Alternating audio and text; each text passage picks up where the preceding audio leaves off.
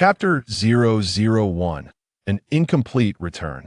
Anwen set down his pen, gazing at the completed manuscript before him, his mind drifting back to the evenings of his childhood, when his mother would read aloud and explain tales to him before he drifted off to sleep. Now, he could only lament that he had succumbed to slumber too swiftly, failing to absorb all of her insights, relying solely on memory and understanding.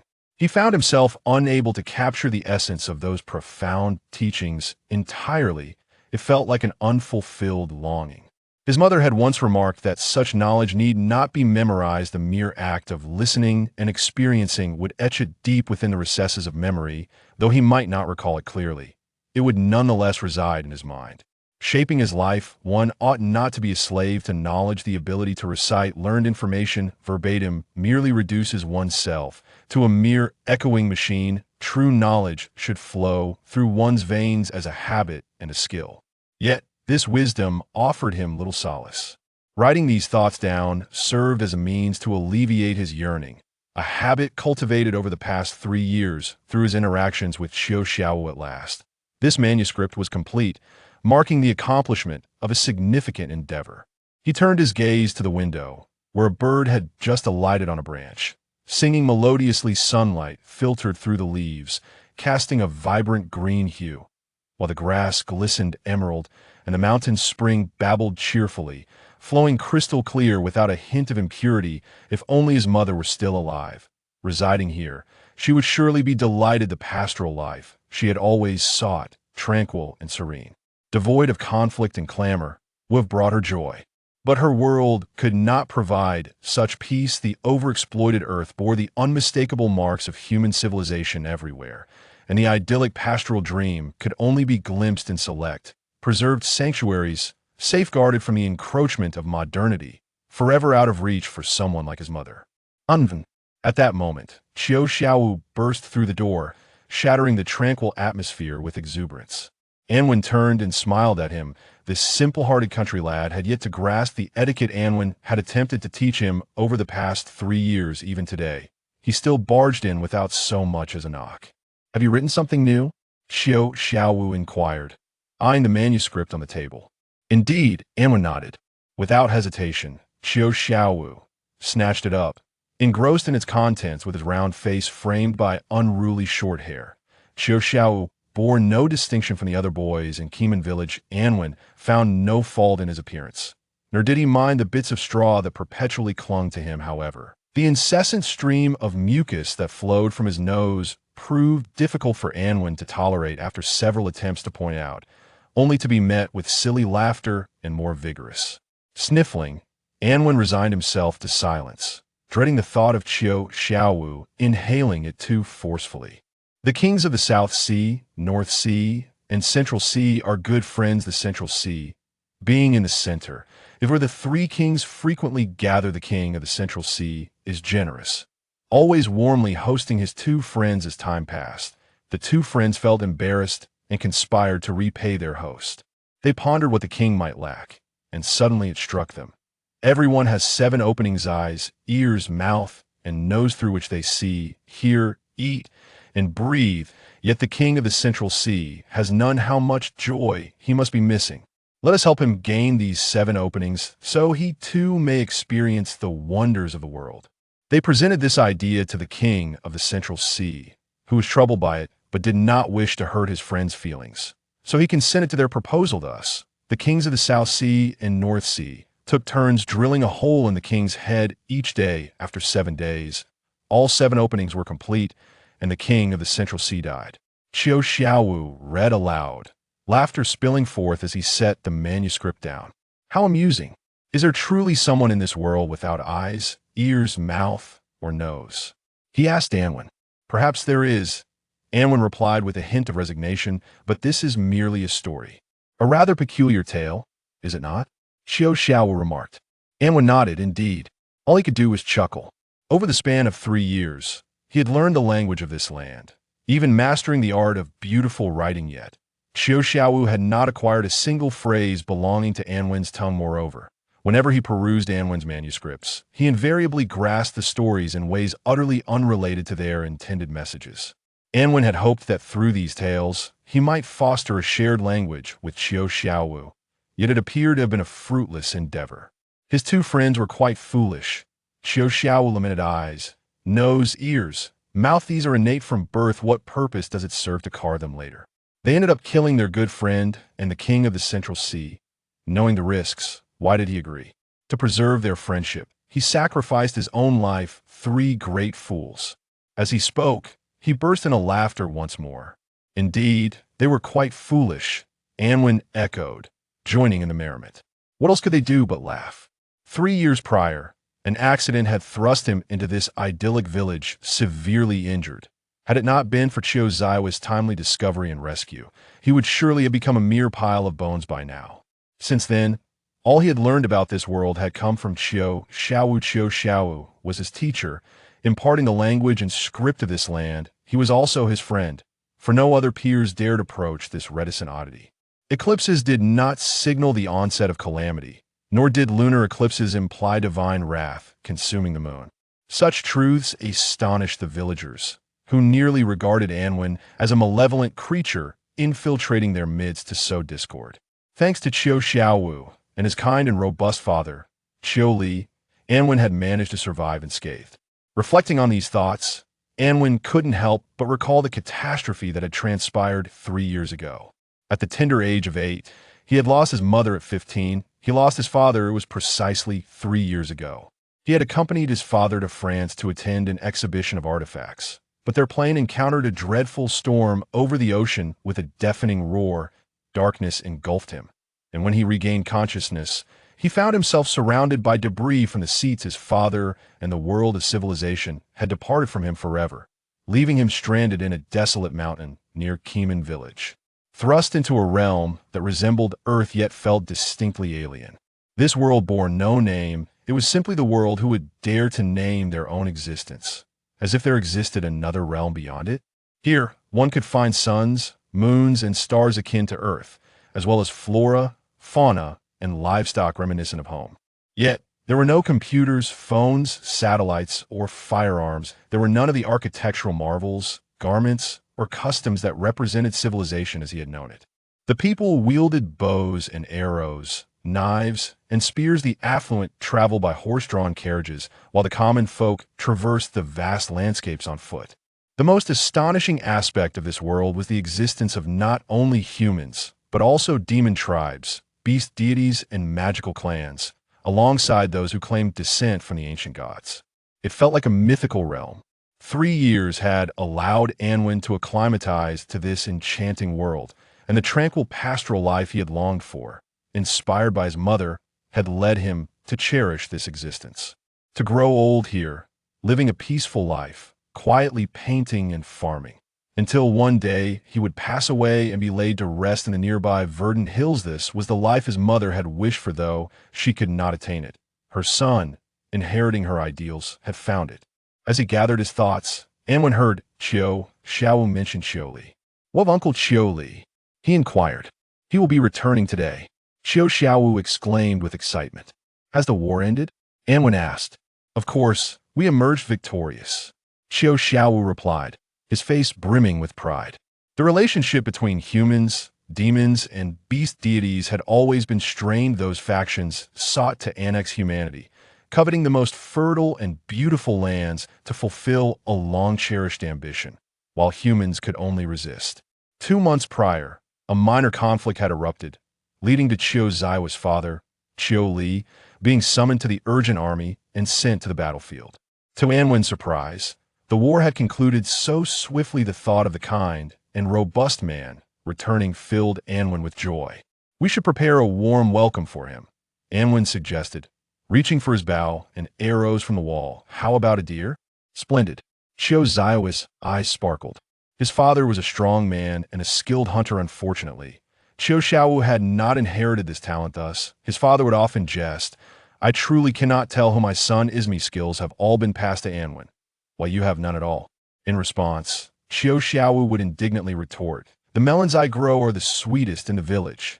He excelled in all matters related to farming, plowing, weeding, sowing, and harvesting, and he took great pride in his identity as a skilled farmer. Beyond the village lies a mountain, adorned with a lush forest in the very woods where Anwen first encountered Qiu Xiaowu after his fall. He skillfully hunted a young buck. The two boys joyfully carried the unfortunate creature back, the warm glow of the setting sun enveloping them in a comforting embrace.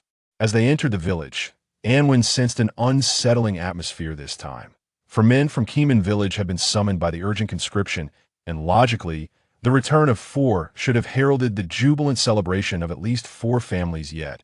Anwen heard no sounds of festivity.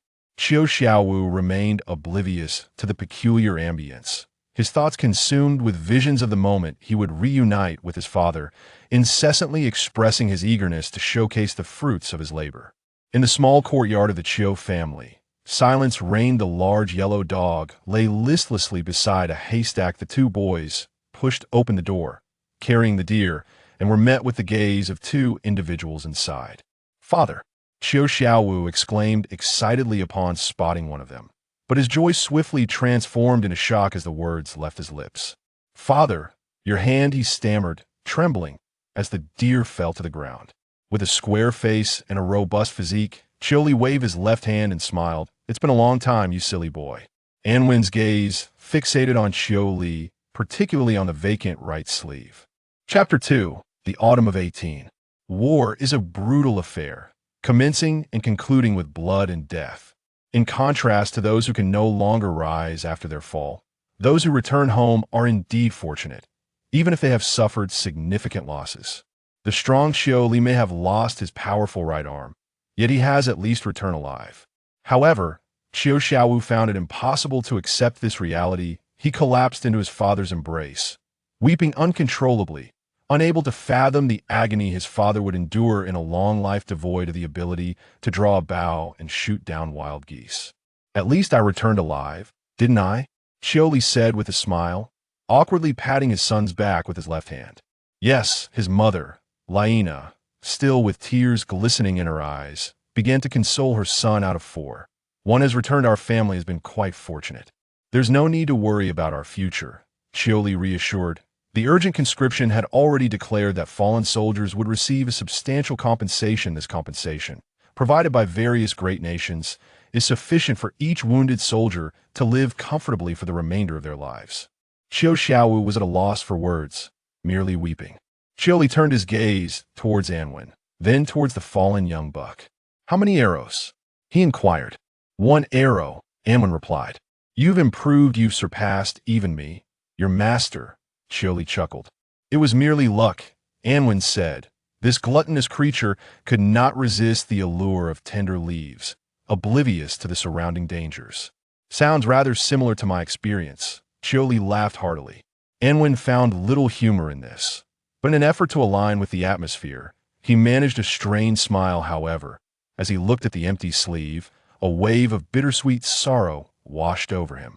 In the pastoral world, it seems there exists not only tranquility, but also the shadow of bloodshed. He had once believed that turmoil and death were distant realities, but on this day, he came to understand that the small nation of the Dawn Empire, nestled in the heart of the continent, was not far removed from the specter of war.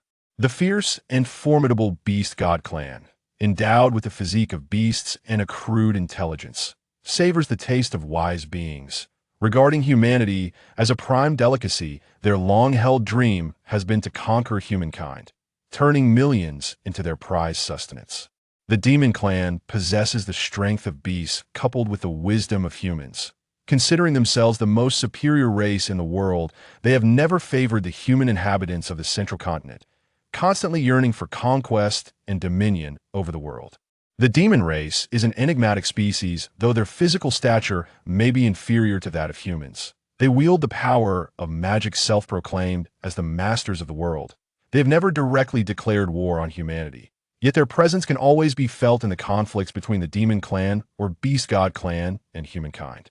The ancient Divine Clan, which only boasts of being descendants of a primordial lineage, yet bears no substantial distinction from humankind save for variations in hair, eye, and skin color, maintains a rather amicable relationship with the human race. And what of humankind? Quietly seated in the evening breeze, Qiu Li recounted all of this to Anwen. And what of humankind? He mused bitterly to himself. lacking the formidable powers of the demon and beast clans. And devoid of the bizarre sorceries of the demonic race, they awkwardly occupy the world's center, perpetually poised to endure the threat of a combined assault from the three tribes. At any moment, they could find themselves reduced to slaves of the demon clan, subjects of the demonic race, or prey for the beast gods. He sighed in self-reflection. Anwen found himself at a loss for words. No one had ever shared such truths with him before. He had thought of this world merely as an intriguing fairy tale or mythical realm, where wars were nothing more than minor disputes. Yet on this day, he came to comprehend the precarious position of humanity within this world, one that could almost be described as being as fragile as a house of cards. He gazed at Chioli's severed arm, feeling for the first time how close the specters of war and death truly were. That I wish to discuss your ideals, Chioli stated, looking at him. That I surmise you hail from some fallen noble lineage. Chioli continued, there have been several purges in the royal capital, leading to the disbandment of many esteemed families. It is said that the children of those families, spared from death, were imprisoned and became subjects of cruel experiments to ascertain whether a child, devoid of any enlightening education, might devolve into a beast. They sought to discover if a child, deprived of the opportunity to speak or think, would grow into a demon, thus clarifying the distinctions between humanity and the demon, magical, and even beast clans. He sighed. The inhumanity of such experiments has led me to disbelieve them, until I met you. Anwen could not articulate a response, allowing Chioli to speculate. This conjecture spared him considerable trouble, such as explaining the elegance of his speech, his superior learning capabilities, and the breadth of his knowledge. Moreover, it diverted attention from his origins. Similar experiments had been conducted in ancient Earth, thus Anwen was not taken aback. Humanity has always harbored a profound curiosity about nature and itself. If those filled with such curiosity were to grasp power in an age devoid of advanced scientific understanding, such barbarous trials would inevitably occur. Being mistaken for a survivor of such an experiment was, in fact, a fortunate circumstance that could avert many complications. I am uncertain whether your current pursuits stem from familial ideology or from that calamity, Chioli remarked, but they are misguided. Why are they misguided? Anwen inquired. The cost of peace is life and blood, Chioli responded. Throughout history, tranquility and happiness have never materialized from thin air. Humanity is inherently fragile. We ought to have long since perished in the annals of history. Yet, why do we still endure? Why? Anwen questioned. Because we incessantly bleed and sacrifice, perpetually striving for progress, relentlessly fortifying ourselves. Chioli declared that we lack the magic to slay our foes from 100 paces. Thus we created bows and arrows. We do not possess the robust forms of beasts, hence we fashioned armor. He fixed his gaze upon Anwen, speaking solemnly. Anwen, I recognize that your mind harbors remarkable insights. I remember you once casually mentioned that the power of solar iron could be utilized in even more advantageous ways. You also suggested that with certain modifications, bows could become the most formidable harvesters of life. His voice brimmed with yearning. Humanity requires mightier weapons. If your family possesses some ancient, mysterious artifacts, I implore you to reveal them. Perhaps thereafter, humanity will no longer need to fear those demons and beasts. Anwen fell silent. Indeed, if certain weapons were to manifest in this world, humanity could become significantly more formidable. Yet what follows such strength? It does not necessarily herald an era of human prosperity. Anwen had witnessed too much bloody history. He understood that the weapons humanity invented, initially wielded against nature and beasts, eventually devolved into instruments of slaughter among kin. You perceive only the favorable aspects, yet remain oblivious to the detrimental ones. Should the darker facets continue to evolve, perhaps one day this world will meet its ruin. Chioli refrained from elaborating further, knowing that certain words, once sown in the heart of youth, would eventually sprout and take root. The Dawn Empire is a pitiable realm. Chioli shifted the topic. We find ourselves in the heart of the inland, distanced from the threats of the demon, beast, and magical clans. Yet we have not flourished as a result. Our weakness renders us pitiable, necessitating our subjugation to powerful nations, compelled to dispatch what are termed expeditionary forces in the midst of perpetual warfare. He lamented. What are these expeditionary forces but mere death squads? He sighed. Yet if we were to grow stronger. He looked at Anwen, not continuing further. 3 years of companionship had afforded him profound insight into the youth. The boy cherished tranquility, reveling in tending to a few pots of flora, nurturing small plots of land, wielding a brush, basking in the afternoon sun, listening to the murmuring of streams, the cicadas of summer, the rain in spring, the winds of autumn, and rolling in the snow of winter. Yet he shunned discussions on how to cultivate wealth, strength, or might. Shioli recognized this was because the youth had not endured true hardship in life. Indeed, the boy had faced terrors of a frightful nature, but such extremities had only instilled in him a fear of cruelty among his kind. They did not impart the essence of life as realities. Upon arriving in Keeman village, the boy was further deceived by the facade of tranquility, for having never encountered a year of calamity, never witnessed the horrors of tax collectors, nor tasted the pangs of hunger. He believed that such peace was the greatest form of happiness. You were mistaken, child. While a simple life embodies the essence of happiness, it must be supported by certain foundations. Without those, all is but an illusion, poised to collapse at any moment. Shioli sighed inwardly, as if to validate Shioli's sentiments, to reveal to Anwen the cruel nature of this world, and to demonstrate that tranquility is but a superficial mirage. This year, Keeman village was beset by natural disaster. Shioli returned in the height of summer, in the blink of an eye. Autumn approached, as the harvest season loomed. The state's relief funds had yet to arrive. Fortunately, Shioli had a capable son. Thus he needed to worry about agricultural duties, and with Anwen as a diligent disciple, game often graced their table. However, as the leaves began to yellow, a plague of locusts descended upon them. These merciless demons devoured every crop in the fields and every blade of grass in the woods, that a multitude of beasts fled this seemingly cursed locale. People fought desperately against the locusts. Employing fire, poison, and every means at their disposal, the locusts eventually departed, yet left in their wake fields ravaged and desolate. That autumn, Anwen turned 18. His 18th autumn bore no harvest. After 3 years in Keeman village, he finally encountered his first year of calamity. Yet more terrifying than the natural disaster were the tax collectors. These officials had previously escaped Anwen's notice, as prior to this autumn, he had not yet reached the age of majority according to human law. Thus, he was exempt from taxation. But now, the situation had changed. Chapter 3. A chef must at least have a knife. The tax collectors of Shingdun town have long enjoyed a stellar reputation within the tax system of the Dawn Empire. This acclaim from the upper echelons is frequently purchased at the cost of the blood and tears of the lower classes. The tax collectors of Shingdun town are renowned for their unwavering efficiency. Regardless of the economic climate, their secret lies in their ruthless and unyielding nature. The locust plague did not spare Keeman village alone. The entire territory of Shidun town suffered this calamity from the heavens. The tax collectors, acutely aware that this year's tax collection efforts would encounter significant challenges, proactively allied with the local constabulary.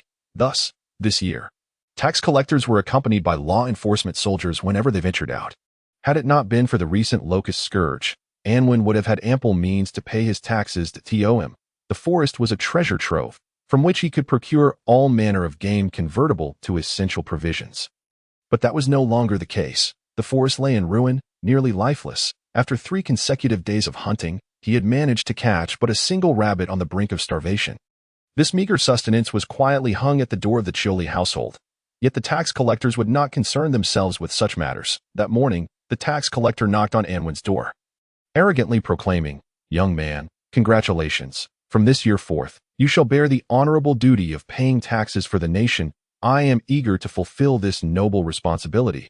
Anwen replied, "But as you can see, this year is one of calamity. To begin your life as first duty to the state by attempting to evade it is hardly a commendable start." The tax collector frowned. "However, I am a magnanimous man," that he remarked. "After all, it is your first time. I can grant you an opportunity to die in 3 days. I expect you to pay sufficient taxes." He appeared rather lenient and courteous. Furthermore, Anwen, influenced by his modern understanding of civil duty, believed that taxation is an obligation of every citizen, and thus he similarly and politely escorted him out of the courtyard. However, what he witnessed 3 days later was an escalation of rudeness. During these 3 days, he endeavored to venture into the mountains for hunting. Yet aside from a few immobile mountain chickens, he returned empty-handed. The meat of these chickens was tough and unpalatable, their dull plumage rendering them unsightly and worthless. Upon seeing such meager offerings, the tax collector's demeanor soured. "Young man, it seems I must impart some lessons to you," he sneered as he stepped back, while the accompanying constabulary surged forward. Anwen was struck down, left battered and bruised under their blows. Such occurrences transpired throughout Keeman village. With each household witnessing someone being toppled to the ground. In a desperate bid to survive, people were compelled to weep as they surrendered their last morsels of sustenance. The tax collector departed, laden with their provisions, leaving harsh words for those who had failed to meet their tax obligations. Standing in the courtyard, Anwen gazed at the village filled with cries and despair, feeling utterly lost. He finally comprehended that the prior tranquil pastoral existence had merely been a dream. As the wind blew, the bubble of that dream burst, plunging him into a harsh reality. At that moment, his greatest concern was for the Chiu family. Their situation was dire, for Chiu Li was a wounded soldier of the conscription army, and thus the tax collector did not press them too hard, merely allowing the constabulary to strike Chiu Xiaowu once. Observing his son, who endured the pain in silence despite his lacerated skin, Chiu Li felt a bittersweet relief but ultimately succumbed to desperation, surrendering their last food supply. Anwen stood silently at the door, recalling some of Chiu Li's words, which filled him with anguish. If only the compensation had been issued earlier, this would not have happened. Chiu Li sighed. You should go to the town and press for it. Laina urged tearfully. Even if they rationed their remaining provisions, it would only last a month, and winter was fast approaching. Chiu Li went to the town, returning at night with disheartening news. There are 50 wounded soldiers in the town. He said, I have contacted them all, and not one has received their disability compensation. Rumor has it that several major nations have already disbursed these funds. So, it has been withheld by our own upper echelons. Anwen deduced. How can they do this? Laina wept. This money was earned through your blood and sacrifice. Tomorrow, we shall go to the town hall together to demand an explanation from the mayor. Chiu Li resolved.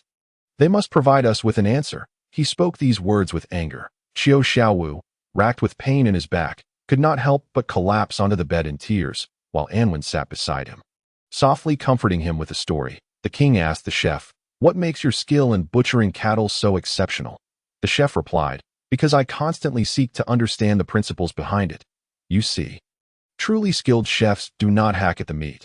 They follow the muscle structure of the cow, slicing along the connections, thus allowing the carcass to be divided without frequent changes of knives.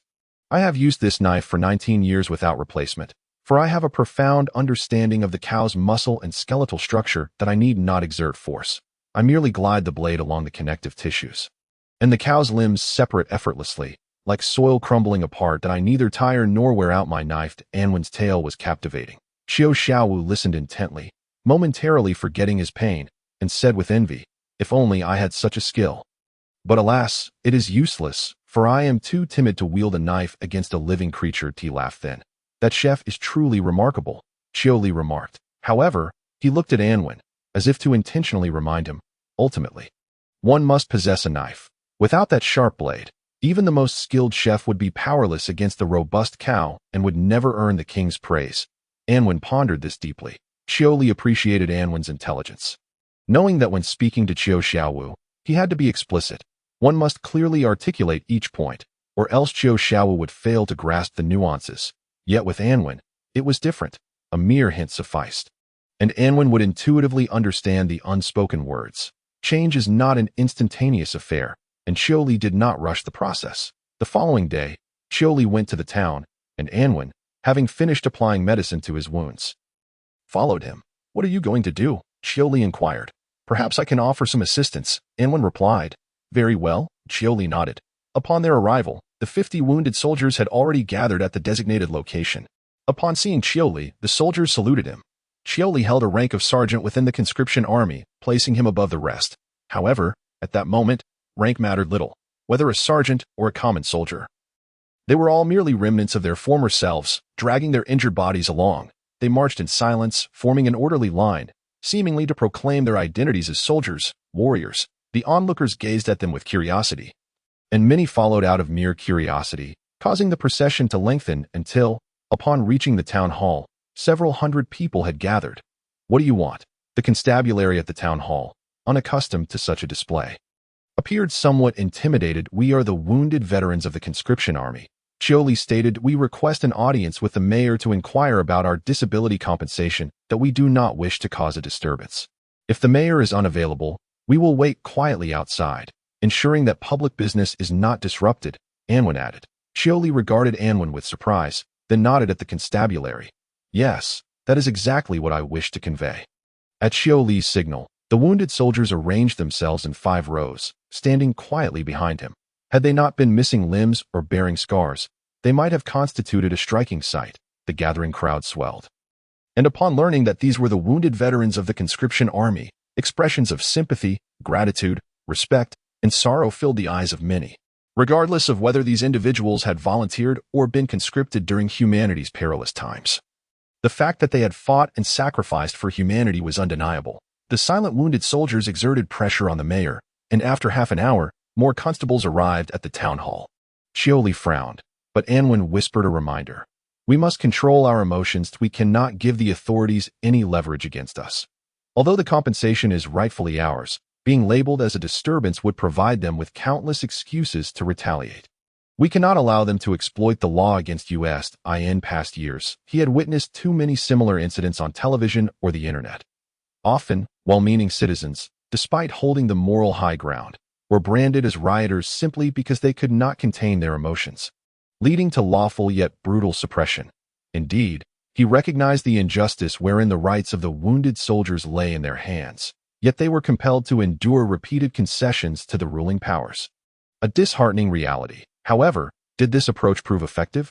Chioli questioned. At the very least, we will not be vilified as a mob. Anwen responded, if it comes to the worst, and they reveal their true nature. At least everyone will know of their brutality and injustice. Very well. Chioli slowly nodded. He looked at Anwen with a sense of solace, feeling that Anwen was undergoing a transformation, evolving from a passive recluse into a courageous resistor. Perhaps even a pioneer. The constabulary officers shouted angrily, yet the wounded soldiers remained silent under Chioli's direction. In the face of insults, they did not retaliate or become agitated. They simply stood in quietude. Thus, before nightfall, the mayor finally appeared before them. What is it that you want? Disrupting the normal operations of the town hall constitutes a violation of the law. The mayor exclaimed, we merely wish to inquire about our compensation. Chioli replied, this matter is beyond the purview of a mere town mayor. The mayor responded, the authority to grant or deny lies with the higher-ups. If the town's tax collector can represent the prominent figures of the capital in collecting our taxes, then the town hall should likewise represent those figures in disbursing the compensation for the slain and wounded soldiers, Anwen argued. Chapter 004. The blacksmith, the bellows, and silence. The mayor gazed intently at Anwen. Perceiving a certain strength in the young man's calm eyes, he felt a twinge of unease. If the wounded soldiers had been shouting and raging, he would have felt less fear. Such chaos would have provided him with countless justifications to suppress these seemingly powerless individuals. Yet their silence rendered all of his excuses moot. This year was a year of calamity. Chioli remarked that after the locusts passed through, some of the better off might still have a little sustenance left, while those less fortunate were already beginning to suffer from hunger. At this juncture, imposing taxes based on previous year's standards would likely drive many to despair, whether or not taxes are levied. And to what extent is not for me to decide, the mayor stated. Much like your pensions. I can only assert that the prominent figures in the capital hold all the power. I am merely a minor player at the very end of the power hierarchy. I cannot resolve your issues. Then who in Shangdun town can address this dilemma? Anwen inquired. No1. The mayor shook his head. Perhaps you should seek the governor. This remark was made in jest, and the mayor chuckled as he spoke, yet Chioli did not take it lightly. Perhaps we shall, he replied. The mayor's expression shifted slightly. The quiet conversation lingered for a considerable time, as the wounded gradually came to understand that this silent march would yield no results. Some began to grow irrationally agitated, but Chioli quelled them with a glance. That evening, they gathered in the yard of one of the wounded soldiers to deliberate on the matter. After much hesitation, Chioli finally declared, let us proceed to the capital. A hush fell over the group. The capital, a distant realm. This distance was not merely physical but also psychological. Upon hearing the name of the capital, an instinctive reverence arose within them. Yet now, as life had become unbearable, the notion seemed less daunting in the face of the threat of losing their homes. Let us pool our resources, someone suggested. We shall go, another asserted. This is also a battle, for our families, someone else added. We are merely reclaiming what is rightfully ours. There is nothing to fear, another echoed. Nods of agreement rippled through the group. On the third day, a contingent of 50 wounded soldiers set forth. Their families, tinged with anxiety but filled with hope, bid them farewell as they watched them depart. The families harbored a deep longing. Their only motivation to endure the hardships, Anwen followed Qiu Li all the way to Shangdun town, watching him lead the wounded away, and did not return to Keeman village, the last time he visited Shangdun town with the injured. He had passed by a blacksmith's shop, the clanging sounds within stirring memories and prompting thoughts of a way to overcome their plight. The mountains and forest were not his only treasure trove. After bidding farewell to Qiu Li, he approached the blacksmith's shop, gazing at the hoes and shovels, along with swords and knives hanging in front, as he sank into reminiscence, when someone emerged from the shop. He even experienced a fleeting illusion that it was his father. Yet, of course, it could not be. "What do you need?" The blacksmith inquired kindly. "That I wish to borrow your forge and iron," Anwen replied. "What?" The blacksmith thought he had misheard. "I intend to forge something, but I lack all the necessary tools of a blacksmith." Anwen continued, "I also have no money on me, but I can offer something in exchange." The blacksmith chuckled and scratched his head. "I've never conducted such a transaction." He turned to call inside. "Father, come take a look." This young man's request is rather unusual. An elderly man, over 60 yet as robust as an iron tower, emerged from the shop, exuding warmth. He scrutinized Anwen with curiosity, while Anwen reiterated his request. "Are you a blacksmith too?" the elder asked. Anwen nodded. "What do you wish to forge using our tools?" the elder inquired. "A sharper sword," Anwen stated. "That might take a considerable amount of time," the elder replied. "Perhaps a month or two," Anwen suggested. "What of the payment?" the elder asked. "That I know that you use a leather bellows," Anwen explained. "I can construct a superior one for you. A better bellows." The elder appeared intrigued. "Young man, creating something new is no simple task, but it may not be as difficult as you think." Anwen countered. "The hotel," the elder said, intrigued. "It's called a windbox," Anwen explained, "made of wood, requiring only a back-and-forth motion to continuously blow air into the forge, maintaining a vigorous fire. If you can create it and prove its efficacy, I might consider it," the elder said earnestly. "Then I will need woodworking tools," Anwen replied. The elder chuckled. The old blacksmith was a kind man. Faced with this earnest youth, he chose not to dismiss him lightly, but instead to believe. He led Anwen to a nearby carpenter's workshop and covered the cost of the wooden materials. The carpenter, surprised, complied with Anwen's instructions, and within a day, crafted a rectangular contraption along with a collection of peculiar components. Anwen assembled all the parts, and a double-acting piston windbox took shape. In the blacksmith shop, he personally demonstrated how to use the windbox, and upon witnessing the powerful gusts streaming forth, the blacksmiths were left astounded. "Is this sufficient as payment?" Anwen asked. "Indeed," the old blacksmith nodded, a hint of excitement in his voice. For the blacksmith, the challenge lay not in hammering but in the temperature of the fire. The only means to enhance the flame's potency was through a bellows. Traditional leather bellows offered insufficient airflow and were laborious to operate, making it difficult to achieve optimal results. Yet, witnessing this miraculous windbox producing a more robust flame, he understood that its value might surpass that of his entire shop. In this transaction, he felt he had come out ahead. Shangdun town was modest, with only 3 blacksmith shops. Otherwise, Anwen could have made a substantial profit simply selling windboxes. That he recognized this, thus opting to engage in the craft he excelled at, casting. As the youth shed his outer garment, bare-chested and wielding the hammer, the blacksmiths marveled at his muscular build, solid as iron, and the skilled hammering motions that put the old blacksmith to shame. "Would you like to work here? I can offer you higher wages than others," the old blacksmith inquired earnestly during a break. Anwen smiled and shook his head. Were it not for the demands of life, he might never have returned to the forge to wield a hammer again. Modern forging no longer required hammers. Machines had supplanted manual labor, allowing for precise hammering of heated iron blocks through computer control. Yet, his father despised this method. He told Anwen, "In this world, the most valuable things are not standard products from assembly lines, but handcrafted items made by human hands." Blacksmithing was a craft passed down through millennia, and some things could never be replaced by modern machinery. Thus, Anwen learned to swing the hammer from a young age, using his muscles to control the force of each strike. It was precisely for this reason that he felt a deep affection for the hammer and the forge, not perceiving them merely as tools, but as companions. No child truly relishes the monotony of blacksmithing, and Anwen was no exception. However, after his mother passed away, it was the only way he could think of to bring solace to his father and help him move past his grief. Each time he swung the hammer and saw his father's serene and satisfied smile, he felt he was not forging iron, but rather creating his father's happiness. As Anwen tirelessly hammered the iron, gradually shaping it into a sword. Qiu Li and his band of wounded soldiers arrived at the capital. They marched forward in silence, sitting quietly in front of the governor's hall, then in front of the garden square, and finally before the palace precincts. Their silent vigil stirred commotion within the capital. Many came to inquire, and upon learning that they were wounded soldiers of the emergency draft who had fought for humanity and now faced destitution without compensation, some shed tears of sympathy, while others angrily condemned the authorities. Some even brought them water and food, blankets, and warm clothing. As the autumn winds grew colder, the wounded soldiers wrapped themselves in blankets, sitting quietly in the chill.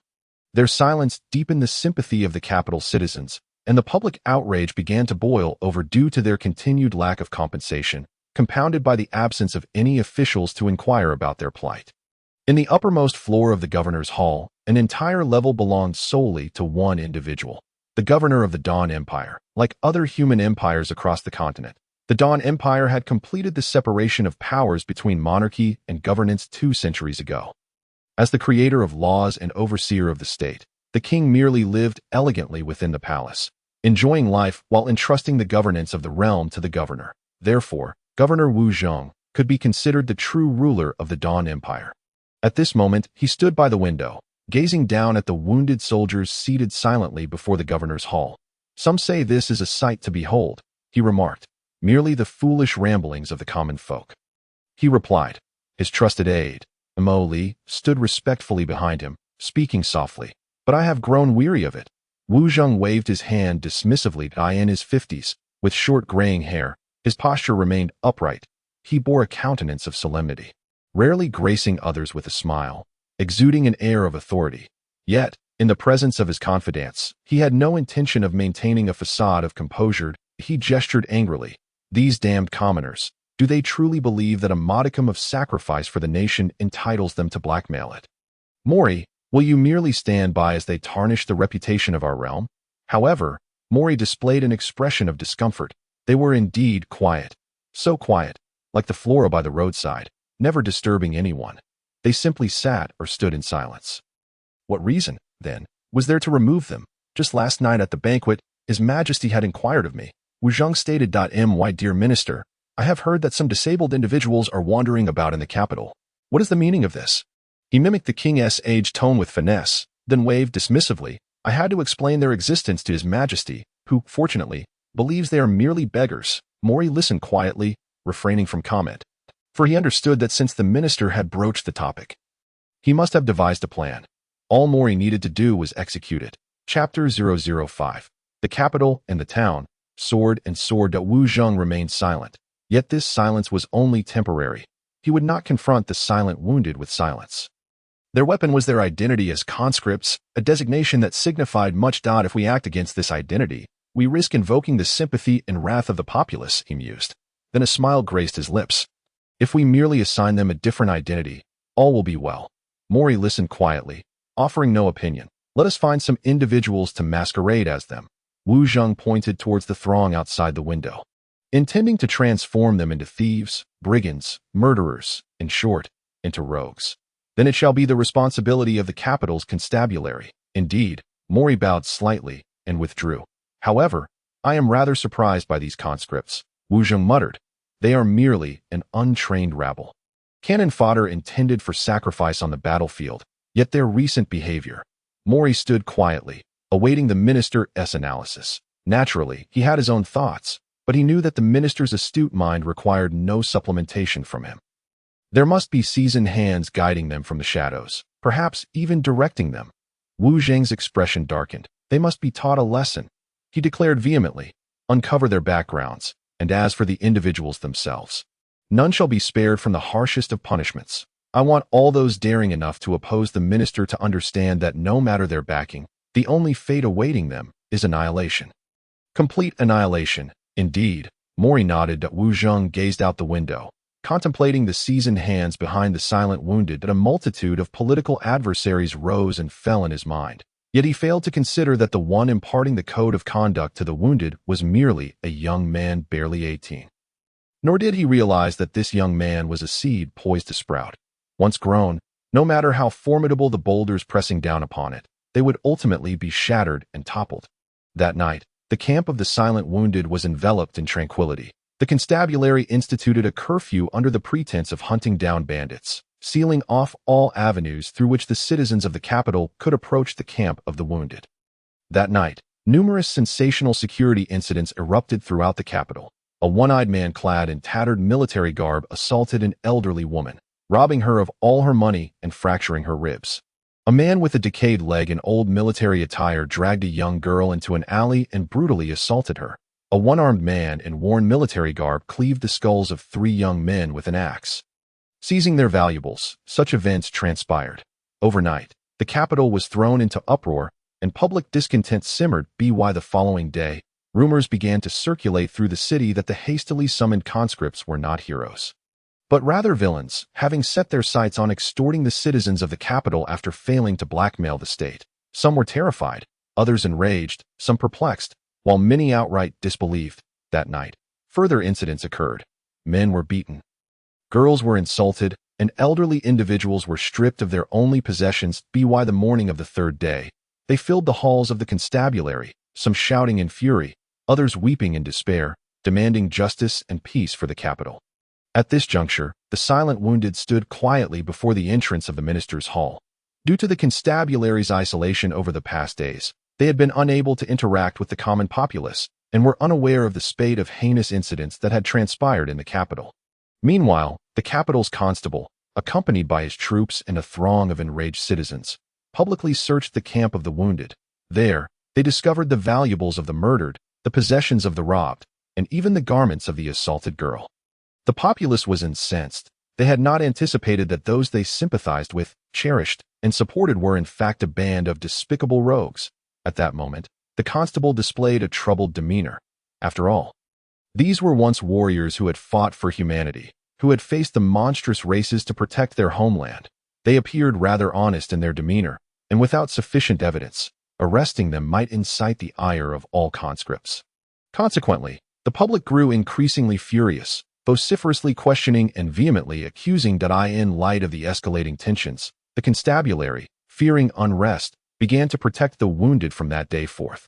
Thus, Chile discovered that from that day onward, hundreds of constabulary troops shadowed them, forbidding anyone from approaching, and those once filled with goodwill, gazing at them from a distance, now revealed expressions of fear and hatred. Some even loudly cursed them, demanding blood for blood or calling for them to vacate the capital. He could not comprehend what had transpired, yet soon he would learn. Days later, the public's discontent reached a terrifying crescendo, prompting many to gather before the constabulary, accusing them of inaction. This finally roused the overburdened minister, who, upon grasping the gravity of the situation, decisively instructed the constabulary to arrest the wounded and restore justice to the people. The masses cheered. Thus, the very troops that had previously protected the wounded turned to apprehend them. Charging towards the wounded who sat in front of the palace's forbidden zone, "Do not resist," the leader bellowed, "or face immediate execution." "What law have we broken?" Chile questioned loudly. "You know in your hearts." The leader retorted, "We are merely sitting here quietly. We have not trespassed into the forbidden zone." Chile shouted, "We are warriors who fought for humanity and made sacrifices for it. By what right do you arrest us? You are merely a band of scoundrels." The leader scoffed. In the distance, crowds had gathered, their excitement palpable as they shouted in support of the constabulary's actions. That moment, several unfamiliar figures infiltrated the throng confronting the wounded and the constabulary. They too bore disabilities, some missing ears, others eyes. Armed with pre-prepared iron rods, they struck several constabulary officers, leaving them bloodied and battered. The constabulary's leader retaliated mercilessly, and one by one, the wounded fell, drenched in blood. Meanwhile, the initial assailants, wielding iron rods, stealthily vanished into the alleys. Chile witnessed these individuals, yet he could neither halt their approach nor prevent their opportunistic attack, nor could he stop their escape. The constabulary appeared oblivious to these figures, intent only on attacking the wounded. One by one, comrades fell in anguish, and Chile himself suffered 2 blows. Finally, consumed by rage, he seized a sword from a constabulary officer. Despite his lost right arm, he had not lost his strength.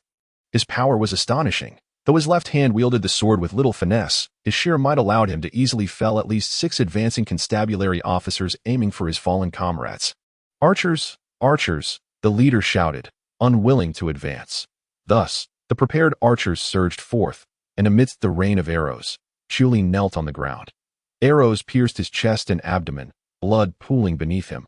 Gasping, he saw several constabulary officers rushing towards his fallen comrades to deliver fatal blows. With a furious roar, he rose, charging forward to fell several constabulary officers. "That fellow is quite ferocious," commented Wu Zheng, standing by the window of a modest building within the palace's forbidden zone, observing Chuli. "It is likely that regular troops have infiltrated the hastily summoned conscripts. There must be some ulterior motive," the capital's constable remarked. "Then he must be their leader," Wu Zheng replied with a sardonic smile. "Clearly, your constabulary is inadequately trained." The face of the sheriff flushed crimson. He would have to pay a steeper price, that Wu Zheng declared. "I shall ensure that everyone is aware that those who dare to commit such heinous acts will not only bring ruin upon themselves." Indeed, the sheriff nodded in agreement. The significant events occurring in the capital went unnoticed in the distant town of Xingdun. In a blacksmith shop, a reticent young man spent his days immersed in the rhythmic clanging of metal. And after 2 months, he finally forged a slender blade. This sword was unlike any weapon crafted in the lands of the continent. It was both delicate and resilient, capable of being bent into astonishing arcs. Resembling not a sword, but rather a willow branch, the blacksmiths gazed in astonishment at the weapon, unable to fathom its lethal potential, until Anwen severed a bundle of firewood as thick as a thigh with a single stroke, eliciting gasps of disbelief. "What a magnificent sword! An extraordinary sword!" the old blacksmith marveled. "What price do you believe this sword could fetch?" Anwen inquired if the hilt is adorned with finer embellishments, selling it to a wealthy young master in town. 50 gold coins would be but a trivial matter, the old blacksmith replied. "Might I trouble you for assistance?" Anwen asked. "No problem," the old blacksmith nodded. "However, should a sale be made, I shall require 5 gold coins as my fee." "Agreed," Anwen affirmed with a nod. True to the old blacksmith's words, the sword was eventually purchased by a wealthy young master. The young master had no need for a sword, as he was accompanied by ample bodyguards and had no intention of gracing the battlefield. His sole purpose in the acquisition was for display, to boast, to attract the glances of lovely maidens, and to elicit admiration as he brandished the sword to cleave through thick wooden posts. Yet those 45 gold coins were sufficient to see Anwen through the year's taxes and provide the Chiu family with provisions for the winter. Anwen was elated upon receiving the coins. Filled with dreams of the future, the young master scrutinized Anwen and curiously inquired of the old blacksmith, did he forge the sword? Indeed, the old blacksmith quickly introduced Anwen. "This is the sheriff's son. Be sure to show your respect." For the sake of those 45 gold coins, Anwen was compelled to bow before the ostentatious young master. "Listen," the young master said, "I do not wish for anyone else in this town to possess a sword that draws attention. Do you comprehend my meaning?" Anwen furrowed his brow. Fearing the young master might catch his gaze, he kept his eyes lowered, allowing them to rest upon the young master's chest. He observed the family crest emblazoned upon his attire, a symbol of the sheriff's lineage as an ancient noble, a reminder that the words spoken were commands to which a commoner like himself must yield unconditionally. Naturally, the old blacksmith replied on Anwen's behalf. Chapter 6, Flames and Emblems. "Is this sword of your own design?" The old blacksmith could not help but ask Anwen after the young master departed. Indeed, Anwen nodded. The millennia-old civilization of China had crystallized into a unique form of the Chinese sword. And now, this profound wisdom of countless generations had been appropriated by Anwen without a hint of skepticism, but a sense of pride swelled within him. Remarkable, the old blacksmith's praise caused Anwen to flush slightly. "Just because it cannot be sold in this town does not mean it cannot be sold elsewhere," the old blacksmith chuckled. This statement was born from decades of shrewd wisdom forged in the crucible of experience. "A pathway to future prosperity. If you're interested, I can assist you," the old blacksmith offered. "Shall we consider ourselves partners?" "Very well," Anwen nodded. "The blacksmithing trade does not rely solely on fortune, even in times of dire poverty. Blacksmiths can craft weapons and armor for nobles and the affluent.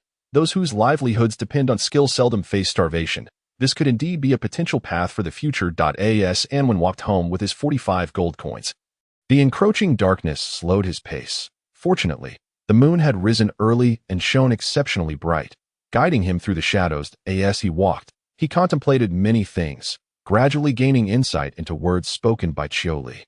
Whether under his father's care in the past or the assistance of the Qiu family in recent years, he had seldom experienced the harshness of life, leading him to be somewhat immersed in his mother's idealistic visions. Now, as he reached adulthood and confronted a brutal world, he began to grasp the magnitude of modern civilization, recognizing the significance of inventions that appeared to distance humanity from the serene purity of nature. Without the mechanical clamor, there could be no tranquil countryside. An ideal peace, devoid of material support, could only be a dream. The arrival of locusts would shatter that dream. The machinery itself was not at fault. The error lay in humanity's insatiable greed. Yet humanity's greed was not inherently wrong, as it was a primal instinct, a driving force for development. What, then, was truly amiss? Anwen pondered earnestly, but found no answer.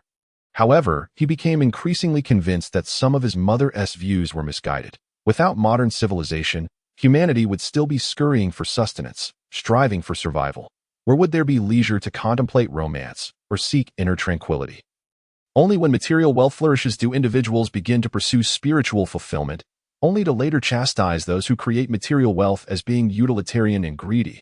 This seemed profoundly unjust. Lost in thought, he sought to dispel his tedium, but as he drew nearer to the village, a flickering flame illuminated the path ahead, yet it filled him with unease. The light was unnatural, dancing erratically in the distance. Waxing and waning, not the glow of a bonfire. Although the village occasionally hosted bonfire gatherings, he was certain that in this year of calamity, no one would have the inclination to hold such festivities. Anxiety gripped him, prompting him to quicken his pace. As he approached the village, the flames drew closer, and when he finally discerned that the source of the fire was indeed a disaster, seemingly originating from the Qiu family's residence, he dashed forward in a frenzy. The fire raged from the Qiu family's humble abode, roaring fiercely, and the structure had already collapsed, reduced to ashes, a mere matter of time. The villagers had done their utmost to extinguish the flames, but their efforts proved futile. Now, seeing no hope, they stood helplessly, sighing in despair. Anwen rushed into the courtyard, urgently seizing the sleeve of an older man, exclaiming, "Where is Aunt Liana? Where is Xiao Wu?" The sorrowful gaze of the man conveyed everything. Why did this happen? Anwen collapsed to the ground. Even if a fire broke out, surely they would have had some chance to escape. Xiao Wu is over there. The man pointed to a corner of the yard. Anwen's heart raced, hoping for a miracle from the heavens, scrambling towards that direction. But after only a few steps, he halted. Xiao Wu lay still, his hair disheveled, and his body covered in countless straw fragments. Yet he no longer wept that irritating dribble. His chest was soaked in blood, a dagger embedded within. The blood had dried, forming dark crimson stains that, under the glow of the flames, appeared as if ink had been spilled across Xiao Wu's form. It must have been a thief, an elder sighed. When we discovered the fire and rushed here, Xiao Wu was lying at the gate. Perhaps the thief encountered him upon entering, murdered him for robbery, and then set the house ablaze to destroy the evidence. Anwen sat dazed beside Xiao Wu's lifeless body, staring blankly at his departed friend. Robbery? What could possibly be of value in this impoverished village? Even if there were something to steal, why resort to murder? Why burn down the house? He looked at Xiao Wu, memories flooding back to their first encounter. At that time, his vision was blurred, only able to make out a faint figure. Throughout his moments of consciousness and unconsciousness, that silhouette had remained by his side. He recalled awakening after his injuries healed. The joy on Xiao Wu's face upon realizing this unfamiliar boy was finally saved. He remembered how Xiao Wu had patiently taught him to speak. He recalled Xiao Wu holding tattered books to teach him to write. He remembered Xiao Wu singing the little tunes of Keeman Village. He remembered Xiao Wu's perpetually runny nose. He remembered countless moments shared with Xiao Wu. All of these had transformed into memories. The bond between him and Xiao Wu had become a story, one that could only be sorrowfully recalled in the stillness of night, destined to fade away as he aged and his sight dimmed, never to be renewed. Whether joyful or sorrowful, whether moments of laughter or quarrelsome disputes, they would no longer occur. Life and death, like a chasm, had separated the two from henceforth. Xiao Wu would exist solely within the recesses of his memory, akin to his mother. Why must there be murder? Why? He grasped his friend's hand in anguish, holding tightly as if attempting to wrest him from the clutches of death. Yet death was merciless, quietly observing from the heavens, unwilling to relinquish Xiao Wu's soul. Xiao Wu's right hand remained clenched, as if grasping something, a detail that Anwen would only discover long after he wiped away his tears and forcefully pried open his friend's hand, only to behold a badge. It was the insignia of nobility, gleaming with a silver base adorned with intricate golden patterns. Just a short while ago, he had seen this very emblem displayed proudly on the chest of a wealthy young scion. Anwen was taken aback, unable to comprehend the implications. One was a lofty aristocrat, while the other was a snot-nosed lad from a mountain village. How could their paths possibly intersect? Even if they did. It was inconceivable that it could escalate to a life-and-death struggle. A thief. What could a dignified, noble offspring hope to plunder in this impoverished hamlet? By dawn, the fire had completely extinguished. The villagers gathered to sift through the ashes. Discovering the charred remains of Lena, nearly reduced to dust, the tragedy was reported to the town by the village chief that very night, and by morning, the town's constable arrived in person to investigate. Concluding that it was a case of theft gone awry, culminating in murder, Anwen stood silently by his friend's corpse, calmly observing as the constable vehemently chastised the non-existent thief, fervently assuring the villagers that he would eradicate the banditry plaguing the area. He scrutinized the constable's chest, hoping to find a badge identical to the one on the young scion's breast, but there was nothing there. No, it was not entirely devoid of signs. Upon closer inspection, he noticed a small tear, as if some delicate object had snagged the fabric ever so slightly. As the constable prepared to depart with his 2 guards, Anwen approached. "Sir," he said slowly, extending his hand. "The badge shimmering in his palm. It fell from you just now," he stated. His gaze was clear, seemingly sincere, but only he knew that behind that earnest facade lay a tumult of fear and rage. His actions were somewhat perilous, for had the constable realized he had lost his badge the previous night, he would understand that the young man presenting it had unraveled the entire truth. "Oh," the constable exclaimed, a look of surprise crossing his face as he glanced down at his chest. "Thank you, young man." He accepted the badge and patted Anwen on the shoulder. "Were it not for you, I would be remiss before my ancestors. You know, our family boasts a lineage spanning a century, older than the history of Keeman village. This badge has been passed down through generations. It is a precious heirloom." He even produced a silver coin and pressed it into Anwen's hand. Anwen bowed in gratitude, respectfully bidding farewell to the constable. His hand trembled as he clutched the coin. Now he was certain. It was the constable who had killed Xiaowu. It was the constable who had slain Lena. It was the constable who had reduced this once joyful home to ashes. But why? The enigma was overwhelming, and he could not fathom it. How could the esteemed constable of St. Shield Town harbor such deep-seated animosity toward a mother and son from a humble village? Moreover, all indications suggested that he had committed these heinous acts while clad in his current uniform, and since he had arrived in uniform, ostensibly executing his duties, why would he resort to murder? Anwen was perplexed, yet he recognized that there was a way to unveil the truth. The funerals for Lena and Xiaowu were modest affairs. In this year of calamity, no household had surplus funds. Yet the villagers managed to gather a little money to procure a simple, thin coffin. The gravesite was chosen on the verdant hills at the village's edge, a location that served as the Chiu family burial ground, where several graves lay, housing Chiu Li's parents and grandparents. Now, Lena and Xiaowu were reunited with them, while Chiu Li remained lost in the distant royal capital, with no news to be had. In the village, there was a small courtyard, its wooden fence mostly broken, harboring a pile of ashes that once constituted the kind-hearted Chiu family's home. Anwen stood before their grave, sitting quietly after the crowd had dispersed. Once, there existed a place called Heaven Pool, home to a magnificent fish. He spoke to Xiaowu's headstone, recounting the tale of how that fish transformed into a bird and soared into the sky for thousands of miles. The headstone remained cold and silent, and upon finishing his story, Anwen could no longer hear that innocent, hearty laugh or the naive misinterpretation of the tale's true meaning. Thus, he wept. Chapter 007. A Snowy Night. The iron box in the blacksmith's shop of St. Shield Town. The bellows groaned as they worked. An 18-year-old youth wielded a hammer, his arm muscles bulging and stretching, sweat reflecting the firelight, granting his arms a metallic sheen and texture. Each strike of the hammer against the iron sent sparks flying, his vigorous energy astonishing the assistant tending to the bellows, who felt as though he was not hammering iron bars but rather striking the skull of an adversary. During breaks, Anwen sat quietly under a tree's shade, sipping tea. The assistants served him with care, Although they were all older than Anwen, they dared not underestimate this young man who had just reached adulthood. The old blacksmith had declared him the cash cow of the shop. Whoever dared to offend him would be met with dire consequences. The old blacksmith uttered these words with a fierce demeanor.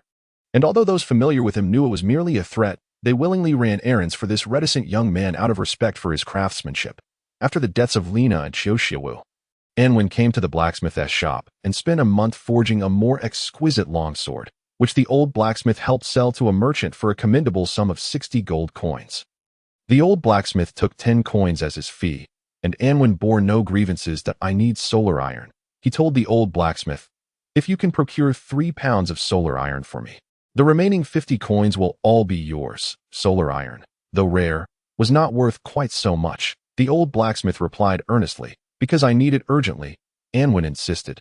The old blacksmith was a resourceful man, especially when the prospect of 50 gold coins was at stake. 3 days later, Anwen received what he sought. Only it was not 3 pounds, but 5. That solar iron is a specialty of the central continent, inhabited by humans. And it is not particularly precious. Ordinarily, one could purchase a pound for a single gold coin. However, Heman village was situated too far from the imperial center, and with no nearby solar iron mines. Acquiring this magical metal required reliance on itinerant merchants. Yet, without demand, there is no supply. In this primarily agricultural region, no merchants engaged in the trade of solar iron. Thus, those in urgent need of this miraculous metal had to pay a premium. Nevertheless, 50 gold coins was still too much. After much deliberation, the old blacksmith ultimately charged Anwen only 30 coins. Solar iron appears akin to ordinary iron. Yet after several rounds of forging, orange patterns emerge within the metal. Once manifested, these patterns are permanent. When exposed to sunlight, the iron can store the sun's heat, transforming it into another form of power. For Anwen, this was not hard to grasp. It was merely solar energy. As for why such a metal existed in the world, Anwen could not explain, nor did he need to. He simply needed to know that this substance could aid him in achieving his goals.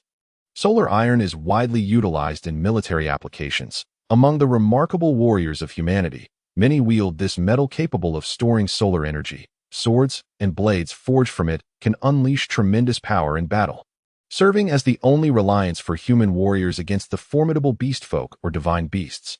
Anwen was not a warrior. Though he had learned excellent archery from Chioli, the longbow and arrows were suited for hunting in the wilderness, not for taking lives in the city. To unravel the truth, he required a weapon that was easy to carry. Furthermore, this weapon must empower someone inexperienced in combat to easily subdue 1 or 2 skilled fighters. It needed to enable someone who had never harmed another to inflict injury with ease. That as a young man acquainted with modern civilization, he had but one choice. That to modern individuals, it is universally acknowledged that firearms represent the most potent personal weapon ever created by humanity.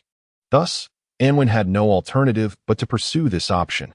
However, despite sharing the fascination for weaponry common to many boys, the prospect of manufacturing a gun in a world devoid of machine tools was evidently impossible. Yet, solar iron transformed this impossibility into possibility. In this world, there was no gunpowder, but solar iron could substitute it as a power source. There were no machine tools to create rifle barrels, yet Anwen did not require a weapon capable of precise shots at several hundred meters. He only needed something portable and discreet, a weapon capable of ending a life from a distance of a mere dozen meters. That would suffice. During his 3 years in this place, Anwen had encountered solar iron products on numerous occasions, including weapons forged from solar iron. Some wandering warriors or merchants trading in solar iron goods had lent him their tools to satisfy the boy's curiosity during their brief stops in the small village. He had marveled at the wonders of this metal and entertained many fantasies regarding its applications, yet he had never attempted to implement any of them. That on tranquil days, he preferred to create several paintings. His mother, an artist, nurtured him from a young age into a child adept at capturing the world with oil paints. His father, a blacksmith, imparted to him the knowledge of crafting weapons. Thus, the serene romance of his art merged astonishingly with the ironclad brutality of warfare within him. Now, having tasted blood, he set aside his paintbrush, preparing to wield a weapon. From the day he acquired the sun iron, he toiled at forging swords during the mornings, rested in the afternoons, and spent his evenings alone crafting an unknown object. The old blacksmith had once inquired out of curiosity, but the young man remained tight-lipped. prompting the elder to refrain from further probing and caution the other apprentices against disturbing him at night. Occasionally, the blacksmith shop would fall into a profound silence. During such times, Anwen would typically be found in the town's tavern or brothel. This was not due to newfound interests since reaching adulthood, but rather because the constable occasionally sought refuge in drink and women to alleviate the fatigue brought on by his monotonous duties. Unbeknownst to him, every afternoon as he patrolled the town with the constabulary, and each evening upon riding home, every time he indulged in revelry or embraced a woman intimately, a pair of eyes observed him intently. Someone was recording his every move, chronicling his habits and routine. Thus, 2 months passed. In the frigid winter of St. Shield town, snow fell incessantly. The streets and deserted plazas, once a haven for vagrants, transformed into a hell of death, as each morning the cleaners discovered several corpses. Scantily clad, sprawled upon the icy pavement, they were gaunt and emaciated, hands calloused, wearing the tattered garments of farmers, all signs indicating they hailed from the villages under St. Shield's jurisdiction. That year's locust plague had rendered many families in the villages destitute, leading to an influx of beggars in the town, and the harsh winter had nearly swept them all away. Anwen, wrapped in a cotton coat, walked the streets and ultimately draped that coat over a shivering beggar by the roadside. The beggar looked up at him, but before a grateful smile could form, he collapsed onto the ground. The figure, indeterminate in age and gender, so gaunt that it was hard to tell, breathed its last. The warmth of its body swiftly whisked away by the biting wind.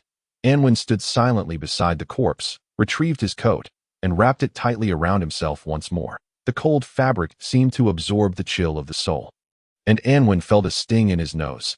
Inside the brightly lit tavern, dancers performed passionately on stage.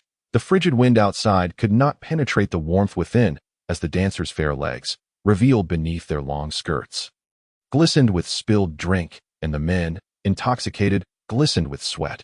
Anwen lingered in a corner, ordered a mug of ale, yet did not partake. The constable sat closest to the stage, a woman in his arms, playfully teasing him while his hands roamed restlessly over her body, occasionally reaching out to grasp the dancer's legs. Anwen stood quietly, biding his time. As the night deepened, the inebriated constable rose, followed by 2 accompanying constabulary officers. He embraced the woman for a deep kiss, pushed her away, and strode confidently toward the exit. The 2 officers, lacking vigilance, trailed behind, one even tossing a playful kiss back at the dancer. The trio wrapped themselves in their coats and stepped into the biting cold. Anwen slipped out quietly, aware of the constable's next destination. In the affluent district at the town center stood a small building. Inside resided a charming young woman, the constable's mistress. He visited her every 3 days. Anwen ventured into the cold, traversed the alley, and arrived there first. He concealed himself in a secluded corner of the small courtyard, shrouded by the wind and snow, resembling a statue by the street.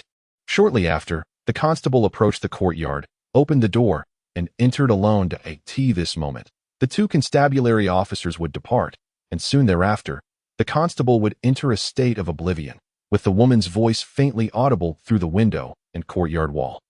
Even on this windless night, tonight, however, the snowstorm rendered the sounds inaudible, yet Anwen, attuned to his internal timing from having heard it too many times, could accurately gauge the opportune moment.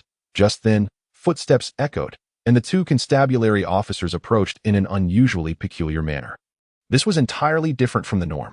Anwen furrowed his brow, sensing perhaps this was a sign from fate, and thus tightened his collar, feigning a hurried passage as he moved forward. "Halt," one officer barked.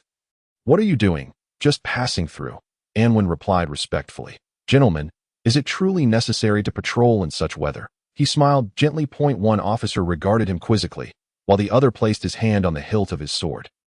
This was the affluent district, and the sudden appearance of a poor wretch felt entirely out of place. The small courtyard was a particularly sensitive area, and the 2 officers dared not be careless.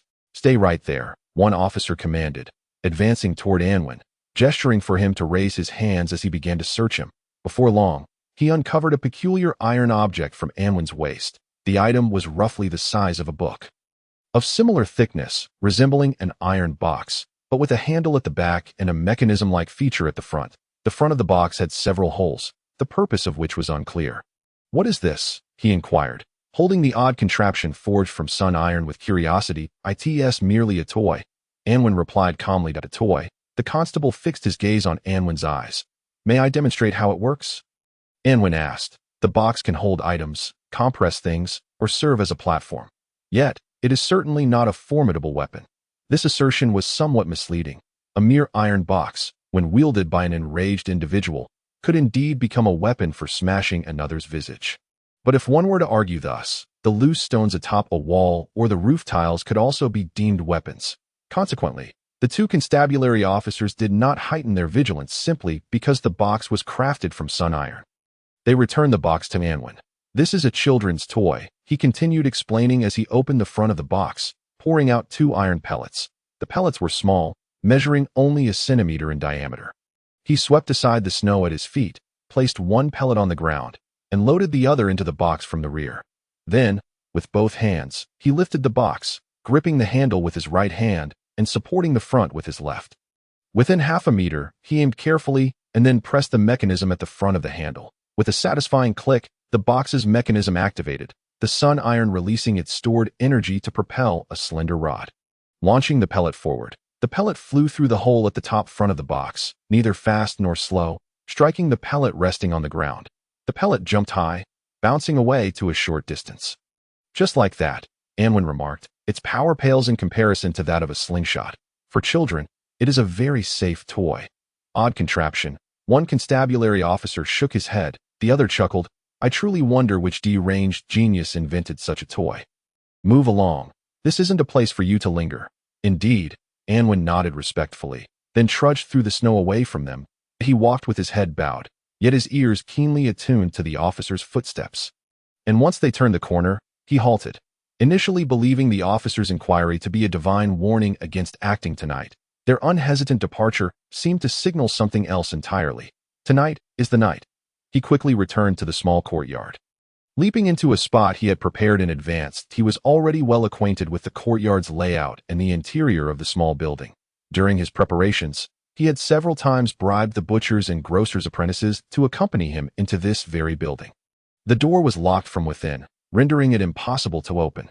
However, Anwen had no intention of using the front entrance point 5 days prior. He had quietly opened a window in a first-floor storage room. And now he removed the nails he had secured to prevent the window from opening before tonight, allowing the once sealed building to welcome him. Sounds of heavy breathing emanated from a room on the 2nd floor. The constable seemed to be engaged in some form of physical exertion. This labor did not fatigue him. Rather, it exhilarated him immensely. Amidst the creaking of the bed, the young woman emitted waves of soft moans, akin to the ebb and flow of the tide, the sounds causing Anwen's face to flush and his hands to tremble. He donned the mask he had prepared, concealing all of his head save for his eyes. Cautiously, he approached and gently pushed the door open. The room's fireplace blazed brightly, the firewood crackling. The sounds of the bed and the woman's cries ensured that the constable could hear nothing else.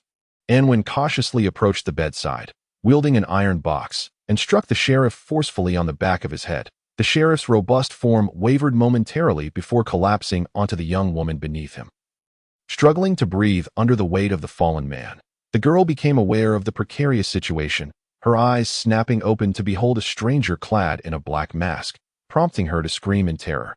On any other night, her cries might have reached the outside world, but on this particular night, amidst the howling wind and swirling snow, even the presence of passers-by on the street would not suffice to penetrate the silence of the room.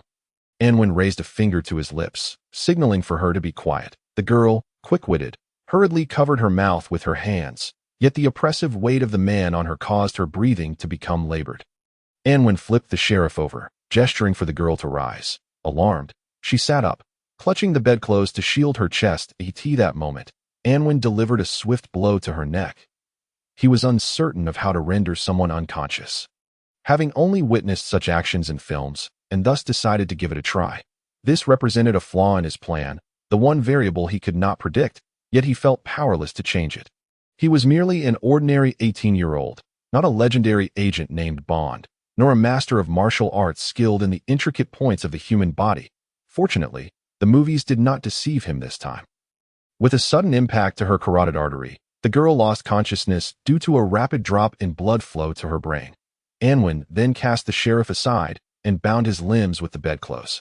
Carefully wrapping the girl's smooth body in the bedding and lifting her up, This marked his first intimate encounter with a girl, and the softness of her form made him blush and his heart race anew. He felt as though he might drop her, nearly succumbing to the temptation of pressing her down onto the bed. He closed his eyes, recalling the gravestone on the mountain beside Kamang village. The stone was cold, beneath which lay his friend, a boy just a year younger than he, who had also never experienced such closeness with a girl. Indeed, the boy, Xiao Xiaowu, was only 17 and thus could not be considered a young man. His heart quickly cooled as he took a deep breath, carrying the girl out of the room and into another bedroom. He laid her on the bed and stood by the side. Lost in thought, the most prudent course of action would be to eliminate the witness. He had contemplated this before the act, resolute in his decision to leave no survivors. Yet, if she was to be killed, why had he bothered to knock her out and then transfer her from one room to another? Was it not superfluous? Anwen wiped the sweat from his brow. He was just an ordinary 18-year-old. He had watched countless martial arts films and read novels of chivalry, fantasizing that one day he too would be like those swordsmen, severing ties and vanquishing the wicked. Gazing at the girl, he continued to wipe away the perspiration. Then he sighed. He had to admit how far removed he was from those heroes. Although the ashes of the Chiu family lingered in his mind and the cold gravestone on the mountain continued to pierce his heart, he found himself unable to bring harm to a stranger. Yes, she was not a virtuous woman. A good woman would not willingly become the mistress of the sheriff. However, Anwen pondered many justifications for her murder, but ultimately relinquished the idea for a singular reason. He could not bring himself to do it. Thus, he secured the girl firmly to the bed with the sheets and comforter and resolutely turned to leave. Returning to the previous room, he shut the door and found a glass of water on the table. Splashing it onto the sheriff's face, the icy shock jolted the sheriff awake, his brow furrowing as he became aware of a heavy pain at the back of his head, recalling that he had been attacked. He beheld Anwen, this figure with only a pair of eyes visible, standing before him with an iron box in hand.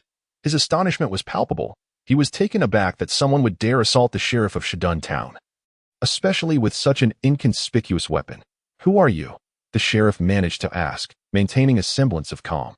Throughout his life, he had encountered many criminals and mingled with numerous influential figures. Such experiences had enriched his existence and honed his courage.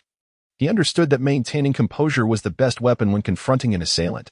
Moreover, as a noble, he had to exude the demeanor befitting his status, even in the face of life-threatening danger, refusing to act like a frightened woman.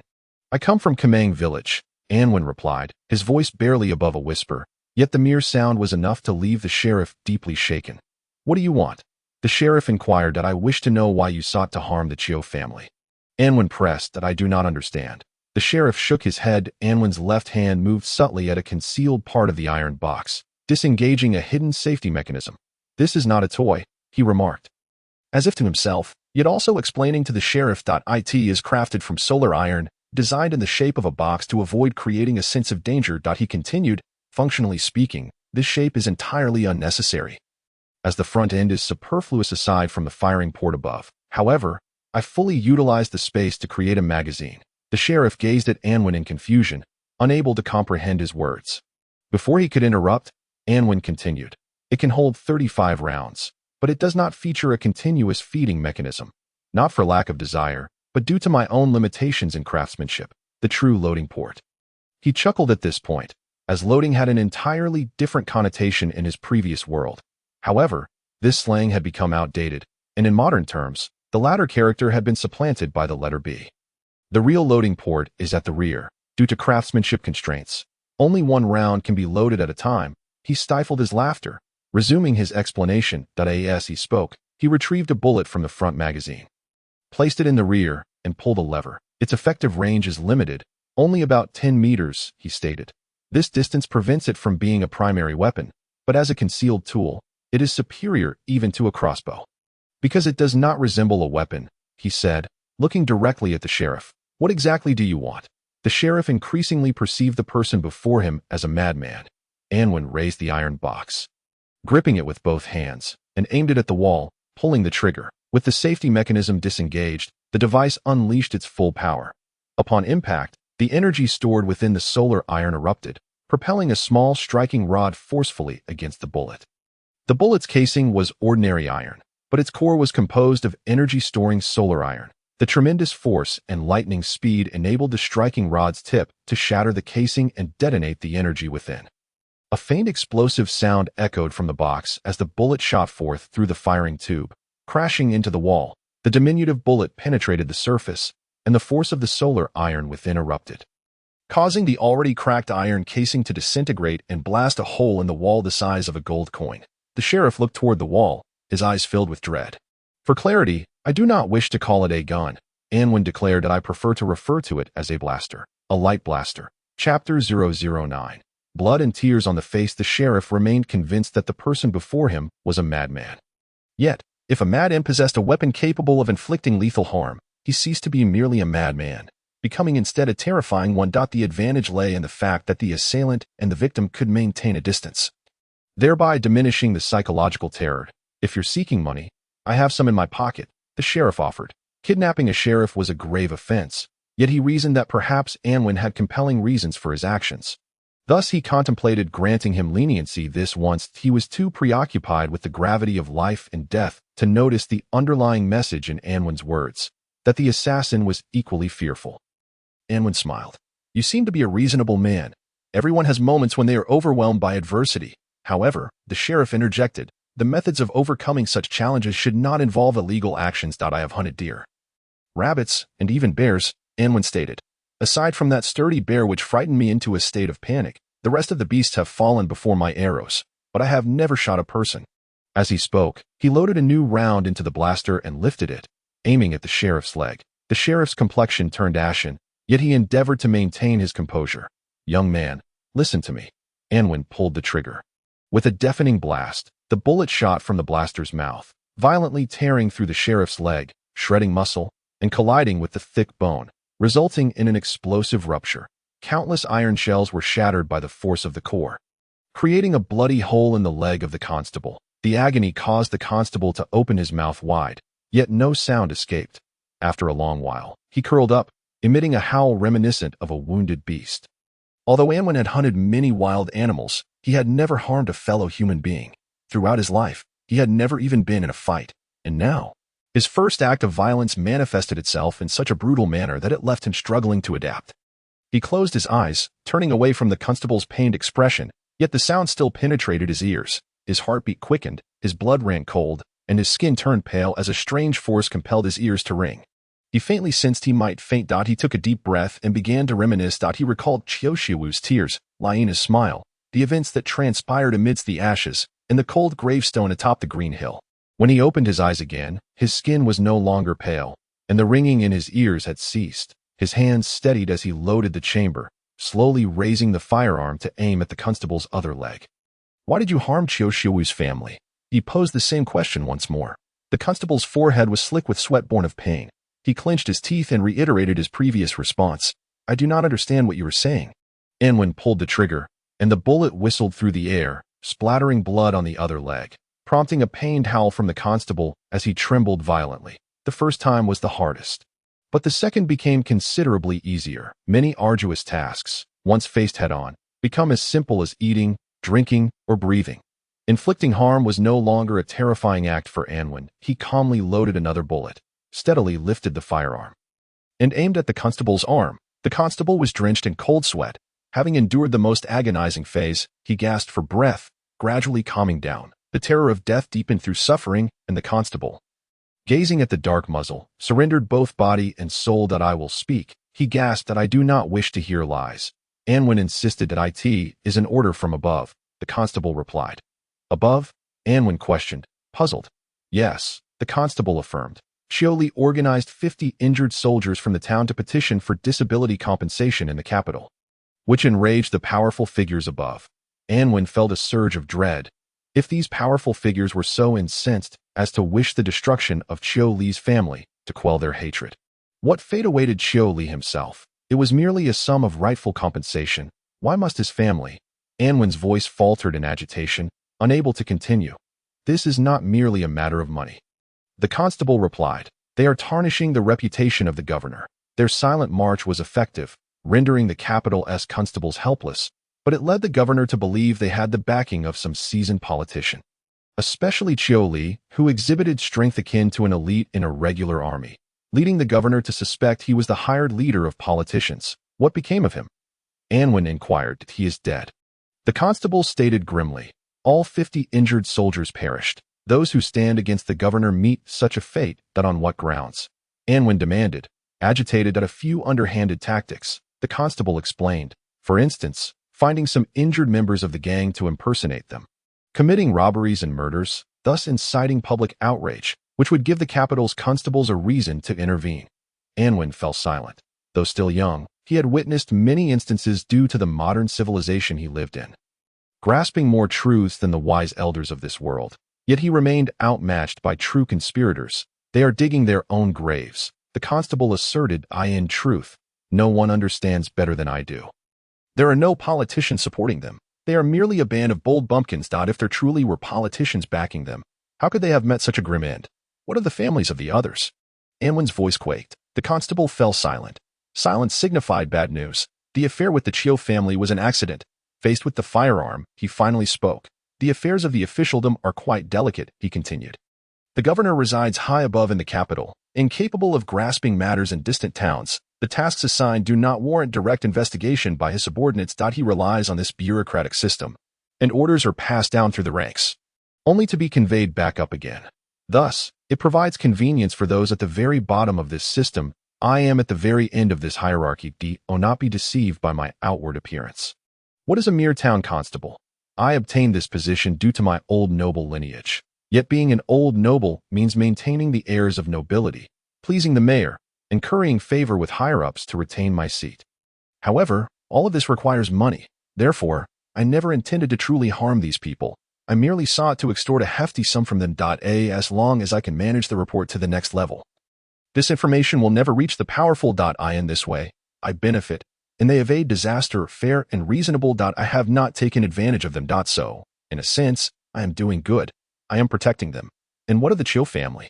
Anwen interjected, agitated. "That was an accident." The constable replied awkwardly. He merely repeated the word accident, offering no further explanation.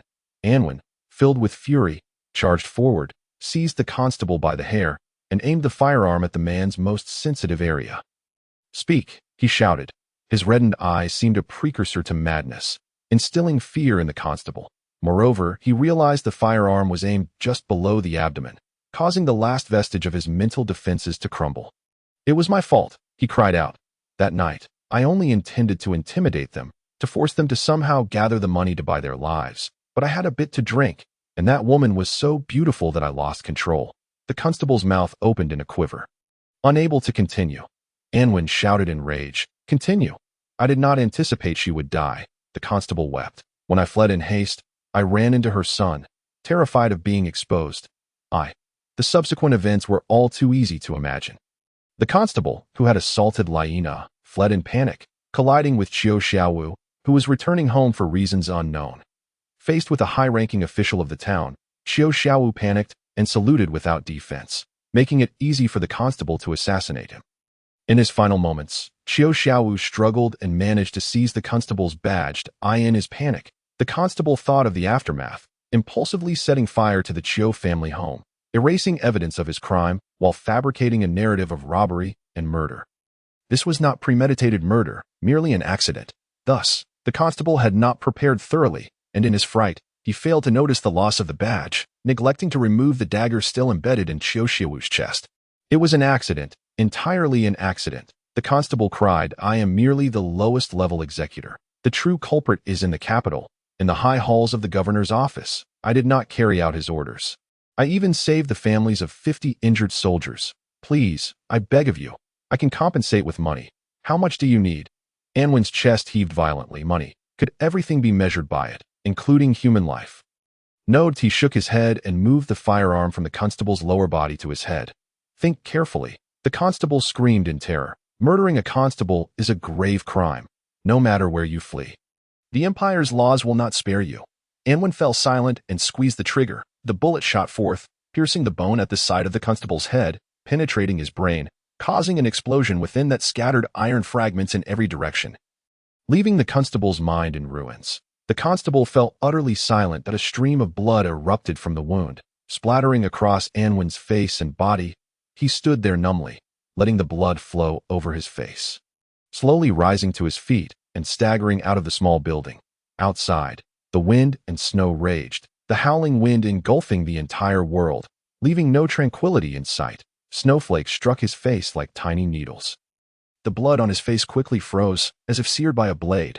Anwen walked on in a daze, allowing tears to stream down his cheeks. Chapter 010. A town named Zhaozhou. Anwen had perused numerous literary works depicting the experience of one's first kill. Some protagonists succumbed to madness under the pressure, others opted for self-surrender to evade their guilt, and some retched uncontrollably. Yet, whenever he recalled the gaping wound on the sheriff's head and the blood on his own face, he felt no emotion. For the moment, he thought of the cold gravestone on the hillside, and of Qiuli, who had vanished into the capital never to return. The anguish in his heart overshadowed all other feelings. He washed his face clean in the blacksmith shop, threw his blood-stained cotton coat into the furnace to be reduced to ash, meticulously filled the magazine of his light gun with solar iron bullets, and stowed the remaining ammunition in a pocket close to his body. He left a letter for the old blacksmith, expressing his gratitude for the care he had received during his stay, and informing him that he would be seeking refuge with distant relatives for a more stable life, possibly never to return. He took the modest sum he had earned over the past few days. Though meager, it would suffice to commence his journey from Shield Town to the capital. From a corner cabinet in the blacksmith's shop, he retrieved the bow and arrows he had earlier taken from his home in Keeman Village. Slinging them over his shoulder, he cast one last glance at the shop that had accompanied him for the past few months. Silently bidding it farewell, he carefully locked the door and placed the key upon the door frame. At dawn, the gates of Shield Town swung open, and Anwen stepped onto the snow-covered ground, departing with the sparse early risers. The wind still blew this morning, but the snow had ceased. The wind met him head-on, as if heralding the challenges that lay ahead.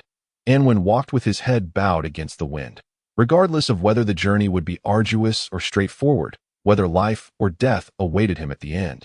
He knew he must proceed. He was bound for the capital, to the place where Qiuli had met his untimely demise. Even if he could not lay eyes upon Qiuli's remains, at the very least, he could pay his respects there. The kind Qiuli family had vanished from this world, leaving behind a void of happiness that could never be filled. Yet, the world continued to turn, indifferent to their loss. Not pausing for even a moment of mourning for the three of them. A fleeting happiness was like a gust of wind, here one moment, gone the next, with no one to question its departure. But Anwen could not find solace. Whenever he recalled the moments they had shared over the past 3 years, his heart ached as if it were being cut by a knife. In the past, he had perceived the phrase heart like a knife in literary works as somewhat exaggerated, but only now did he understand its true weight.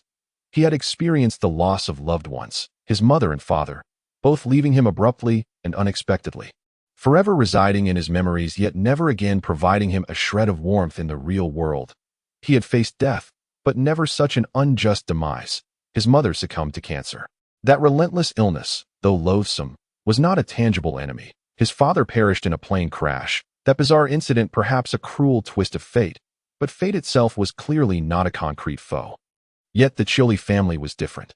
They fell victim to human hands, to the hands of powerful figures. Their deaths were unjust. The world might soon forget these once happy three, but one person would not forget. He would spend a lifetime in remembrance, a lifetime seeking justice. He sought retribution for his deceased friend. He understood that the ultimate destination of this journey might be death, but he cared not. By choosing silence, he could become the most renowned blacksmith in Shield Town, perhaps even in the Dawn Empire, acquiring wealth and a more privileged life. However, for him, living in silence and comfort would be the most shameless betrayal of his friend. In the Heavenly Lake, there are great fish swimming. He walked on, reciting a revised version of Zhuangzi's Free and Easy Wandering. The great fish swam peacefully in the water, but one day, it transformed into a great bird. No longer content to linger in the tranquility of the Heavenly Lake, and soared into the sky, flying thousands of miles. Perhaps it awaited a fall, and after the fall, a death where no trace would remain. But it did not care to live. One must have a goal, even if it is ethereal, even if it is difficult to achieve. The great fish knew not what lay beyond the Heavenly Lake, nor what the world thousands of miles away entailed. Yet it must fly. It must venture forth to uncover the truth. This was Anwen's newfound understanding. Treading upon the snow, facing the wind, he gradually distanced himself. The small Keeman village receded behind him, becoming a memory. The vast Shield Town faded into the past, also a memory. Many people, many events, became mere recollections, no longer able to accompany him. Yet these memories illuminated his future, revealing a path he was destined to tread. The road was fraught with obstacles, the journey long, but he believed that as long as he persevered, he would ultimately reach his destination, even if the guardian of that destination were a high-ranking official. He remained steadfast in his belief that if he bore down with determination, if he focused intently, if he dedicated his life to fulfilling his vow, that barrier would inevitably crumble before him. This winter, Anwen, having lived a stable life in Shield Town for over 3 years, finally embarked upon a path that promised no such stability. Traveling alone seemed a romantic endeavor, yet stripped of modern civilization. All notions of romance faded away in the vast wilderness.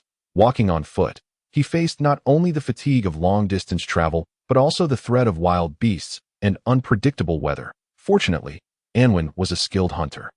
The threat posed by wild animals was not daunting, and aside from the wind and snow, winter weather presented no other challenges.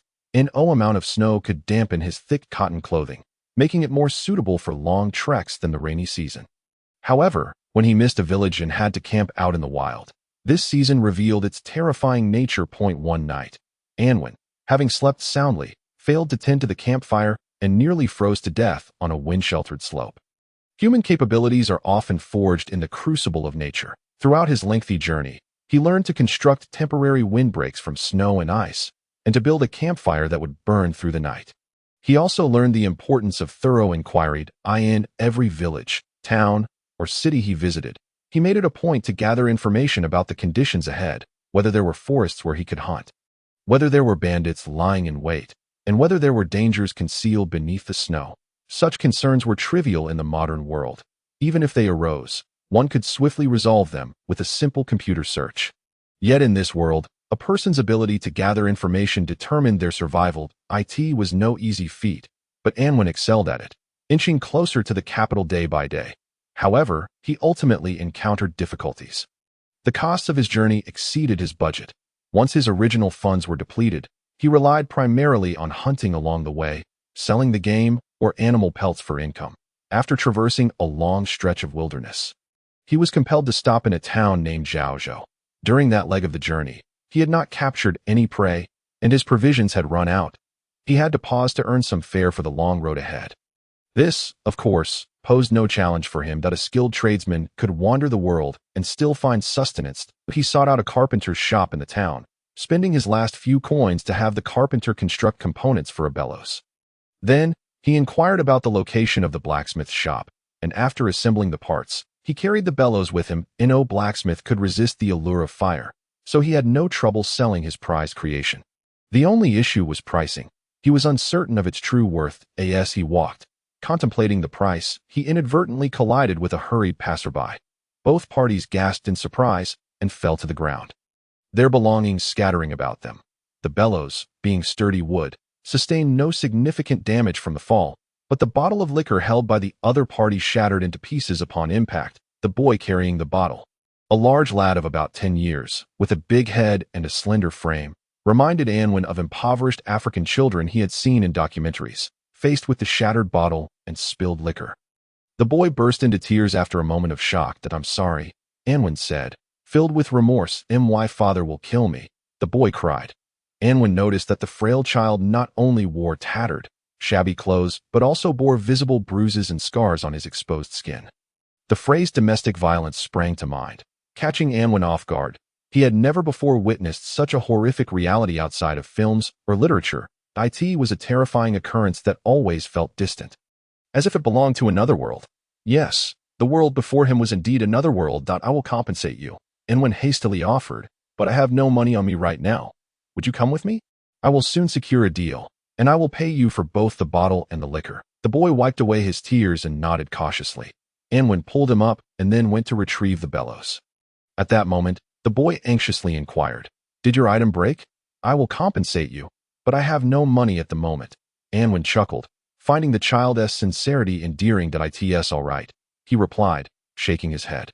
"Such a sturdy item can withstand a fall." "What is it?" the boy asked, his curiosity piqued. "It's a bellows," Anwen explained. "A bellows? Is it a box that holds wind?" the boy exclaimed in surprise. "Indeed, but it has holes to allow the wind to escape." Anwen clarified. He slung the bellows over his shoulder, gesturing for the boy to follow him.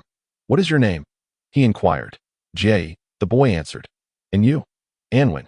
"Are you a traveler?" the boy asked. "How did you know?" "You're covered in dust and carry a burden along with a bow and arrows. Besides, I have never seen you before. Do you know everyone in town?" "No," the boy shook his head, "but those I have encountered leave a lasting impression, even if I cannot recall them. Locals have a distinct aura that sets them apart from outsiders." Anwen gazed at the boy in astonishment. Impressed by his keen perception, he suddenly recalled his mother mentioning that many great artists possess an inexplicable intuition about certain matters. Could Jay be a prodigy endowed with such unique sensitivity? Chapter 011. The Dazzling Girl and the Scoundrel. As they conversed along the way, the journey seemed to shorten to in front of the blacksmith's shop. A clerk greeted them enthusiastically, but when he learned that Anwen was there to sell rather than buy, his enthusiasm waned. "We don't need a clerk to stand around," Anwen interjected. "That I'm selling a new type of bellows." He was aware that this was somewhat impolite, but a seller who adhered too strictly to social niceties risked starvation. To survive and earn a living, certain things must be temporarily set aside. "You can try it out first," he proposed. "If you find it unsatisfactory, I won't linger and will leave immediately." The clerk, intrigued by the wooden box, considered his words. "There are more than one blacksmith shop in town," Anwen continued. "As a traveler, I may never return to Zhaozhou town again. This bellows will be the only one here. Surely you wouldn't want it to fall into the hands of another blacksmith? All I seek is a chance to demonstrate its worth." "All right," the clerk relented, convinced by Anwen's reasoning. After all, it was merely a test, and he only needed to convey the message to his boss. The blacksmith, a middle-aged man, showed some interest after hearing Anwen's description. It was still just a trial, and the young man had assured him that if he was unsatisfied, he would leave without a word. The outcome of the experiment spoke for itself, when the bellows produced a continuous stream of strong wind, intensifying the furnace's flames. The most excited one was not the blacksmith, but the clerk responsible for using the leather bag to stoke the fire. "How much?" the middle-aged blacksmith inquired. 70 gold coins. Anwen replied. Jay's eyes widened in disbelief. 70 gold coins were for him like a mythical treasure he had only heard of but never seen. "You must be joking," the blacksmith chuckled. 20 gold coins. Jay was once again taken aback. This back-and-forth haggling was a first for him. The stark contrast in prices both shocking and exhilarating. 60 gold coins. Anwen countered. 30 gold coins, the blacksmith said. The final price settled at 40 gold coins. The blacksmith made the payment and received the bellows, while Anwen promised not to sell the same item to any other blacksmith in town. "Here's your compensation." Once outside the blacksmith's shop, Anwen produced a gold coin and offered it to Jay. The boy appeared visibly startled by the gleaming currency and took a step back in dismay. "That bottle of wine is only worth 10 copper coins," he said earnestly. "I cannot accept more." The simplicity of the child was truly endearing, and Anwen found that the boy's somewhat gaunt face, which appeared unattractive due to his frailty, took on a charming beauty. "Jay!" At that moment, someone called out his name as they rushed towards him. It was a young girl in a long dress, her hem fluttering in the gentle breeze, her long hair dancing in the wind. Sunlight bathed her in a radiant glow, illuminating her face to an almost dazzling extent. Anwen found himself momentarily entranced. He had seen more beautiful girls before, yet this was the first time his heart raced at the sight of someone. How could he describe such a feeling? Anwen felt at a loss for words. The girl's eyes were not particularly large, but they harmonized perfectly with her face, as if adding a touch would be excessive and subtracting a touch would be insufficient. Under the sunlight, her white dress shimmered, as if a fragment of celestial light had descended to the earth. Entranced by her beauty, destined to linger forever, Anwen suddenly felt a surge of nervousness. "Cousin," Jay greeted her. "What are you doing here?" the girl asked with concern. "I went to look for you, but I found Uncle in a furious rage at home. I worried you might get punished if you returned now. So I searched everywhere for you. I came here with this brother." Anwen, Jay pointed towards him. Anwen, feeling somewhat flustered, endeavored to present a smile he hoped would appear natural. "Hello." "Hello," the girl replied, her gentle voice captivating Anwen. "What are you and this brother doing here?" she inquired. "Allow me to explain," Anwen said. "We bumped into each other at the street corner, and he accidentally broke a bottle of wine. I didn't have any money at the time." The situation was somewhat complex, requiring more time to elucidate. Facing the girl's friendly smile, Anwen felt his words falter, As if he had become overly verbose in some areas, he feared that his nervousness might tarnish his image in her eyes, leading him to grow even more anxious. But 1 gold coin is indeed too much, the girl replied earnestly. That bottle of wine is only worth 10 copper coins, Jay echoed with equal seriousness. The two stood before Anwen, their expressions earnest and sincere. In that moment, Anwen felt as though he were gazing upon a beautiful portrait, unable to resist the urge to capture the scene on canvas. What is your name? He asked the girl, a simple inquiry that caused him to break into a quiet sweat that he wished to ask casually, but his nerves betrayed him, rendering his expression somewhat perplexing. Jie observed him, puzzled by Anwen's odd behavior. Elon, the girl responded with a smile, suppressing her surprise at Anwen's awkward demeanor. What a lovely name, Anwen stammered. You are, he pointed at Jie, struggling to find the words. I am his cousin, Elon smiled. You seem quite nervous, she remarked, then added, Don't worry. We won't let you lose all your hard-earned money to US.its not, Anwen stuttered. Jay, you scoundrel, a furious voice erupted as a tall, burly man staggered into view from around the corner. His hair was unkempt, his clothes dirty and worn, and his gait was both awkward and unsteady, yet the expression on his face was enough to send anyone who might dare to laugh at him into a panic. Upon seeing this man, J's complexion instantly paled, and even Elon appeared somewhat alarmed.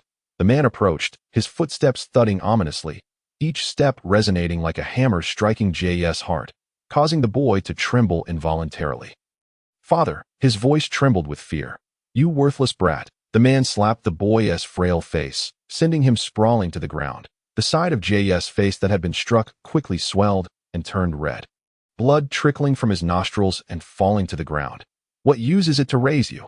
You can't even manage to buy a bottle of wine. The man roared, bending down to grab Jay by the hair, attempting to pull him up from the ground. Stop, Elon shouted in distress, shoving him away with force. The man was caught off guard and fell to the ground. Is it too much to ask that you don't strike him just because he returned late? Isn't he your son?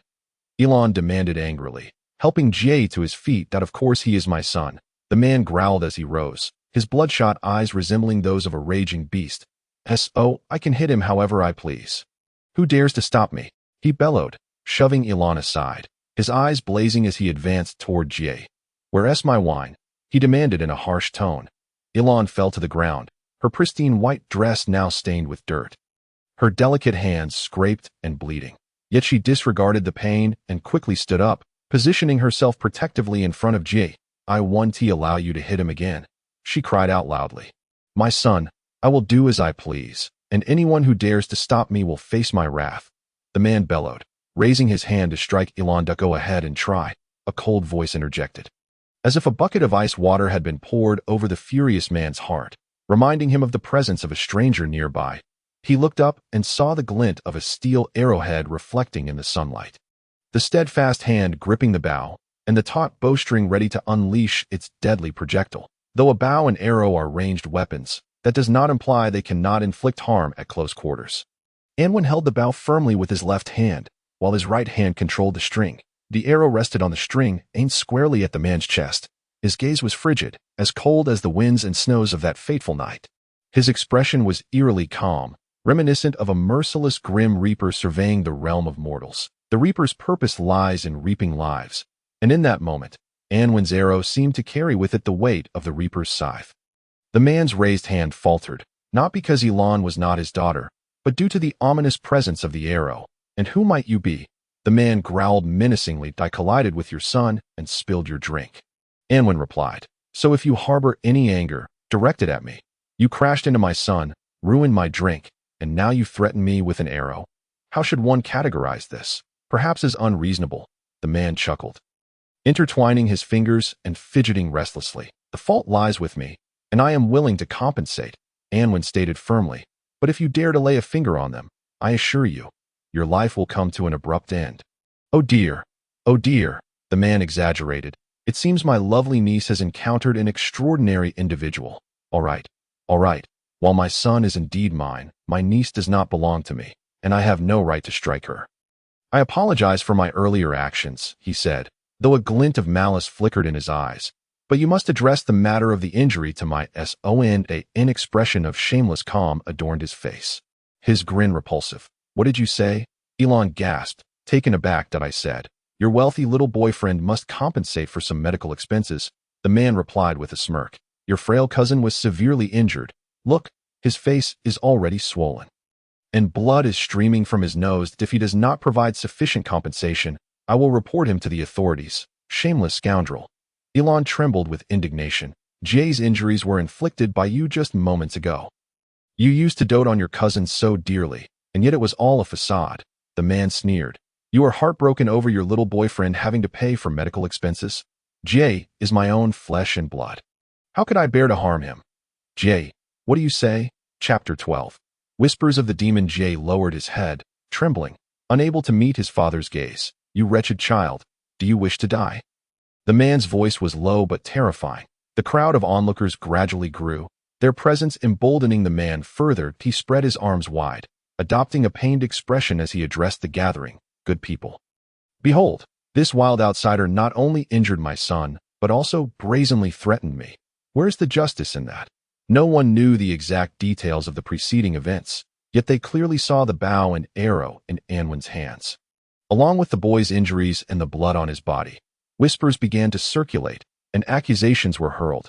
Meanwhile, Anwen merely gazed at Jay, for the truth could only be accepted if spoken by the boy himself. It was then that the patrolling constables arrived. 3 uniformed officers armed with knives approached, and the man's expression grew more complex, a blend of anguish and helplessness that elicited sympathy from onlookers. "What transpired here?" one of the officers inquired. "Esteemed gentlemen, I am Jie Kue, a law-abiding resident of Zhou. This wild young man wielding a deadly weapon is an outsider," the man asserted. Jie Kue then recounted the events in a manner most advantageous to himself, claiming Anwen's bow and arrow were the best evidence of his threat. "That is not the case," Elon bravely countered, revealing the truth of the situation. "Do not heed her words," Jie Kue retorted angrily. "Esteemed gentlemen, she is my niece. Since my wife passed away, her mother has been vying for custody of my son. But consider, this is my son. She is merely the child's aunt. What right does she have to contest me?" Today, he pointed at Elon. "She must be colluding with this outsider to tarnish my reputation and employ despicable means to steal my beloved son. Is that so?" One of the officers turned to Jay. Jay trembled, keeping his head bowed, too afraid to look anyone in the eye or speak. "Jay, tell them the truth," Elon pleaded, crouching down to grasp Jay's shoulders. Jay only remained silent, his head downcast. Elon gazed at her cousin, bruised and battered, tears streaming down her face. She did not blame the silent boy, for she did not wish to impose the weight of moral responsibility upon this poor child, who had already suffered enough. "You speak nothing but lies?" She rose, vociferously accusing Jie Kue. "You drink yourself into a stupor daily, while Auntie manages the household. Her excessive toil has led to her illness, yet you squander her medical funds on liquor. After Auntie passed, how did you treat Trey? You turned him into your servant, beating and abusing him without mercy. A man like you is unfit to be a father." The gentle girl's fierce denunciation created a striking contrast that left the crowd in shock. Some began to doubt Jie Kue's claims as they observed the frail boy. "Your words are meaningless," Jie Kue scoffed, fixing his gaze upon Jie. "Son, tell them who speaks the truth." His face wore a feigned smile, his voice deceptively soft, yet it sent chills down Jie's spine. Beneath his clothing lay countless scars. Jie kept his head down, feeling the sting of pain on his face, recalling the circumstances behind each bruise. After his mother's death, his volatile father treated him as a slave, venting his frustrations upon him whenever things went awry. Auntie and his cousin were kind souls who wished to help him. Yet they were repeatedly deceived by his father, who took their resources while continuing his cruel treatment. Auntie's desperate attempts to gain custody were thwarted time and again by his father's despicable antics. And each return home from the town hall resulted in a brutal beating. Those scars were painful memories, heavy shackles that rendered him shivering at the mere thought. Each failure of Auntie plunged him deeper into despair, extinguishing any hope he had for freedom in this world. His father was like a demon king, an adversary against whom no mortal strength could prevail. Thus, he dreamt of a hero who might rescue him from this hell, a hero endowed with extraordinary power, who would instill fear in his father and bewilder the mayor. With a single utterance, the mayor would dutifully relinquish custody to Auntie, and the hero would kneel down, grasp his tiny hand, and boldly proclaim, "With me around, no one shall dare to make you suffer again, son." A voice interrupted his reverie, a voice akin to the whisper of a demon from the depths of hell, imbued with an irresistible force. Tears welled in Jie's eyes that he did not wish to betray his cousin or wrong the innocent Anwen. Yet he felt utterly powerless. The invisible shackles tightened under his father's scrutinizing gaze, constricting his breath. "Speak the truth. Tell the gentleman that everything your father says is true," Jiekue said in a deceptively gentle tone. The devil's smile. The more tender it appeared, the more terrifying it became. He could not resist the demon's grip. And thus he nodded faintly. "Jie?" Ilan was taken aback. Jie wept. He knew he had disappointed his cousin, and he realized he had committed a grievous act of betrayal. However, he found himself in a predicament. Devoid of options, Anwen quietly regarded the boy, refraining from casting blame upon him. But in truth, their circumstances bore a certain resemblance. Both were deprived of paternal affection, nurtured with great effort by their mothers, whose gentle and kind presence had departed far too soon, leaving before they could reach adulthood. Yet, there were distinctions. Anwen's father had neglected his son in his fervor for work, but ultimately, he did harbor love for his child. After the mother's departure, the two of them sought solace in one another. The father sacrificed numerous opportunities for Anwen's sake, while Anwen took up the heavy blacksmith's hammer for his father. Countless times, their gazes met, exchanging looks of love. Countless nights were spent in tears, embracing as they reminisced about their mother. And what of Jie? Anwen gazed at his frail form, marred by wounds. Remaining silent. "Lay down your weapons," barked a constable, his hand poised menacingly on the hilt of his knife. Anwen released his grip, the bow and arrow clattering to the ground. The sound was soft, yet it sent a tremor through Jie's entire being. That he trembled, looking at Anwen with tear-filled eyes, wanting to utter an apology, yet finding himself devoid of the strength to speak. Anwen regarded him, his gaze devoid of anger or reproach, filled only with compassion. He offered a gentle smile, whispering, "It's all right." Jie burst into tears. "You have violated the law by threatening the townsfolk with a weapon," stated a constable with a grave tone. Two more constables approached, restraining Anwen and binding his hands with rope. "That I'm sorry," Ilan sobbed, lowering her head. "It's all right." Anwen merely smiled. He turned to Jie, softly saying, "Happiness and freedom are not distant stars in the sky, unattainable. They are flowers upon the mountaintops." To grasped them. "One must traverse treacherous waters and scale steep cliffs. There is no other way. Each individual's happiness and freedom must be fought for. There are no deities who will descend from the heavens to rescue you with their divine power.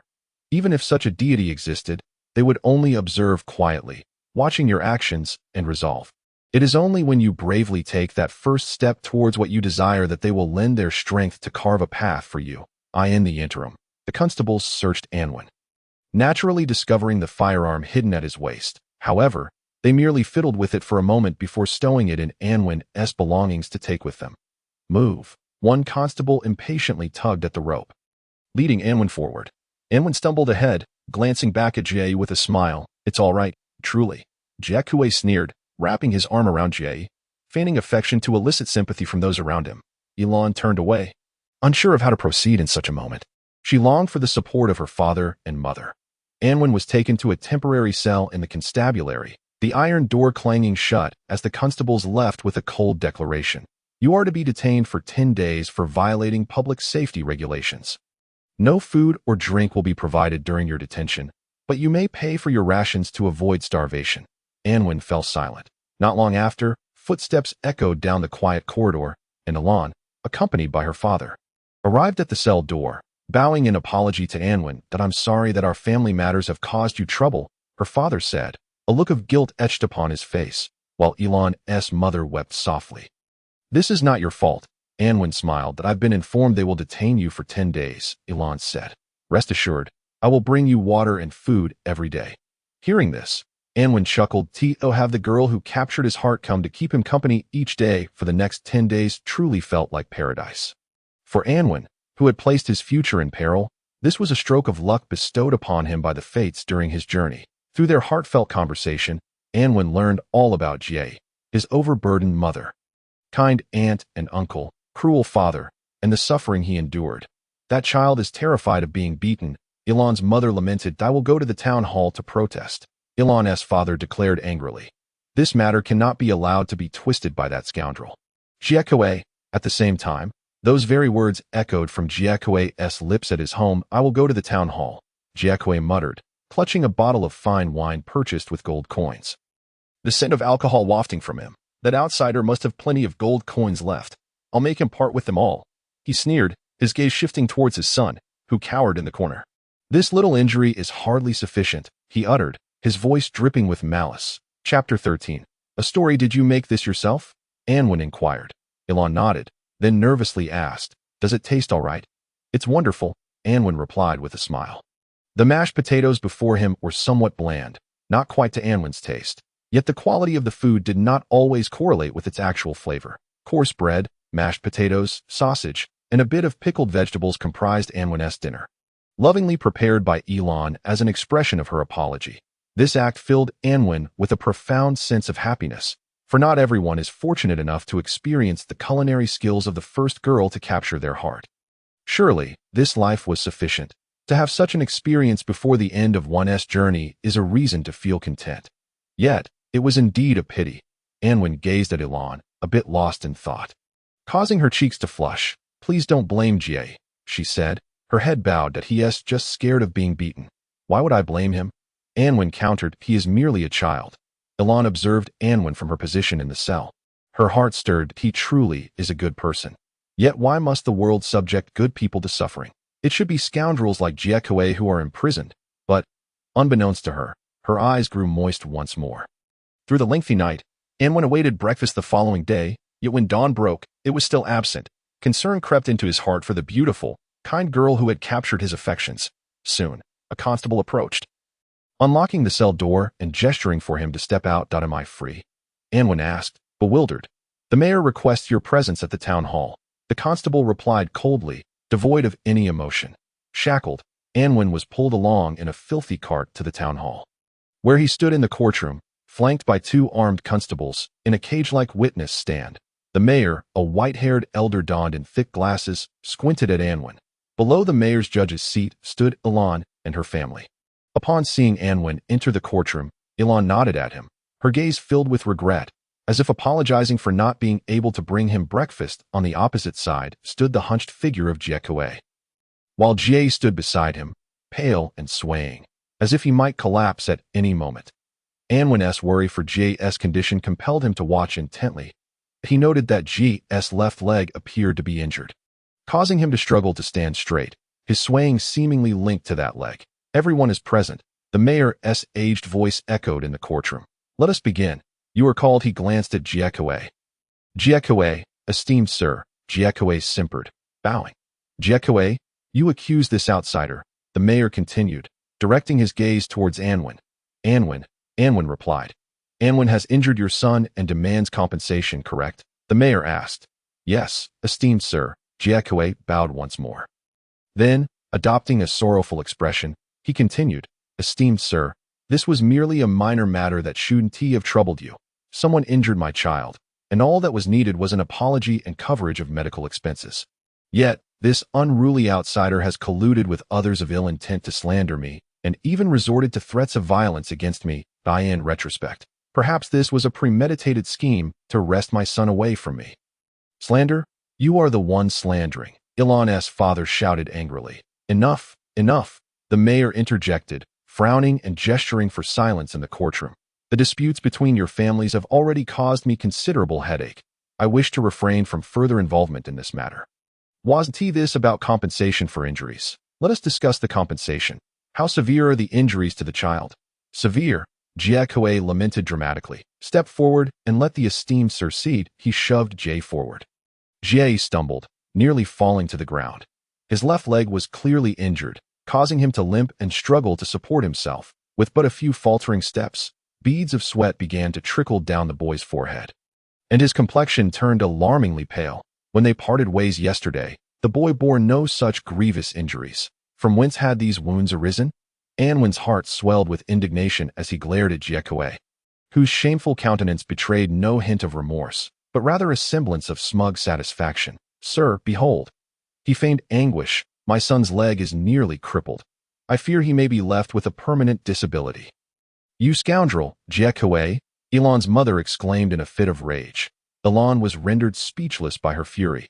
Even a beast would not inflict such harm upon its own offspring.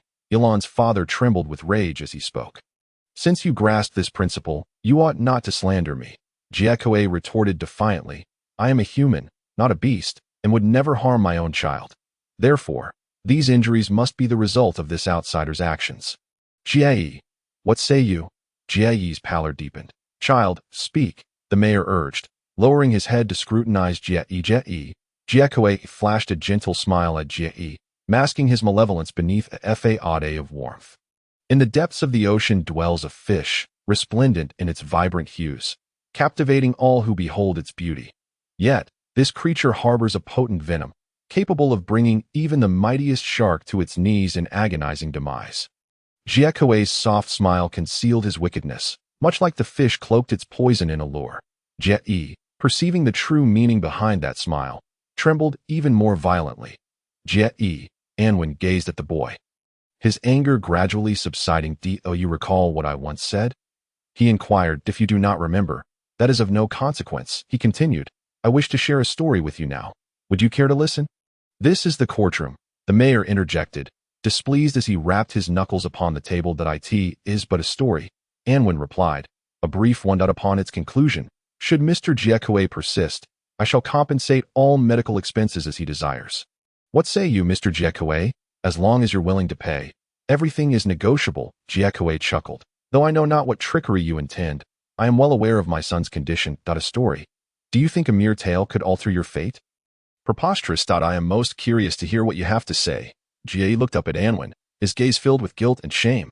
Yet, when fear overpowered all else, these emotions could not sway his actions. Anwen understood this, and thus refrained from casting blame upon him. Moreover, for one who had already chosen a path of no return, enduring some suffering before his demise seemed inconsequential. If it could aid another, then such tribulations would indeed be worth bearing. Once upon a time, there was a man named Ji Li Shu, he began to recount. He was a person born with disabilities, his head situated below his shoulders, his arms disproportionately long, his body hunched, and his legs nearly touching his chest, he narrated. Although those present could not fathom why he would share a story with the boy, they were collectively drawn to this peculiar figure, each constructing an image of the disabled man in their minds, deeming that anyone who appeared thus would be akin to a monster. Compared to those missing limbs or eyes, this disabled man evoked even greater sympathy and portrayed a more arduous existence. Jie listened intently to Anwen's tale. Meanwhile, Jiekue calculated the compensation in his mind. He had interrogated Jie and inquired with the blacksmith who had purchased the bellows, thereby discovering the amount of gold coins in Anwen's possession. All who beheld him would sympathize, believing that such a person must lead a difficult life, yet they remained oblivious to the fact that he possessed remarkable skills sufficient to sustain himself. Anwen continued his narrative. One day, war erupted as the demon tribe invaded Ji Li Shu's homeland. Ji Li Shu bravely joined the ranks of conscription, yet the recruiting officer rejected him, deeming that such a pitiable soul should not bear the burdens of a healthy individual. The war concluded with humanity's victory, albeit at a heavy cost. Those more capable than Ji Li Shu perished on the battlefield, yet he, the disabled man, survived. As the nation prospered, the king sought to aid the impoverished. The official responsible for distributing aid encountered Ji Li Shu and, moved by compassion, granted him several times more than others received. Thus, the ugly and disabled Ji Li Shu not only avoided hardship due to his disabilities, but instead reaped benefits from them. Upon reaching this point, the tale drew to a close. Many began to reflect on the marvelous nature of fate and the fortuity of Ji Li Shu. This story harbored myriad meanings. Anwen gazed at Jie. Do you know what one of my understandings is? Jie's heart raced. He was a perceptive child, possessing an extraordinary intuition regarding certain matters. The story, seemingly simple, bore complex implications, yet he grasped some of its essence. He empathized, believing that Anwen's intended message was likely this. Perhaps suffering could indeed be a form of wealth, he whispered. Yes, it could be. Anwen smiled. Yet, this wealth is not easily attained. I often ponder individuals like Ji Li Shu, who, in the face of humanity's peril, had the courage to join the ranks and confront the demons. What excuse do the able-bodied have for lacking bravery and not fighting for their own destinies? Some instill fear within us, yet how do they compare to the demons? How do they measure against death? I also muse upon what Ji Li Shu might have done had humanity lost that battle. Had the nation fallen, and the demons surged into his homeland, that I imagine he would have seized an axe and charged at them. The story had concluded, yet no one interrupted Anwin's continued discourse. For he had mentioned the demons. He had invoked the struggle against them, in the face of the threefold threat to humanity. Every individual understood who their true enemy was, and every individual recognized that the greater good transcended all else. He would undoubtedly perish, Anwin asserted, but when future generations speak of him, they will not mock him as a peculiar disabled man. They will weep and say, there once was a hero whose body was flawed, yet who bravely faced the ferocious demons. He is a hero, a source of pride for humanity. He looked at Jie, hoping to glimpse a glimmer of illumination in the boy's eyes, and then he saw it. Thus, he smiled. Chapter 014. Here, or there, such is how the story is told. Anwin remarked, if the tale holds truth, then Zhi Shu ultimately did not receive the honor I had imagined. Many years hence, when people recount this story, they will merely lament Zhi Shu's fortune. Indeed, some may even feel envy or lament the unfairness of fate, yet none shall laud him as a hero. Had that recruiting officer chosen Zhi Shu and granted him the opportunity to fight, what might have transpired? Clearly, Zhi Shu would have soon met his demise on the battlefield. However, people would forever remember that there existed a disabled man who fought valiantly against the powerful demons to protect what he cherished. The demons may have ravaged his body and his life, yet they could not extinguish his ironclad will. He turned to Jie, asking, and what of you? Will you bear your suffering with a bowed head, waiting for a king's charity, or will you lift your chin and courageously voice your outcry, challenging your hardships? His gaze was clear, yet within that clarity lay a penetrating sharpness. Jie was moved by that transparency and shaken by its intensity. Enough of your nonsense. Jie snapped back to reality. Well then, the story has concluded. Let us discuss compensation. My demands are not exorbitant. 100 gold coins. Should you refuse, I shall accuse you of malicious intent resulting in injury, and see you imprisoned. Anwin paid him no heed, fixating instead on Jie. Jie returned his gaze to Anwin's eyes, ignited a flame within him, causing past anguish to surge forth. The pain of fists striking his body was excruciating. The agony of kicks even more so. The torment of a leather belt lashing against him penetrated to the marrow. Beaten with a stick, scalded with boiling water, punished by a day without food or rest, these sufferings left scars upon him. Shackles of despair and hell, ensnaring him in a cycle of torment from which he could not escape. Faced with all of this, what had he done? He had merely shrunk away, too terrified to speak. Repeatedly betraying those who loved him out of fear that he had once believed he was blameless, for he was but a 10-year-old child. What could a child like him possibly do? He could only pray, only await rescue from others. But was that truly the case? Was he really powerless? Was it a matter of inability or a matter of courage? He recalled Anwin's words from the previous day, happiness and freedom are flowers that bloom on the mountain. If one does not strive to climb and pursue them, how can one ever hope to attain them? Even if deities were to exist among us, they would undoubtedly extend their assistance solely to those who strive and labor diligently, rather than to those who passively await salvation. Otherwise, where lies the notion of fairness? What significance does courage hold? What value does resilience possess? Jie raised his head high. Anwin's words resonated within him, as the sorrowful gazes of his aunt, uncle, and cousin flickered before his eyes. That he had squandered many beautiful moments due to his cowardice, yet he could no longer afford to do so, lest he become the pitiful figure in a tale, eliciting mere sympathy, evoking sighs, provoking envy, or even disdain. Mayor, tears streamed down his face, but he refrained from weeping aloud. For the first time in his life, he filled his heart with strength and voiced his true feelings.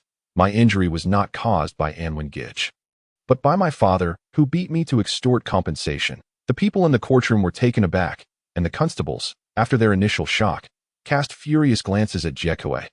What did you say? Jie stared at his son in disbelief.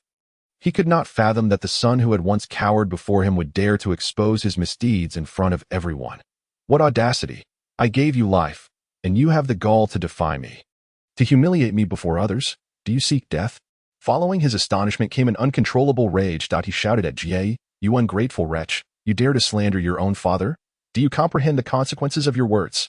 Anwin smiled, knowing that the first step is always the most arduous, but once taken, the subsequent strides would grow steadier without the need for external encouragement. That he remained silent, merely gazing at Jie, his eyes filled with approval and encouragement.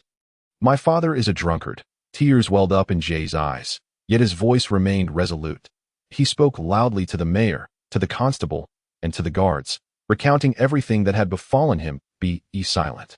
Be silent. If you dare speak further, I'll break your other leg. Jiekue roared as he lunged toward Jie. Seize him, barked the constable beside the mayor, and 2 guards rushed forward, pinning Jiekue to the ground. Jie looked at Jiekue, observing his still menacing visage, yet devoid of fear. What am I afraid of? The pain. Death. He glanced at the Elan family, tears cascading like a fountain. No, I should not fear those. What I fear most is betraying their love and losing it. He turned his gaze back to Anwen. What I fear most is becoming a villain like my father, ensnaring the innocent for my own gain. Beyond that, I have nothing to fear. Sir, he proclaimed loudly, recounting every hardship he had witnessed throughout his life. His mother's suffering, his father's brutality, and the days following the loss of his most cherished loved ones. Culminating in the harrowing blow that had nearly broken his leg the previous night, Jiekue's face turned ashen as he shouted, "He is lying, lying, lying." The mayor's frail voice trembled, his chest heaving with agitation. What kind of hatred drives a son to so viciously malign his own father? What kind of person teaches a 10-year-old to utter such horrific falsehoods? He demanded with a sharp tone. None, Jiekue answered. You despicable beast. You are lower than a demon or beast god. I foolishly believed your words, allowing this child to endure such suffering. You have made me a criminal as well. Mayor, please do not get too worked up, the constable interjected. At least now we have an opportunity for redemption. Indeed, the mayor shouted as he pounded the table, that I hereby transfer the guardianship of this child to his aunt's family in accordance with the laws of the Dawn Empire. As for you, you wretched creature, I shall impose a severe sentence and imprison you. Every child is the hope of the Dawn Empire, endowed with boundless potential. Yet you have sown seeds of fear and hatred in his heart, which clearly assists the demon, beast god, and evil races in annihilating our human future. No, it is not like that. Jiekue cried in terror. Take him away, the mayor commanded, slamming his fist on the table. I find him repulsive. The guards, unyielding, seized Jiekue by the hair, binding his limbs, and dragged him from the courtroom. Jiekue's anguished cries echoed in the ears of the crowd, gradually fading into the distance.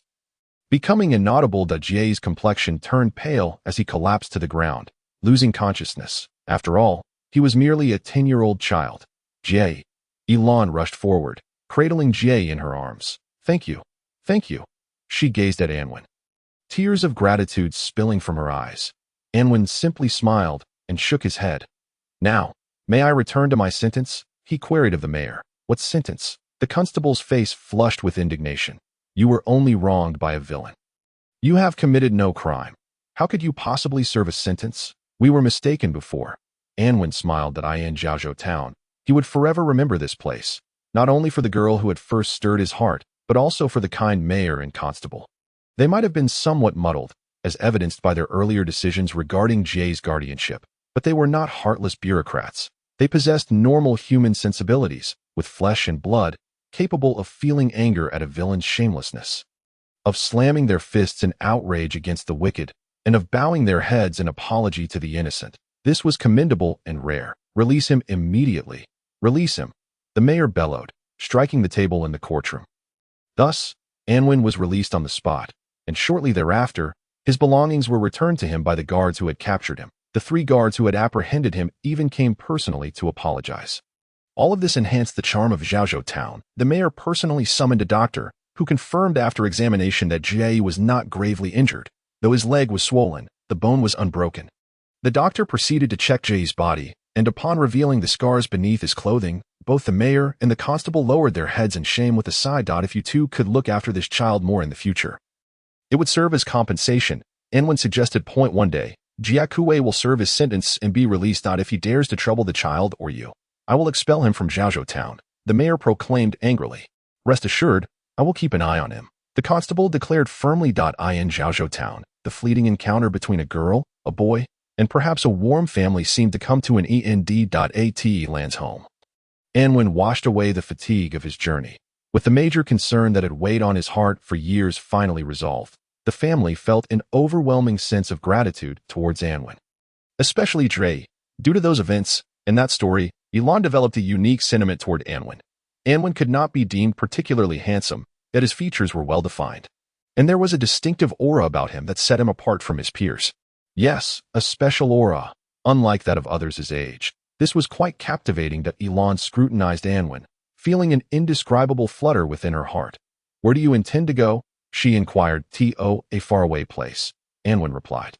"Why there?" she asked. "Though Zhaozhou is merely a small town, it has everything one could need."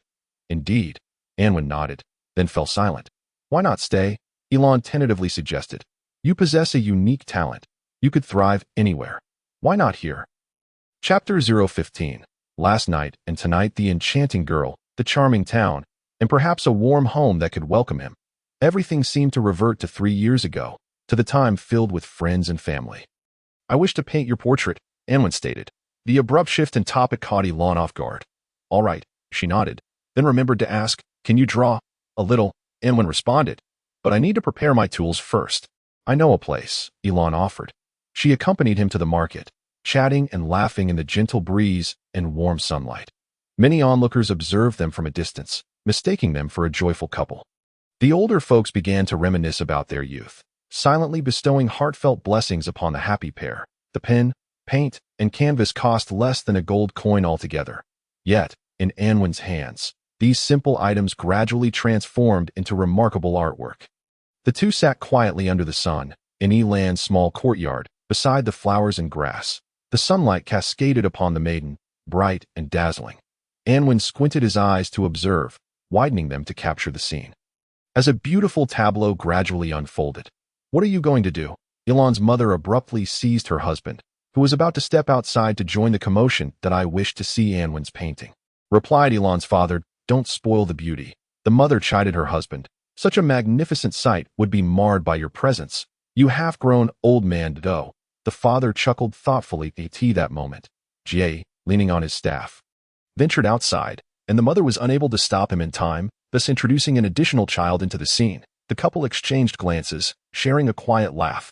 "Anwen Ji, you are truly remarkable. If only I possessed your talents," Jie exclaimed, gazing at the beautiful image on the canvas. "Such endeavors require keen observation and diligent practice," Anwen replied, longing to comply, just as he wished to accept Elan's invitation to stay. Yet, he could not. His shoulders bore burdens heavier than mountains, burdens he could not relinquish.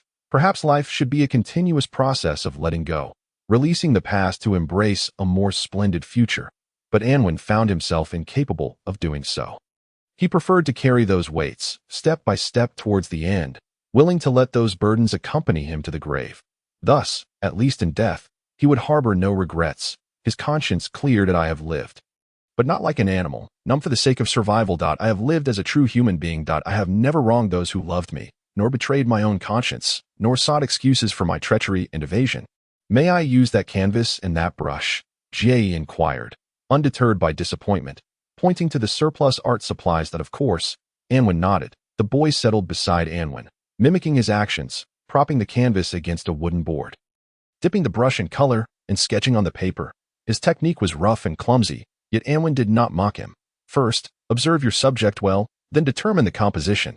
Once you have a rough idea, outline the sketch with the base tones," Anwen instructed, unable to refrain from guiding him as he painted. Jie listened intently and painted earnestly. After a considerable time, Anwen's artwork was complete. In that painting, flowers bloomed in the background.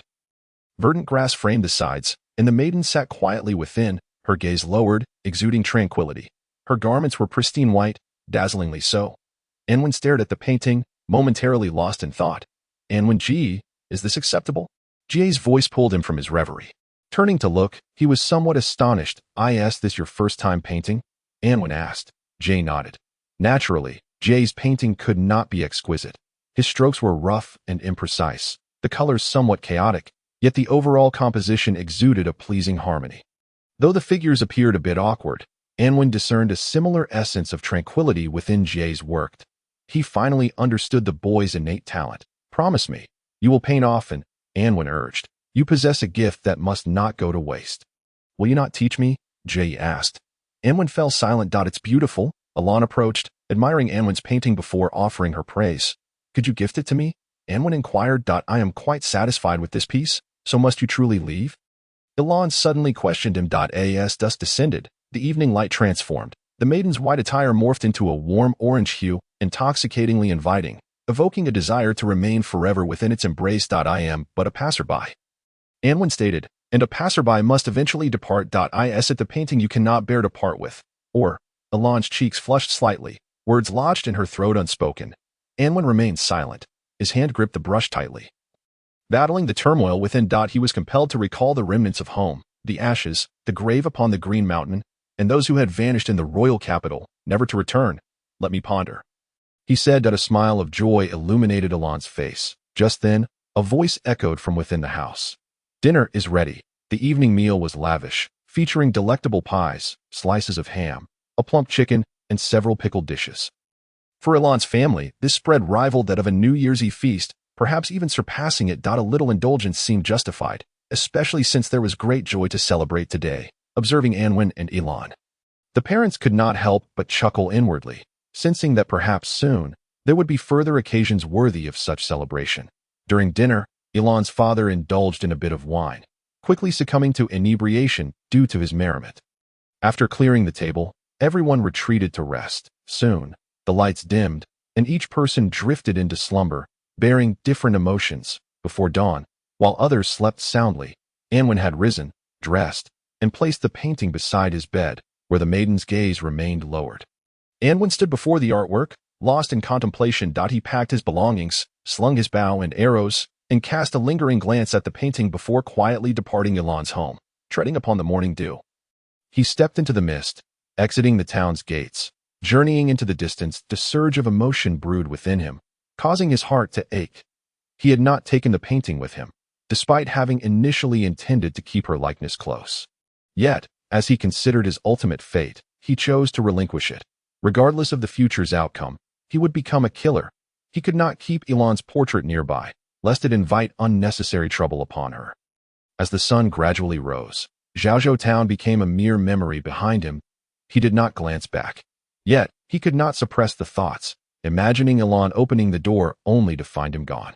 Picturing her reaction upon discovering that he had left the painting for her, he felt a force gripping his heart, rendering it painfully heavy.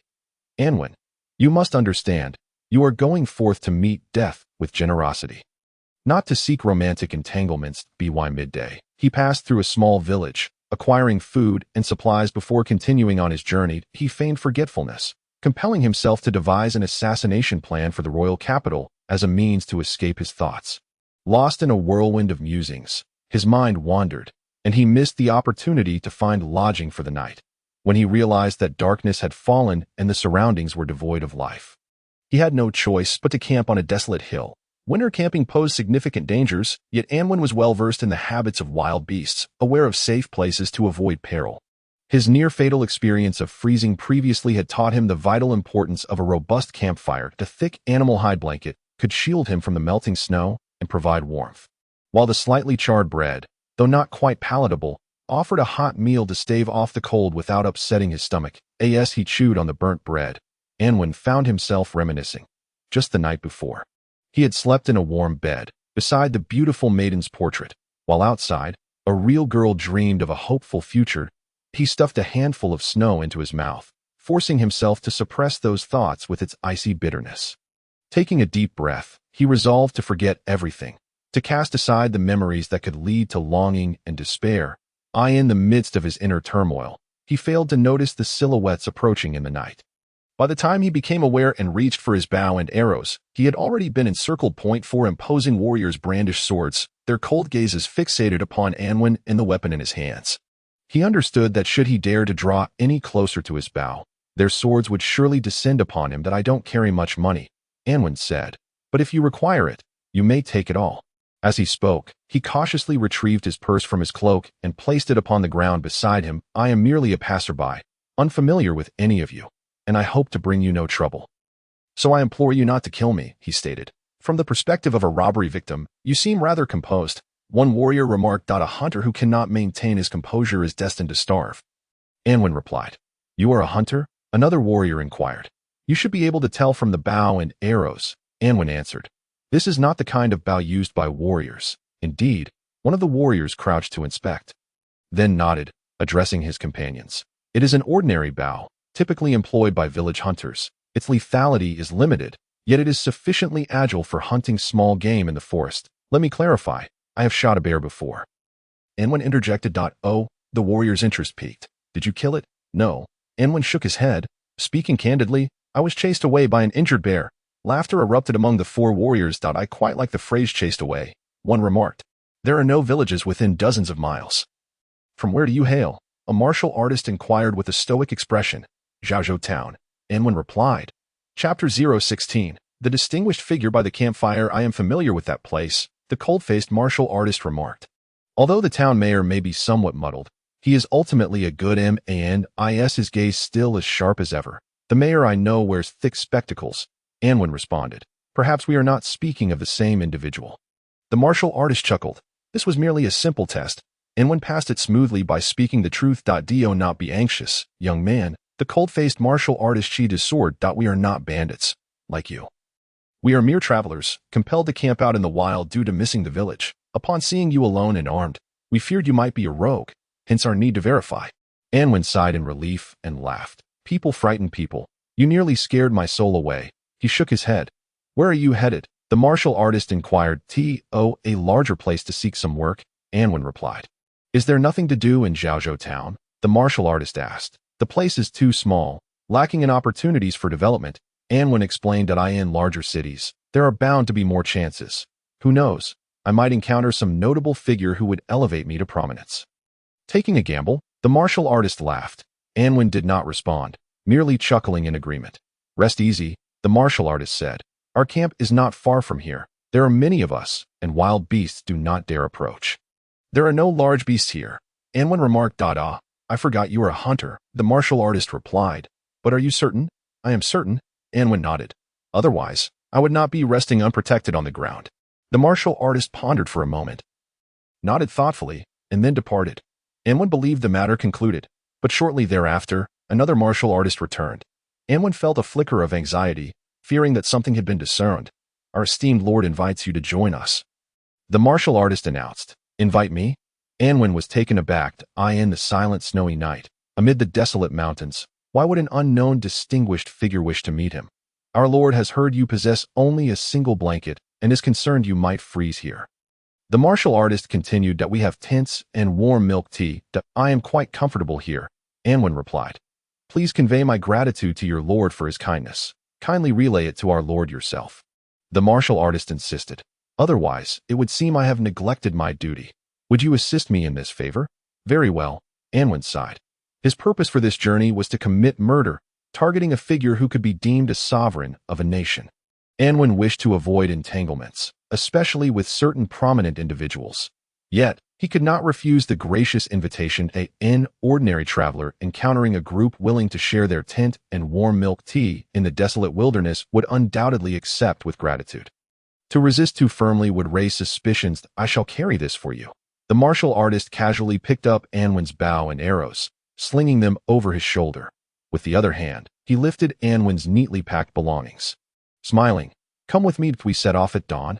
Anwen mused, unable to suppress a lyric in his heart, and happily followed behind. After rounding a hillside, flickering flames danced in the distance. Within a hollow of the mountains lay a flat expanse, surrounded by a dozen tents encircling a massive bonfire, forming a camp. Aside from one individual, the rest of the camp's occupants were martial artists, each with bright eyes and swords of various styles hanging at their waists. The exception was a middle-aged man, quietly seated by the bonfire, engrossed in a thick tome. The firelight cast a warm glow upon his face, making him appear to radiate a solar-like brilliance from afar. My lord, he has arrived, the martial artist announced, approaching the middle-aged man while carrying Anwen's bow and belongings. Bowing respectfully, the middle-aged man carefully marked his place in the book, closed it, and set it aside before turning his gaze upon Anwen. Only then did Anwen truly observe his features. He appeared to be in his 40s, relatively young among middle-aged men, yet his temples were already graying, starkly contrasting with his dark hair, reminiscent of the eternal duality of black and white. Light and dark, his brows were slightly elevated, giving his eyes a profound and penetrating depth. His face was somewhat elongated, possibly accentuated by a slightly receding hairline. His eyebrows formed a subtle arc, lending him an air of perpetual contemplation. Greetings, the middle-aged man stood, nodding in acknowledgement toward Anwen. Hello, Anwen replied, placing his right hand upon his left shoulder and bowing in respect. This was the customary greeting from a lower-tier individual to a higher-tier one among the human race. Anwen executed it flawlessly, earning the middle-aged man's favor. Please forgive my impudence, the middle-aged man said. Allow me to introduce myself. My name is Luo Ying, a merchant. I am Anwen, a hunter, Anwen responded. Please, have a seat. Luo Ying gestured politely. Anwen sat down with courtesy. For reasons unknown, Anwen felt an immediate affinity for Luo Ying from the moment he laid eyes upon him. This could be attributed to Luo Ying's demeanor, his evident passion for literature. Or perhaps the bonfire's glow illuminating him in a somewhat dazzling manner. Dai tea reminded Anwen of Ilan's radiant white attire.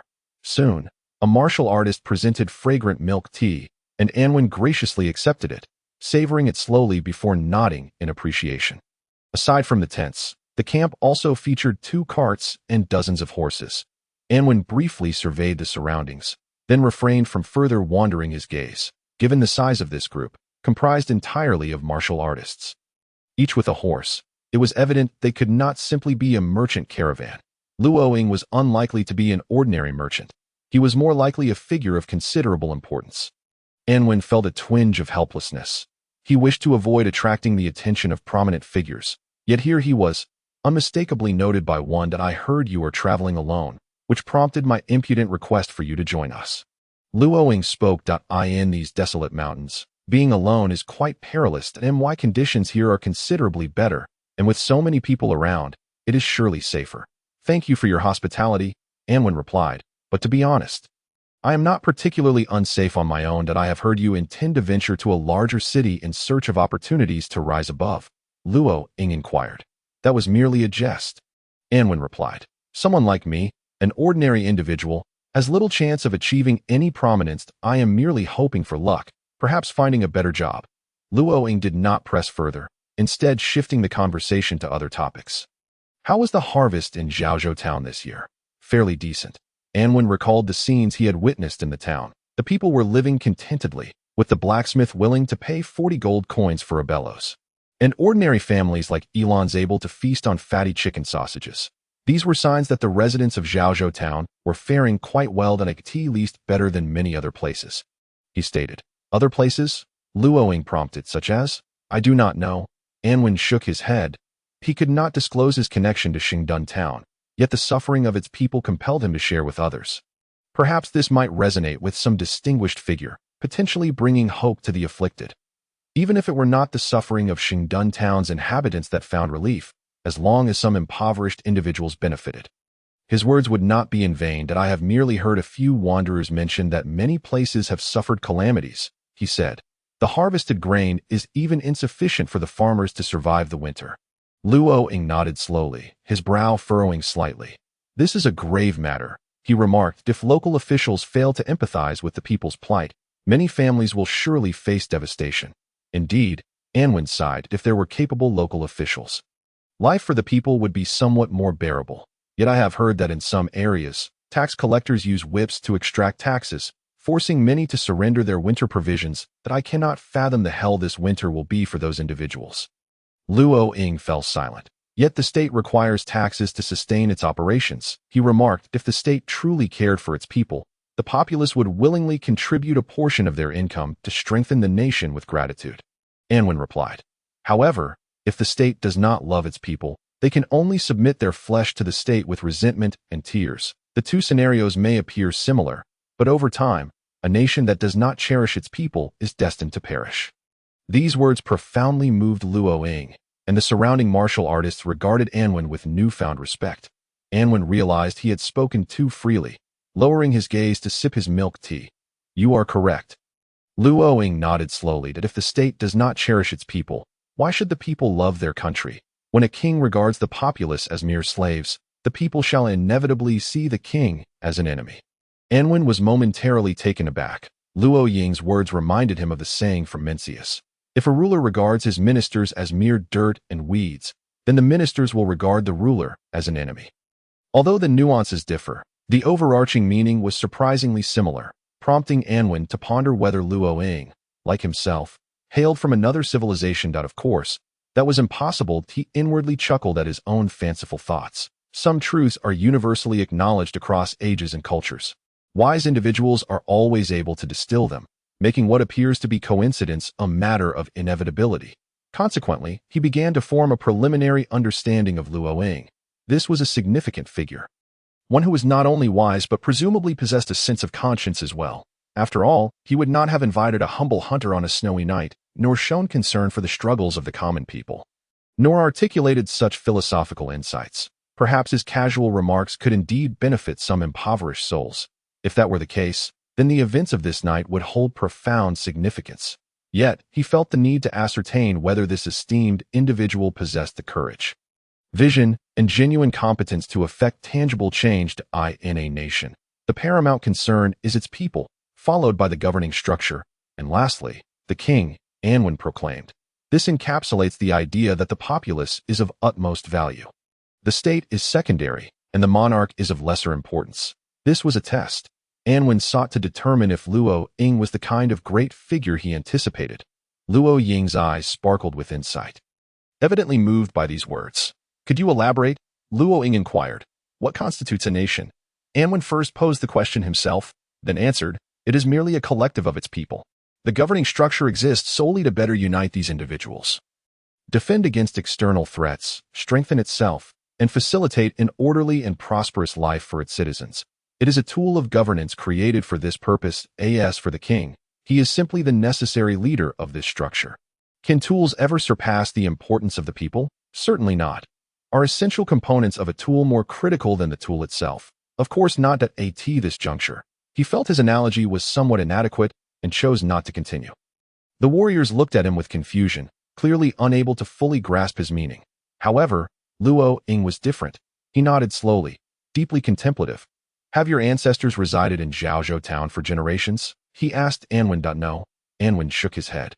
Luo Ying nodded, then refrained from pursuing the matter further. Anwen sensed that he had made a judgment about his origins similar to Qiu Li's. Indeed, ordinary individuals could not possess such profound insights into national governance. Unless they were descendants of noble families, they receive education in this regard from a young age, their perspectives far surpassing those of the average citizen. For modern individuals, some concepts are merely rudimentary knowledge from middle school civics classes. Yet for the inhabitants of this world, they represent profound wisdom. What would he say if pressed? Anwen felt a twinge of anxiety. Yet, Luo Ying did not press further, which reflected his own wisdom, for if Anwen were indeed a fleeing noble, continuing to inquire would only expose his identity, placing Luo Ying in a dilemma. Should he apprehend him and turn him over to the law enforcement troops, or continue exchanging ideas? Sometimes, ignorance is the wisest course. History has shown that many vast nations have crumbled due to their indifference to the suffering of their people, Luo Ying remarked. Had their kings heeded your words earlier, they might have retained everything. It's futile, Anwen replied, shaking his head. For those who wield absolute power, wisdom is a rare commodity. Folly, however, is easily found. That a single act of grave folly can lead to the downfall of a nation.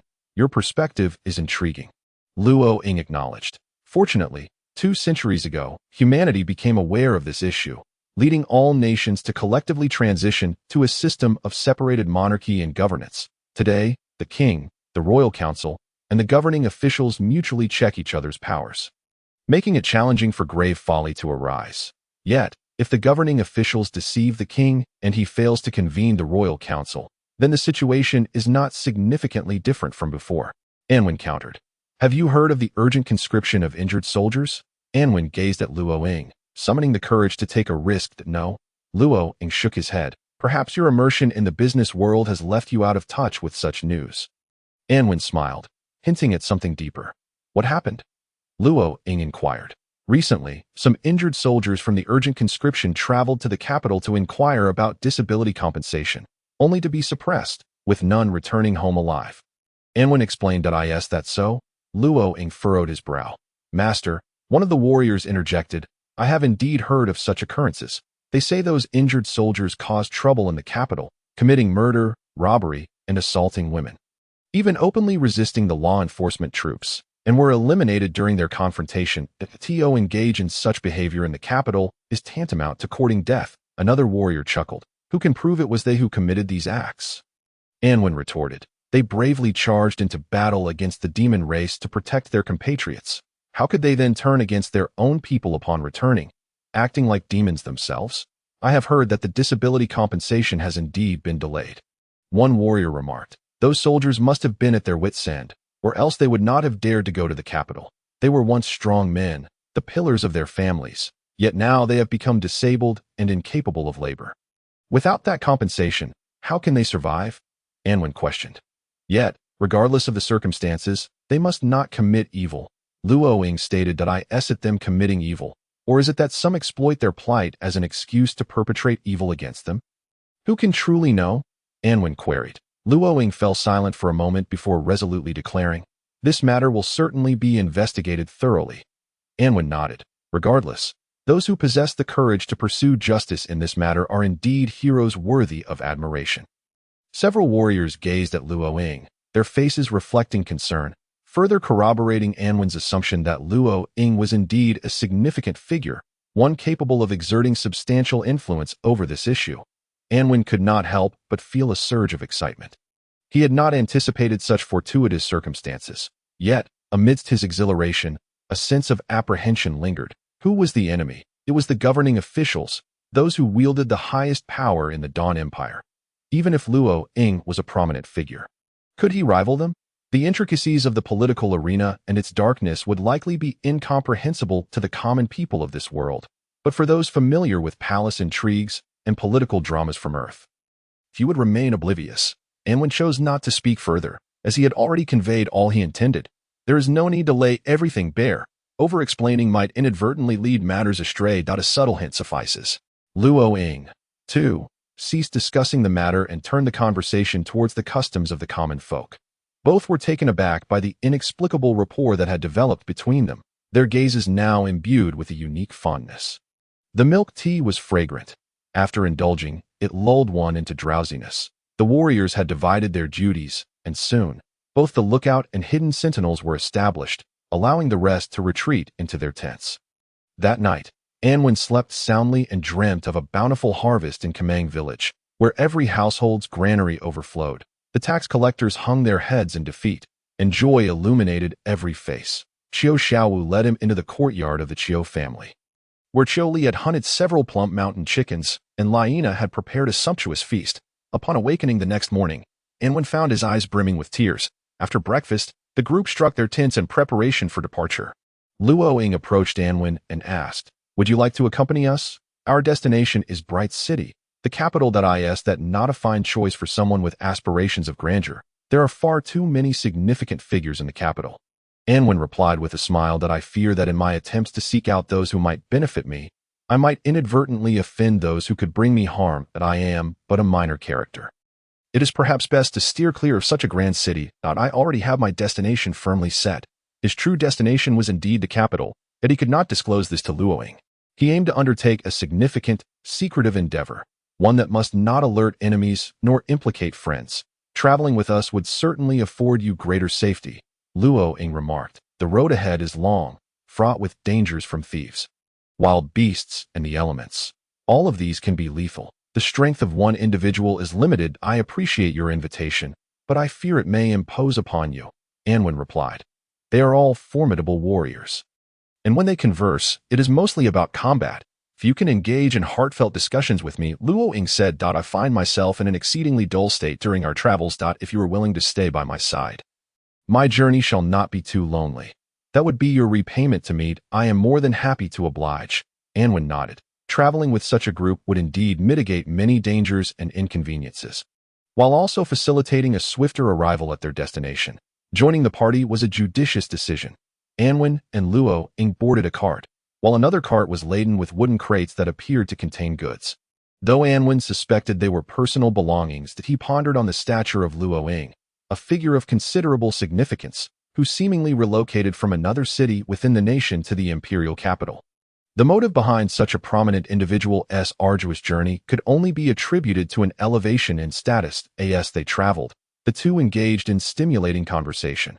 Although Anwen possessed scant knowledge of statecraft, he had attended middle school and acquired a modicum of political understanding. The principles he had gleaned were, In the context of this world, profoundly intricate and esoteric, sufficient to sustain their dialogue for an entire day.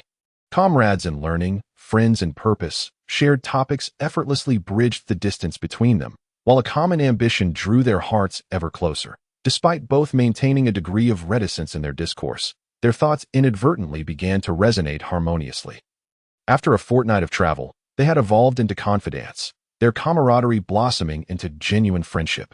Anwen's address to Luo Ying had shifted from the formal you to the more familiar you. However, as they delved deeper into familiar topics, their conversations began to wane, drifting from matters of state and society to discussions of the scenic vistas along their journey, eventually leading to prolonged silences. One day, as Luo Ying succumbed to slumber amidst the jostling of the carriage, Anwen, having already rested for a spell, awoke and, out of boredom, retrieved a handwritten manuscript from his belongings. The serene and comfortable sunrise often dulled the memory of past tribulations. Anwen feared he might forget the blood, the flames, and the graves. Thus he endeavored to remind himself of them frequently. This manuscript of Zhuangzi was crafted from memory, a tribute to his mother and a means to bring joy to Qiu Xiaowu. Each time he perused its words, he was transported back to the nights when his mother recounted stories by his bedside, and he envisioned Qiu Xiaowu's reflections upon each tale that at times, this would evoke laughter. While at others, he found himself stifling tears. What manner of book is this? Luo Ying awoke to find Anwen gazing intently at the manuscript. Curiosity piqued. "Though, it's merely a handwritten copy," Anwen replied, attempting to stow it away. "It wouldn't happen to be that kind of book, would it?" Luo Ying's expression took on a suggestive quality. "No." Anwen shook his head. Not misconstrued, it's fine. Who hasn't been young?" Luo Ying chuckled. "When I was your age. I once spied on a neighbor bathing. What is so scandalous about looking at this sort of book? I assure you, it is not that." Anwen insisted. "To feign oneself in front of friends is a shameful act." Luo Ying remarked. "I am not pretending," Anwen clarified. "Then allow me to see it." Luo Ying extended his hand. "Old fox." Anwen sighed. "Your intentions were clear from the start. You should have just asked directly. Yet you might have concocted excuses to deny me." Luo Ying countered.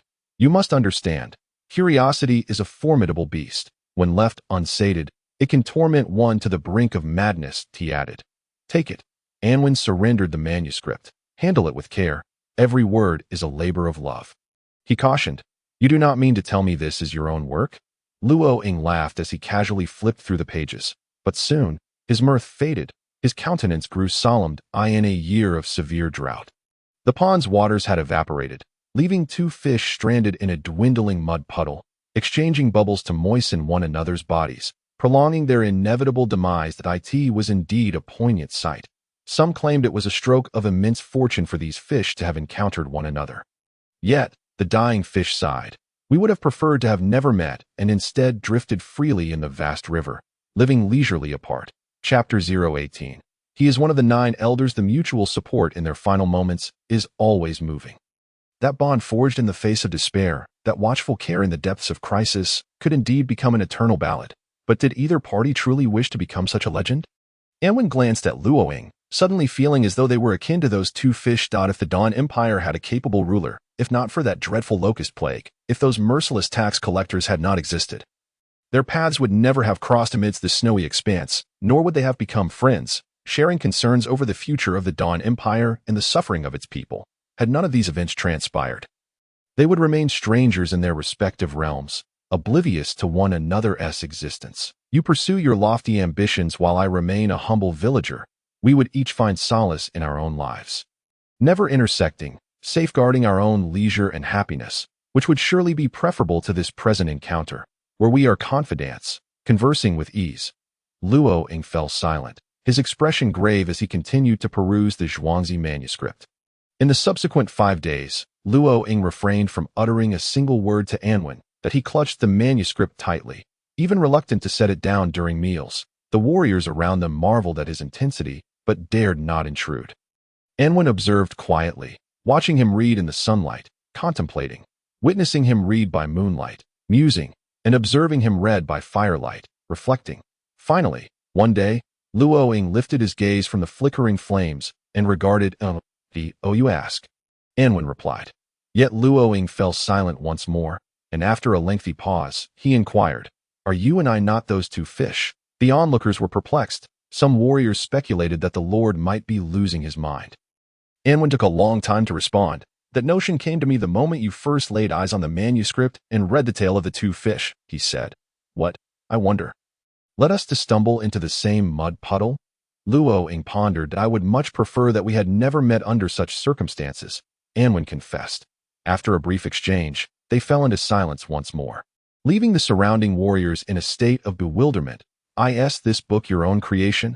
Luo Ying asked. "Indeed," Anwen nodded, but soon realized the question pertained not to authorship, but rather to the essence of the content. "It comprises memories of stories my mother told me during my childhood, with some alterations for the sake of remembrance. There are many tales within, each thought-provoking, revealing certain unsettling truths," Luo Ying remarked, "yet some are disconcerting, appearing overly bleak or extreme, and the morals they convey may be difficult to accept, such as?" Anwen inquired.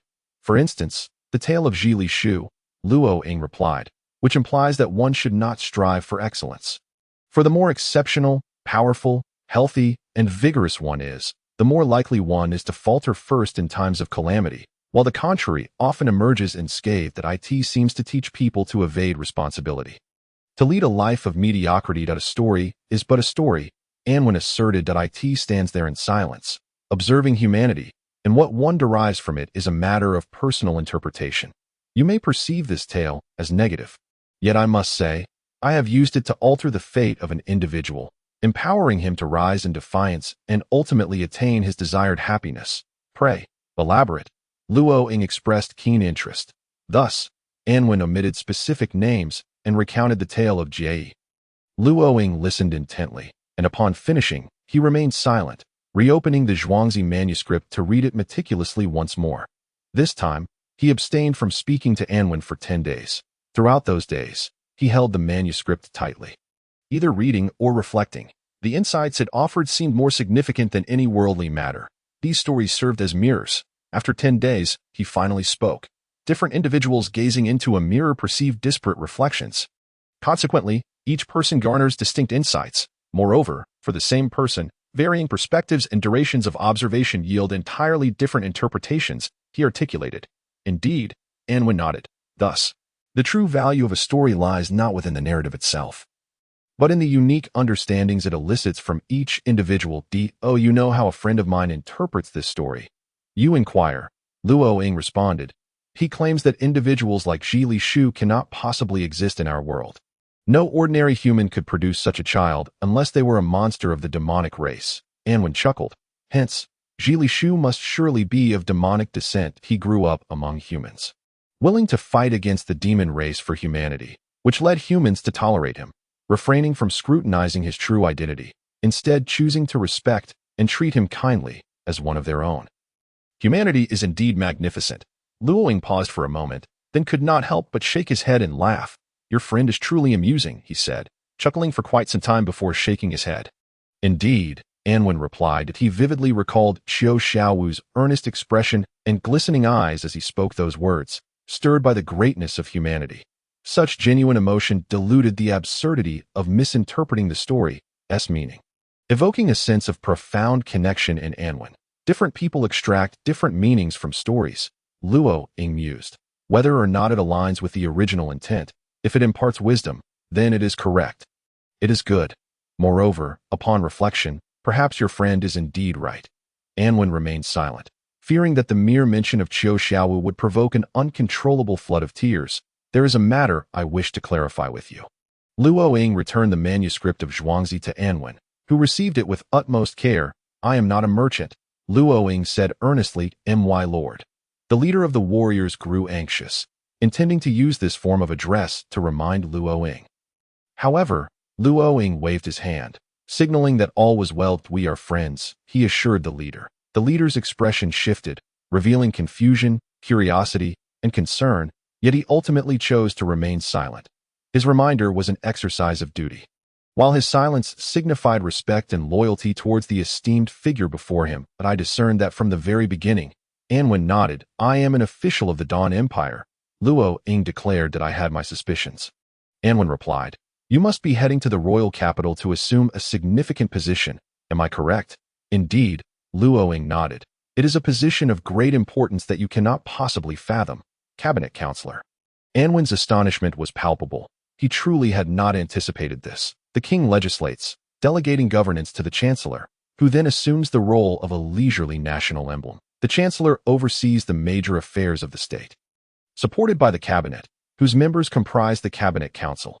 Thus, the cabinet stands as the second most powerful entity, with its councillors being the true power holders of the nation. The cabinet of the Dawn Empire consists of 8 members, plus the chancellor, totaling 9. These 9 individuals occupy the pinnacle of the imperial power hierarchy, serving as the actual rulers of the entire empire. The realization that Luo Ying is one of them profoundly moved and shocked Anwen. Luo Ying observed Anwen, perceiving surprise in the young man's eyes, yet failing to detect any other anticipated emotions such as fear, reverence, excitement, or longing. You are not afraid? Luo Ying asked half-jokingly. What is there to fear? Anwen inquired. That I am one of the 9 distinguished figures who hold dominion over the empire. Luo Ying replied. What do the common folk call you? The 9 elders? Anwen shook his head. So what? We merely occupy different roles in society. In truth, Anwen did not feel so detached in the presence of one of the 9 elders. His composure stemmed partly from their newfound friendship and largely from the realization that his future was already bleak. To assassinate a chancellor, regardless of success or failure, would result in his certain demise. What did the 9 elders matter to a man already resigned to his fate? Even if the king stood before him, what could it change? Luo Ying could not fathom Anwen's thoughts, but his words compelled Luo Ying to regard him with newfound respect. Different roles in society, he mused. This phrase was intriguing, possessing a hint of arrogance. Yet upon reflection, it seemed to reveal a profound truth to in the future. The world may indeed evolve into such a realm, Anwen remarked, where all individuals coexist equally under the rule of law. Although there may still be distinctions between the influential and the common, all deserve respect and are impervious to arbitrary infringement, for we merely engage in varying societal roles with no essential difference. Luo Ying added, that is precisely the point. Anwen smiled. That I truly do not know what thoughts occupy your mind or how they came to reside there. Luo Ying marveled. Do not attempt to cleave it open with a sword to see. Anwen replied, for I shall resist fiercely. This remark elicited hearty laughter from Luo Ying. How many more such moments of mirth would they share? He sighed once more. The affairs of the empire have descended into chaos. The common folk may remain oblivious, yet the empire teeters on the brink of collapse. The fade of prosperity may not endure much longer. He lamented. Is it truly that dire? Anwen had presumed that the tragedy in Keeman village was an isolated incident, not realizing that the seemingly stable Dawn Empire was perilously close to ruin. Take the disability compensation you are aware of. It is no trifling sum, yet honestly, for an empire, it is not a significant amount, Luo Ying explained. Nonetheless, such funds are fiercely clutched by the powerful, who refuse to release them to the wounded soldiers. Which sufficiently illustrates the empire's dire situation, whether driven by altruism or self-interest. Do you intend to change it? Anwen asked. Thus, I am uncertain whether I can continue to laugh joyfully in the future. Luo Ying replied. Upon arriving at the royal capital, I shall devote all my efforts to salvaging the empire's fate. By then, I fear I shall have little time for contemplation of other matters. But rest assured, I will pursue the matter of the wounded soldiers. Even if I lack the time, I will entrust it to reliable friends. Luo Ying had never inquired about Anwen's connection to the wounded soldiers. Yet his repeated assurances indicated that he had already surmised some truths. His silence stemmed from wisdom and understanding, a testament to his shrewdness. Anwen's greatest concern had been that Luo Ying might be an overly righteous politician, one who, driven by passion, might recklessly charge forth in the bureaucratic realm, ultimately leaving behind only a tragic legacy without effecting any meaningful change in the world. Yet now, he no longer harbored such worries. He believed that Luo Ying would undoubtedly possess his own unique means, though he still wished to offer a few more words. While I am no expert in the grand principles of governance, I do possess some insights regarding how to enrich a nation. He addressed Luo Ying. Would you care to hear them? Perhaps my thoughts may not hold merit, yet they might inspire you.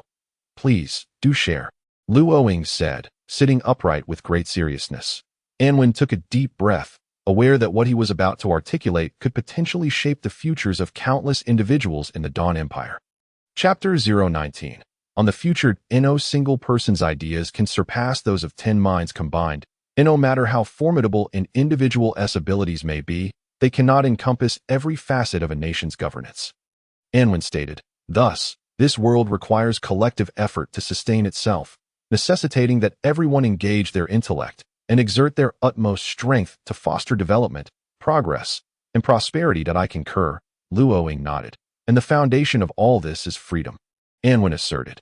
Only by granting individuals ample freedom, allowing them to utilize their intelligence to amass greater wealth, and enabling them to strive for better lives without the fear of sudden confiscation by the state, will they willingly endeavor. The essence of freedom lies first in clear property rights, and second in an open and liberated trade market, Anwen elaborated. Anwen was no natural statesman. He understood that well. However, he was also not merely seizing an opportunity to engage in idle banter with a powerful figure out of a desire for vanity. After his mother's passing, the absence of bedtime stories led him to immerse himself in extensive reading, whether out of nostalgia or habit. He had encountered an economic treatise analyzing the rapid ascension of China as the world's second-largest economy, following its reform and opening. The book not only examined China but also scrutinized the once mighty British Empire of the 19th century. The astonishing parallels in the economic rise of both nations lay in their unconditional opening of ports, granting trade unrestrained freedom, and allowing the market to govern itself without undue interference. He reminisced about the exhilarating accounts within the book. He shared them with Luo Ying. Thus, the nature of the political system is of little consequence. What truly matters is whether that system grants the people freedom, regardless of whether it is an imperial monarchy, the current separation of monarch and government, or a potential future democratic system. The key to national prosperity lies in the system's willingness to provide freedom to the populace. Otherwise, no matter how commendable the system may be portrayed, the nation will remain impoverished. The Dawn Empire, situated at the heart of the continent, is known as the wasteland plains due to its barren soil, resulting in underdeveloped agriculture, where a single natural disaster could regress the economy for years. Yet, this is not merely a curse from the heavens, but also a blessing. Our territory connects with 9 nations, serving as a hub for trade. If we seize this opportunity, we can expand and strengthen commerce. Money will not be an issue. Rather, the challenge will be to find ways to spend it, which may leave us in distress. As for what business to pursue and how to conduct it, I believe the state should refrain from excessive intervention, that we must grant the people freedom and trust them to exert their utmost ingenuity to improve their lives, unleashing unexpected brilliance akin to that of great sages. Therefore, we must abolish all restrictions on freedom, for instance, to facilitate the flow of population, to reduce border restrictions, and to permit the conversion of farmland. Anwen expressed whatever came to his mind. Although his thoughts sometimes lacked coherence, he was aware that Luo Ying would naturally organize the disjointed ideas within her mind. He did not intend to draft a code of freedoms. He was merely offering suggestions, thus coherence was of little concern. What mattered was to articulate all that he conceived. Wait, Luo Ying suddenly interrupted him. What do you mean by converting farmland? She inquired. That I cannot articulate specific methods. I am only providing a rough concept, Anwen replied somewhat sheepishly. Essentially, it implies allowing arable land to be repurposed for other uses. That I cannot agree with that notion, Luo Ying stated. Farmland is the guarantee of a nation's food supply. Is it not perilous to sell agricultural land for the sake of profit? The barren plains are inherently unsuitable for cultivation, Anwen countered. Yet we share borders with the 9 nations, some of which possess fertile fields. Those fertile fields do not belong to us, Luo Ying responded. As long as we have wealth, everything in the world is ours. Anwen asserted that on a certain level, this statement seemed to advocate for the heartless rich, which elicited a chuckle from Luo Ying. Her tone was half joking, yet laced with seriousness. Some wealthy individuals are devoid of compassion simply because they face no competition, Anwen proposed. If the entire populace joins the quest for wealth, those who were once unfeeling will surely tremble in fear. How could they still afford to be unkind?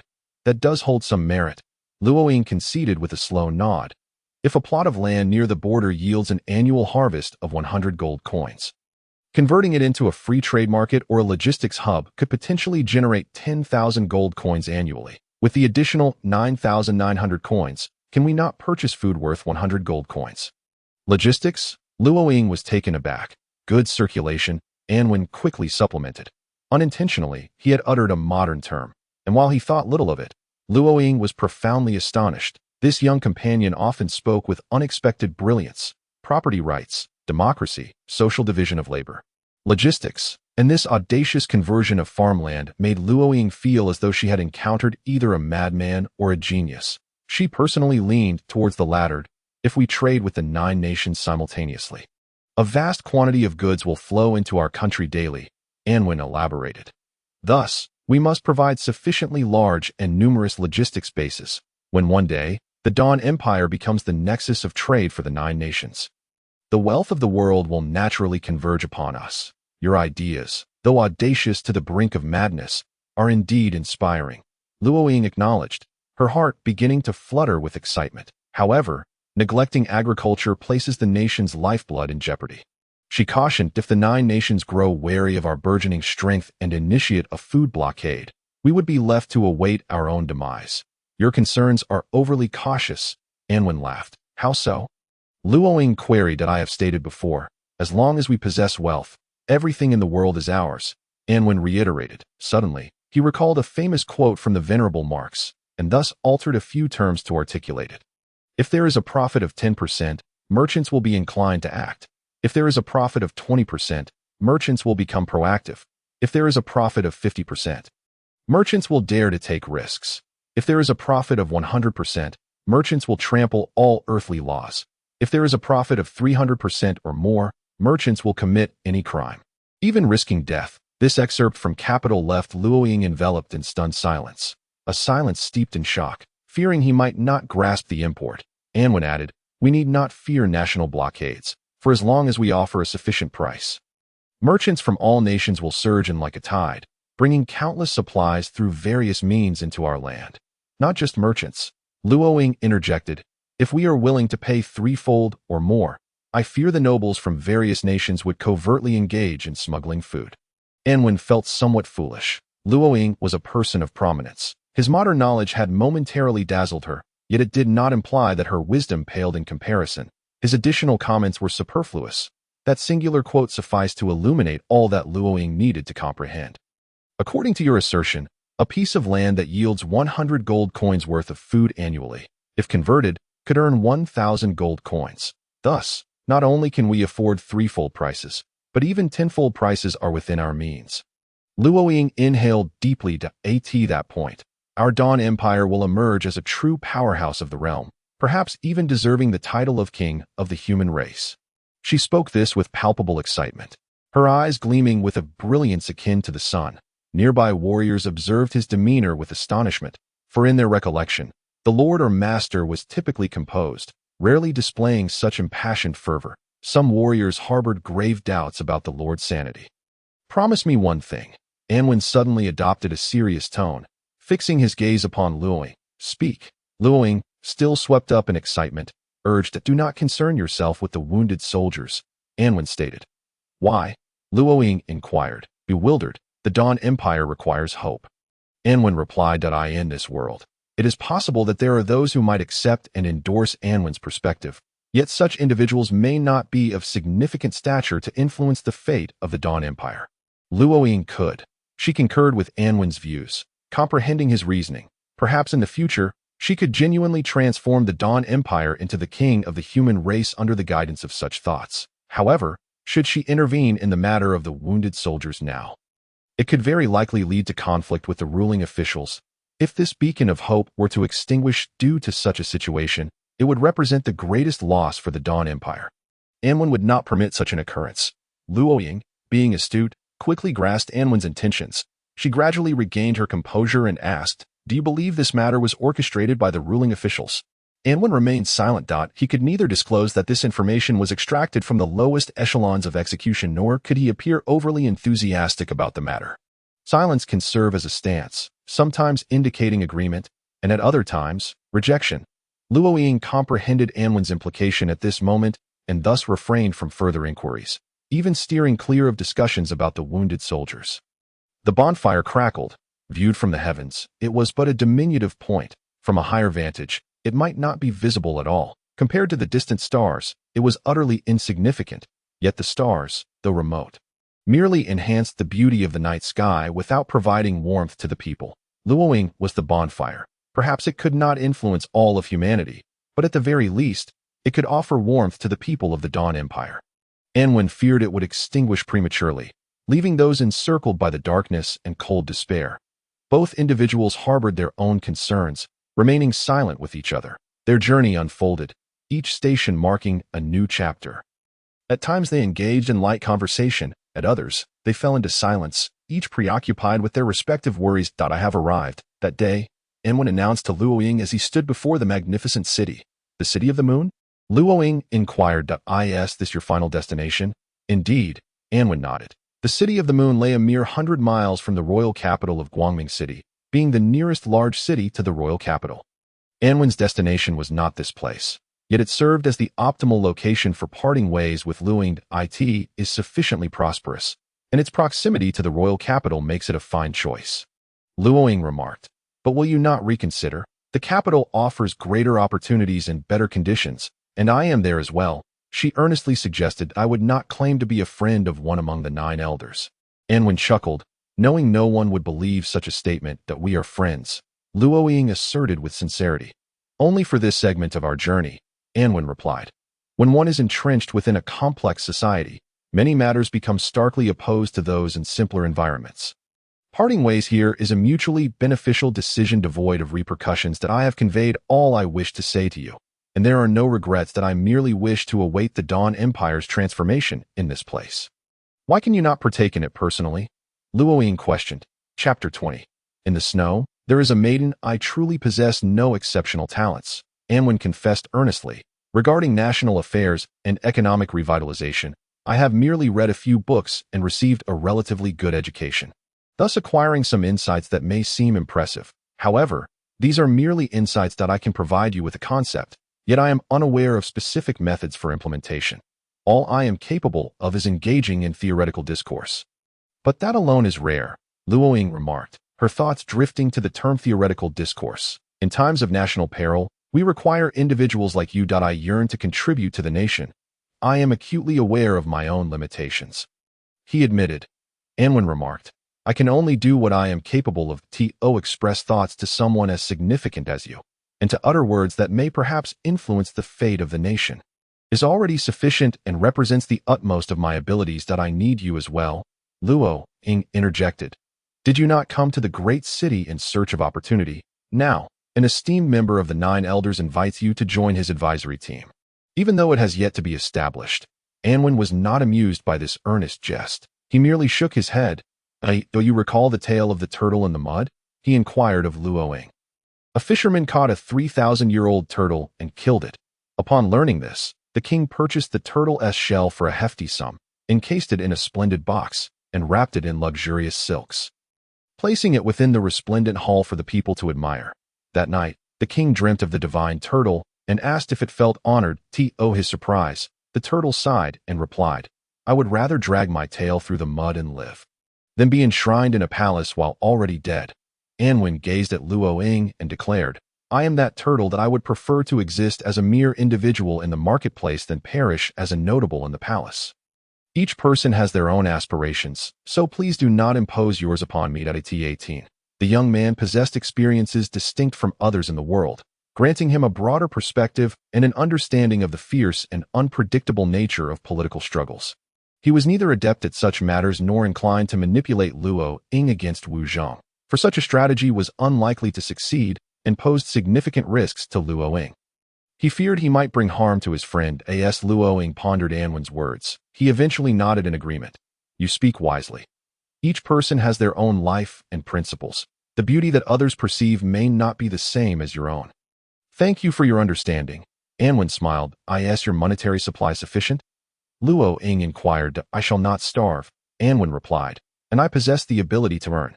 Yet you should keep this, Luoying insisted, for it symbolizes our friendship. And you must accept it. He pressed his coin pouch into Anwen's hands, which felt heavy, containing at least 100 or 200 gold coins. Then I shall accept it, Anwen said without hesitation. The money would indeed assist him. And between friends, There was no need for feigned politeness. This was precisely what Luo Ying admired about Anwen. The following morning, Luo Ying's party set off. Anwen accompanied them to the city gates, bidding farewell with a wave. After a moment's reflection, Luo Ying added, "Should you ever change your mind, come to the capital to find me. This coin pouch shall serve as a token." "Very well," Anwen nodded. "Take care." Anwen was 18, while Luo Ying was 41. The generational gap did not hinder the genuine friendship that had blossomed between them. During their time together, they had come to regard each other as confidants. Yet their camaraderie could only reach this point. Amidst the sorrow of parting, the party departed. Luo Ying peered back through the carriage window, but Anwen turned and walked into the city, his silhouette quickly vanishing. Luo Ying sighed. At this moment, a feeling of shame washed over him. Wishing for Anwen to encounter failure at every turn, achieving nothing. This thought betrayed their friendship, yet he believed it was the only way Anwen might venture to the capital to seek him. As Luo Ying wrestled with these conflicting emotions, he journeyed on, while Anwen found an inn within the city, procuring necessary supplies for his journey before leaving the City of the Moon the following morning. Without the protection of the martial entourage, the journey reverted to its previous arduous and distant nature, fraught with unknown dangers. The snow had begun to melt, heralding the arrival of spring. The coldest moments had been endured alongside Luo Ying. Yet the thawing world would not exude more kindness. Rather, the melting snow mixed with the earth to form mud, complicating one's journey further. Anwen trekked alone, accustomed to traveling with a group and riding in a carriage. Walking alone became increasingly burdensome. It took him several days to acclimate. He traversed a desolate expanse where the absence of mountains allowed the wind to rage. In the vast, snowy plain, patches of earth occasionally emerged, frozen solid. Amidst the star-like darkness, Anwen noticed something unusual. In the darkness, a faint white hue emerged, distinct from the snow. Upon closer inspection, it resembled human skin. He hastened toward it, discovering a woman collapsed in the snow. The woman was slender, clad in a fitted black outfit, and wore black leather boots, their soles caked with frozen mud. She lay on the ground, maintaining a posture as if attempting to crawl forward. Her long hair tied in a ponytail draping over her side. Her trousers bore a gash, stained with blood that had frozen into clumps. The edges of the tear were neat, clearly inflicted by a sharp weapon. "Who are you? Are you still alive?" Anwen gently moved her ponytail aside, revealing her face. Though her features were marred with dirt, the smoothness of her skin and the outline of her features suggested she was quite young, likely of similar age to Anwen. Placing his hand on her neck, he felt a faint pulse, barely discernible. Had he not encountered her, she might have remained here, frozen solid like the surrounding earth, for perhaps another half-day before succumbing to the cold. Anwen lifted her gently, searching for a suitable place. Not far off, a small grove grew atop a knoll, forming a natural windbreak. Branches were cut and arranged, and once ignited, they became a campfire. Anwen first laid down a layer of dry grass on the ground, then placed a straw mat atop it. Finally covering it with a fur blanket, he carefully positioned the girl upon it, examining her body and discovering that aside from a sword wound on her left thigh, there were no other injuries. He peeled back the torn fabric of her trousers to investigate further. The wound on her thigh was long and had seemingly bled profusely. She should be grateful for the winter's chill, for it had frozen her wound. Otherwise, before Anwen discovered her, she would likely have perished from excessive blood loss.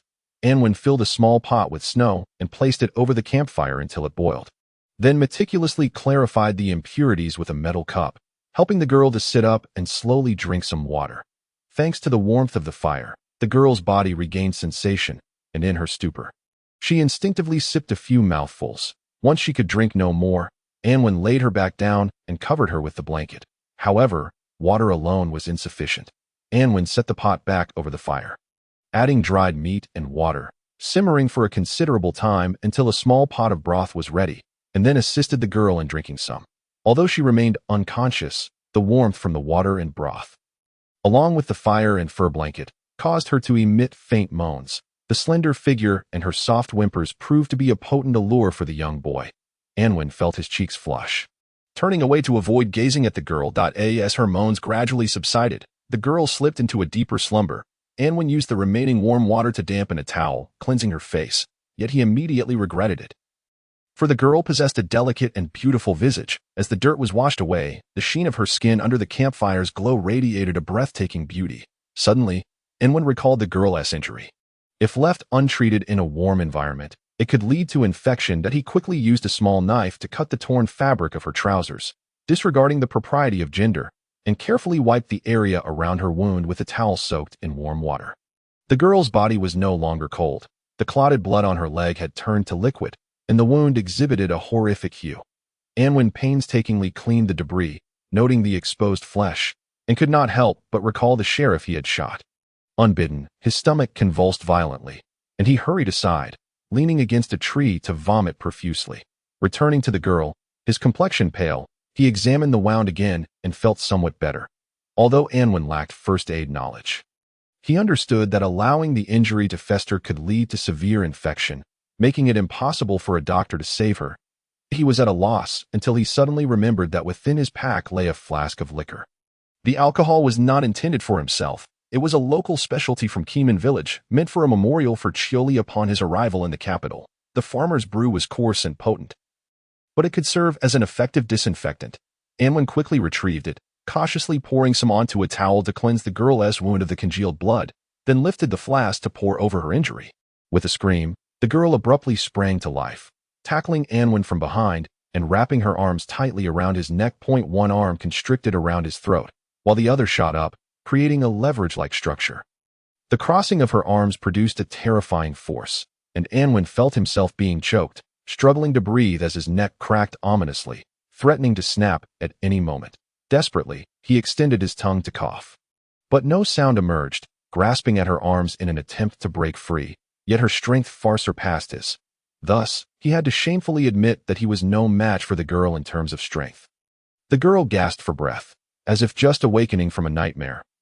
She tightened her grip around Anwen's neck. She scanned her surroundings.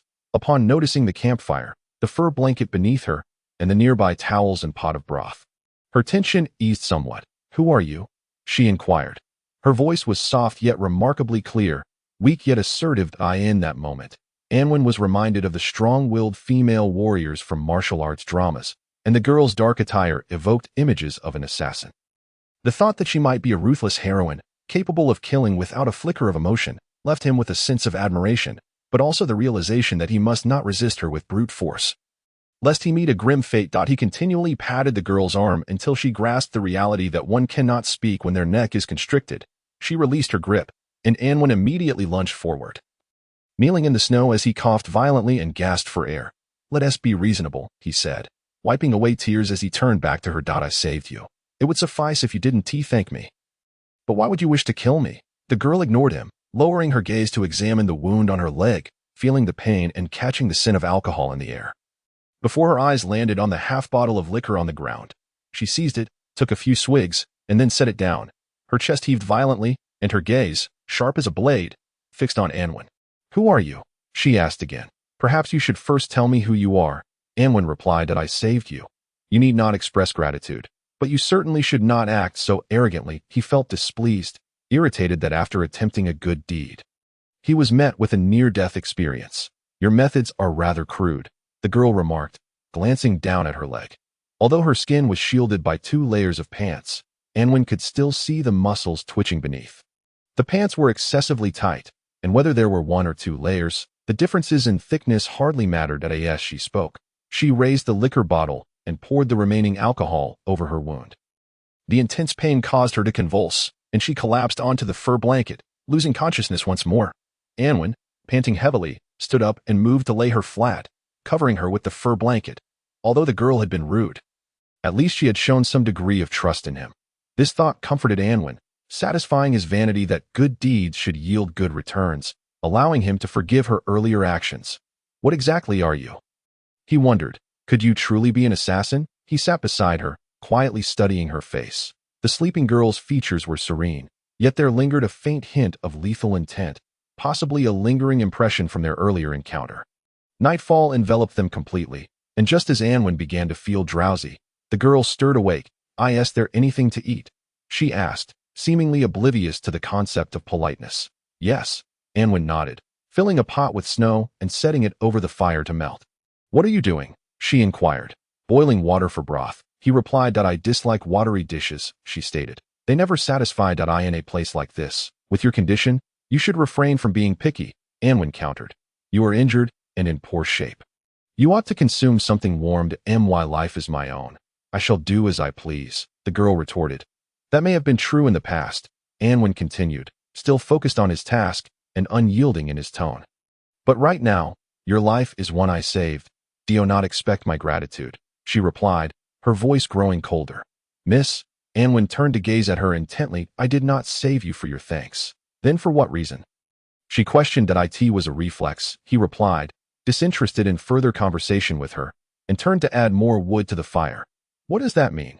She asked, clearly unfamiliar with such modern terminology. It means an instinctive action without thought. Anwen casually explained. Has doing good become a habit for you?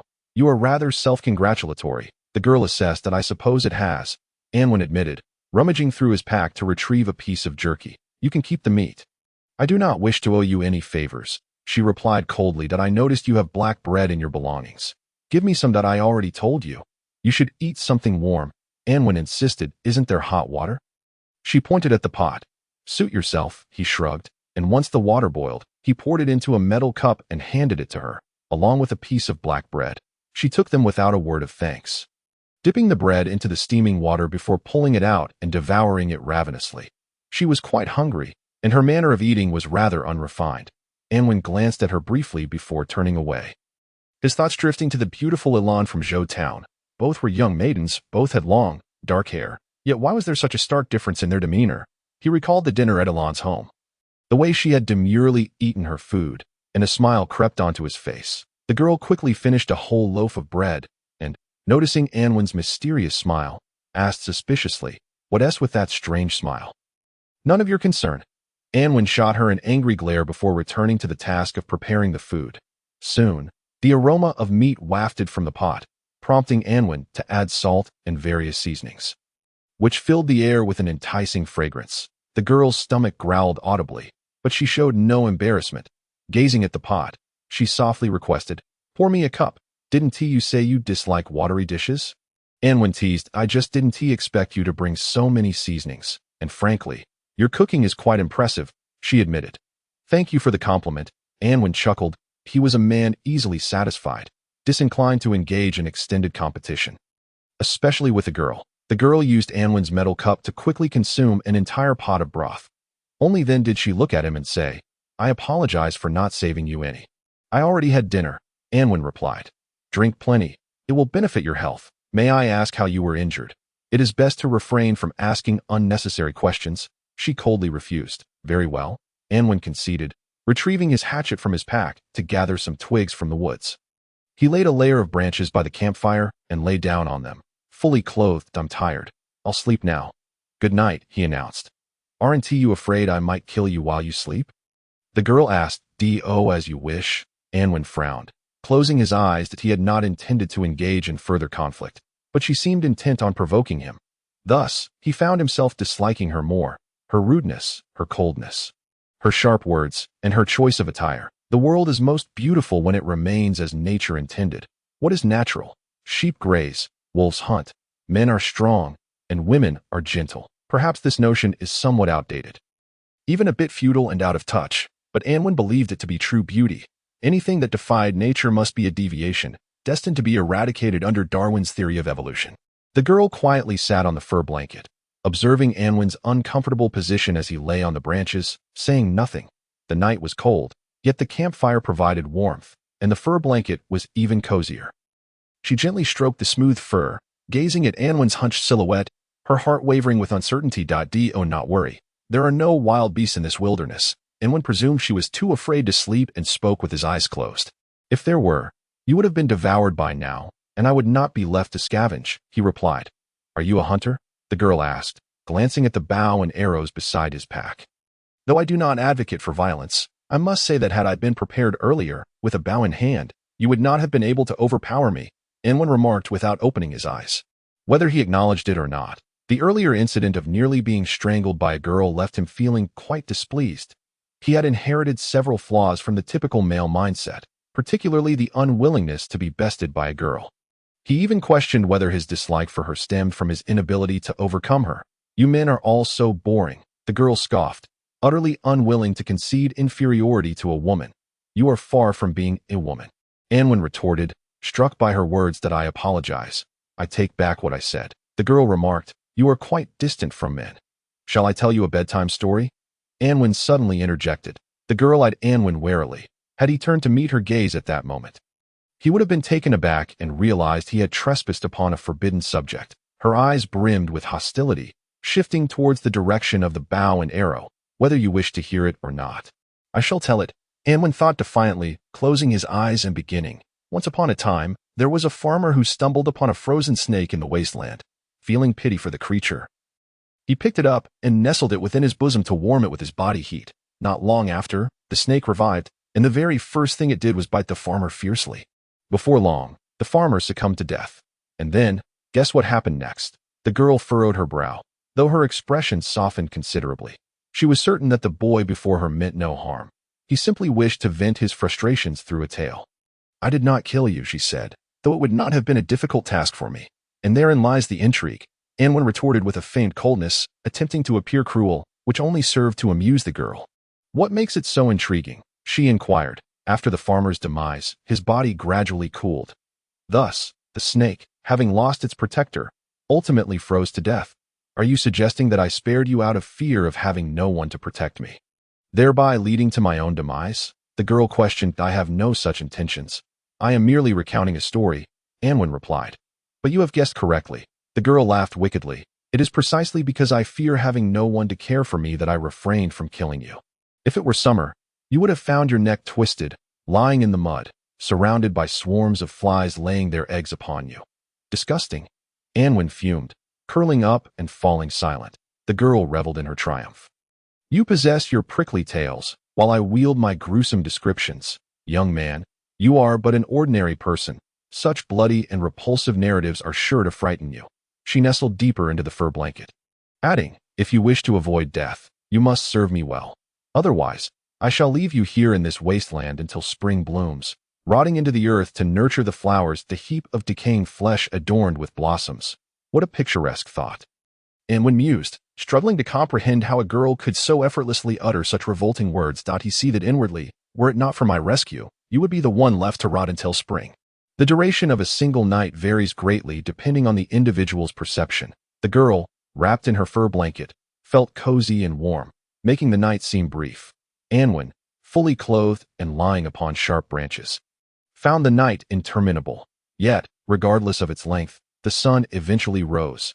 Anwen awoke early, adding wood to the campfire, setting a pot to boil water, and preparing dried meat. The girl remained in a deep slumber until the rich aroma of meat wafted from the pot, at which point she stirred and, rubbing her eyes, uttered her first words. Bring me a bowl. There are no bowls, only cups, Anwen replied, reluctantly adding, and it's my cup, that I do not mind your filth, the girl lazily retorted. Anwen seethed with indignation. The girl used the cup while Anwen utilized the pot. Each had a serving of meat soup and a piece of dark bread for breakfast. After their meal, the girl snuggled back into the fur blanket, delegating all the tidying up to Anwen, and, in a queenly manner, commanded, since you are the hunter, venture around and see. There may be hibernating snakes in this forest. Dig a couple out to make soup or roast. It will surely taste 100 times better than your wretched dried meat. Anwen, while tidying up, sulked and asked, what misdeeds have you committed that you might share? What do you mean by that? The girl inquired. I wish to find balance in knowing that I saved a great villain, and thus am being punished by the heavens. Anwen replied. Would you believe me if I said I have killed hundreds of people? The girl asked earnestly. Would you believe me if I claimed to have slain hundreds of bears? Anwen countered. They exchanged a pair of disdainful glances. Indeed, there were hibernating snakes in the forest, albeit difficult to locate. However, Chili had instructed Anwen on all the ways to survive in the woods. He sought out a slope that was sheltered from the wind, sunlit, and dry, then searched for signs of burrowing rodents. After searching came digging, and after digging came the bounty. Deep within a burrow, 5 snakes lay entwined, quietly awaiting the arrival of spring. Alas, they were unfortunate enough to encounter Anwen, or more accurately, it was Anwen who encountered the girl. This endeavor consumed Anwen the entire morning. Yet the yield was considerable. I will skin them, the girl declared upon seeing the snakes, her eyes sparkling, which made Anwen feel quite uncomfortable.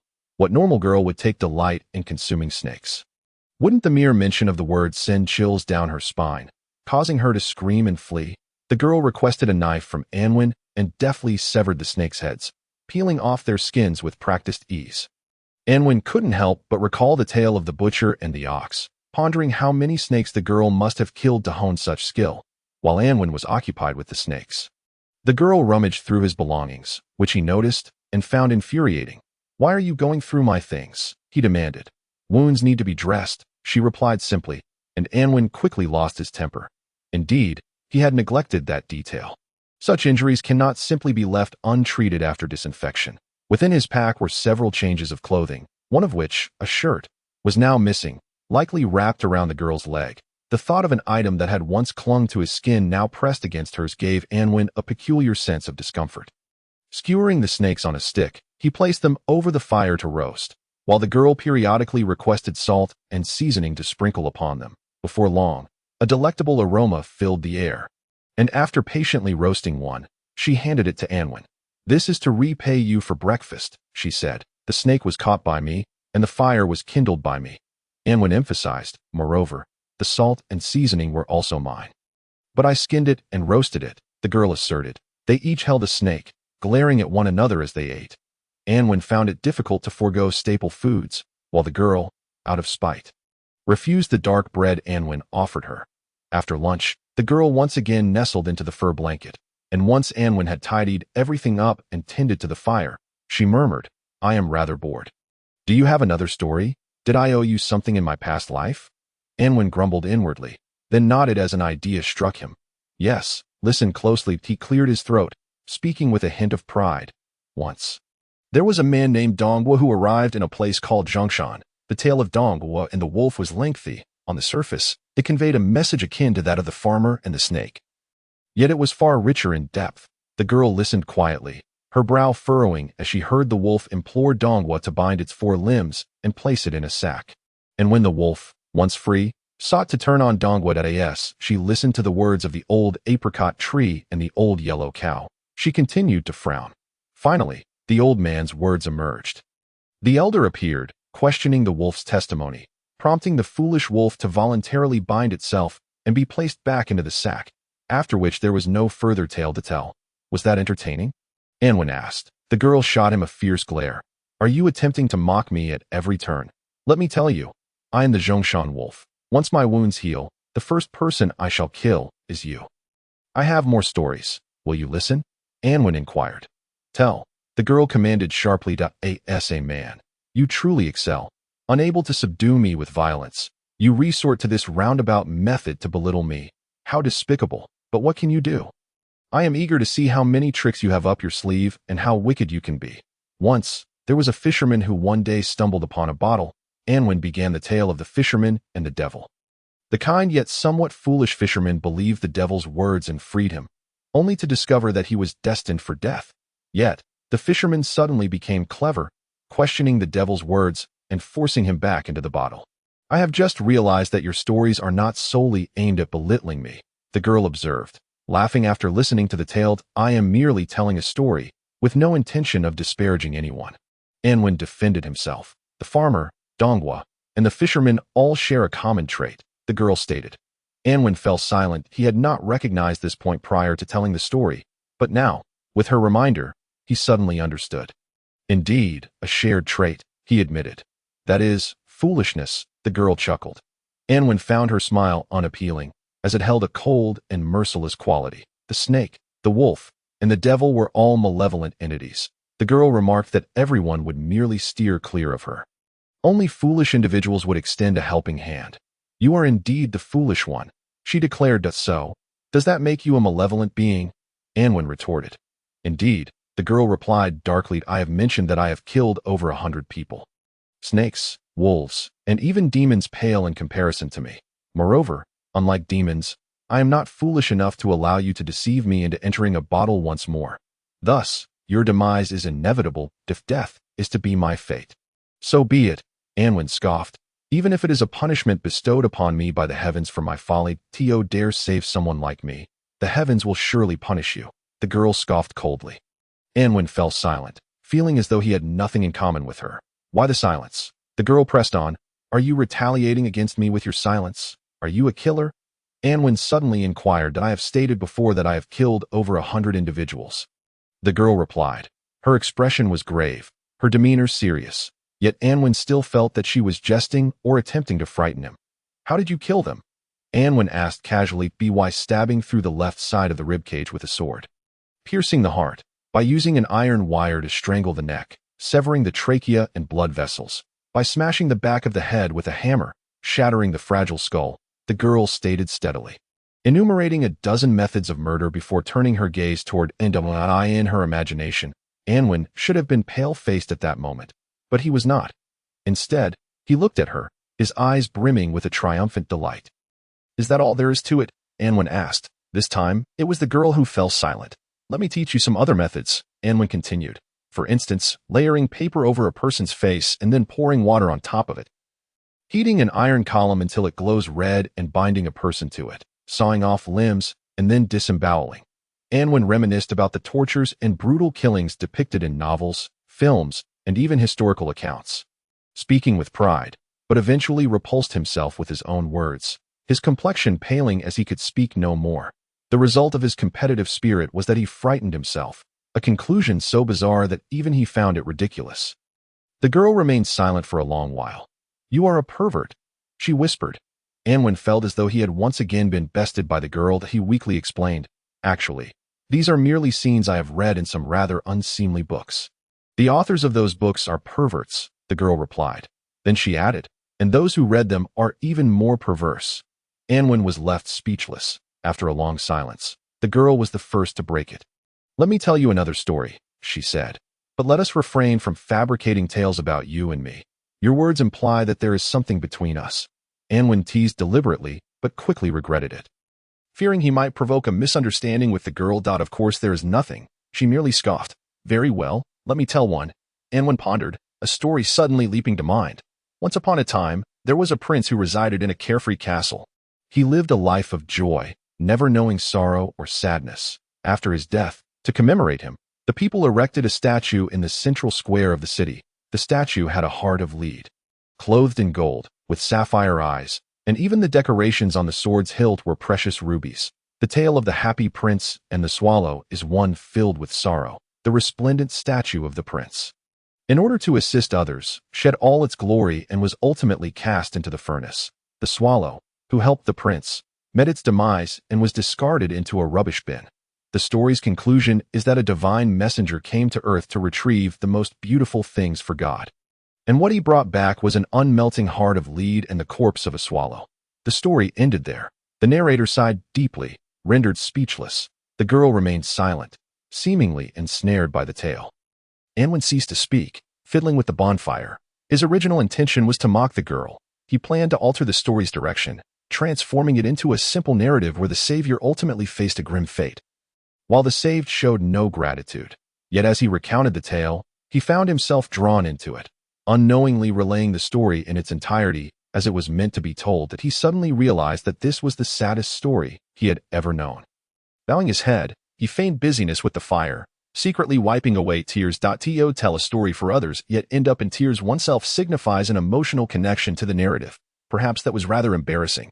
Then, for days passed. During those 4 days, the two spoke little, only communicating when absolutely necessary. The girl did not ask Anwen to tell any more stories, yet her attitude toward him had improved significantly. He wondered how she interpreted that tale and what emotions it had stirred within her. On the 5th day, the girl stood up on her own. Though her steps were unsteady, she could at least move about. I would like to have a cane, she said to Anwen. Could you fetch me a thicker branch? Certainly. Anwen nodded. Remaining in this desolate wasteland was not a long-term solution, but with no means of transportation. They could only await the day when the girl could walk. Clearly, that time had arrived. Anwen selected a branch but did not hand it to her. Instead, he sat by the fire, slowly carving it with a small knife. The girl sat on the leather blanket, quietly observing. That I truly am a killer, she suddenly declared. Anwen replied, not pausing in his task. I have indeed killed many people. She reiterated, not all of those I killed deserve their fate, she said. This left Anwen somewhat perplexed, prompting him to look up. For instance, when the target is a significant figure, I must eliminate a few of their guards, or if someone happens to witness an event, I must silence them as well, the girl explained. Why do you kill? For money. Anwen inquired. No. She shook her head. If I were to say that my reasons for killing are akin to the reasons the Happy Prince destroyed himself, would you believe me? I would. Anwen nodded. Why would you believe that? The girl asked, puzzled. Anwen fell silent. How could he explain? Should he mention that he had read too many stories of great figures, where these individuals resorted to any means necessary to achieve their goals, disregarding the small details in pursuit of their so-called grand endeavors? Chapter 023. Her name, my name. From the perspective of the girl's emotional turmoil, her skills, or even her behavior over the past few days, Anwen was convinced that she was a decisive and ruthless warrior. The girl was not much older, perhaps of similar age to him, but at such a young age, possessing such extensive experience in killing could only stem from early training. This reminded Anwen of the film Naked Agent, where a group of girls were raised by an assassin organization, learning various techniques of killing and then serving the organization. Training a person is a long and complex process. So such organizations cannot simply operate for the sake of money. There are many quicker methods to acquire wealth, and cultivating killers to earn commissions is the least practical approach. So, for what purpose? The only thing that could sustain an individual or organization through such brutal training would be ideals and beliefs. Previously, Anwen had not wished to think along these lines, but the girl's words compelled him to do so. For no reason, he replied. I just feel you are a trustworthy person. Have you heard of the Glorious Society? The girl asked. Anwen shook his head. That shouldn't be something you share with outsiders. You seem to know quite a bit. The girl said after a moment of silence, we are not an assassin organization, and we have never cared for any reputations, whether good or bad, so we do not mind being known. On the contrary, we wish for more people to learn about us, yet the Empire consistently suppresses our information, attempting to erase all traces of our actions. What is your belief? Anwen inquired. To restore glory to the Empire. The girl replied, the Dawn Empire, beneath its surface prosperity, is gradually heading toward decline. That we aim to save the Empire and its people. Why killing? Anwen asked. Killing is merely a part of it, the girl clarified. There will always be obstacles that someone must clear away. I am the glorious cleaner. I can understand. Anwen nodded. In a certain sense, he too was a cleaner, although to this day, he had only eliminated a small-town sheriff. He was a killer, and he intended to continue using killing to uphold the justice in his heart and to avenge his friends. He felt that killing for the sake of avenging the righteous was merely reclaiming blood debts, thus entirely justified and devoid of shame. Your story is initially sorrowful, the girl remarked, yet I find myself unable to refrain from associating it with my own experiences. Therefore, over the past few days, I have not only felt melancholic but have also begun to question about those who ought not to have perished but met their end at your hands. Anwen inquired. The girl gently nodded. The Empire is occupied by a horde of greedy little men. To restore the Empire's strength and to ensure a prosperous and peaceful life for the people, it is imperative to rid ourselves of these petty individuals, allowing those who are truly noble and just to seize power, she declared. Thus, we must employ every means at our disposal to eradicate the little men in power and to support those who are worthy of our support. Specifically, whom should we support? Anwen asked. It should be the organizer of your glorious society. She replied, he possesses a heart as vast as the sea. I do not believe so. Anwen shook his head. Do you know him? The girl appeared somewhat astonished. I do not. However, his actions are entirely contrary to your description of him, Anwen stated. What does it mean to possess a heart like the sea, to embrace rivers while also tolerating silt? That is the essence of the sea. What brilliance can one expect from a man who seizes power through assassination and other nefarious schemes, particularly when he relies upon young women like yourself? This is something I cannot accept.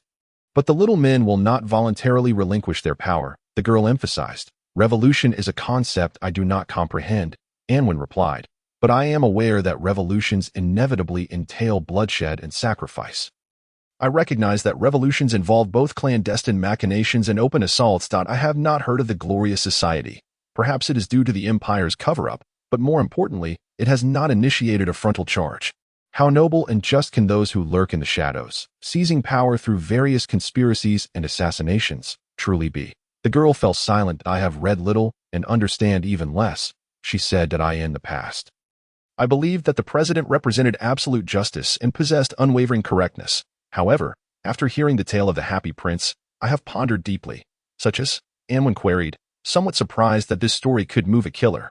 The Happy Prince witnessed the suffering of humanity and subsequently sacrificed himself to save others. She explained it first. I believed I was like that swallow, but later I realized that what I have done is merely to kill incessantly.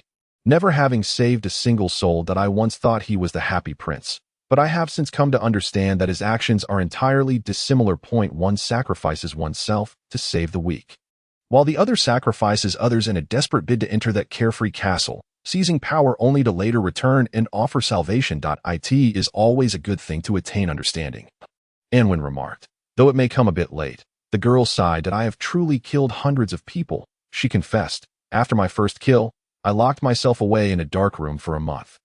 It was only after the 10th kill that the anxiety and fear transformed into numbness. Anwen recalled his own feelings after his first kill, suddenly realizing that he might be even more callous than the girl. It was only upon witnessing the girl's horrific wounds that he experienced a semblance of feeling, but it faded away almost instantaneously. Could it be that I possessed the potential to be a killer? Perhaps I am inherently a bloodthirsty pervert, he mocked himself internally. After my first murder of an innocent person, I nearly locked myself away for another month. The girl continued. She was a maid in her 30s, who opened her arms to block my path, giving her master time to draw his sword that I had no choice but to strike her down, and then, before that swordsmanship expert could unsheath his weapon, I delivered a fatal blow from behind. After a long silence, she spoke again. That moment, he entered the room, opened the window, and let the sunlight shine upon my face. He said to me, "Those decrepit individuals are not worthy of our mourning. They are like dust in the sunlight, utterly insignificant. Since they willingly accompany the fallen into their degradation, all we must do is escort them on their final journey. Their deaths contribute to the arrival of a new world. And we, who facilitate this noble deed, should take pride in it and be grateful to them." Listening to her words, Anwen was reminded of the literary classic Crime and Punishment. The protagonist, a university student named Raskolnikov, deemed a usurious old woman a pitiful degenerate, a maggot rotting alongside a decayed world. Thus, he cleaved her skull with an axe, seizing her money to alter his fate as a so-called social elite. In the process, the woman's sister stumbled upon the scene and met the same fate beneath the axe, much like the maid the girl had described. Raskolnikov successfully evaded the law's retribution, yet in the end, he could not withstand the torment of his own conscience and chose to confess. The girl's experience mirrored that of the book's protagonist, which was hardly surprising. After all, humans are inherently human, possessing flesh and blood. Viewed from a higher dimension, there is no distinction between elites and common folk. Every individual, no matter how insignificant, deserves the dignity of life. If the object of sacrifice is oneself, there is no issue. But if it involves others who bear no relation to one's ideals, it is nothing short of shameful selfishness. Thus, Raskolnikov ultimately realized that he was merely a maggot harming others for his own benefit. To regard the lives of the common folk as mere dust is precisely what those who currently occupy high positions are doing, Anwen articulated succinctly. The girl remained silent, yet her heart was profoundly shaken. Anwen's words pointed out the harsh realities, which she had previously sensed vaguely but could not articulate. Now, Anwen brought forth the gruesome truths, rendering them starkly brutal. She had many words she wished to share with Anwen in this serene, secluded place, where only the two of them and a bonfire radiated warmth and life. She could have unreservedly expressed her long-suppressed emotions. However, the shock of the brutal truth rendered her speechless. She feared that the more she spoke, the more she would come to loathe herself. She dreaded being cornered by her conscience, her fragile spirit collapsing in an instant. Both fell into silence. Eventually, Anwen handed the completed cane to the girl, who accepted it. Too long, she remarked. "It should be tucked under my arm," Anwen indicated. The girl placed the cane under her arm, allowing her weight to rest upon it. She took a few tentative steps and found it quite functional. "Your craftsmanship is truly remarkable," she complimented. "I am, in fact, a craftsman," Anwen replied. "Did you not claim to be a hunter?" The girl pointed to the bow and arrows. "That is merely a side profession," Anwen clarified. The girl nodded. "It is a pity I have no opportunity to witness your hunting skills." "There will be," Anwen smiled. "There is a village 30 miles away." The girl gestured into the distance. "I believe we should set off." "Are you certain you are all right?" Anwen asked. The girl shook her head. We have already squandered too much time. We cannot afford to waste any more. The bonfire, which had burned for several days, finally extinguished. Anwen, burdened with a heavy pack and bow, walked forward alongside the girl he wished to offer support, but she declined, stubbornly relying on her cane as they moved forward together, out of respect for her. Anwen did not deliberately slow his pace. Before darkness fell, they arrived at the village, spending a night resting at a farmer's home for the price of 1 gold coin. The next day, they both purchased some necessities in the village. And Anwen was astonished to see that the girl had bought a horse. His surprise stemmed from his ignorance of where she had concealed such a sum of money. Let us part ways here, the girl said, mounting her horse and attaching the cane to the saddle. Will you not require someone to care for you? Anwen inquired. Your injury has yet to heal completely. I fear that if I linger by your side for too long, I shall become like that swallow that can never fly away. The girl replied, I am not nearly as great as the Happy Prince. Anwen chuckled. The girl said nothing further, silently urging her horse onward. Galloping away for several dozen meters, then she suddenly reined in her horse, turned around, and called out loudly, My name is Han Ge. I am Anwen. He waved to bid her farewell, intending to reveal his name.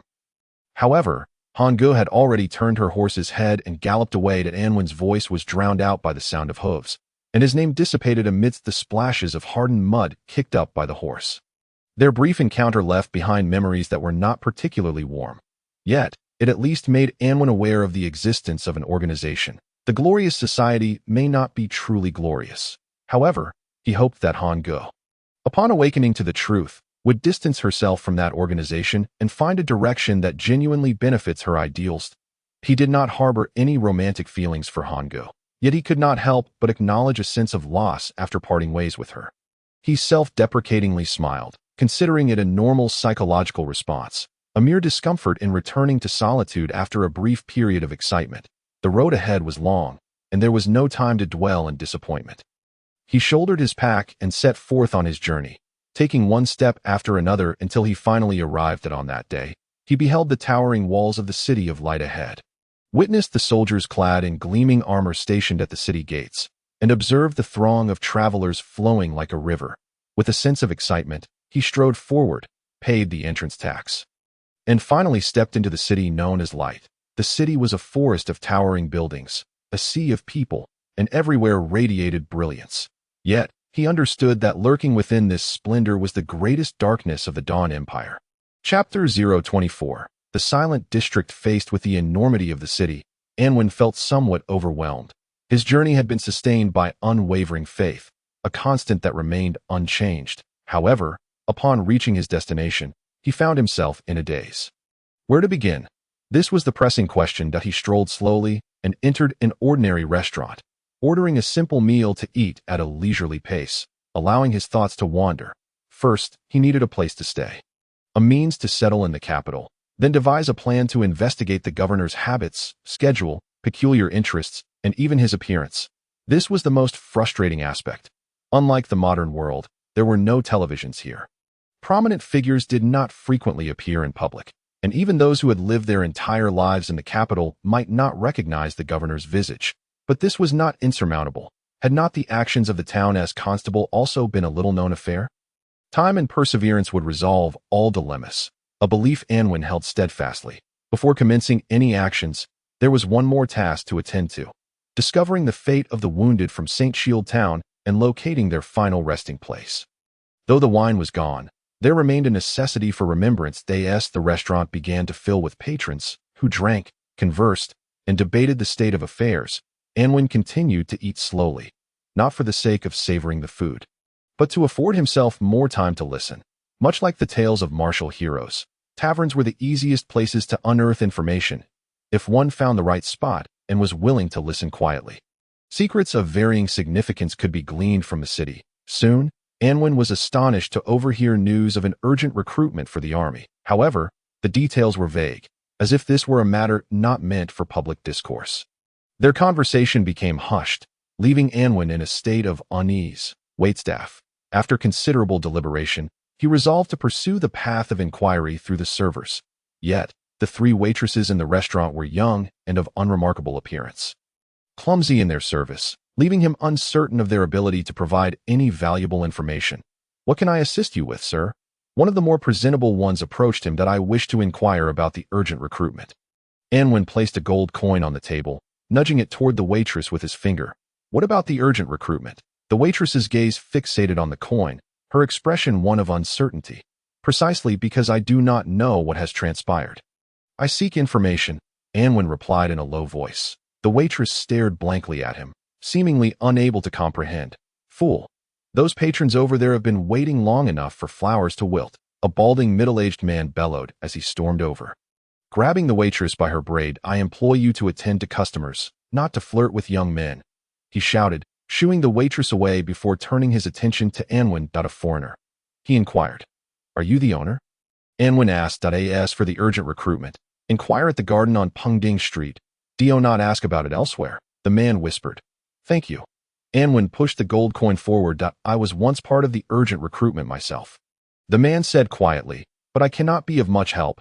My apologies." He refused to take the coin, continuing to berate the three waitresses as he left the table, with a lead on the urgent recruitment. Anwen found it impossible to remain seated any longer. He settled his bill and inquired at a street vendor for the location of the Pengding Garden. Making his way there, the capital was vast, thriving with life. As dusk fell, many places ignited with lights, the illuminated city appearing even more beautiful. Yet, Anwen felt no desire to appreciate it. The dark veil enveloped the city, the brilliance of the lights casting little difference from the day. In such a metropolis, there was no indication of the decline mentioned by Roying. As Anwen gazed upon the splendor of the night, he grasped why rulers of fallen states were often too foolish to perceive the impending doom of their nations. The capital's grandeur was but an illusion sustained by the blood of the entire nation. As long as the state endured, it would continue to draw upon the lifeblood of its people, maintaining its luster. Monarchs were entranced by this illusion, blinded by its radiance, unable to see the monstrous darkness lurking just beyond the light, and by the time the monsters approached, it would be far too late. Anwen inquired about the route, realizing he was nearing his destination, estimating he would arrive in about half an hour. Passing by a tavern, he stumbled upon a brawl. Initially disinterested, he paused when he discovered it was a one-sided beating. The victim was a middle-aged man, perhaps in his 40s, dressed in a formal suit, albeit of outdated style and worn fabric, exuding an air of destitution. The assailants were a group of middle-aged men, each robust and clad in the latest fashionable suits, their fine materials clearly indicating their status as successful individuals. The tavern itself was no ordinary establishment, boasting an attractive façade adorned with exquisite lighting. The wind blew, rendering the lights still, their heavy presence revealing their metallic composition and undoubtedly high value.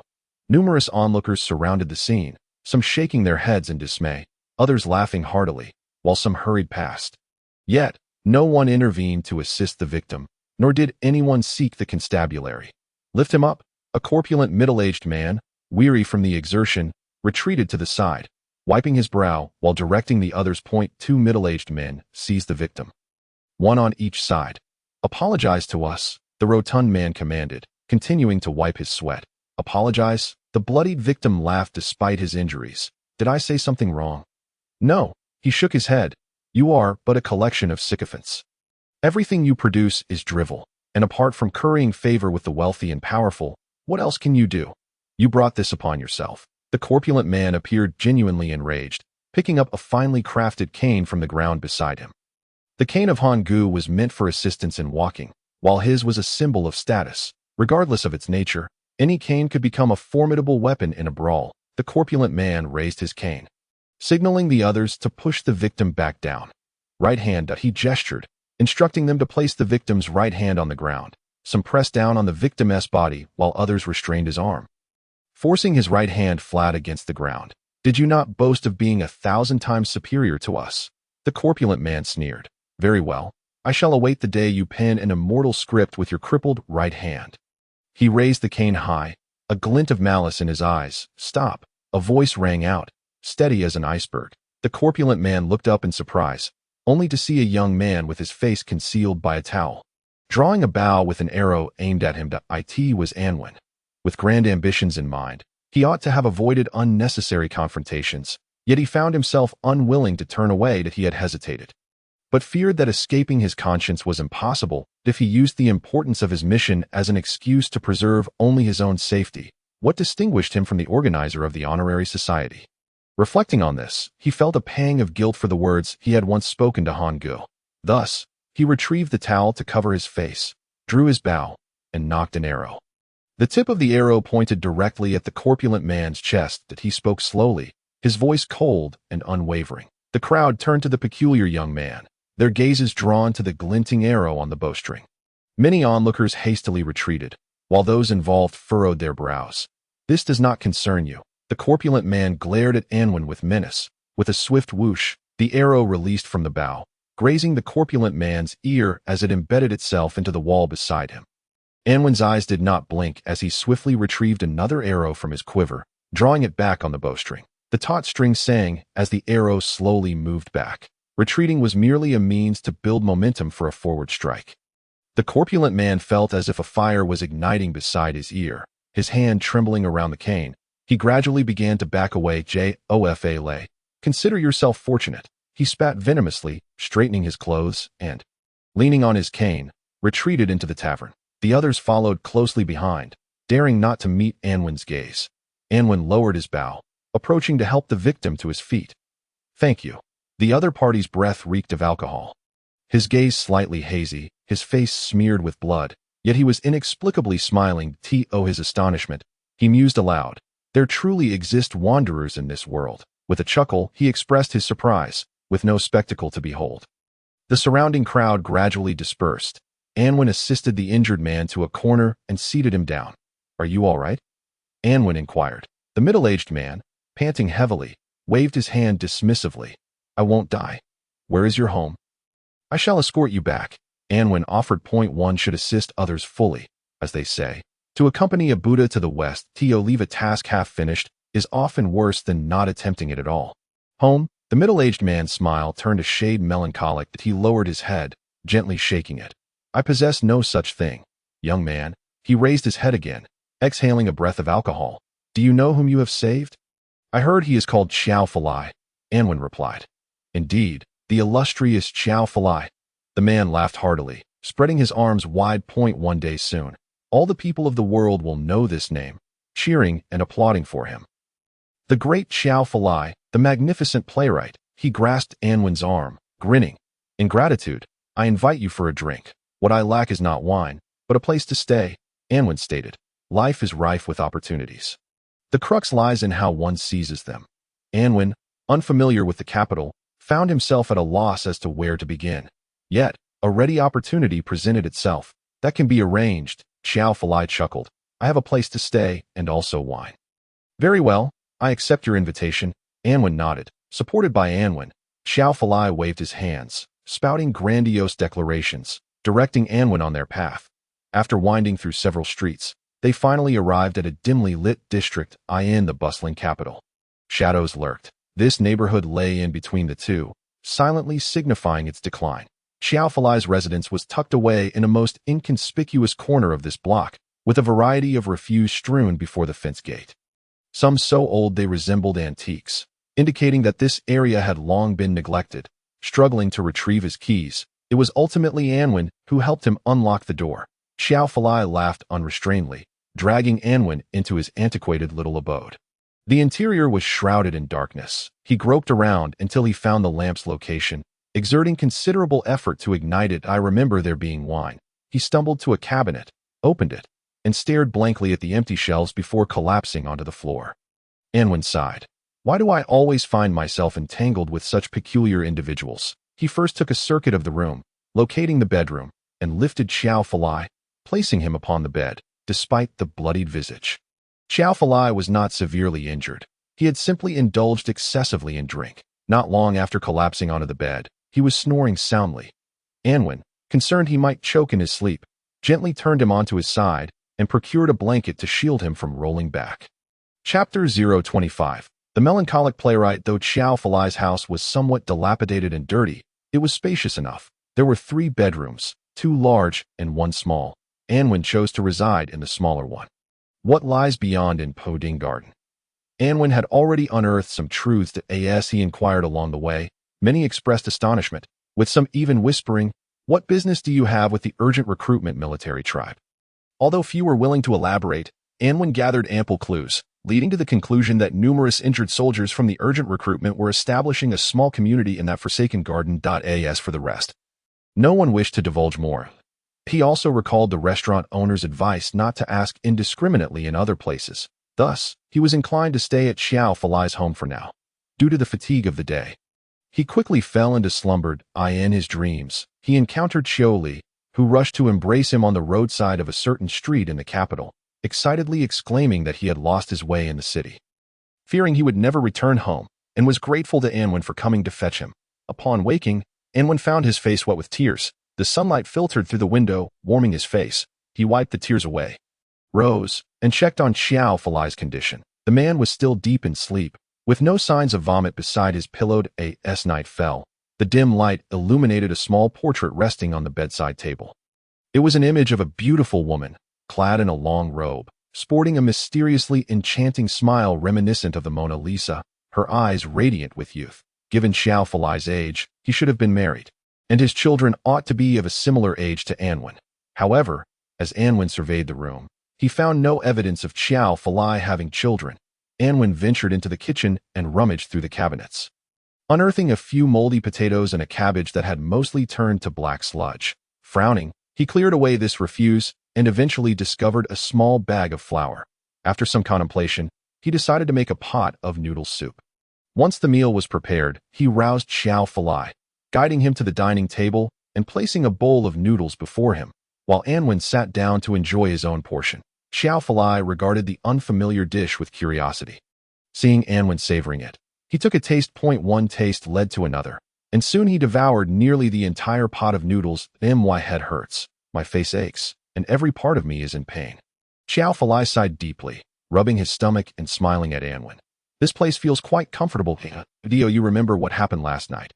Anwen inquired. I am someone who, no matter how much I drink or how intoxicated I become, will not forget, Xiao Falai replied. Thank you for saving me last night. You're welcome, Anwen replied. What do you call this soup? Xiao Falai hesitated to ask. Noodle soup, Anwen said. It's delicious, Xiao Falai declared, especially beneficial for those suffering from a hangover. Do you live alone? Anwen questioned. As you can see, Xiao Falai lowered his head, a hint of sadness in his demeanor. Those individuals seem to be prominent figures. How could they band together to assault you? Anwen queried. Prominent figures? Xiao Falai's face contorted with indignation. What prominent figures? They are merely a group of petty individuals. Those who know only how to curry favor with the powerful and flatter the wealthy are the scum of playwrights. Throughout history, literati have looked down upon one another. The self-righteous have always spared no effort in undermining their peers, Anwen remarked. Yet it is quite rare for them to descend to the level of ganging up on a single person.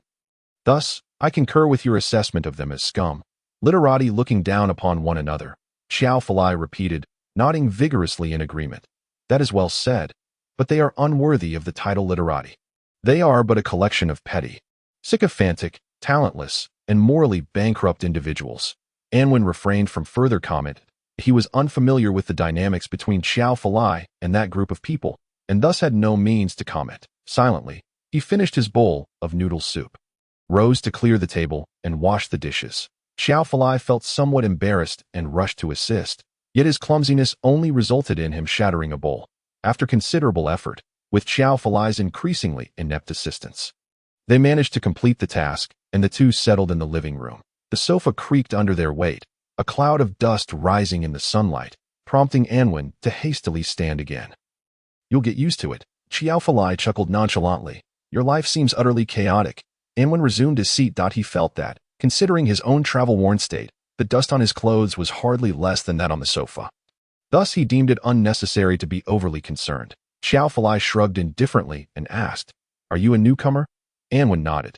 There are disasters back home, making life unbearable, so I came to the capital seeking work, hoping to earn a meal. They say the capital is paved with gold, rife with opportunities. I intend to explore. Be careful not to land yourself in a bind, Xiao Falai warned. Everyone believes the capital is paradise. I thought so in my youth as well, but now if someone were to ask me what hell looks like, I would tell them it is just like the city of light. Considering that I saved you last night, could you perhaps offer me a discount on renting a room? Anwen pointed to the small room.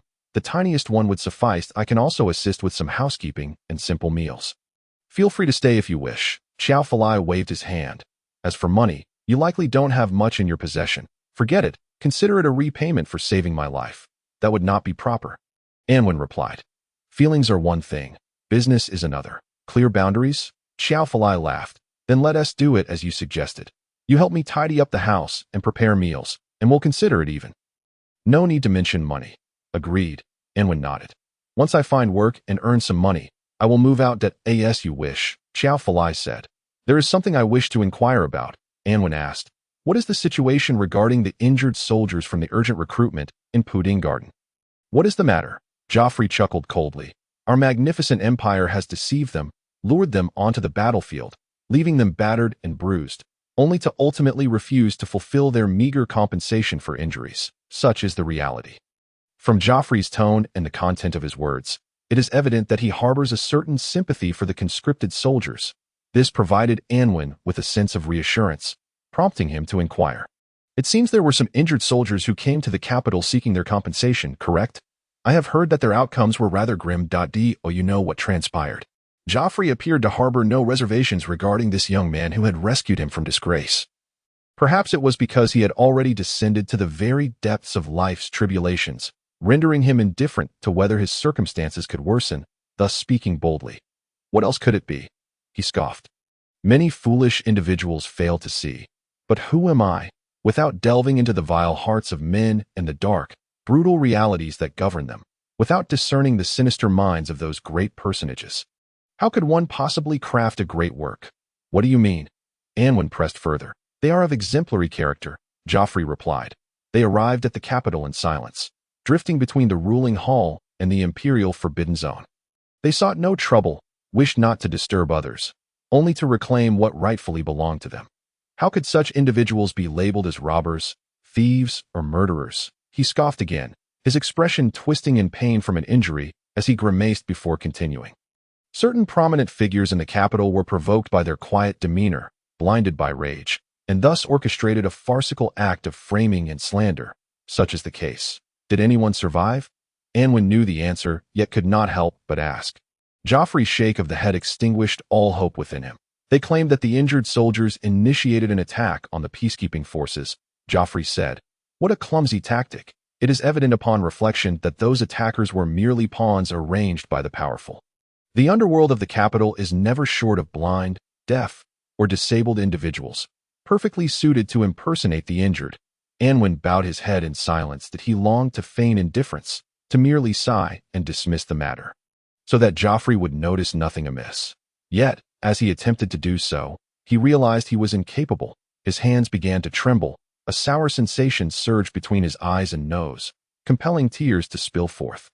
Falling to the ground, Joffrey gazed at him in astonishment and, after a long pause, softly asked, "Were any of your family among them?" Anwen nodded. "Why condolences?" Joffrey sighed. Reaching out to pat his shoulder, "I asked there anyone else at home?" He inquired. Anwen shook his head. "I apologize. I should not have asked." Joffrey appeared somewhat awkward. "It is all right."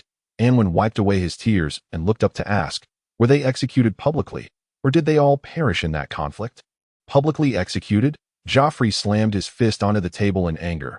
How dare those despicable fiends? If this matter were to reach the courts, the multitude of flaws in their accusations would become glaringly obvious. With a sigh, he continued, "Thus, they resorted to such insidious means, intending to murder them on the spot under the pretext of an attack on the peacekeeping forces, thereby circumventing any judicial proceedings. What of their remains?" Anwen asked. "You must stay strong," Joffrey urged with concern. Anwen nodded. "Like the treatment of those vagrants' bodies, they were cremated and scattered across the wilderness," Joffrey whispered. Anwen fell silent for a long while, staring out the window. Outside, the sun shone brightly, and the breath of spring was faintly discernible. He recalled the previous spring when Lena stood at the door, twisting her long hair, while watching him and Chili skin and dissect their catch. While Qiu Xiaowu observed with indifference, preoccupied with the arrival of the spring plowing season, that he remembered how Qiu Xiaowu's snot glimmered in the sunlight, resembling crystal or pearl. "If I wish to commemorate someone, where should I go?" Anwen eventually asked after a long silence. Joffrey pondered for a moment before grasping Anwin's intention.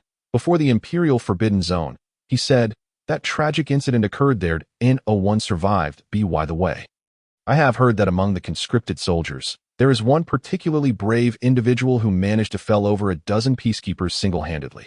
Remarkably, he has only one left arm, he remarked, observing Anwin as he spoke. Anwin smiled. He gazed out the window at the sunlight, nodding slowly. Yes, that is indeed him. He is that formidable. Even with just his left arm, no one could easily defeat him. Therefore, the one who vanquished him must not have been human, but a demon, he declared. Tears cascaded down his cheeks as he turned his head away from Joffrey, seemingly wishing to conceal his emotions. Joffrey rose and entered the bedroom. Shortly thereafter, he emerged, now clad in a clean suit and donning a top hat. I will accompany you, he said to Anwin, who remained turned away. Every hero deserves our respect, he stated earnestly. I believe that such a remarkable individual would display even greater valor in the face of the demon race. His story should not be forgotten. May I join you in paying my respects? Chapter 26. The Pendant Garden. To visit the Imperial Forbidden Zone during the day to pay respects was far too conspicuous. Anwin's intention was to maintain a low profile during his time in the capital, awaiting the day he could achieve his grandest ambitions. Thus, he requested Joffrey to accompany him to the Pendant Garden. As they walked, Joffrey complied with Anwin's requests, providing explanations along the way. The initial incident involving the injured conscripts did not intimidate soldiers from across the nation. Rather, it ignited their fighting spirit. They arrived in waves at the capital, joining the ranks demanding their compensation, gradually forming a collective referred to as the Conscription Army Tribe. The Pendant Garden was an abandoned city garden, once a gathering place for vagrants, neglected and forgotten. The injured soldiers established makeshift homes there. They brought their families, not only to demonstrate to the capital's populace that they were not mere roaming marauders, but had families, loving wives, and adorable children. Just like the citizens of the capital who yearned for happiness. Additionally, they had no choice. Some were unable to act independently, and leaving their families without care was not an option. They emulated the previous group of injured soldiers, maintaining a steadfast silence, sending representatives daily to the ruling hall to hold up banners in peaceful protest. Initially, the capital's citizens were concerned, but as they witnessed the soldiers' calm demeanor, their apprehension transformed into sympathy. Many discreetly offered them money and goods, silently supporting their cause. So, did those prominent figures merely observe in silence? Anwin asked. Certainly not, Joffrey replied. Once the first few waves of injured soldiers formed their tribe, some resorted to old tricks, once again playing the game of framing. However, General Hogo intervened, capturing several gang members masquerading as injured soldiers and dealt harshly with them, which deterred further attempts at this farcical charade. General Hogo, Anwin was unfamiliar with the influential figures in the capital. He is a good man, Joffrey remarked. If all the prominent figures in the capital were like him, the Empire of Dawn would have hope.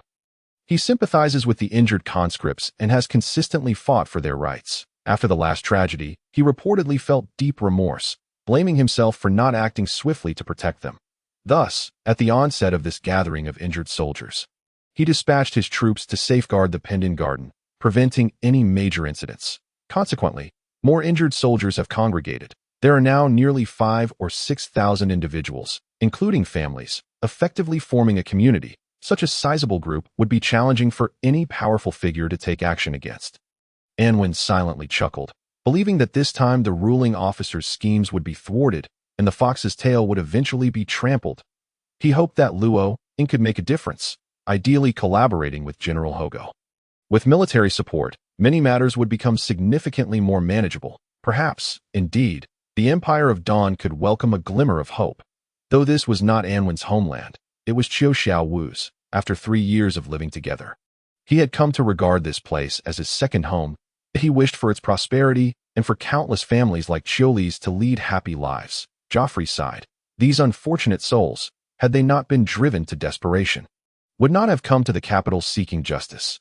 And even when they arrived, they merely protested in silence, patiently awaiting change. They are truly admirable heroes. In contrast, the prominent figures in the capital are profoundly disappointing. Must they greedily consume even this meager compensation? This is a recompense earned through the blood and sacrifice of warriors. It is utterly inhumane. Anwin recalled Luo Ying's words. greed certainly exists, but it is not necessarily all-encompassing. The empire has plunged into a perilous state. Even the slightest amount of money, in the eyes of the influential, serves as a lifeline amidst their struggle for survival. Naturally, they are reluctant to relinquish it. As they gradually approach the Pengding Garden, soldiers can be seen patrolling in small groups along the streets. Clad in uniforms distinct from those of the gendarmerie, they wield combat knives at their waists and carry lightweight crossbows on their backs. Scrutinizing every passerby with vigilant gazes, "Fear not, they are men of General Gao Gu," whispered Xiaofei. Although the soldiers' glances were sharp, they did not disturb the pedestrians. They silently ensured the safety of the area. Remaining wary of unfamiliar faces without conducting blind interrogations, this demeanor further enhanced Anwen's admiration for General Gao Gu. Ordinary citizens may find it difficult to reach the influential, but they can glean insights about them through the observation of their subordinates. Generally, the nature of superiors reflects that of their subordinates. Upon finally arriving at the Pengding Garden, Anwen's first sight was of a dilapidated fence, followed by a series of rudimentary shanties. These structures were cobbled together from various materials, with some areas substituting canvas for missing boards. When the wind blew, parts of the roofs or walls would undulate, reminiscent of a sailing vessel at sea. Young children were dashing about, playing, devoid of proper toys. Instead, fashioning balls from rags tied together. A disheveled woman cradled a child while nursing, and a little girl assisted her mother with the laundry. If this place could be deemed a community, it would be the most lamentable one within the capital. If the definition of a slum lacks a standard, one could refer to the appearance of the urgent conscription army's encampment. Anwen felt a pang of sorrow. These individuals once lived lives similar to those of the Chiu family, possessing their own fields and small courtyards, leading relatively decent lives. However, this war had rendered the men of these families incapacitated, stripping them of the ability to sustain their households, thus plunging entire families into a chasm of suffering. As Xiaofei, dressed so splendidly, approached, the people in the encampment displayed both curiosity and caution. A few men leaning on canes slowly approached. Standing before the fence, upon realizing that Xiaofei intended to enter the encampment, one of them called out loudly, "Sir, what business do you have?" The voice drew the attention of two soldiers nearby, who promptly approached with purpose. "He's a friend," Xiaofei replied. "Many in the capital harbor sympathy for the urgent conscription army and frequently come to the Pengding Garden to deliver aid." Thus, the phrase "he's a friend" gradually evolved into a sort of code. However, it remained far from a true code. Even if it were, its overuse had rendered it ineffective in distinguishing friend from foe, so the men remained cautious. Yet, as the soldiers drew nearer, their expressions relaxed considerably. One inquired, "What brings you here?" "I am Chiu Li's nephew," Anwen stated. "Chiu Li." The men became animated, though one appeared somewhat perplexed that I hadn't heard he had a nephew. My name is Anwen. He replied, "Ah, so you are Anwen?" The man's surprise was palpable. "He has spoken of you." "What did he say about me?" Anwen asked, feeling a mixture of excitement, melancholy, and anticipation. "He said you are his excellent disciple, that your archery surpasses even his own. If you were to enlist, you would undoubtedly become a hero of battle," the man said. Anwen's eyes glistened with unshed tears. He fought to hold them back, yet the shimmer of emotion lingered in his gaze. "It's all right." The man smiled at the approaching soldiers, who nodded in acknowledgement before resuming their patrol. "Come in quickly," the man urged warmly. The group welcomed Xiaofei and Anwen inside, leading them further in. Along the way, many curious eyes scrutinized the pair, while children, who had been frolicking, paused to gaze enviously at Xiaofei's pristine attire. Their own garments were threadbare, with cotton stuffing peeking through in places. Resembling something salvaged from a refuse heap, the yearning for beauty illuminated their faces as they beheld Xiaofei. The men guided the two to a central shanty, knocking on what they referred to as a door. With a creak, the door opened, revealing a woman with her hair arranged in a bun. "Yula's not here," she said. "He has gone to the back door where more aid supplies have just arrived. We can find our own way." Anwen declined the men's offer to lead them further, as their weary gait tugged at his heartstrings. The two traversed through the dilapidated shanties, arriving at the rear entrance of the garden, where several men were unloading boxes of supplies from a cart. "Who is Yule?" Xiaofei inquired. "I am," a burly man replied, turning away from his task. He appeared to be in his 30s, with two prominent scars etched across his face. One marred his right eye, leaving it a grotesque hollow. His right leg was impaired, causing his entire body to sway as he walked or turned. His left hand was missing up to the wrist, leaving only a smooth stump. These injuries rendered his labor particularly arduous. "And who might you be? What brings you here?" Yul asked, trusting those who had come from the encampment. His demeanor was friendly. "I am Anwen, Chiu Li's apprentice." Anwen introduced himself. "Anwen?" Yul's eyes widened in excitement. The other men halted their work, turning to regard Anwen with warmth in their gazes. "That I never expected to encounter you here," Yul said, stepping forward unsteadily to embrace Anwen. Anwen felt the bear-like strength of his grip, evoking memories of Chiu Li, causing his eyes to moisten once more. "Have Lina and Xiao Wu come as well?" Yul inquired after releasing Anwen. Anwen shook his head. "They could not come." "Why?" Yul asked, but his expression shifted to one of sorrow, his voice tinged with grief. Could it be that they— He could not finish, unwilling to voice the dreadful truth. "They lie buried on the verdant hills outside Kimen village," Anwen replied. Yul sighed, at a loss for words. "Let us discuss this later, once we finish our tasks." He turned away. "That I shall help." Anwen stepped forward. "That I will assist as well," Xiaofei offered, but Yul chuckled. "Do not soil your fine clothing." "It's quite all right," Xiaofei insisted, waving his hands as he hurried to help with the unloading. With several men working together, they finished unloading the supplies, expressing gratitude to the cart driver before distributing the provisions among the families with the assistance of some women and children. Once all was complete, Yul invited the two into his home, the modest shanty at the center. "My apologies.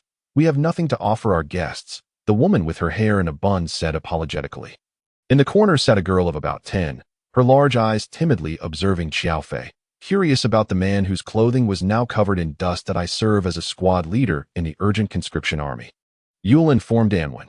"Chiu Li is my finest subordinate, the bravest warrior I have ever encountered. His arm was sacrificed on the battlefield to save me. It is no wonder he never mentioned you." Anwen reflected. Someone as humble and kind-hearted as Chiu Li would not dwell on his deeds of kindness, instead opting to avoid such discussions. Yul, understanding this without needing it spelled out, felt a deeper sadness welling within him. "In truth, my life is still bearable," he said, "but upon learning of Chiu Li's fate, I could no longer remain idle." His eyes ignited with fury. "Some of my old subordinates sought me out, declaring that the ranks needed leadership. Thus, I came. The blood of the soldiers cannot flow in vain." Chapter 27. The question of how to die. The blood of the soldiers cannot flow in vain. Once shed, they must not be allowed to weep. Such a simple truth is understood by anyone whose peaceful existence has been preserved by the valor of soldiers, yet it eludes the comprehension of those in power if given the choice. No one wishes to leave their homeland to take such risks, but life has become intolerable. Last year was particularly harsh. Many regions suffered total crop failure, yet the tax collectors remained indifferent, wielding their whips to extort taxes with the gendarmerie in tow. With no other recourse, we were compelled to come to the capital seeking justice. But the ruling officials— He clenched his only fist, choosing to remain silent. Some truths need not be spoken. They are understood universally. "Our ruling officials are the most heartless individuals on earth," Xiaofei remarked with a tone of derision. "Perhaps we could further describe them as despicable, shameless, serpentine-hearted, and so forth," Anwen added. "What brings you to the capital?" Yul asked Anwen. While Chiu Li held feelings for him akin to those for a son, Anwen was ultimately not considered a war casualty's family member. "Thus, I have some matters to attend to." Anwen remarked that certain matters ought not to be spoken of, nor revealed in the slightest. Yet, seated before him was a man of profound significance, the squad leader of the urgent recruitment army, the leader of the wounded soldiers, and the very individual for whom Chiu Li had been willing to sacrifice his arm. In the presence of such a figure, Anwen felt a warmth envelop him. As though he had regained a sense of family, that he found it impossible to conceal anything from his kin. "What matters?" Yul mused that Anwen's ascension to squad leader was not solely due to his martial prowess. He sensed something in the demeanor and tone of the young man, and thus felt a twinge of concern. He feared that the youth might act impulsively, committing irrevocable folly. Chiu Li's sacrifice must not be in vain. Anwen declared. "If evildoers do not face consequences for their actions, I cannot acquiesce. Please assist in distributing the newly arrived supplies." Yula turned to his wife and smiled at the girl in the corner. "You go help your mother." Understanding her husband's intent, Yuli's wife took their daughter and exited the room, closing the door behind them. Lowering his voice, Yula cautioned, "Young man, Do not act rashly. That it is not rashness, Anwen replied, shaking his head. He contemplated whether to divulge the information he had extracted from the sheriff of Holy Shield Town to Yulu. After a moment's reflection, he ultimately dismissed the thought. He understood that camaraderie could sometimes incite impulsiveness, and that the most crucial emotion to maintain in achieving this objective was temperance. The two men exchanged glances, each silently considering the other's well-being. That I lack no skills for survival, he stated, but I cannot live in ignorance. There are certain truths I must uncover and comprehend, so that I may honor the sacrifices of those who have fallen. Jayafail regarded Anwen with surprise, faintly sensing a possibility that he quickly dismissed, deeming it too insane and utterly unattainable. That Yulu remained silent for a moment, seemingly pondering Anwen's intentions before asking, specifically, what do you wish to do? I must ascertain who should be held accountable for this bloodshed. Anwen replied, I believe this matter should be made known to all, so that everyone may recognize the vile nature of these individuals. They have committed heinous acts, taken lives, and must be condemned. They cannot be allowed to live with impunity. You must understand that you are confronting the powerful elite of the Empire. Yulu reminded him that in their presence, we are as insignificant as ants, he reiterated. Yet, even an ant's bite can be quite painful. Anwen countered. Moreover, since I am but a small ant, my existence is neither diminished nor enhanced by my presence in this world. That I originally possessed nothing, and thus fear not the loss of what can be lost. I have already lost it all. Now is the time to seek justice for all that has been lost. It is no wonder Chiu Li held you in such high regard, Yulu remarked. Indeed, and thus I must strive to live up to Uncle Chiu Li's admiration. That is there any assistance we can provide? Yulu inquired. Anwen shook his head. No, just be cautious, and do not end up like Uncle Chiu Li and the others. Rest assured, General Gaogu will protect us, Yulu said quietly. He is a good man, and has even visited here, conversing with us at length. Anwen was somewhat astonished. A general from the capital, a figure of the Empire's upper echelons, had deigned to visit such a place and engage in deep conversation with a retired soldier of no rank. What a remarkable display of character and magnanimity. He promised to tirelessly seek ways to help us secure our rights. Yulu added, yet he is but a general. Above him are the Grand Marshal and the ruling officials. However, he will make every effort, and if necessary, he will dare to bypass those two high-ranking figures to directly seek assistance from the royal family. In any bureaucratic system, bypassing the chain of command is a grave matter. Thus, Anwen understood that unless driven to the brink, Gaogu would not resort to such measures. Hence, the situation remained in a state of stalemate. He believed that Luo Ying would also strive to assist the wounded soldiers, but what the outcome would ultimately be remained uncertain. That I cannot assist you in this matter. I apologize, he expressed to Yulu. In his view, he should also be a member of the urgent recruitment tribe, yet at this moment, he truly could not stand with them. Let us each strive for our own goals, Yulu suggested. But aside from offering my blessings, I can provide you with a small favor. I know a friend in the capital who might be able to help you. What manner of person is he? Jayafail inquired curiously. His name is Nda, a young man in his 20s, Yulu replied. However, I cannot guarantee his whereabouts, so please provide me with your address, and I will inform him to seek you out. In this matter, the fewer people involved, the better, prompting Anwen to instinctively consider declining. What could he possibly do for you? Jayafail asked at that moment. Information, various kinds of information, Yulu stated.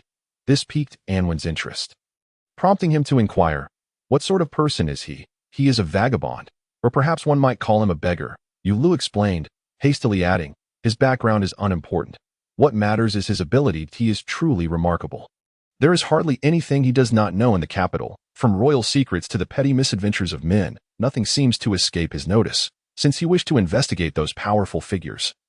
He can undoubtedly be of great assistance. Indeed, an informant of such caliber could prove invaluable, and since he is a beggar with nothing to lose, there is no worry of him fearing further loss.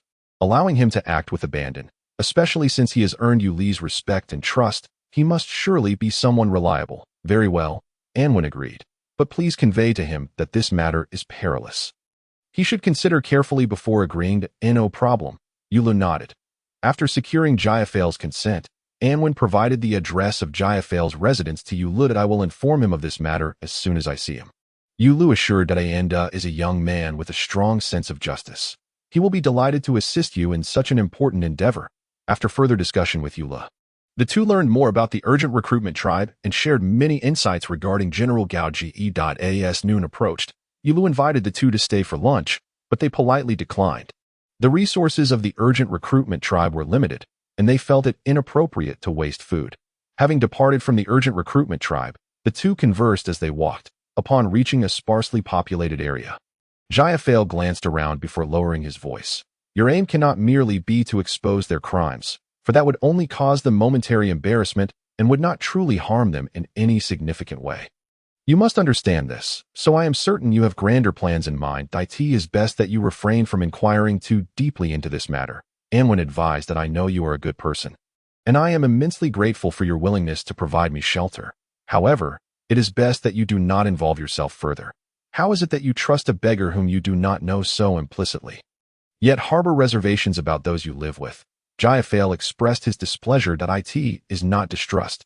Anwen clarified, I simply do not wish to entangle you in my affairs. That Ayenda, like myself, possesses nothing, and thus I too am devoid of possessions. Jayafail's tone grew somber. I have no children and recently lost my wife. My career is in shambles, and I am nearing a dead end. The reason I intentionally insult those scoundrels is that I hope they will end my wretched existence.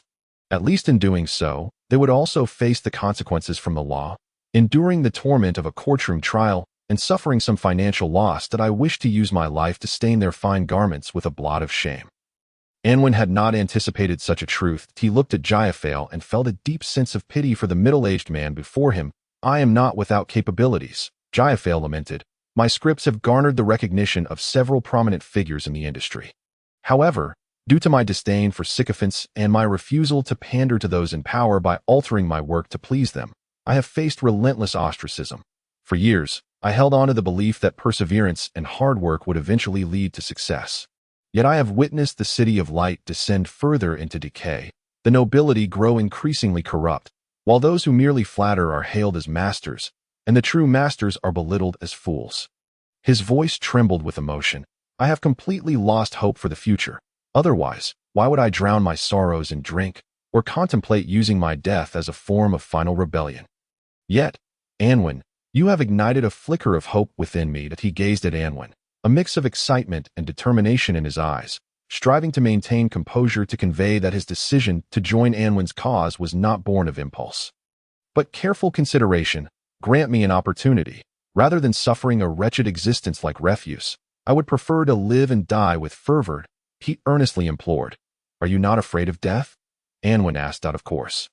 I fear it, Jayafail replied, but living as I currently do is more terrifying than death itself. Anwen did not readily agree, yet he did not reject the notion outright, and thus Jayafail understood that he still had a chance. He did not require Anwen to express his stance immediately, for this significant matter was not a plan to be executed hastily. There was still ample time ahead.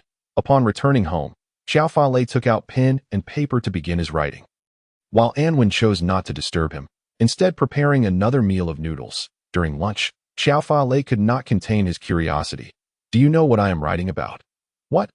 Anwen inquired politely. The story of the urgent conscription army. Xiao Fa replied, I wish for more people to know of their plight, their achievements, and their hardships. But will anyone see it?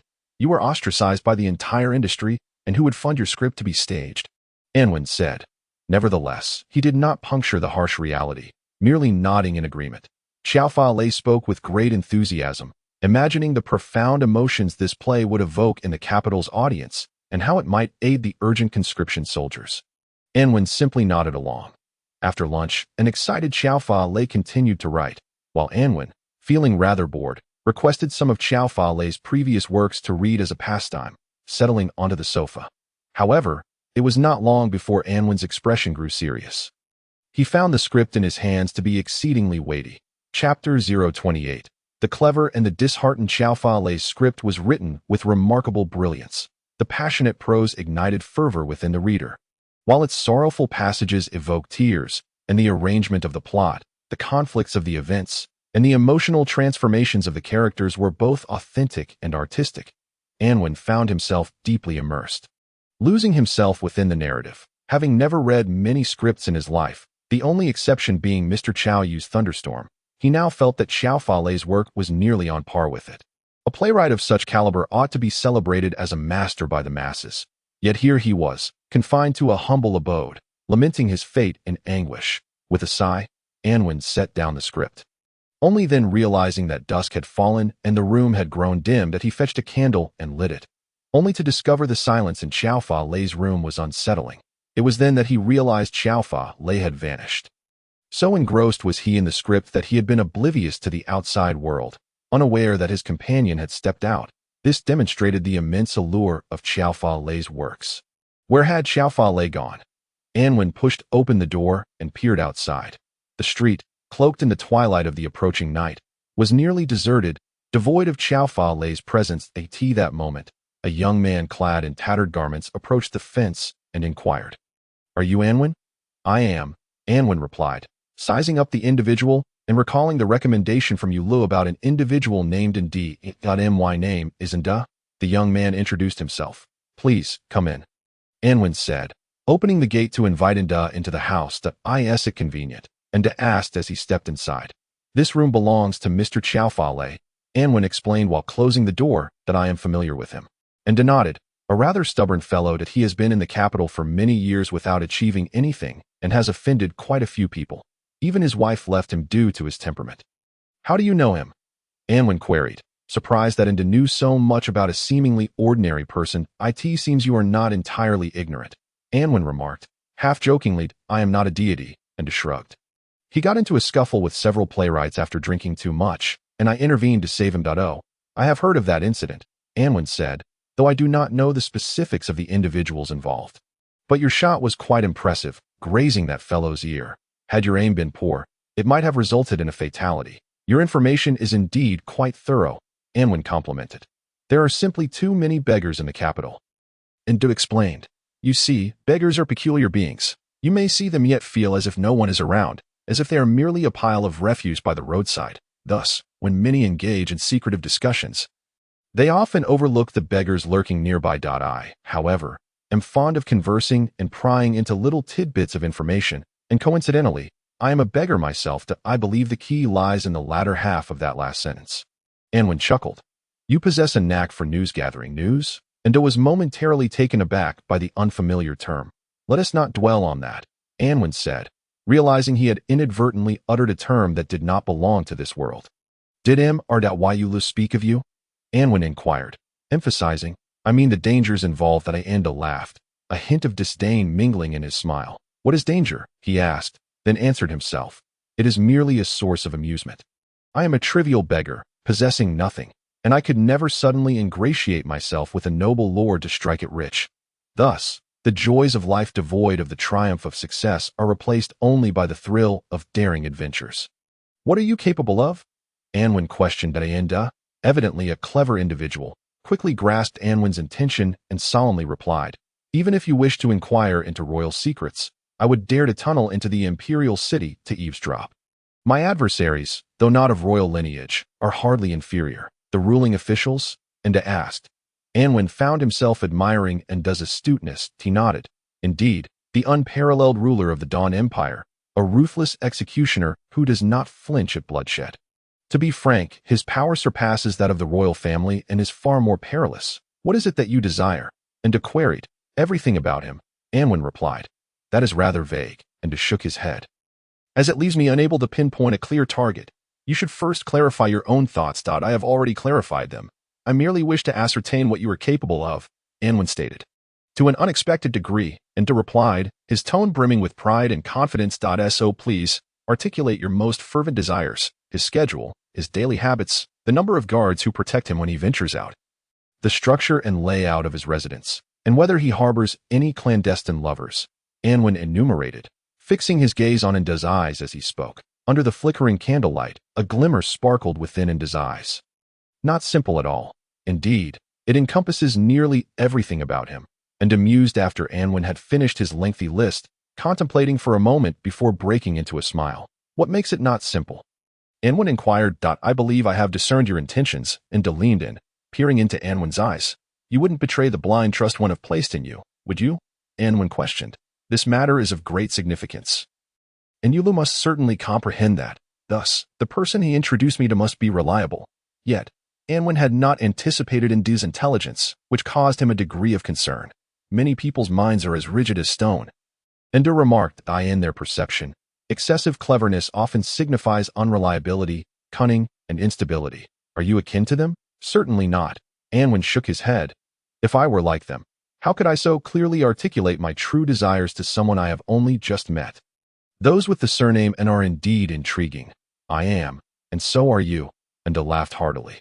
Then he collected himself, becoming serious once more.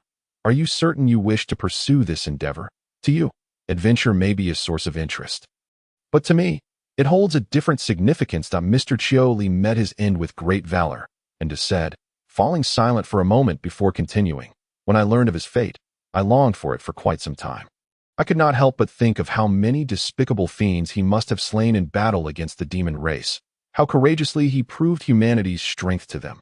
Yet, upon realizing he did not perish on the battlefield, but rather here in the imperial capital, I felt that this nation had lost all hope.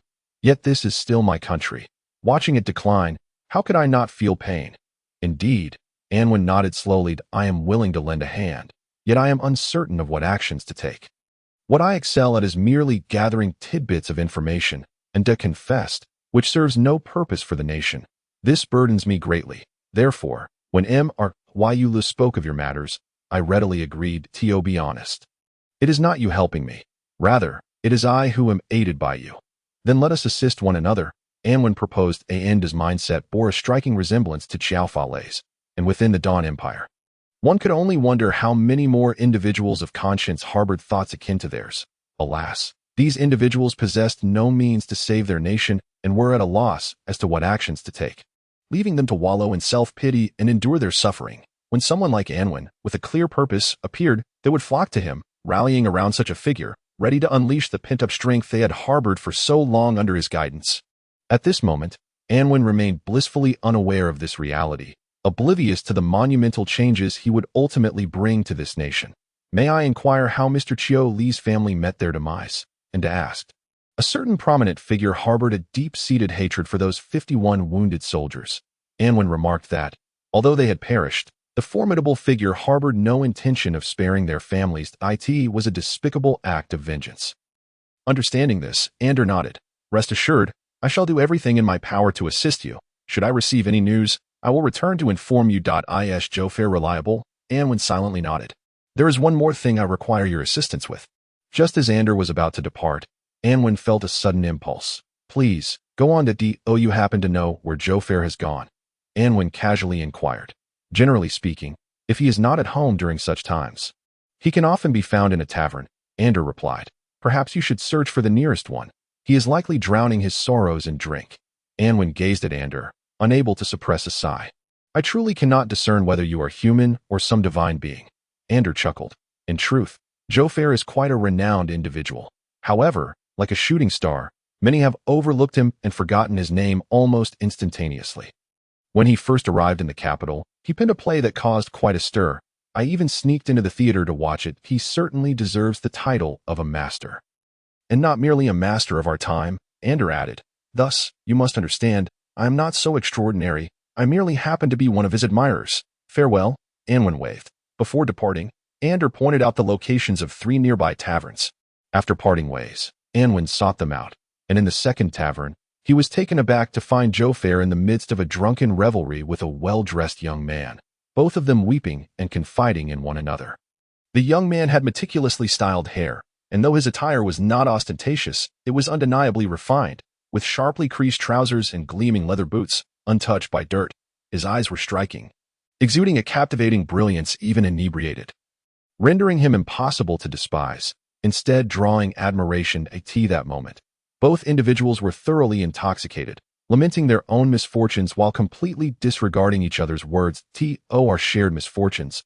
To this utterly decayed nation. Cheers. Jofair raised his glass. Cheers. The young man echoed as they attempted to clink their glasses, only to miss each other in the air. After several failed attempts, they simply downed their drinks in one go. Mr. Jofair. Anwen approached. What brings you here? Jofair's face contorted in anguish upon seeing him. You ought not to drink so excessively, Anwen cautioned. Alcohol is the finest of delights, the young man interjected with a boisterous laugh. Sir, Why not join us for a drink? Bartender, bring forth the wine. It's on me, for everyone. As he spoke, he flung his purse with vigor, scattering a dozen gold coins and countless silver pieces across the floor. That a frenzy ensued as many scrambled to seize the coins. Chaos erupting within the tavern, with some brawling over a single silver coin, blood spurting from noses, teeth flying. The young man and Joffair laughed heartily. This is utter mayhem. Come, let us go to my home for a drink. Joffair declared generously, I have plenty of fine wine. Mr. Joffair, Anwen attempted to intervene, but the two had already thrown their arms around each other and pushed through the crowd. A few chairs flew past, nearly striking Anwen, who had no choice but to duck and flee. Chapter 29. Whatever you drink is still wine. Joffair and the young man swaggered down the street, singing merrily, while Anwen hurried behind, striving to quell their raucousness. The capital was unlike any other city. The militia here was silent and stern, enforcing the law with extreme rigor. Being so ostentatious on the streets at night would undoubtedly land them in the militia's prison, where they would be subjected to several days of special treatment. Anwen wished to avoid the complexities of rescuing someone from jail. Yet, he was ultimately too late. A squad of the militia had already intercepted the two. Anwen rushed over to explain, I apologize, but these two individuals, what do you intend to do? The young man released Joffair and strode forward, reeking of alcohol, pointing at the militia. Does my drinking a little impede your business? Arrest them. The squad leader of the militia, initially intending only to warn the two drunkards, issued the order after being sprayed with a faceful of boozy spittle. 10 militia members, without even unsheathing their swords, approached the two drunken men. The young man stepped forward, bellowing, What audacity! Do you know who I am? I am Alec. I don't care who you are, the squad leader sneered, but his expression suddenly froze, and he quickly raised his hand to halt his subordinates. Which Alec? He asked cautiously. Anwen stared at the young man in astonishment. From the squad leader's tense demeanor, it was evident that a certain Alec was a prominent figure in the capital. Yet, could it truly be so coincidental?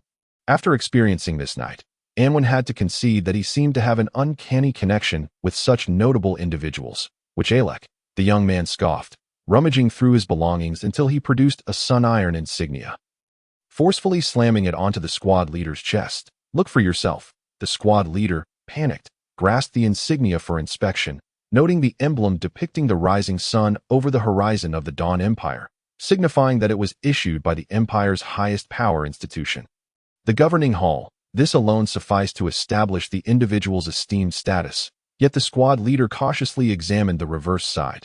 There, inscribed, were the name and title of this eminent personage. Salute. The squad leader's voice trembled as he stood rigidly, fist pounding onto his left shoulder, producing a dull thud. His subordinates, astonished, hastily mimicked the gesture. Their movements were synchronized, showcasing their well-rehearsed ceremonial training.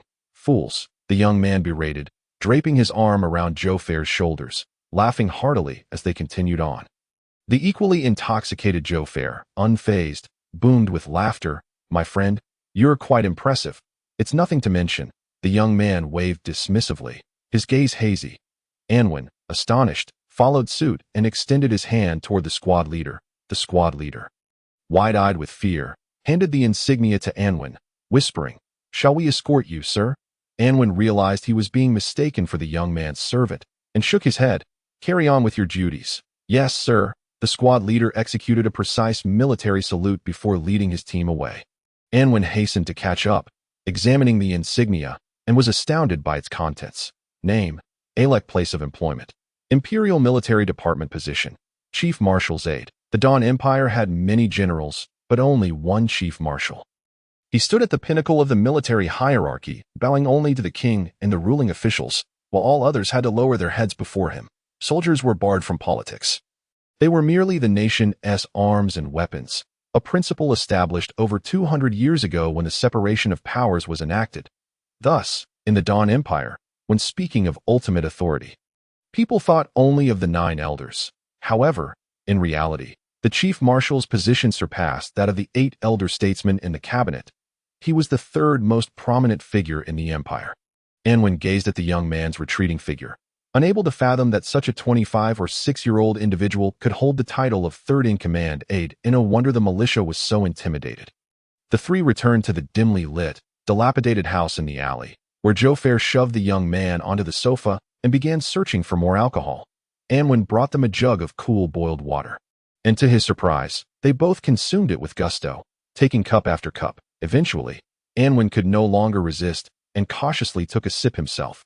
Upon confirming that the jug truly contained only cool boiled water, he felt a genuine admiration for the two heavy drinkers. As the saying goes in martial arts novels, when one's skills reach a profound level, even the falling petals can inflict harm. Anwen mused. When one is deeply intoxicated, any liquid can be perceived as wine. It resonated with the saying from the Northeast. As long as there is camaraderie, whatever you drink is still wine. The two continued to drink, their words meandering without coherence, gradually entering a state of blissful oblivion. They each vented their grievances, lamenting their individual sufferings, yet neither truly absorbed the other's words, lost in their own tumultuous thoughts. Anwen sat quietly beside them, refilling the jug in silence as it emptied. Joe Fair's anguish stemmed from unrecognized talent, being obstructed by petty individuals and the injustices of the world, while Alek's tribulations were surprisingly similar. Initially, Anwen found it hard to believe that a young man so close to the Empire's third most powerful figure could audaciously curse fate and harbor feelings of discontent. Yet gradually, he began to discern the underlying sentiments. This was not a person who placed personal ambition above all else. He harbored grand ideals and lofty ambitions, yet as he witnessed the gradual decline of the Dawn Empire, his heart ached with profound sorrow. Feeling utterly powerless to effect any change, he proclaimed himself a military genius, asserting that with merely a small squad, he would dare to contend with the most formidable of the demon tribes. He lamented that had he been in command of the current expeditionary force, the casualties would not be as they presently stood. Then he wept, declaring the deaths of those expeditionary soldiers were unjust. And he cried again, expressing his frustration at being a man of such talent, yet confined to the side of the Grand Marshal, spending his days mired in the meaningless bureaucracy of military documents and the personal letters of the Grand Marshal. Procuring properties for one mistress and jewelry for another. Anwen understood. The so-called adjutant was merely a secretary to the Grand Marshal, handling all manner of public and private affairs. This position, to many, was a coveted high rank, a golden throne, a ladder to a glorious future. Yet, it was clear that Alek did not share this sentiment. His aspirations lay far beyond fame and fortune. Anwen sat nearby, chuckling softly, suddenly finding his own fate quite amusing. After departing from Sacred Shield Town, he had indeed encountered remarkable individuals like Luo Ying and Alek, true figures of power within the highest echelons of the Empire. The man before him, Kaya Falii, was no ordinary character either. Though he appeared to be a down-and-out pauper, he possessed a talent that would leave a lasting legacy. Given the chance, he could surely soar to great heights like the Great Rock described by Zhuangzi. All he lacked was a wind to lift him aloft. Even Andy was not an ordinary figure. Although he downplayed the risks involved in his various methods of gathering intelligence, Anwen understood the perilous nature of Comrade Yu Ziqing's daily work. The heart-stopping processes required to obtain information that he listened quietly, his ears automatically filtering out Kaya Falii's long-winded sighs, attempting to glean some imperial secrets from Alek's words, particularly regarding the affairs of the ruling officials.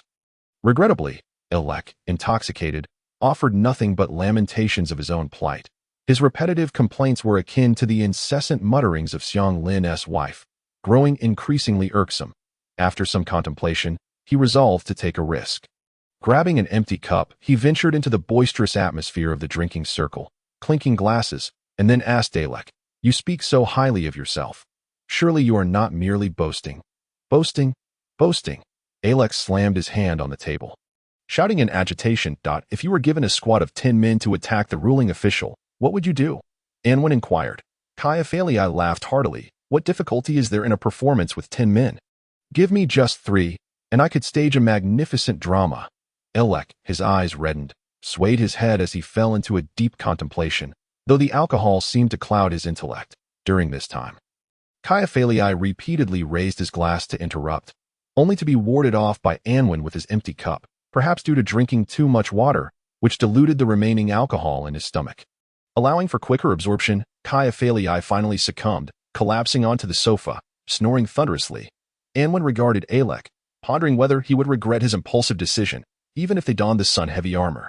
Their chances seemed slim. At that moment, Alek spoke. rubbing his forehead. The guard force at the ruling hall is formidable, with at least 50 heavily armored warriors. Additionally, there are 200 archers and martial artists. The defensive strength of the ruling official's residence is half that of the ruling hall, and there remains no feasible way to breach it. Thus, we are left with ambush. However, the official travels only by main roads, leaving almost no possibility for an ambush. Therefore, we are left with but one option: to wait for the opportune moment. Every year, there are many grand events in the royal capital, some of which the ruling officials must attend. At such times, they cannot solely travel the main roads, thus opportunities will always arise. Alec thought hard, his eyes reddening, his body swaying, before he finally collapsed onto the sofa, sleeping like the dead. Anwen sat quietly, pouring himself a glass of water to sip slowly. Accompanied by Kaya-Feliai's snoring, he reflected in silence. If even someone like Alec could not successfully command 10 subordinates, could he truly accomplish it alone? He had never witnessed the might of the sun-heavy armor, but countless folk tales had already mythologized it. It was the most powerful weapon forged from sun iron by humanity, enabling them to stand resilient against formidable foes, holding out until now, becoming the masters of the central continent, under the threat of fierce enemies a century ago. Humanity pooled their collective wisdom to study sun iron weaponry, ultimately uncovering its secrets and creating the sun-heavy armor. This armor provided complete protection, fully harnessing the power of sun iron, making the wearer both incredibly heavy yet astonishingly nimble. Clad in such armor, one resembled a small fortress, yet moved with the swiftness of a gale. Faced with such heavily armored warriors, he possessed no chance of victory. He drank water, gazing at the floor, the walls, and the two slumbering figures sprawled on the sofa, lost in silence, worry, thought, and despair. Yet perhaps it was not impossible that a glimmer of hope flickered in his eyes. Alec considered an attack, whereas his aim was assassination. Though they may seem similar, both requiring violent means to conclude the life of the ruling official, the paths diverged greatly. Alec contemplated military strategy, while he had no need for a frontal assault. If he could ingratiate himself with the ruling official, he could bypass that formidable defensive force that appeared an almost unattainable task. Yet after meeting two high-ranking figures, Anwen felt a blind and overwhelming confidence in his luck. Chapter 030. The Adjutant's Dilemma. How did Comrade Yu Ziqing manage? Even someone as clumsy as Comrade Cui Ping could infiltrate the enemy's ranks. What is it that I cannot achieve? Anwen mused. Fate is a curious journey, with no foreknowledge of who will board the next train, sit beside you, or how their every action will impact your life. Oh, why should one be blindly pessimistic? He recalled Alec's mention of the events that the ruling officials must attend. If he could blend in, then as long as he approached within 10 meters of the ruling official, a single bullet could end it all. Indeed, there was hope. He drank quietly, as if the cup held not water, but a rich vintage. The following day, just before noon, Alec awoke that a dull ache throbbed in his head, accompanied by a lingering sense of dizziness. Slowly, he sat up, massaging his temples as he recalled the events of the previous night. Fragments of memory surfaced, conversations with someone at the tavern, but he could not recall the specifics. Only that it had been quite liberating that moment. He became aware of his surroundings. A small, antiquated bedroom with hard bedding that creaked at the slightest movement. He had no idea where he was or how he had ended up there. Noticing his attire was intact, he inferred that he had not engaged in any indiscretions during his drunken stupor, ruling out the possibility of waking in the quarters of a low-cost tavern's lady of the night. Rising from the bed, he opened the door to find an equally worn living room. A young man of 18 or 19 sat on the sofa, engrossed in a stack of papers, who upon noticing Alec's entrance, set the papers aside and smiled faintly. How do you feel? Anwen inquired. Alec, feeling somewhat embarrassed, replied, I'm sorry, but how did I end up here? Last night, you and Kaya-Feliai had an in-depth discussion at the tavern. And after a lengthy exchange, you both ended up here, Anwen explained. And, well, you fell asleep mid-conversation. Kaya-Feliai, Alec found the name unfamiliar. He should be waking up soon. Anwen stood and made his way to Kaya-Feliai's bedroom, while Alec turned to see a middle-aged man sprawled across the bed, sound asleep. That appeared he would remain that way for a while longer. After calling out to the middle-aged man several times, Anwen remarked, from the man's face, Alec recognized the features of his drinking companion from the previous night, his cheeks flushed with a hint of embarrassment at having so easily drunk to excess with a stranger. Please, have a seat. Anwen gestured toward the sofa. Before heading to the kitchen to fetch a kettle, drink a glass to help clear your head. He poured a glass and handed it to Alec. Thank you. Alec indeed felt parched, and upon sipping, he found the drink to possess a peculiar yet familiar flavor that he could not quite place. What is this? He inquired. It's sweet water infused with honey and cucumber. Anwen replied, You can steep cucumbers. Alec was somewhat taken aback. Cucumbers were such a common household vegetable, eaten raw, stir-fried, or boiled in soup, but he had never considered them fit for brewing as a tea. Sliced and steeped with honey, it is sweet yet not cloying, and it aids in sobering up. How does it taste? Anwen inquired. Very well. Could I trouble you for another cup? Alec, slightly embarrassed, accepted the pot from him. After consuming 3 cups in quick succession, Alec finally remembered to express his gratitude. Anwen chuckled and shook his head, handing him the badge. How did you come by this? Alec asked, his surprise evident as his face flushed deeper. He realized that the young man had likely discerned his identity, which only intensified his humiliation. Last night, you and your companion encountered a squad of law enforcement, and you presented this to them. Forgetting to reclaim it, Anwen explained. Thus, it was handed over to me. How utterly humiliating. Alec lamented, covering his face with his hands. He had intended to offer a brief thank you and make a hasty exit, hoping to forever bury this absurd experience and never speak of it again. Yet now that his identity was revealed, to act so callously would contradict his principles that he realized he must accept that this absurd chapter would forever accompany him. An indelible fact he could not shake off. It is quite common for young men to indulge in drink, Anwen remarked, unless you consider it disgraceful to engage with people of our humble standing while intoxicated. There is no shame in it. No, I certainly do not mean that. Alec replied nervously, shaking his head. Did you just say his name is Jopheli? He glanced towards Jopheli's bedroom, hastily shifting the topic. Anwen nodded. I recall him mentioning he was a playwright. Alec stated that a remarkable playwright. Anwen added that yes, that's so. Alec responded, somewhat taken aback, but I have never heard of him. Indeed, no one knows him, Anwen replied, as he handed Alec the manuscript on the table. If you possess any discernment, you should be able to recognize that he is a master. Alec took the manuscript and began reading from the first page. Half an hour later, he set it down and asked Anwen, What happens next? He has yet to write further. Anwen replied he left it at this point, and when I found him, he was drinking with you. This is precisely the script Jopheli wrote yesterday, detailing the tale of the emergency conscription. Alec said, captivated by the story, yet feeling an unsettling void as he encountered a sudden interruption, that I have committed a grave error. He lamented, for I have interrupted such a splendid script. No, it was his own doing. Anwen countered. Though you have learned my name, I must still introduce myself as Alec. Alec extended his hand. After conversing for so long, I realize I do not yet know your name. I acknowledge this is rather impolite. He said with an awkward smile. Anwen, he replied, shaking Alec's hand. Alec's hand was warm and firm, the skin smooth to the touch. My hands were not always like this, Alec remarked, seemingly possessing an insight into Anwen's thoughts. His face slightly reddening. I was once a warrior, my hands tough and calloused, yet after so long in civil service, constantly donning those damned white silk gloves. One can understand. That must be a torment for you. Anwen said that I must have rambled quite a bit last night, did I not? Alec asked. Not excessively. Anwen replied that I hope he does not recall. Alec gazed towards Jopheli's bedroom. Being woven into the playwright's narrative would indeed be fatal. Would you prefer to hear the good news or the bad news? Anwen asked. Alec paused, then replied, Let us start with the bad news. I find the bitter before the sweet more palatable. The bad news is that no matter how intoxicated Jopheli may be, his memory will remain intact. Anwen stated he will recall everything that transpired before he fell into a stupor. Alec shook his head with a sigh. And the good news? He inquired. The good news is that, apart from myself, no one has laid eyes on his script, let alone staged it, Anwen replied.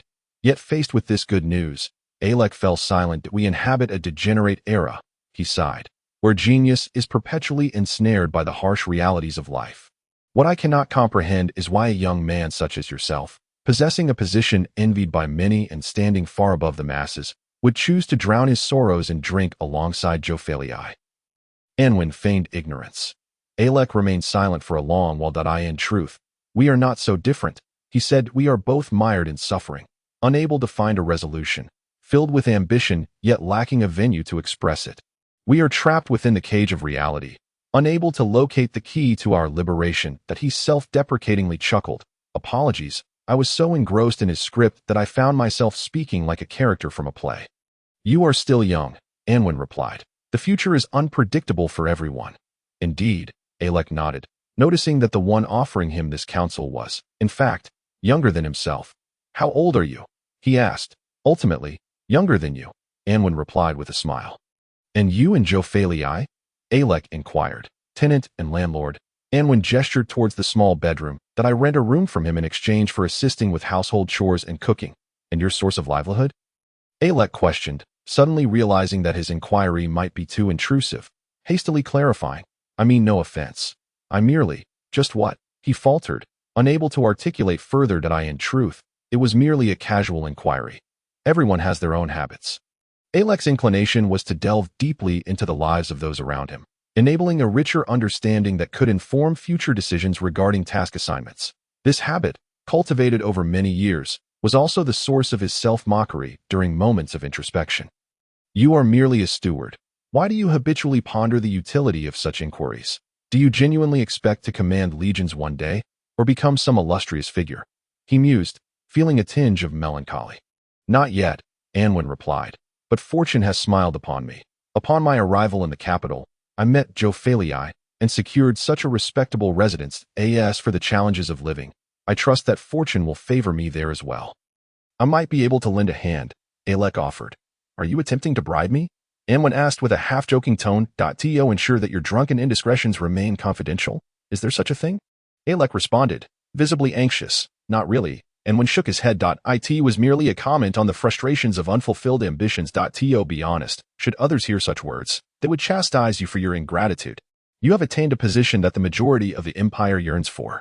Believe me, it is not a desirable position, Alec retorted. It is better suited for those devoid of shame. Pardon me, perhaps I am being too harsh. It is more appropriate for those who pursue fame and fortune without regard for dreams or dignity. If it is so unbearable, you may resign, Anwen suggested. Alec remained silent for a moment before giving a wry smile. Yes, perhaps that is a solution. However, should I take that route, I would truly have no opportunities left. Anwen nodded in understanding. This was not the world he had previously inhabited. Individuals sometimes lacked the freedom to choose. For someone like Alec, simply resigning from the position of the Grand Marshal's aide would pose no issue. But the condition was that he must completely withdraw from both military and political spheres. Otherwise, regardless of which organization he might join in the future, it would inevitably provoke the Grand Marshal's ire. In the realms of military and politics, there is no position better than the one I have offered you. Yet you would abandon me for another, thus delivering a slap to my face. Publicly declaring your willingness to forfeit such a fine position rather than remain by my side. It was evident that for anyone openly expressing discontent towards the Grand Marshal would respond with nothing but suppression. In the presence of the Empire's third most powerful figure, any organization or prominent individual would appear feeble. I retract my previous statement, Anwen conceded. I had not adequately considered your predicament. However, do not despair. I believe that the future world will undoubtedly be one of greater freedom. You shall surely acquire the right to choose your own destiny. Chapter 031. New friends. Why will the future world be one of greater freedom? Alec inquired. Unable to contain his curiosity, he had heard many speak of their visions or speculations regarding the future, yet none had ever voiced such sentiments, because that is the direction of societal development. Anwen articulated, no force can alter or obstruct the wheels of history. They roll forward relentlessly, adhering to a particular trajectory, and anything that stands in their way will be crushed. The end of that trajectory is greater freedom? Alec questioned. Indeed, Anwen affirmed with a nod. Perhaps, Alec mused. A smile graced the lips of Alec, eliciting a twinge of discomfort within in a manner reminiscent of those who ardently believe in the infallibility of their ideals. He found himself compelled to articulate his thoughts with fervor to Alec, who, in his heart, seemed to reject Anwen's convictions, deeming them rather naive and absurd. Anwen reiterated the reasoning he had once shared with Luoying. And while Alec initially regarded it with indifference, he gradually began to take it more seriously. I concede, there is indeed merit in your words, Alec acknowledged after a prolonged period of contemplation, nodding in agreement. This does represent a normal and just trajectory for human society. Yet, the distance to that realm of freedom remains uncertain. Thus, we cannot simply wait. Anwen declared we must take action to hasten its arrival. What can we possibly do? Alec responded with a hint of pessimism, shrugging his shoulders. Even if our efforts prove futile, at least we would be extending a warm welcome to it, Anwen countered. The failures of our predecessors are invaluable treasures for those who come after us. Even in failure, we can accumulate experience for future generations. I stand enlightened, Alec said earnestly, straightening his posture and bowing respectfully to Anwen. What is this for? Anwen inquired, feeling a bit flustered. Your words have provided me with a newfound perspective on life. Alec replied, please accept my gratitude. That moment, Xiaofei descended from his bed, groggily making his way to the door, leaning against the frame and rubbing his head as he softly suggested, how about we prepare some noodles? Very well, Anwen nodded, rising to his feet. Mr. Xiaofei. Alec promptly stood to greet him out of courtesy. Do. Xiaofei exclaimed, his eyes widening in astonishment. Is it true? This illustrious figure has spent the night in my humble abode. Goodness! Alec's complexion shifted from red to pale as he realized Anwen had not been jesting. Xiaofei's memory was astonishingly sharp. That I behaved rather poorly last night, Alec admitted, feeling embarrassed. What do you mean by poorly? Xiaofei laughed heartily, making his way to the sofa where he plopped down, pouring himself a glass of water before letting out a long sigh and patting Alec on the shoulder. If anyone has behaved poorly, it would be me. Let us not dwell on it. We are all disillusioned souls. No need for mockery. Wouldn't you agree, Anwen? Feel free to chat. I shall prepare the meal, Anwen replied from the kitchen. That I just had the pleasure of reading your remarkable work, Alec said, finding himself at a loss for topics to discuss with Xiaofei after regaining clarity. The manuscript on the table came to mind. Xiaofei's expression darkened as he glanced at the manuscript. It's nothing of consequence, he said dismissively. On the contrary, Alec insisted earnestly, I believe it to be a masterpiece. If it were to be staged, it could astonish the entire capital. You would become a master celebrated for generations. Alas, it shall never be staged, Xiaofei replied, his expression steeped in melancholy. When I wrote it yesterday, I was filled with excitement, but soon after, I regained my composure. That I suddenly realized that even if I completed it, it would merely add another neglected manuscript to my filing cabinet. So, you grew disheartened and sought solace in the tavern? Alec inquired. Please, refrain from using formalities, Xiaofei interjected, shaking his head. Such distance is unnecessary. Are we not friends? Indeed, we are friends, Alec affirmed. Yet, as our acquaintance is still recent, I find it difficult to abandon my habit of formality. Those who have shared embarrassing moments together, even if their time spent is brief, can forge a profound bond, Xiaofei remarked. Anwen has witnessed me at my lowest, so I feel that despite our recent meeting, we are already quite close. Wouldn't you agree, Anwen? Feel free to converse, Anwen responded. In the military, there is a saying, the deepest friendships are forged in battle and shared experiences, Alec chuckled. Precisely, Xiaofei laughed heartily. Having seen each other in frightful moments and in the throes of passion, our bond can hardly be shallow. Perhaps we should. Let us refrain from that, Alec quickly interjected. Xiaofei laughed again. Yet Alec perceived a note of sorrow beneath his mirth. That I recommend that you continue your writing. He gestured toward the manuscript. Do not concern yourself with its utility. At the very least, you have two readers in Anwen and me. That I hold some sway. And if you desire, I can assist you. That we shall see. Xiaofei chuckled. He held a fondness for Alec. Remembering every word he had uttered, thanks to his remarkable memory, he understood Alec's anguish and wished not to burden his friend with his own troubles. Producing a dish, Anwen announced, taste my culinary skills. What is this? Alec asked, unfamiliar with the dish. Noodles, Xiaofei explained, the brilliant invention of our dear Anwen.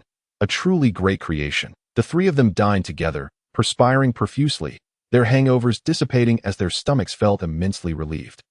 Alec eagerly assisted Anwen in tidying the kitchen, and after a brief conversation, he rose to take his leave. Thank you for your hospitality, he said. That I must take my leave. As an aide-de-camp, my time off is limited. I enjoy a perpetual holiday, Xiaofei replied. You are always welcome to disturb me. Farewell, Anwen said, shaking Alec's hand. As the twilight descended, Alec walked away, casting glances back at his two friends who stood at the gate. Waving farewell, they were two intriguing companions. One appeared carefree and indifferent, yet concealed deep inner turmoil behind his smile. The other, seemingly youthful and inexperienced, bore the weight of wisdom and profound insights about life and the world. He had never encountered individuals quite like them, and felt both intrigued and compelled to cultivate their friendship. He etched the memory of that street and that house into his mind, confident that he would spend considerable time there in the years to come. One thing you spoke of is indeed true, Anwen remarked slowly as he watched Alec depart. What is that? Xiao Fei inquired. You should finish that play, Anwen replied. No one will see it. Xiao Fei sighed, shaking his head. I am reading it, Anwen stated. And what good does that do? Xiao Fei laughed. Is this how you treat your readers? Anwen retorted. Such words render you no different from those scoundrels. Mind your language. Xiao Fei's demeanor shifted, a hint of anger in his tone. Then prove it to me, Anwen said, locking eyes with him. Uncle, you are of an age to be my father. Could you not set a good example for the youth? Do not teach me to be someone who abandons their pursuits midway. Xiao Fei lowered his head, a glimmer in his eyes reflecting the sunset. Life is unpredictable, Anwen said, patting his shoulder. Who knows if you may have a splendid opportunity to stage it. Should the moment arrive and you find yourself without a ready script, would you not regret it deeply? I have already declared my disinterest in writing. I wish to assist you with that endeavor, Xiao Fei replied. Completing it would be a form of assistance to me, Anwen insisted. Perhaps one day, I may require such a play to expose the misdeeds of the powerful or to extol the virtues of the urgent military. Very well, Xiao Fei turned, as if wiping his eyes. Thank you for your encouragement. Suddenly, he seemed to recall something and exclaimed, Oh no, you were supposed to pay respects at Mr. Chiu Li's memorial. Embarrassed, he addressed Anwen. I should have gone last night. Instead, I must gather my things now that we must leave at once. I shall not go. Anwen shook his head. Have you already visited? Xiao Fei asked. I plan to go after the matter concludes, Anwen replied. Otherwise, what could I possibly say? I have come. I shall do something. May you bless me from the heavens?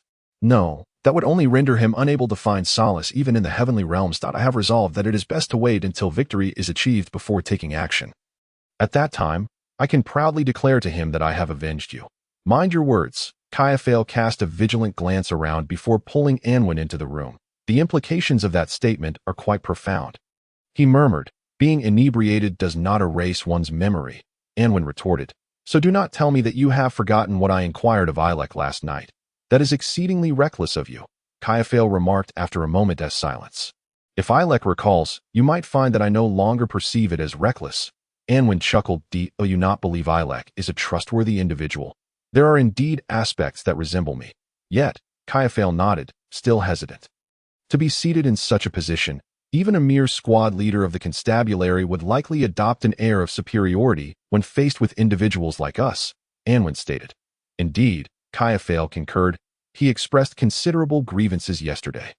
If we were villains, those complaints could be wielded as leverage against him. Conversely, if he were the villain, the first act upon drunkenness would undoubtedly be to eliminate us, lest those words reach the Grand Marshal's ears. Anwen reasoned. However, he merely conversed with us for a day, and when the matter of last night was mentioned, he would occasionally flush with embarrassment. He noted. With a grin, he mused. This particular trait of his is rather endearing upon reflection. When you undertake that significant endeavor in the future, he should prove to be of assistance. Caiaphale suggested that I do not seek his acquaintance for that purpose. Anwen replied that I simply appreciate that he is a good person with whom I can converse. What a naive youth, Caiaphale sighed, laughing. It seems I have overcomplicated matters. I would inquire, however, what you intend by flirting with the Grand Marshal's aide in the tavern? Anwen jested with him. Caiaphale laughed heartily. Yet Anwen discerned a lingering sorrow in his eyes. Chapter 032. Individual plans, individual operations. The information provided by Ilek in his inebriation illuminated for Anwen the challenges of assassination, while simultaneously making him aware that, with the current light gun, he would likely be unable to accomplish the task at hand. The range is sufficient for an assassination mission. 10 meters is neither long nor short, yet when upright, it towers 3 stories high. However, the rate of fire is woefully inadequate. If one must load a round after each shot, one must ensure a single, fatal strike. This proves exceedingly difficult. Thus, modifying the light gun into a rapid-fire weapon becomes an inevitable choice. For Anwen, this task holds little difficulty. In his youth, he often tinkered with toy guns, dismantling many, yet he grasped their construction. although they differ significantly from real firearms. The principles of loading and firing are quite similar. It is precisely this foundation that enables Anwen to forge his first light gun. After careful contemplation, he resolved to adopt the structure of a gas-powered toy gun for the ammunition he currently employs. Aside from its material, bears much resemblance to the spherical gas projectiles that in terms of feeding, he planned to separate the magazine from the gun body, significantly enhancing shooting continuity and drastically reducing loading time. The challenge of automatic continuous feeding is a complex issue. The structure of toy guns did not provide the correct solution, so he decided to forego that route and implement a manual loading mode. After all, he does not aim to invent a modern firearm system in this world, but merely to complete an assassination. For this purpose, he quietly sketched designs for several days, ultimately finalizing the appearance and mechanical structure of the new light gun. Days later, as the blueprints neared completion, Ilek arrived. He paid a visit at dusk, bringing several bottles of fine wine, which lit up Kayafale's eyes, prompting him to warmly invite Ilek inside. It had been previously agreed that the wine was merely for merriment, and none were to indulge to the point of intoxication. Ilek stated earnestly. No problem, Kayafale replied with a smile. The three of them sat together, drinking and chatting, discussing matters from far and wide, engaging in casual banter. Though Anwen had recently turned 18, he had already been drinking for 3 years. Chili had once proclaimed that there are no hunters who abstain from alcohol, so he initially learned to drink. Later competing with Chili, the potent spirits of Keeman Village had gradually lost their sting, and the soft wines of the big city were even less likely to incapacitate him. The two were astonished by Anwen's capacity for alcohol, gradually developing a sense of rivalry. None wished to be outdone by a newly minted adult, prompting them to forget their initial agreement. The outcome of their contest concluded with both of them in a state of drunkenness, compelling Anwen to carry them back to the bedroom and toss them onto the bed. Afterward, the two began to exercise moderation in their drinking, adhering to the original promise that wine was merely for amusement. Kayafale's home became a nightly gathering place for Ilek, who in turn became Kayafale's sole supplier of wine. Each evening, the three would convene, discussing the daily occurrences in the capital, national affairs, the people's livelihoods, and the intricacies of script writing. Anwen, though not well versed in writing, had seen enough films and excellent novels and television series that he could often utter a phrase that would leave Kayafale feeling enlightened, astonished by his insights. Similarly, in matters of national concern, Anwen's remarks frequently left Ilek quite taken aback. On one occasion, after a night of revelry, Ilek, unable to contain himself, confessed to Kayafale, "Honestly, I come here daily for 2 reasons: your scripts and to hear Anwen speak." His words, in his own phrasing, are exceptionally constructive. "You speak as if reciting a tongue twister." Kayafale laughed heartily. "However, there is something I must ask of you." Anwen set down his wine glass, contemplating that it was time to address serious matters. The design blueprints had been completed, and he had deliberated extensively, finding no flaws. Now it was time for practical implementation, necessitating a visit to a blacksmith's workshop. Among friends, the word request should not be used, Ilek stated earnestly. "Very well, I command you to accompany me to the blacksmith's workshop," Anwen replied with a smile. "That is more like it," Ilek chuckled, then, somewhat puzzled, inquired, "What are you intending to forge?" "No, I am seeking a job." Anwen clarified. "A blacksmith?" Ilek expressed surprise. Kayafale mirrored his astonishment. "Who would have thought our young fellow possessed such technical skills?" "Now you understand," Anwen said, emboldened by the alcohol, as he confidently removed his shirt, revealing his well-defined muscles, striking a pose to showcase his physique. "My heavens!" Ilek exclaimed, astonished. "Who would have guessed you were a warrior?" "No, I am a blacksmith. This physique was honed through years of forging," Anwen explained. "I possess no other skills, hence my desire to seek familiar work. However, I enjoy crafting small trinkets in my free time, so the shop owner must permit me to utilize the tools when no one else is around. At times, I may require assistance. Thus the other blacksmiths in the shop must be skilled craftsmen willing to lend a hand. That I am not particularly adept at that," Ilek admitted. "There is no need for you to be," Anwen replied as he donned his shirt. Kayafale observed him and, recalling his muscular form, felt a profound sense of disparity between the two appearances. "That I will find a blacksmith shop myself," Anwen stated, "but your role is to inform the owner of my needs, ensuring he is amenable to fulfilling my modest requests." "That is no trouble at all," Ilek nodded. "After all, not only the esteemed aide of the Grand Marshal but even a squad leader of the constabulary can handle such matters." Do you not harbor disdain for your position? Kaiaphale teased him, yet now, when mentioned, it seems to radiate pride that a position that allows one to assist friends is undoubtedly a matter of pride, Ilek replied with sincerity.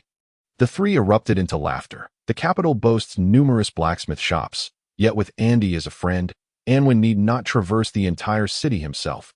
Andy swiftly located a suitable shop for Anwen. The craftsman was skilled. The shop discreet, its performance unremarkable, and it had no dealings with the authorities, all aligning with Anwen's requirements.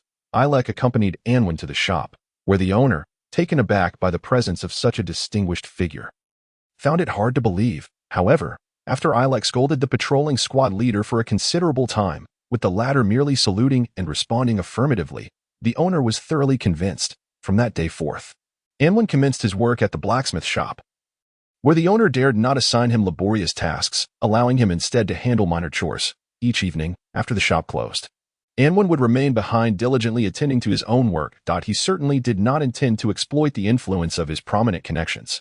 In the face of the owner's trepidation, he reciprocated with a bellows. Upon acquiring this invaluable tool, the owner was overjoyed, and the assistant responsible for operating the bellows expressed immense gratitude as Anwen repeatedly displayed his exquisite craftsmanship and an innovative casting awareness that transcended the norms of his era. The admiration of those around him deepened to the point of reverence. The proprietor, initially believing he had encountered an insurmountable menace, soon realized that fate had bestowed upon him a priceless treasure. Days passed in this manner, with Anwen diligently toiling for his aspirations, while in moments of leisure, he engaged in jovial conversations over drinks with Ilek and Joffole. His second light cannon gradually took shape, and Joffole's script approached completion. The pent-up frustrations that Ilek had harbored for years began to dissipate in the company of his two friends. He gleaned numerous intriguing concepts from Anwen, which profoundly impacted his life. At this juncture, none of the three could foresee that, in the future, this influence would not only alter Ilek's destiny but also reshape the entire Dawn Empire. The lives of common folk quietly unfolded in the lower echelons of society, while the prominent figures orchestrated their fates in the upper echelons. In the highest chamber of the ruling hall, Wu Zheng sat comfortably on a plush sofa, perusing a document. Mori entered cautiously, ensuring the door was closed softly, and approached silently. Is there definitive news? Wu Zheng inquired without raising his gaze, yet he was well aware of Mori's presence beside him. For many years, only Mori had the privilege to enter his office without prior permission. He is indeed coming, Mori replied respectfully. He is now prepared to set forth. Wu Zheng's voice bore a hint of displeasure. The Empire has not shortchanged him. He has received all that he deserves. What more does he seek? Mori remained silent. The Lord required only his attentive ear, not his opinions, for the Lord's wisdom was sufficient to resolve any dilemma. He merely needed to execute the directives entrusted to him. Arrange for me to meet him, Wu Zheng said, his tone calming after his outburst. Additionally, the recruitment of the urgent army cannot be delayed any longer. What is the situation with Gao Ge? Still utterly hopeless. Mori responded. The general is exceedingly obstinate. Moreover, he has dispatched only his personal guards, and we lack the authority to mobilize them at such a critical juncture for the Empire. These individuals merely hinder our efforts. Wu Zheng set aside the document. Are we to merely watch as they take root and flourish in the royal capital? If this matter remains unresolved, it is likely that His Majesty will notice. At that point, our burden will be immense. He rose and began pacing. The urgent army cannot be a monolith. He abruptly halted, a smile gracing his face. Indeed, Mori nodded, there are many wounded soldiers who have not. Unlike these individuals, added to the Empire's woes, they remain steadfast in their homelands, embodying the true commendable citizens of the Empire. The Lord's wisdom need not be supplemented, yet at the appropriate moment, he too must play a subtle role in alerting the Lord. The wounded soldiers of the urgent army were not all concentrated in the royal capital.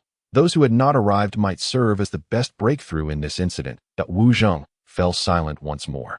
He had gleaned insight from Mori's words and was determined to transform that suggestion into his own wisdom. Locate them, he instructed.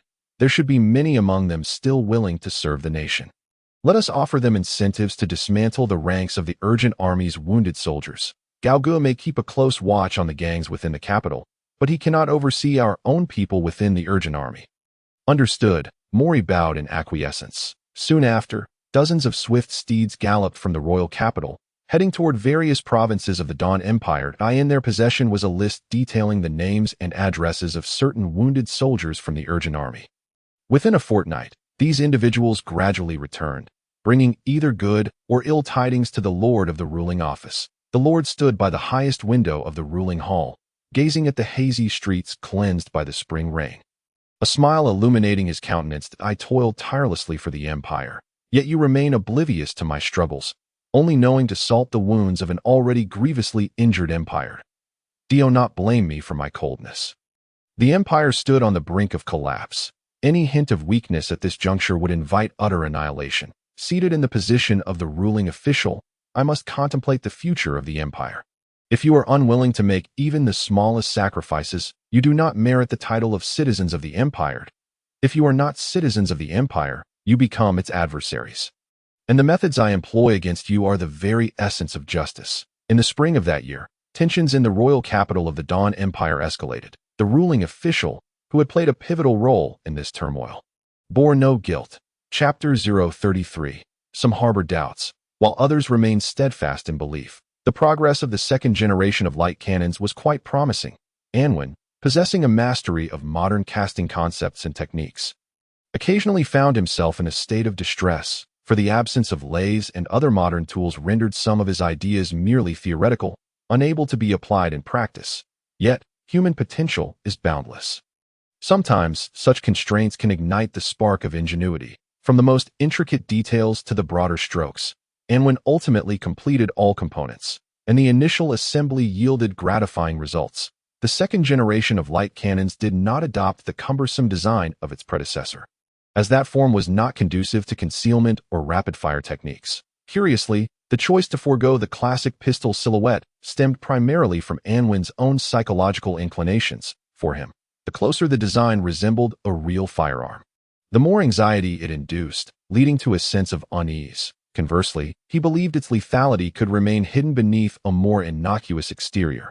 Consequently, he eschewed the term gun in favor of the more archaic cannon.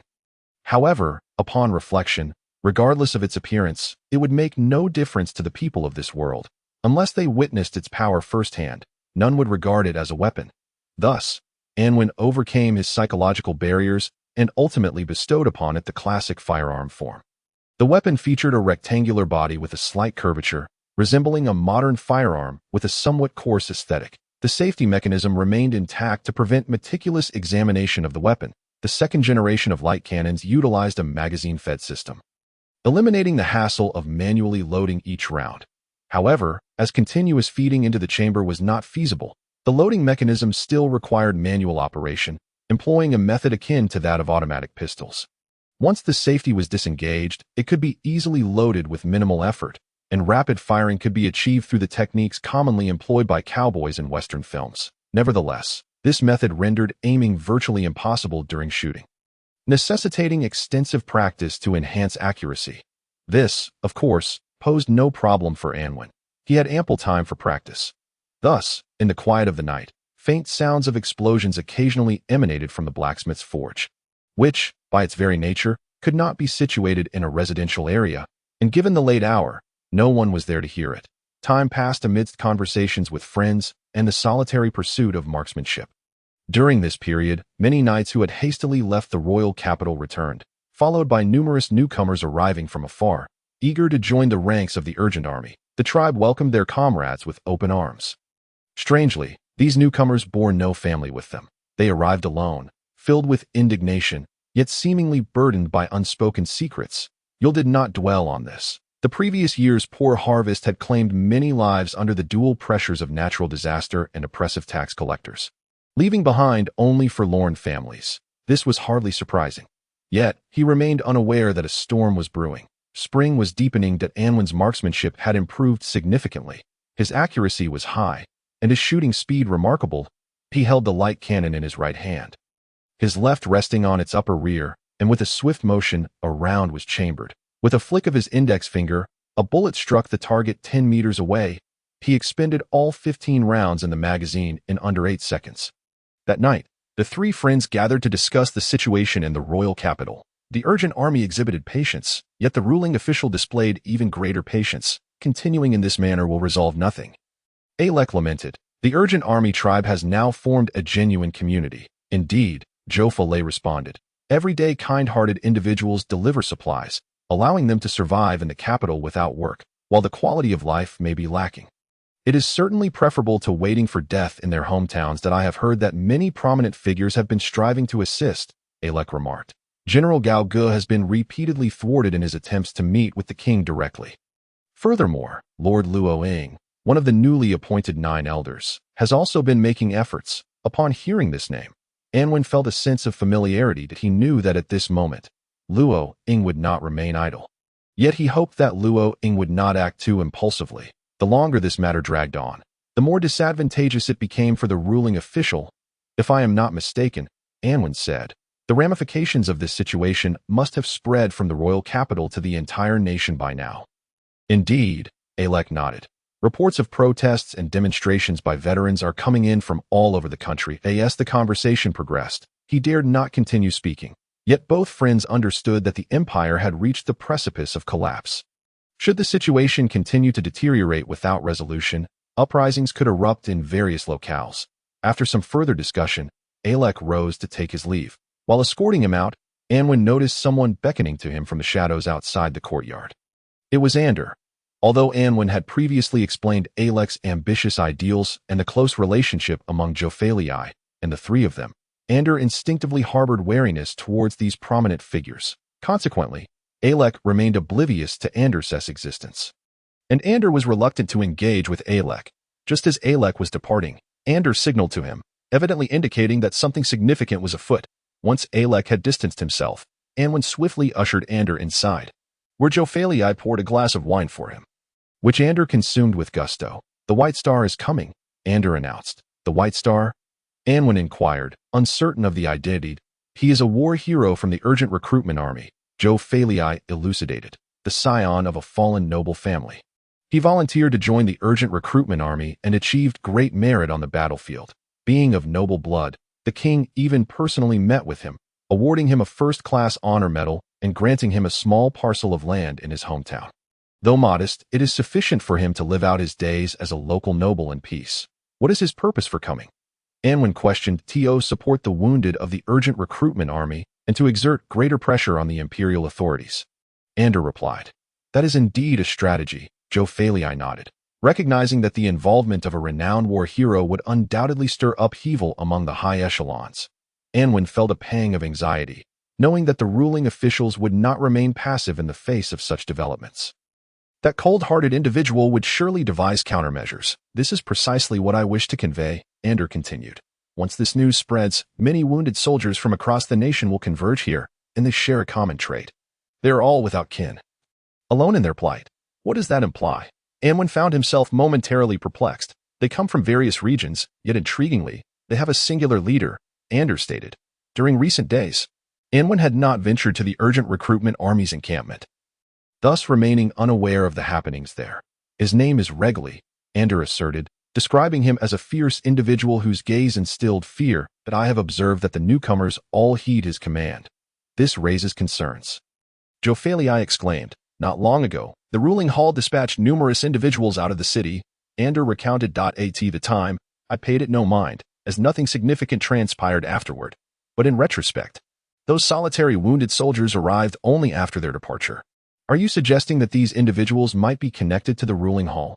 Jofale gasped in surprise that I could not be certain until today, when I received word that Regli was seen meeting with an official from the ruling hall at an inn. What could they be plotting? Jofale pondered, momentarily befuddled by the intoxication of the alcohol. Perhaps they intend to employ previous tactics. Anwen sensed the gravity of the situation. Oh, you mean to frame others?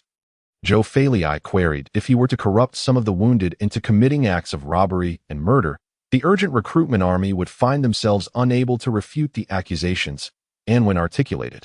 Jofale was rendered speechless by the implications. If that is the case, what shall we do? Ander asked anxiously. Have you mentioned this matter to Mr. Yule? Anwen inquired. It would be futile. Ander shook his head, upon realizing the abnormalities. I had already disclosed everything I knew and surmised. But Mr. Yule is a good man. He cannot grasp such conspiracies and does not believe that comrades who have fought side by side would betray the Urgent Recruitment Army. but he is unaware that Regli has met with an official from the ruling hall. Is he? Anwen questioned that I have yet to inform him of that. Ander admitted that I fear he would not believe me. Moreover, I thought you might have a more astute perspective, which is why I came to consult with you first. We must inform him, Anwen declared, rising to his feet. Let us go at once that I shall accompany you. Jophalia hastily grabbed his outer garments. The three hurried to the urgent recruitment army's encampment, where most individuals had already retired for the night. Though the vigilant patrols of the Gaga remained steadfast in their watch, their arrival immediately drew attention, yet familiarity with Ander facilitated their passage after a brief inquiry. They approached Yul, who was not asleep. Instead, he sat quietly, observing his wife and daughter as they drifted into slumber, lost in contemplation about the future. This was not a sustainable arrangement, yet how could he compel those lofty figures to concede and restore the compensation that rightfully belonged to them? The longer he lingered in the capital, the more he found himself devoid of answers, teetering on the brink of despair. Just then, the three arrived at his doorstep. Let us converse outside, he suggested, wishing to avoid disturbing his wife and daughter. And donned a cloak as he joined the others in a nearby open space. Some matters, I believe Ander has already brought to your attention, Anwen began, but what you may not know is that Regli met with an official from the ruling hall today. Yul fell silent. That I appreciate your concern for us, he replied, but Regli has already discussed this matter with me. What? The three were taken aback. He seeks an alternative route. Yul explained that he wishes to influence those within the ruling hall who harbor sympathy for our plight, thereby securing pensions for the severely wounded soldiers. That could be beneficial for us, Anwen remarked, casting a glance at Ander, who shook his head in disbelief. My instincts are typically quite reliable, Ander asserted. My information is more reliable than others, partly due to my penchant for uncovering secrets, and partly because of my intuition that I can sense who may possess a story and who is entangled in significant events. Therefore, Ander, I trust you, Yul interjected. But I also trust those comrades who have fought alongside me in life and death. You have not been on the battlefield. You cannot fathom that feeling. But how do you reconcile my doubts? Ander retorted that it is merely coincidence, Yul maintained. Does the ruling hall not dispatch individuals from the capital daily? Is the empire not rife with death each day? The timing of their arrival is precisely because they have lost their families and have nowhere else to turn, leaving them with no choice but to take this final step. Yet, Ander pressed. Yul interrupted him again. They rally around Regli because he too is a squad leader and a war hero. They trust him as many trust me. Ander, I merely assumed the role of a leader for the benefit of all. I do not aspire to be a leader whose every command is followed. The urgent recruitment army is merely a gathering of pitiful souls relying on mutual assistance for survival. There are no classes or power struggles here. Chapter 34. Night. As the conspiracy unfolds, while all of this remains speculation, it was the most reasonable conjecture. Ander persisted. Since it is speculation, it cannot be deemed fact, Yul countered.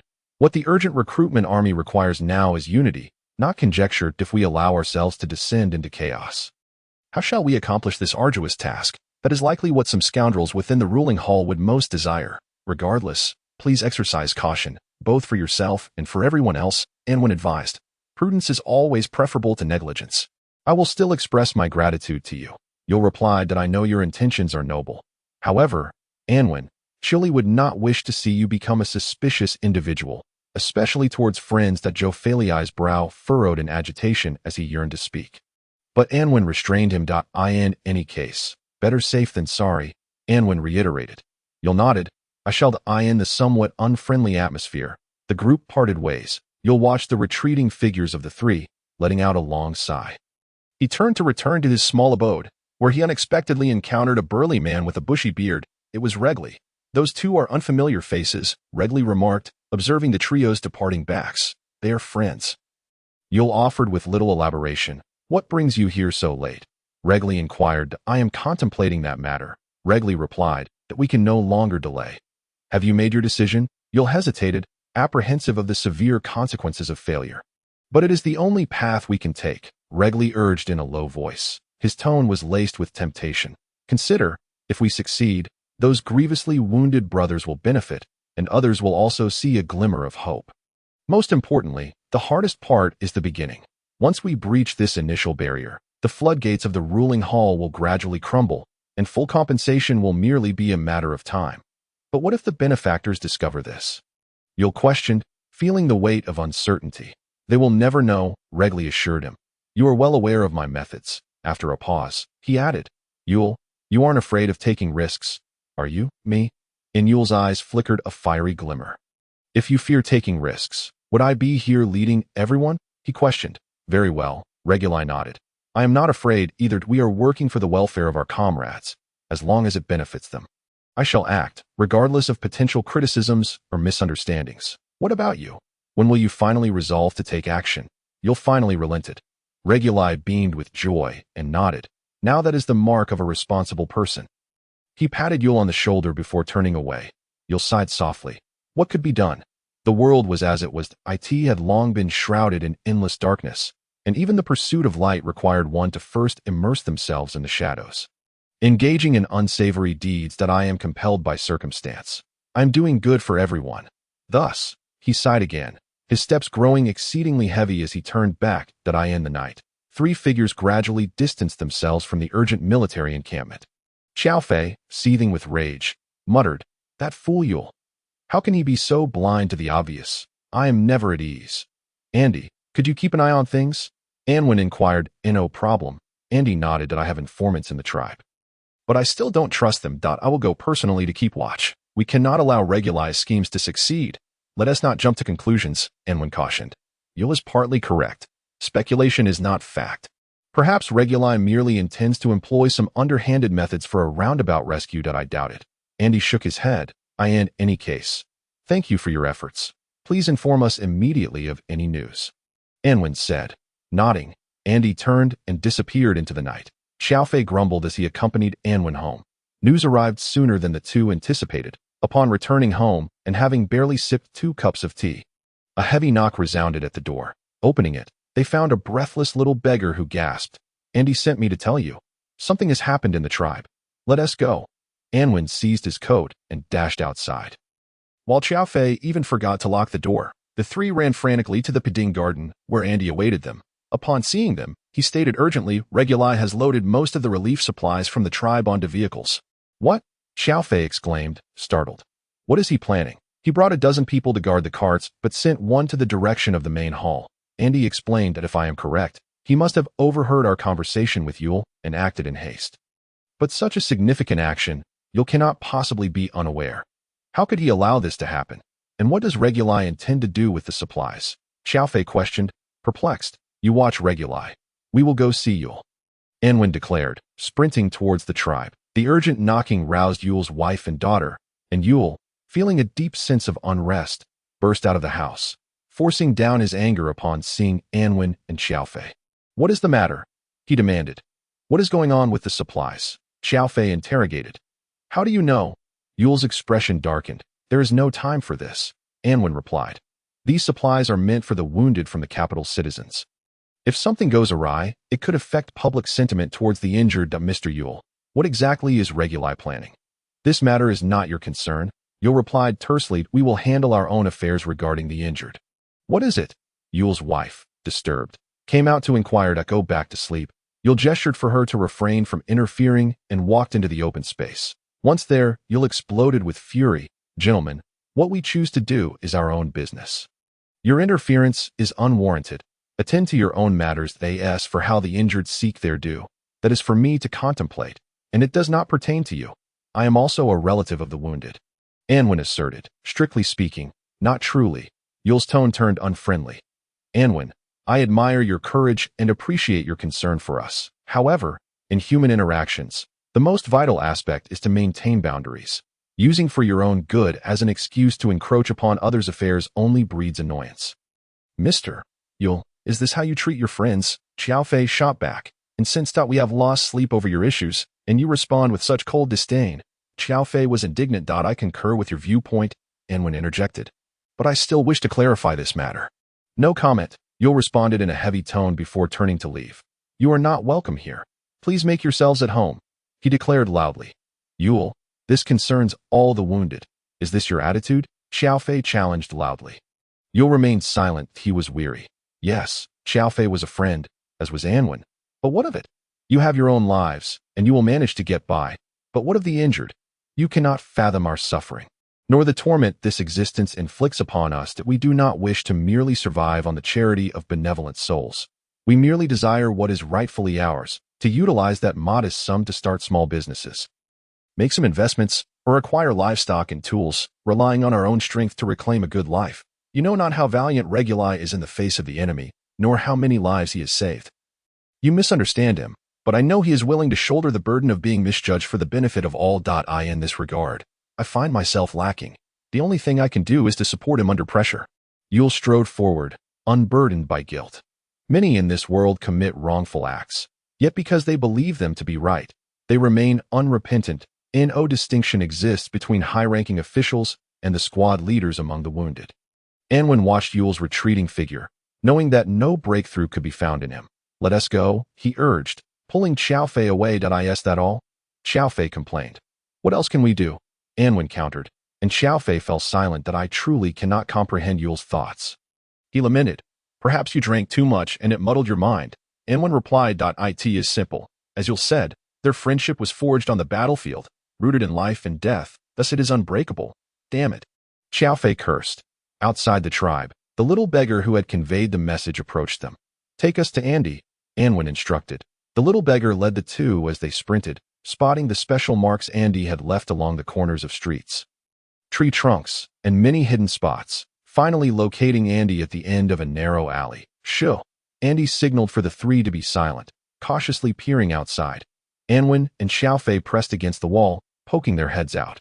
In the open area outside the alley, 3 mule carts stood, laden with relief supplies donated by the citizens of the capital for the wounded: tents, handkerchiefs, bags of grain, and medical supplies. A dozen injured soldiers guarded the carts, quietly conversing with a man dressed like a merchant.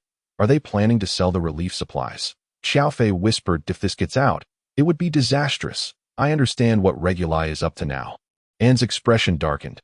Anwen also grasped the situation, but it was already too late. The sound of organized footsteps approached. The merchant and the soldiers glanced towards the main road, all breaking into smiles. The merchant then produced a coin pouch, shaking it to make a sound, and handed it to one of the soldiers. "It's done," he said with a smile. "Indeed," the soldier nodded, slowly opening the pouch and grabbing the gold coins, only to pour them back into the pouch. It was not an inspection of the coins, it was merely to pass the time. Soon, a squad of several dozen security personnel arrived, surrounding everyone. The merchant and the wounded soldiers showed no signs of fear. "Gentlemen, we are all good people," the merchant smiled. "What are you doing here?" the squad leader of the security personnel demanded loudly. "Nothing," the merchant replied. "Report, Captain, these people appear to be soldiers from the urgent military tribe," one of the security personnel stated.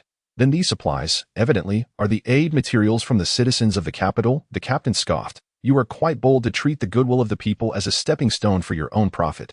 Arrest them." At the command, the security personnel drew their swords. The merchant and the soldiers exchanged glances, merely chuckling, before obediently raising their hands, allowing the security personnel to bind and cuff them. "What do we do?" Xiaofei was anxious. "We leave," Anwen replied. Anwen gestured with his hand, slowly retreating with several individuals. Once they exited the narrow alley, everyone turned their gaze towards Anwen, awaiting his words. The situation had become irreversible.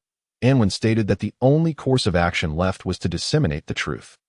But would that not have the opposite effect? Ander inquired. "Do you honestly believe that if we remain silent, others will remain oblivious?" Kaiafail remarked, fearing that the authorities had already arranged for someone to spread the news. "What we can do is speak the truth." Anwen emphasized the word truth. "I understand your meaning," Ander nodded. "I will attend to this matter immediately." Chapter 035. The purse, the letter, and longing. A calamity has struck. Regulai's expression was grave. "Do not fret. Take your time to explain," Yulu said softly while guiding him towards an open area.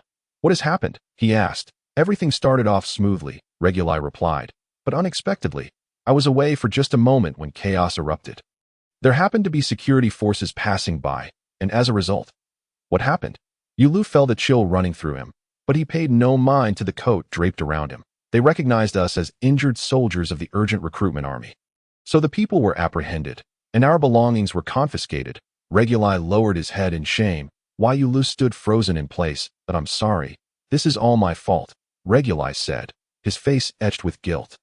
constantly blaming himself. Yet Yu Lu heard nothing. He felt a coldness enveloping him, the world before him fading to a pale hue, and suddenly, everything began to spin. He collapsed. The next day, news spread rapidly throughout the capital about injured soldiers being caught in the act of selling relief supplies meant for the populace. Many individuals gifted with eloquence vividly depicted the vile faces of the injured soldiers, detailing how they sold off the supplies, squandered their earnings in taverns and brothels, and feigned pity. This news stirred an uproar among the public, with many furiously cursing and condemning the injured soldiers for their utter shamelessness, while others shouted for a confrontation at Pading Garden, demanding the return of their donated items. However, another version of the story began to circulate swiftly. Upon hearing this, many closed their mouths in anger and halted their steps. This version told of a group of soldiers who had suddenly gathered from various places, all alone without family, obedient only to a fierce one-eyed soldier. And all that transpired last night was orchestrated by these individuals under the command of the one-eyed soldier. As for this one-eyed soldier, it was said that several had seen him meet privately with officials from the governing hall, seemingly reaching some form of agreement. The juxtaposition of these two narratives, identical in plot yet divergent in meaning, left many perplexed and hesitant. Nonetheless, some remained furious, and others, amidst their doubts, temporarily ceased their donations, with the previous losses unrecouped and no new supplies forthcoming. Life in the urgent recruitment army's enclave was poised to become exceedingly dire. While Yu Lu fell ill, the voices of dissent arose not only from the outside, but also from within the injured soldiers themselves. Many gathered before Yu Li's residence, seeking answers about what had transpired the previous night. That Yu Lu could offer no response, lying feverish in bed, likely having caught a chill the night before. His wife and daughter patiently explained to the crowd, continuously emphasizing that Yu Lu would never engage in actions detrimental to the collective's interests. The injured soldiers departed in silence, but the signs of unrest were already manifesting within the dilapidated room. Kaiaphale paced in circles. Are we to merely watch as that fool Reguli continues to harm others? He asked Anwen. Anwen sat quietly on the sofa, contemplating the entirety of the situation.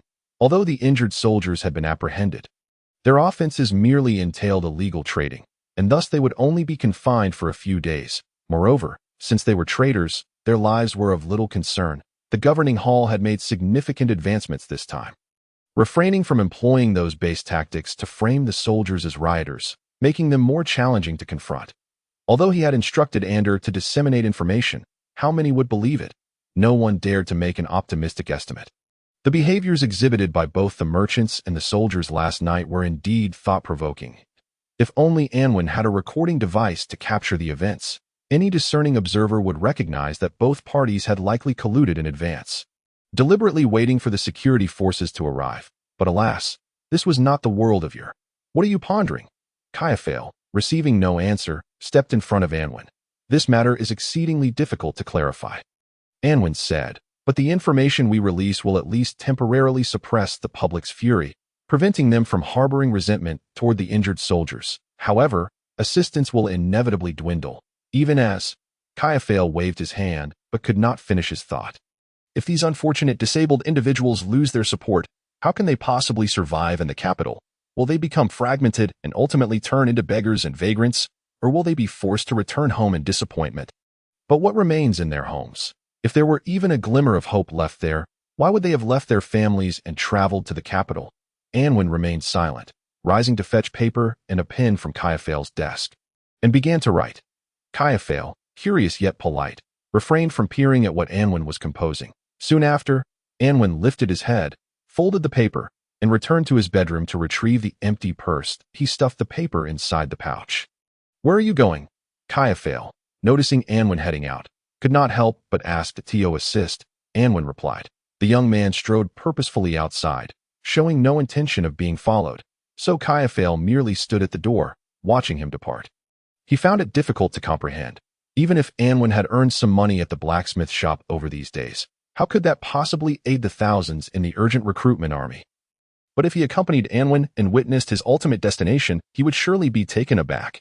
Outside the gates of the governing hall, Anwen stood quietly, concealed beside a low thicket. At this moment, spring had deepened, with buds beginning to sprout, an invigorating vitality that was intoxicating, yet he had no desire to appreciate it. He gazed into the courtyard, awaiting news, Shortly thereafter, a figure hurriedly emerged from the building, clutching the purse, an expression of excitement on his face.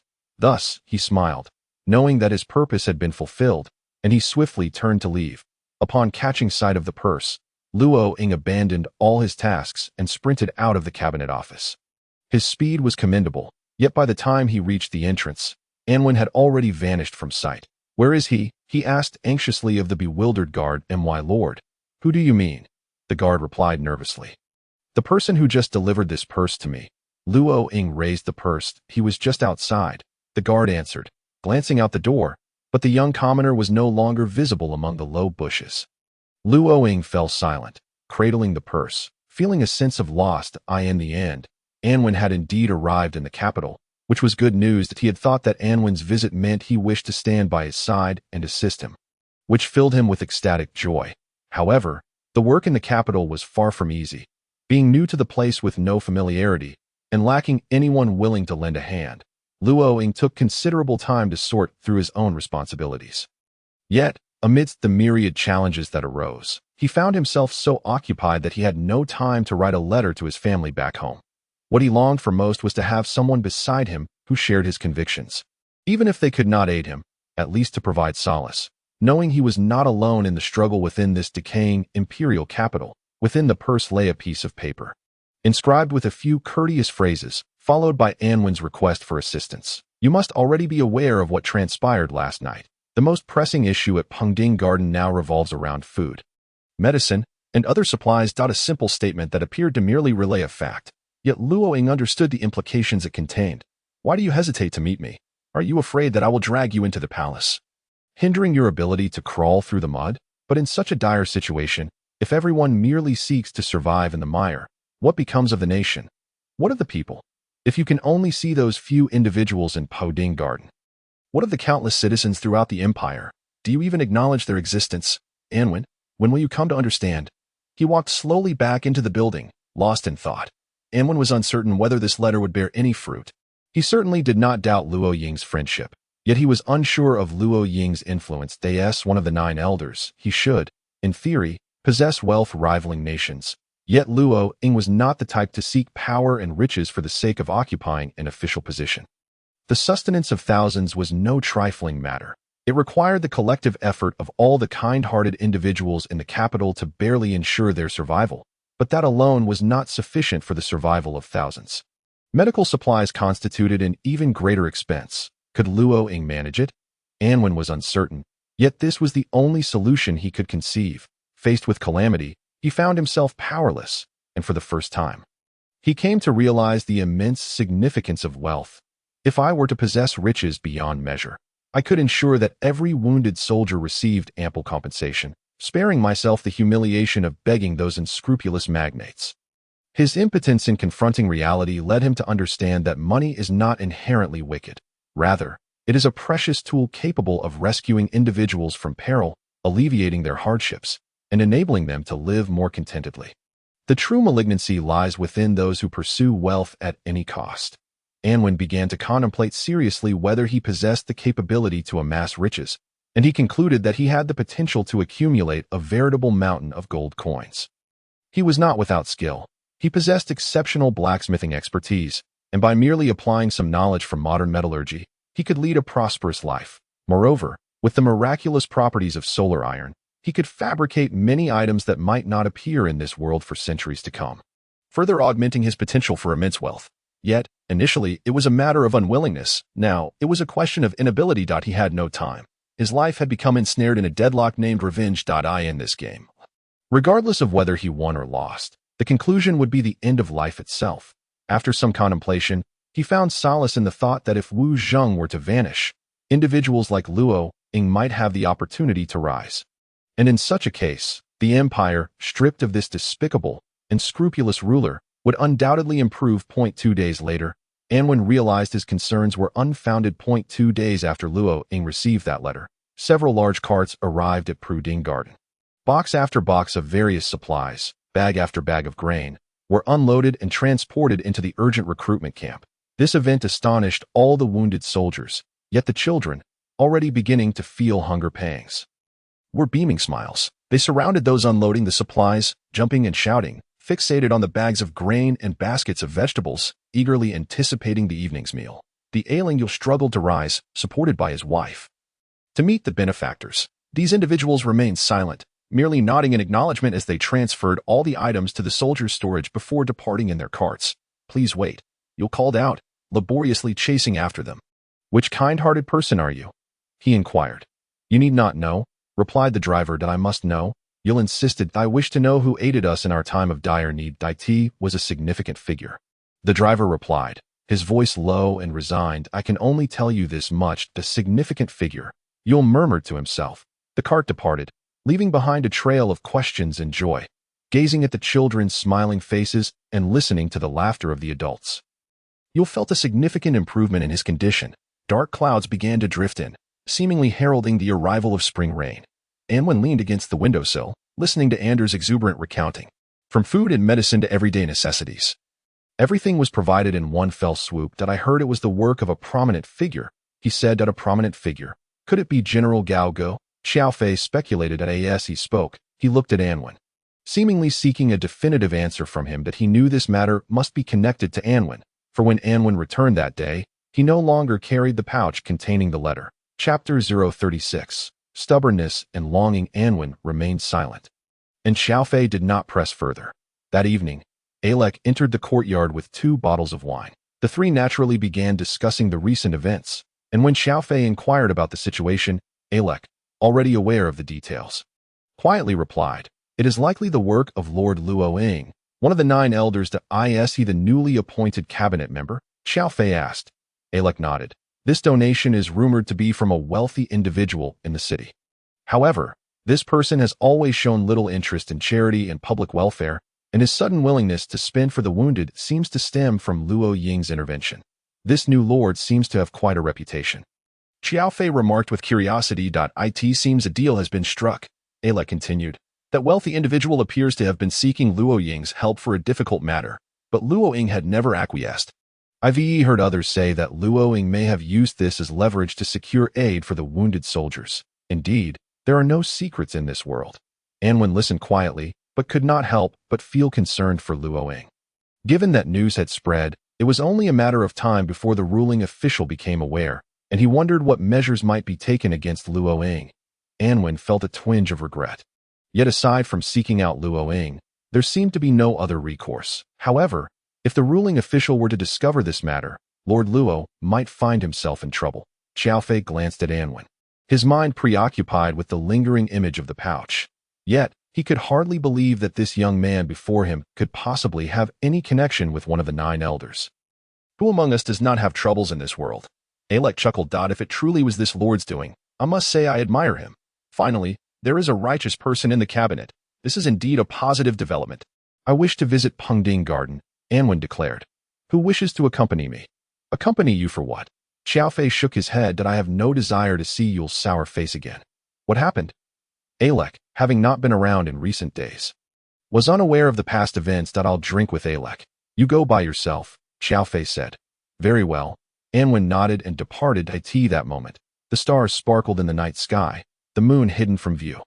Anwen arrived alone at Pengding Garden and encountered Yul. Yul's wife had left with their daughter, leaving the entire house to the 2 of them. "I apologize for my poor attitude that night," Yul said, seated on the bed. "The matter has passed for now. Do not dwell on it too much. How is your health?" Anwen inquired. "I've improved significantly with the medicine." Yul replied. "It was just that I caught a chill that night." "What are your thoughts on that matter?" Anwen asked. Yul fell silent for a moment, seemingly filled with shame, yet in the end, he felt justified in his actions, thus remaining unrepentant. "You know," he mused, "the world is not as beautiful as children imagine. Sometimes, to attain light, one must traverse through darkness." Legli has devised a plan. He has established connections with an official in the ruling hall, intending to bribe that official to expedite the approval of the compensation for the severely wounded. However, all of this requires money. It is ultimately unwise to covet those supplies. The risks are too great. That is not a viable option, Anwen countered. Aside from those supplies, we have nothing. Legli is right. If we do not gamble everything we have in front of us, we can only sit and wait for death. Yul argued. "Do you still trust his words?" Anwen pressed. He is a man of ideas, Yul asserted.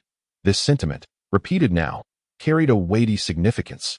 Anwen remained silent, knowing that no matter what he said, he could not instill doubt in Yul regarding Legli. Others may have ideas as well. They might simply feel that they are impractical or impossible to implement, which is why they do not voice them. Anwen suggested. Those who have ideas can sometimes be quite terrifying. In pursuit of their goals, they may conceive many unwise schemes. Whether it is wise or not is not for outsiders to judge.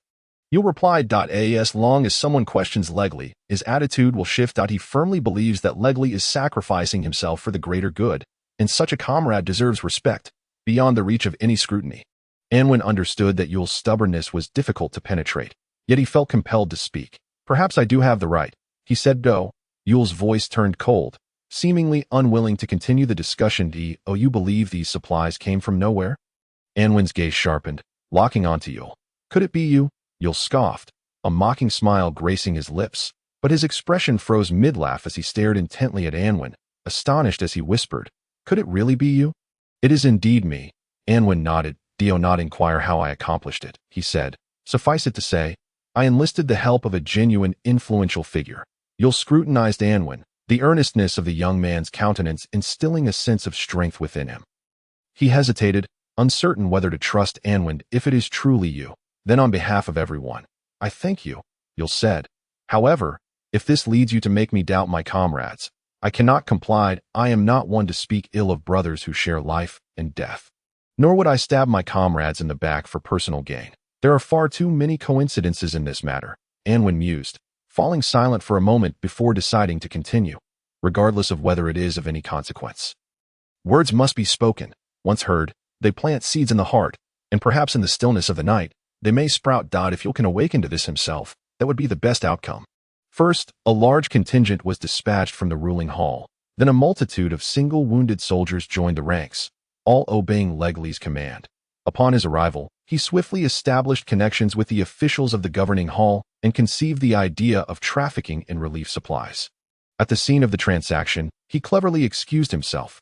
Anwen recounted these events in one breath, but was interrupted by Yul. I am weary, Yul declared, waving his hand and closing his eyes.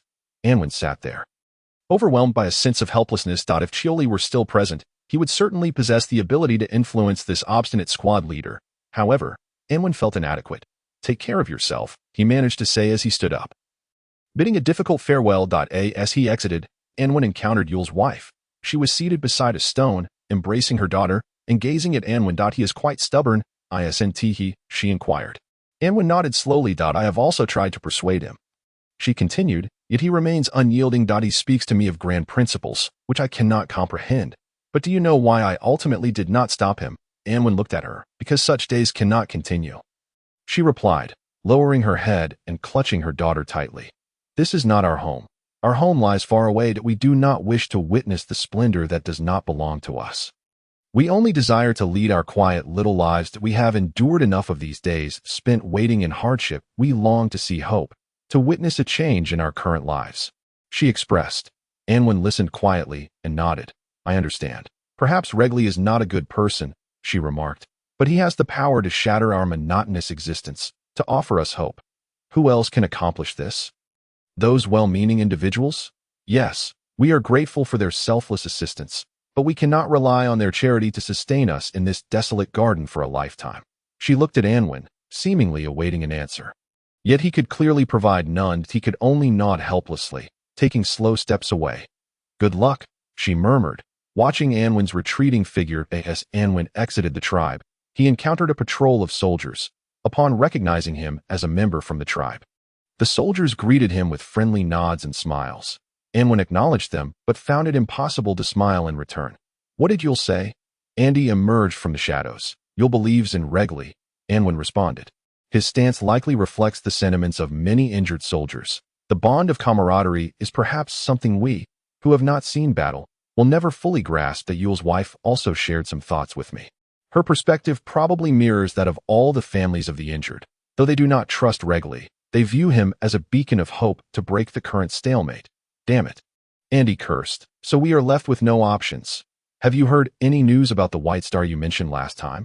Anwen suddenly recalled this individual. That I haven't kept track of that. Andy replied. But I will look into it tomorrow. What is his standing among the emergency recruits? Anwin inquired. A combat hero. A bona fide combat hero, Andy stated. Compared to him, Regli is but a trivial matter. He hesitated. Ultimately refraining from speaking ill of Yule, he reminisced about the admiration he felt when he first met Yule, a man, similarly disabled, who selflessly thought of his comrades, bravely stepping up as a leader despite knowing he faced a powerful adversary. Such a person commanded respect, which is why he was willing to assist the injured soldiers of the emergency recruits. Though Yule certainly had his faults, they were primarily rooted in his stubbornness and confusion. His diligent care for the injured left Andy unable to regard him as an enemy. So, if the White Star takes charge, Regli will have no chance? Anwin posited. The phrase no chance is quite apt. Andy chuckled after contemplating. Indeed, the White Star is a nobleman and a combat hero, far surpassing both Yule and Regli in rank and reputation within the military. Both of them must stand at attention and salute him. Obeying his orders, what I fear now is that he may not arrive, or that he may come too late. Anwin expressed. I'll keep a watchful eye on this side, Andy assured him, and should Regli make any moves, I will notify you immediately. Thank you for your efforts. Anwin nodded in acknowledgement. Andy glanced around, ensuring no one was in earshot. As the nearest patrol was 100 meters away, he lowered his voice. The aid supplies come from a wealthy individual who is unlikely to show kindness. I heard that this fellow is willing to part with his wealth because Lord Luoying, one of the 9 elders, agreed to certain conditions. And the reason Lord Luoying helps the injured is because of a purse of money. Anwin gasped, turning to Andy. My sources are quite reliable. Andy chuckled. You waited so long at the governing hall's entrance that my friends would have had a hard time not noticing you. But why are you avoiding that nobleman? This matter must remain confidential, Anwin whispered. That nobleman may very well be the hope for the future of the Empire. If he were to clash prematurely with the governing official because of me, I would be guilty of treason against the entire Empire. Is it that serious? Andy was taken aback, nodding vigorously. Rest assured. What progress have you made regarding Wu Zhong? Anwin inquired. The weapons are ready. The marksmanship has been practiced. We are merely awaiting an opportunity. Once that opportunity arises, we shall gallantly face death, embarking alone to leave the Dawn Empire with a bright future. You are prepared? Andy asked earnestly. I am ready, Anwin affirmed with a nod. Feeling a surge of excitement, as if that opportunity had already arrived. Chapter 037. What is the most precious thing? Yet Andy shook his head. I am not ready. He said that he is the governing official, the true master of the Empire. He whispered. Do you think his information is easily obtainable? You wouldn't be at a loss for options, would you? Anwin pressed, employing a provocation. Think what you will, Andy replied, but you can only rely on me. Then should I bribe you? Anwin jested. With what? Andy inquired with a laugh. How about making you the uncrowned king? Anwin suggested. In the 19th century, the authority of public opinion in England was held by the Times, and its lead writer often became a member of the cabinet. Hence, people began to refer to the lead writer as the uncrowned king. In later generations, this term evolved into a respectful title for journalists. Anwin mused that if Andy lived in modern times, he would undoubtedly make an excellent journalist, or perhaps a skilled paparazzo. How could an uncrowned king be a king? Andy scoffed. Yet Anwin faintly entertained a notion. What if a newspaper were established in this era? When a new phenomenon is born, it often goes unnoticed, but once it grows into a colossal entity, it can astound the world. When televisions first emerged, many scoffed at them as mere frivolous luxuries. Yet what happened afterward? They dominated the landscape, nearly extinguishing cinema, becoming an indispensable appliance in every household and the most prevalent tool for entertainment, learning, and acquiring information. How many paid attention when computers first appeared?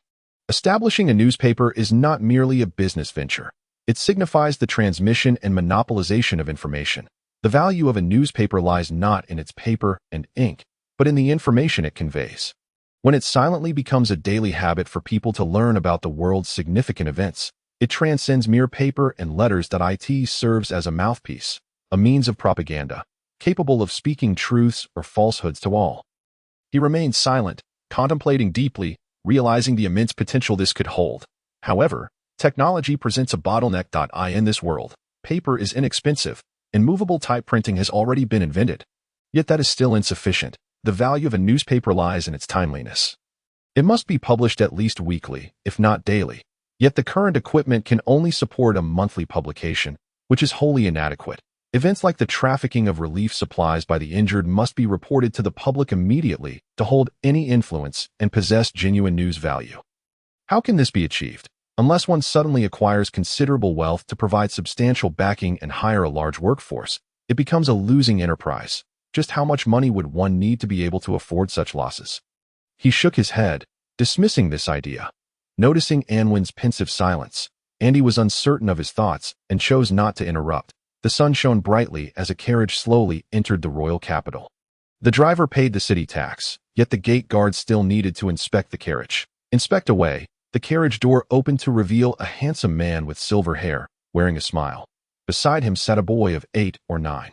Equally handsome, with a rare mane of silver hair. The guards hesitated before that striking face. However, he immediately noticed the medals adorning the man's chest, prompting him to stand upright and salute with urgency. Lord Bai Xing, the man smiled and nodded. Is there anything else that requires inspection? Please, my lord, step inside. As the carriage door closed, it slowly made its way into the city. The crowd at the city gate eagerly craned their necks to catch a glimpse, and many began to murmur. Father didn't deceive you, did he? Bai Xing, in the carriage, embraced his son with a smile and asked, Indeed, father is a celebrity, the boy replied, his eyes brimming with pride. Being renowned is not merely a blessing.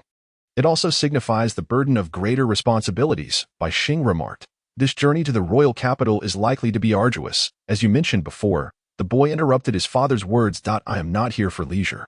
Gently stroking his son's hair, Bai Xing's face radiated affection. Having lost his wife, he had always relied on his son, grateful that the child had not been spoiled as a result.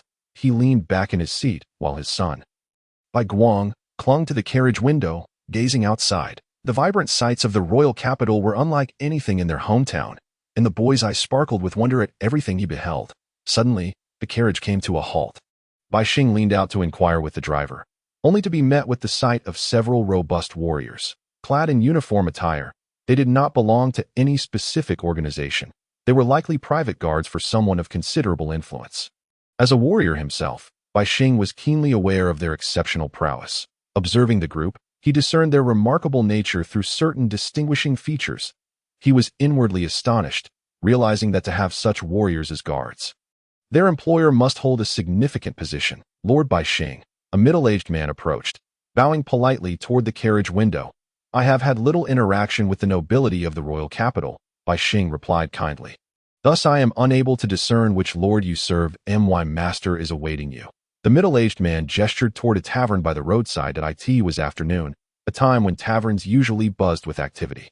Yet this establishment was eerily silent that moment. Bai Xing noticed that the entire street was unusually quiet, which struck him as peculiar. It seems this lord wields considerable influence. Very well, Bai Xing nodded. Surmising a possibility, Xiao Guang, wait for me in the carriage, he instructed softly, then exchanged a knowing glance with the driver. The loyal driver reciprocated the look, a testament to the years of mutual understanding between master and servant. Bai Xing disembarked and followed the middle-aged man into the tavern. Inside, numerous warriors filled the main hall, seated at tables. The middle-aged man led Bai Xing to a private room, which, though spacious and devoid of windows, was brightly lit. A man in his 50s sat at the table, his stern visage breaking into a rare smile as he stood to greet them. Our heroic champion, he said with a faint smile, extending his arms in welcome. Governor Wu, Bai Xing confirmed his suspicions, though this realization did not bring him joy. He took a step back, bowing respectfully, deftly avoiding the embrace the governor intended. Please, have a seat.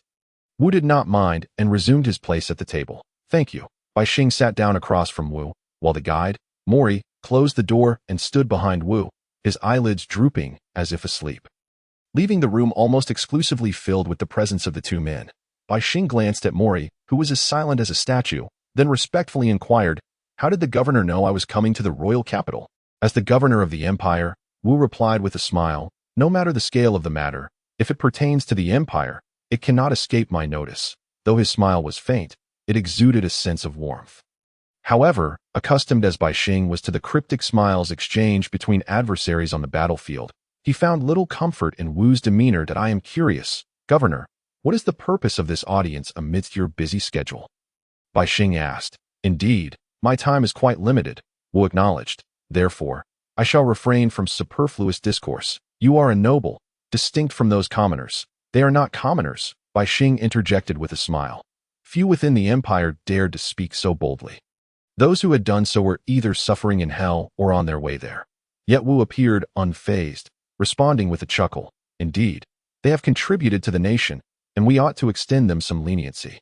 They have earned their place in the empire, and the empire should reciprocate. Every word is a challenge, Bai Xing remarked, though his tone softened the atmosphere, rendering it a mere casual conversation. Wu, however, did not favor such an ambience. Regardless, you are unlike them, he asserted. Nobility inherently carries a sense of grandeur. We understand the challenges of governing and the difficulties faced by those in power, that I comprehend your motives for coming to the royal capital. Yet I do not wish for you to proceed further. I apologize, Bai Xing replied with a smile and a shake of his head. Although I am a noble, I hold no official position within the empire. Thus, I am not beholden to your directives. Furthermore, I am not a criminal, and therefore, I possess the freedom to act, provided my actions do not contravene the law. Your actions may not be illegal, but they contravene the interests of the empire. Wu began to exhibit impatience. He emphasized his tone, hoping to awaken the young man before him, yet Bai Xing clearly had no intention of yielding. He maintained his gaze on Wu, his eyes bright and unflinching, a smile adorning his face, not one of sycophantic flattery, but rather the self-assured demeanor of a forthcoming victor. Wu found this gaze displeasing.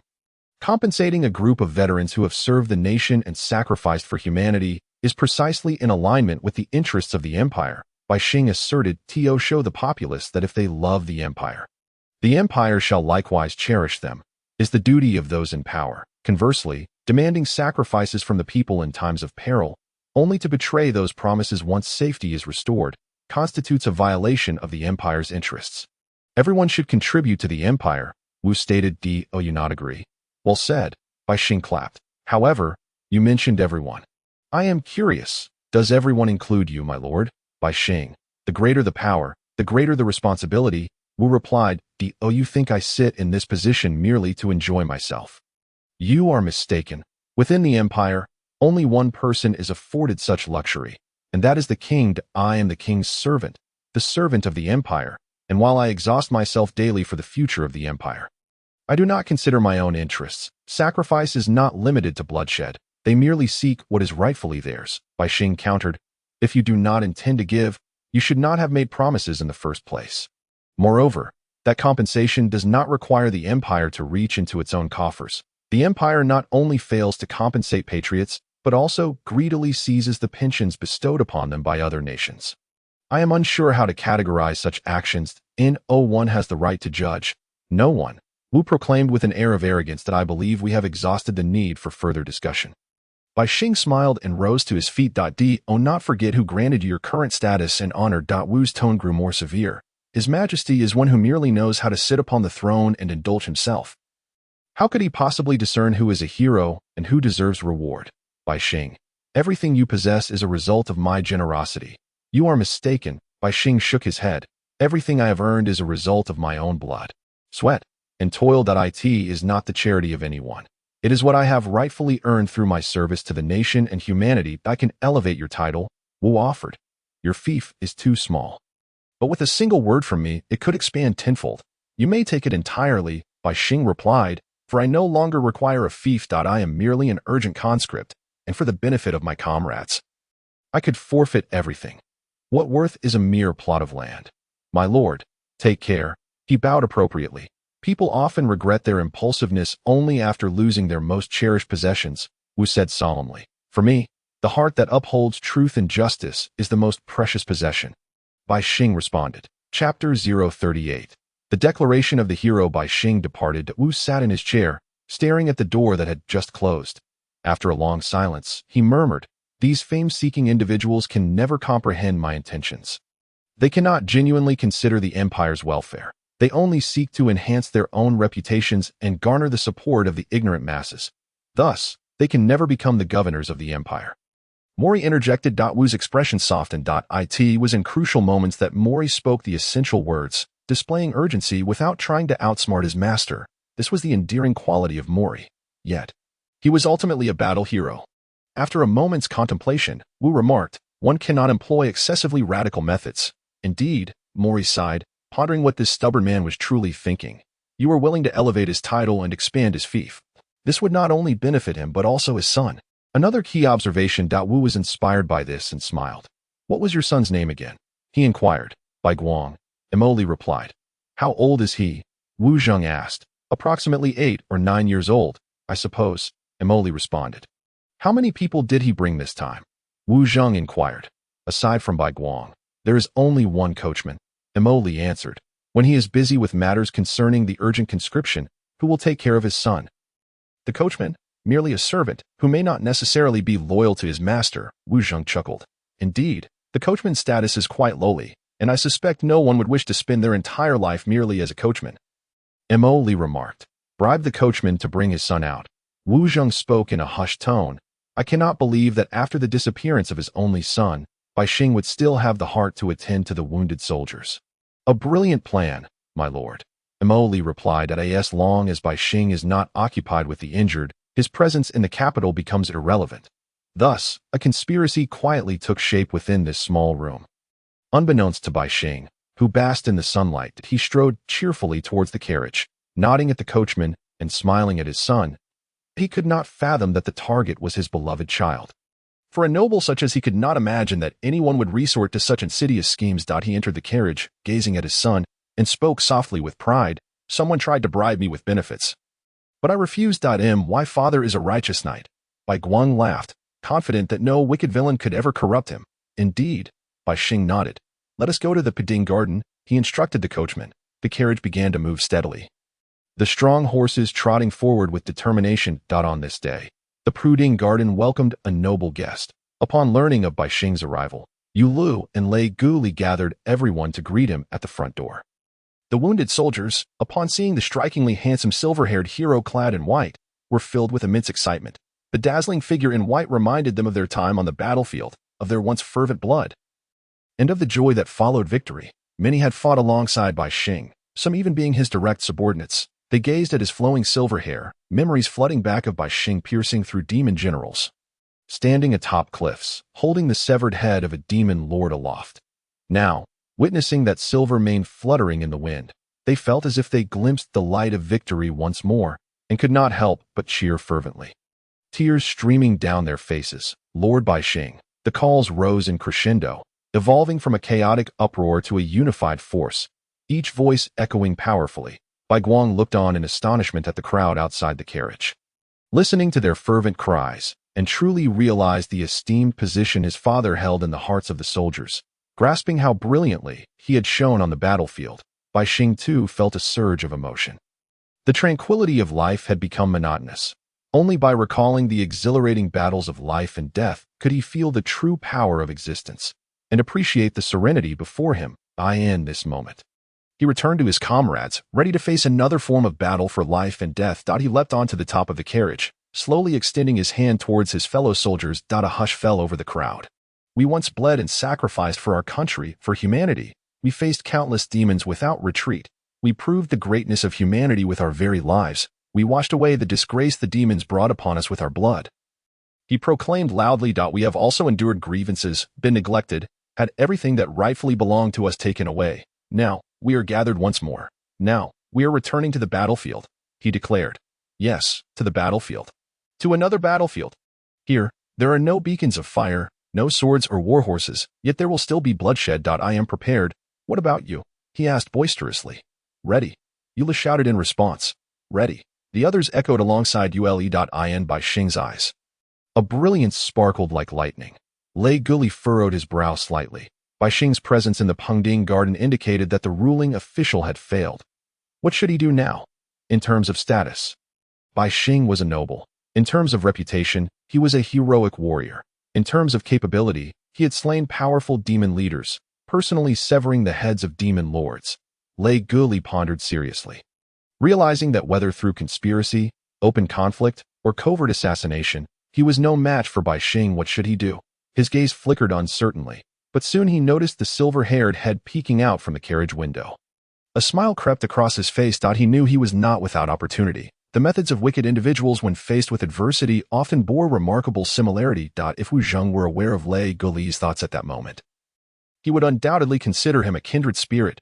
The wounded soldiers wished to host Bai Xing with the finest food and drink, but their offer was declined. Bai Xing, alongside the coachman, personally constructed his modest abode. Moving the soldiers deeply, everyone pitched in, and within a day, a sturdy little house was built. During dinner, they witnessed the noble man in white, accompanied by his son and the coachman, sharing the same simple meal as the other wounded soldiers. The fare was nothing more than that of an ordinary household, utterly unbefitting of a noble status, yet the father and son enjoyed it heartily. They laughed, proclaiming him to be their Bai Xing, a brother unlike any other noble. After dinner, Yu Lu invited Bai Xing to his home to discuss future plans. Meanwhile, Lei Guli carried a fruit platter to Bai Xing's residence. He approached the door, refraining from knocking, and reached out to push it open. As the door emitted a faint creak, a deep voice rang out. "Who goes there?" The door swung open, revealing the coachman standing within, his gaze sharp as two swords directed straight at Lei Guli's eyes. In that instant, Lei Guli felt a disorienting sensation, as if a blade truly aimed at him, prompting him to involuntarily retreat, instinctively making a dodging motion. The coachman remained still, his icy gaze fixed upon Lei Guli. "I have come to deliver some fruit for the young master," Lei Guli stammered, forcing a smile as he extended the platter. "Who is it?" A boy's voice echoed from within. "Young master, I have brought you some fruit," Lei Guli called out loudly. The silver-haired boy rushed to the door, yet the coachman still blocked the entrance. The space between the house and the outside world was rendered two separate realms by the imposing figure. Bai Guang peeked out from behind the coachman, his small head emerging as he curiously asked, "Do other children receive such treatment? How can you be treated the same as them?" Lei Guli retorted. "There is nothing different." Bai Guang shook his head. "That we are all children of the urgent conscription army. If they do not have it, I should not either. Thank you. Goodbye. You are just like the adults." Lei Guli feigned a look of admiration, eager to utter some complimentary words, but the coachman had already shut the door. Thus, the inside and outside became two distinct worlds. Wiping the sweat from his brow, Lei Guli turned and slowly departed. Though this attempt at probing did not reveal the coachman's true nature, he recognized that the other was a formidable opponent, standing in a realm he could not reach. He inwardly cursed. These nobles, even in decline, possessed strengths beyond mere mortals. It seemed this avenue was a dead end. Bai Xing's arrival stirred a commotion in the capital. Both high-ranking nobles and common folk were aware that significant events were on the horizon. Many admirers had prepared to catch a glimpse of the heroic warrior. Numerous individuals within the military bore the glorious title of battle hero, yet not all possessed the strength to slay demon generals. Nor did everyone have the opportunity to personally sever a demon lord's head. Dayan Wen received news of Bai Xing's arrival at the earliest opportunity, but he did not rush to meet him. It was only later that night, when silence enveloped the world, that he arrived at the Piding Garden. With the aid of Enda, he evaded the other wounded soldiers and approached Bai Xing's house directly. Gently knocking on the door, a deep voice soon responded, "The Lord is resting. I apologize for the late disturbance, but there are some matters of utmost importance that I must convey to the Lord." And when stated, Yu Li's trust in Lei Guli left and went at a loss, yet Bai Xing represented a potential breakthrough. His arrival provided the wounded soldiers with a true leader. Relegating Yu Lu and Lei Guli to the sidelines, the true chief of the tribe had undoubtedly shifted to Bai Xing once Bai Xing realized that Lei Guli was unreliable. No amount of support from Yu Lu would matter. "Who are you?" a gentle voice inquired. "Is this Lord Bai Xing?" And when asked softly, "I am the disciple of Qiu Li, captain of the urgent conscription army, and the sole survivor of the Qiu family." "You are in one." The door opened, revealing Bai Xing's handsome visage, his silver hair shimmering under the starlight, causing Wen to feel an overwhelming sense of shame. He suddenly understood why the fanatical followers of stars would lose their composure when faced with such breathtaking beauty. Few could remain calm when confronted by such stunning figures. The yearning for beauty could easily lead mortals astray. "Does the Lord know of me?" And when inquired, "I once fought alongside Qiu Li." Bai Xing mentioned that during numerous midnight conversations, "He has brought you up. The reason I decided to come and support the wounded is partly because I wish to prevent the tragedy that befell Qiu Li from repeating itself among them. Please, come in." Anwen was invited into the modest living room, where he took a seat. Bai Xing carefully closed the bedroom door, while the coachman stood silently behind him, his breathing steady and calm, eyes cast downward. dutifully guarding his role without intruding upon the conversation between the two. That how are Liana and Xiao Wu? Bai Xing inquired. They have passed away, Anwen replied. That he hesitated, contemplating whether to reveal the truth, yet ultimately chose to withhold it. The reality was too bloody, too cruel. He did not know Bai Xing well enough to ascertain whether he might lose his composure out of anger, thus exposing the matter prematurely. Such a revelation could not be allowed.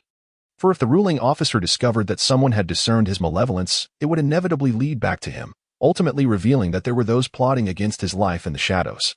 Is it due to the famine? Bai Xing asked, his expression somber. Anwen nodded silently. That is for the best. Chapter 039. The cold night wind. It is indeed a locust plague, Anwen stated. This year is far from peaceful. Bai Xing replied. There are calamities in many regions, each unique, yet the impact on the people remains the same. Fortune seldom arrives in pairs, and misfortune does not come alone. Anwen recalled this saying and could not help but lament. Bai Xing pondered for a long while before nodding. Your words hold much wisdom. That he gazed at Anwen, reminiscing about the conversations he had shared with Qiu Li on tranquil nights. Qiu Li had once remarked that he had an extraordinary disciple whose eyes sparkled with wisdom beyond his years, often uttering astonishingly simple yet profoundly sensible statements, possessing a unique understanding of the world, some of which might even be deemed heretical, yet upon closer examination seemed to resonate with truth. At the time, these words had merely elicited a moment of reflection, soon forgotten. However, tonight, hearing what appeared to be ordinary yet was, in fact, laden with wisdom, he was deeply shaken. Indirect and direct always bear a vast difference. What are your plans concerning the wounded soldiers? Anwen inquired. The coachman furrowed his brow slightly, unable to refrain from interjecting. It seems unnecessary for you to discuss this matter with an outsider, my lord. Anwen is not an outsider, Bai Xing replied, prompting the coachman to fall silent once more, though his gaze towards Anwen remained unfriendly. That I merely wish to remind you, my lord, that while one can easily evade an open blade, a hidden arrow is far more treacherous, Anwen stated. Another simple yet profound truth. Bai Xing mused. I have already caught a glimpse of the open blade, but what are the hidden arrows? Bai Xing asked. Did you visit late at night because you sensed something amiss? You are likely aware of the last incident involving the trafficking of supplies, but there are certain details I must elaborate on. Anwen replied. He recounted all that he had witnessed, along with various conjectures, recounting the details of that fateful night meticulously. Bai Xing listened, his brows gradually knitted together. I cannot persuade him, or Yu Lu, Anwen continued, for he stubbornly believes that Regulai is sacrificing himself for the greater good. However, I trust that you are not a man so obstinately rigid. Regulai is a commendable soldier, Bai Xing asserted. His performance on the battlefield is noteworthy. He visited Yu Li's residence when you did. The coachman interjected again, attempting to deliver fruit to the young master, only to be rebuffed. His gaze towards me was unfriendly, filled with hostility, although it may seem unjust to say so. I suspect this is indeed the case, Anwen remarked. Some individuals excel on the battlefield because they are genuinely valiant, while others may simply possess an inherent cruelty and bloodlust. The fact that they face the demonic races leads to their cruelty being interpreted as bravery, and their bloodlust as strength. Such circumstances undoubtedly exist, Bai Xing conceded. I shall conduct a careful investigation regarding Regulai. That I will not wrong the innocent, yet I shall not be easily deceived by the wicked. That is reassuring, Anwen exhaled, relieved. Tomorrow morning, I shall deliver a speech at the Central Garden Square, Bai Xing announced. Will you attend? About the wounded soldiers? Anwen questioned. Not merely the wounded, but concerning the entire emergency conscription army. Bai Xing clarified. What will you address? Anwen probed. Firstly, the origins of the emergency conscription army, Bai Xing replied. Indeed, every matter has its genesis, its reasons for existence and growth, and how it has come to be in its present form. Isn't it due to the coercive imposition of the 9 great nations? Anwen queried. Indeed, Bai Xing nodded. The Dawn Empire is centrally located on the continent and throughout the numerous battles between humanity and the other races. The flames of war have rarely reached this land. The other 9 nations encircle it, effectively acting as its guardians. From the perspective of the 9 nations, this is unjust. Thus, whenever conflict arises in any of their territories, they insist that the Dawn Empire dispatch troops for support. This matter is difficult to evaluate, Anwen remarked. Indeed, Bai Xing replied. While it is a forced imposition, as a member of humanity, The empire cannot simply enjoy peace without contribution. However, one matter is quite clear. His gaze revealed a flicker of indignation. The Dawn Empire cannot sustain a large standing army. It only possesses 80,000 regular troops. These 80,000 are the Empire's treasures, the bedrock upon which its survival against foreign conquest rests. Consequently, the powerful individuals are ever reluctant to send them into battle, which is why the emergency conscription army came into existence. Anwen clenched his fists. Reluctant to sacrifice the regular army, thus every time war is imposed, the Dawn Empire resorts to urgent conscription, creating this emergency conscription army. What sort of individuals comprise the emergency conscription army? Bai Xing continued. They are merely ordinary citizens. They have received little formal training, and some lack combat experience altogether. Hastily summoned and thrust onto the battlefield, their fate sealed the moment they enlisted, marked by a sorrowful tone. Surviving is a miracle. Returning unscathed is nearly impossible. The true soldiers are hoarded by the powerful as prized weapons for their own protection against the encroachment of the Nine Nations. Meanwhile, when faced with the fires of war from other races, they send ordinary people to the battlefield to perish, fulfilling the demands of the great nations. This is the benevolence of our empire, Bai Xing continued. Throughout the century-long history of the emergency conscription army, not a single regular soldier has perished in battles against foreign races, and the reason lies precisely here. Anwen remained silent. What constitutes a regular army? Bai Xing elaborated. They are individuals who have undergone systematic military training, possess rich combat skills, understand how to implement the strategies and tactics laid out by their commanders, and are equipped with standard combat gear. Indeed, such warriors require substantial time and financial investment from the state for their cultivation. Should they fall on the battlefield, it would equate to a significant loss. But can life truly be measured by such metrics?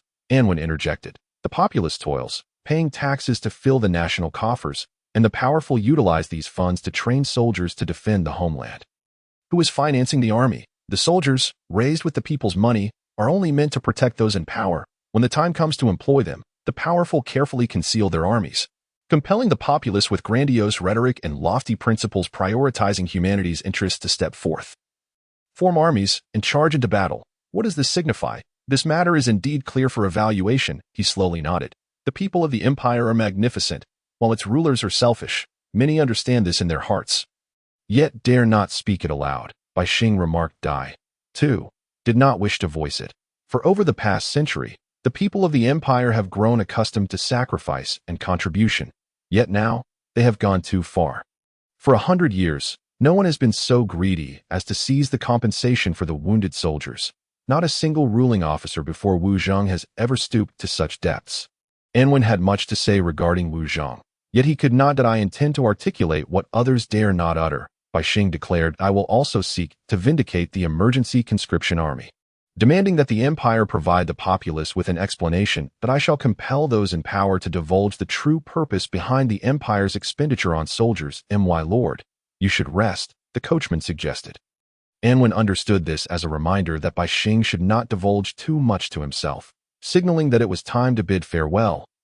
He was not one to overstay his welcome. So he rose to his feet. For the sake of tomorrow's speech, you ought to rest well, he said. I shall take my leave now. We shall meet at the Central Garden Square tomorrow. Until tomorrow, Bai Xing replied, standing to see him off. My lord, do take your rest. I shall escort our guest, the coachman interjected. Draped in starlight, Anwen departed from the Pruding Garden. In the shadows, someone observed, and the coachman seemed to sense it. Glancing in that direction, Regulai, concealed in the shadows, pressed against the wall, daring not to breathe. The coachman's eyes revealed a hint of disdain, standing motionless beneath the starlight, his gaze locked onto the shadowed figure. Regulai was drenched in sweat, his palms icy, teetering on the brink of collapse. At that moment, the coachman let out a cold laugh, stepped inside, and closed the door. Regulai felt an overwhelming sense of exhaustion as he slid down the wall and sat on the ground. It was only after a considerable time had passed that he dared to rise and flee. Upon returning in front of his own dwelling, he slowed his pace, his breathing becoming labored.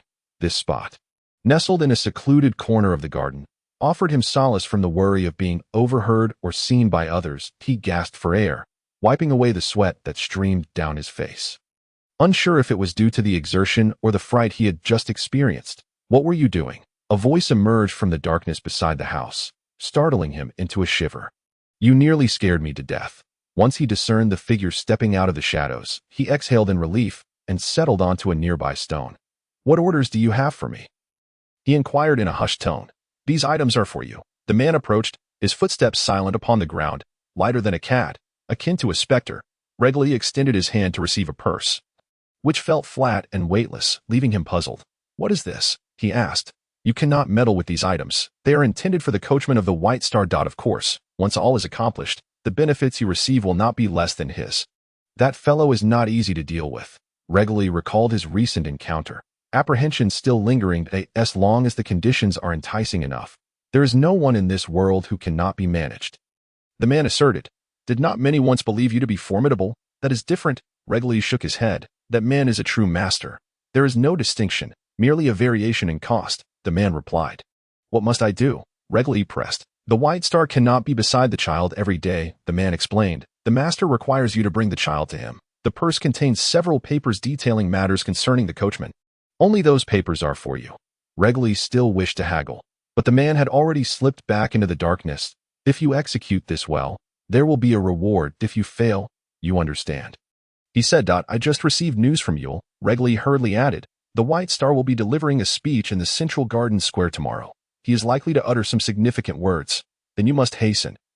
The man pondered for a moment before saying, you need to complete everything before he begins his address. But as Regally sought to voice further concerns, a gust of wind swept through the silent night. Before and after the wind's arrival, everything seemed unchanged, yet Regally understood that the man had departed. Did he come with the wind and leave with it? Or was it his departure that stirred the breeze? Regally broke into a cold sweat, suddenly realizing that the coachman was not so terrifying after all. The wind rustled through the main street of the capital. The procession of silent soldiers marched forward. 20 horsemen, armed with long spears, surrounded an opulent 4-horse carriage, while 100 sword bowmen formed 2 flanks to protect the front and rear. Additionally, 4 heavily armored knights clad in sunlight armor strode briskly alongside the carriage. The wind blew, causing them to be alert, but they simply cast a glance toward the carriage before turning their heads away. Master, the White Star is set to deliver a speech in the Central Garden Square tomorrow. Seemingly intending to say something inappropriate, Mori leaned close to the carriage window, speaking in hushed tones. Since you are already aware, it appears he shall not be able to speak after all, the governing lord inside the carriage replied. Rest assured, Mori respectfully responded. The tools are well prepared. Even if Regally is somewhat foolish, he will surely accomplish this task. Moreover, he possesses a certain cunning. Chapter 040. Looking back, hard to turn when Anwen returned, Joffrey was still asleep. His slumber was not induced by drink, but by his manuscript. Having reached the climax of that splendid draft the previous night, Joffrey had completed it in one breath and collapsed onto his bed. Impossible to rouse. Anwen sliced some dark bread and paired it with pickles for breakfast, also taking care of 2 business transactions for Joffrey. Though Joffrey faced setbacks in the dramatic arts, he did not lack financial support. He earned a modest income each month by helping young men pen love letters, which, while insufficient for a decent living, allowed him to scrape by. Approaching the bedside, Anwen gazed at the lines on the sleeping middle-aged man's face. Inexplicably feeling a pang of sympathy as time passed, it was natural to develop feelings for someone after prolonged companionship, especially since Joffrey was indeed a person worth befriending. That he moved to the table, cleared a space, and, instead of immediately reviewing the script, first assisted Joffrey with those 2 transactions. Holding the pen, his mind swirled with countless words, yet they failed to materialize on paper, revealing to him the difficulty of writing. After much contemplation, he finally penned an embellished version of the famous line about wishing for another chance, as well as a passage from a childhood film regarding the sea in a bathtub, thus completing the 2 transactions. This could be considered a small gesture of help for a friend. Though it was still early, Anwen found it hard to remain still, noticing that Joffrey showed no signs of waking. He prepared breakfast and set it on the table before stepping outside, heading towards the Central Garden Square. Significant events were poised to unfold there today, while not world-shattering. The unveiling of a widely known yet unspoken secret would undoubtedly stir some ripples and create waves. The wise are always few, while the ordinary multitude often fails to see the naked reality before them without guidance. After White Star's startling revelation, many such individuals would likely erupt in anger. Wu Zheng would have a headache for quite some time, contemplating these matters, and one could not help but chuckle, his expression mirroring the sunny weather, as if a bee had settled on the calendar. Bright and cheerful, White Star strode along the main thoroughfare of the capital, followed by a retinue of silent wounded soldiers. Some limped along, while others, aided by companions, reached out to feel their way. A few marched boldly, allowing their empty sleeves to flutter in the breeze. This procession drew the attention of all, as the streets were lined with citizens of the capital, gazing in astonishment. They recognized the figure at the forefront as the renowned battle hero White Star, the one who had personally severed the demon commander's head during this war, a figure of unmatched prowess and pride for the Dawn Empire. Their recognition stemmed not from having seen him before, but from his striking silver hair, radiant white attire, and the medals adorning his chest. There existed no other like him in the world. Many young women gazed at him with an enchanting light in their eyes, akin to peach blossoms in bloom, staring dreamily, their minds filled with thoughts of when a man like him might ride in on a white horse, bearing flowers to their homes. The path leading to the central garden square was long, and with such a procession, it felt even longer. Yet the longer the road, the more people gathered, for White Star desired to be known by all that a speech requires an audience. If the entire populace of the capital were to gather, then even before White Star spoke, he would have already achieved half of his success. The sun shone overhead, its rays growing stronger and warmer. The wounded pressed onward, yet not a single complaint escaped their lips. Instead, they sweated under the sun, their injured bodies aching from the long journey, but their eyes sparkled with the brightness of a promising future. Earlier, in the ponding garden, while women busied themselves with their work and children frolicked and played, Regli stood before the coachman. The piercing gaze that once held power over him had lost its potency. He smiled as he tossed the lightweight purse towards the coachman. The purse landed on the ground, and the coachman did not spare it a glance, instead fixing his gaze on Regli. Mr. Huang Xia, if you are content to spend your life driving a carriage, ultimately meeting the same fate as your father Huang Qing, sacrificing yourself on the battlefield to save your master, leaving no trace behind, then by all means, disregard this trivial matter. Regli chuckled. But I would think a martial artist like you would not be willing to forever be someone else's servant. Would you? I heard that in your youth, you possessed martial talents that could surpass White Star, yet you were coerced by your father into wasting your days, ultimately being surpassed by White Star. If I were in your position, I would certainly feel discontent. The coachman's expression darkened. The words struck a painful chord within him. That a glance won't cost you anything. Regli continued, smiling. Just a hint. Although the purse is deflated, its contents carry substantial weight. It held a sizable parcel of fertile land, larger and superior to that owned by the fallen aristocrats. It was a title that would allow one accustomed to toil to henceforth be addressed as master. The coachman's hands began to tremble. Anwen walked under the sun, like all who harbor warmth in their hearts, unaware that at this very moment, under the same sun in the same world, a despicable conspiracy was brewing. The governing lord stood before the window of the governing hall, gazing out at the vast city to eye in the distance. There lay a spacious square capable of accommodating nearly 100,000 people. This was the central garden square at that moment. It was still rather desolate, but would it soon become lively? The glass reflected Mori's blurred outline behind him. Wu Zheng vaguely perceived that he seemed to be cradling something, prompting him to smile. About 5 miles away from the central garden square, Anwen encountered the procession. He concealed himself among the crowd of onlookers. Observing the assembly, he beheld the figure of White Star, accompanied by Yule, who trailed closely behind. However, he did not catch sight of Regli. A vague sense of unease creeping over him. At that moment, someone came rushing from the rear of the group, moving with the swiftness of a galloping steed on the battlefield. It was the coachman. He approached the front of the procession, his expression fraught with anxiety, and exchanged hurried words with White Star, whose countenance soon darkened. He lingered there for a considerable time, seemingly torn, before finally turning away under the coachman's urging. What is happening? Many onlookers were left baffled by the sudden departure of the battle hero. The crowd murmured amongst themselves, but no clarity emerged from their discussions. Anwen's unease was confirmed. The ranks of the wounded fell into disarray, with Yule standing there in confusion, uncertain whether to continue onward or to turn back. After a moment's contemplation, Anwen squeezed through the throng and pursued the direction of the Pengding garden.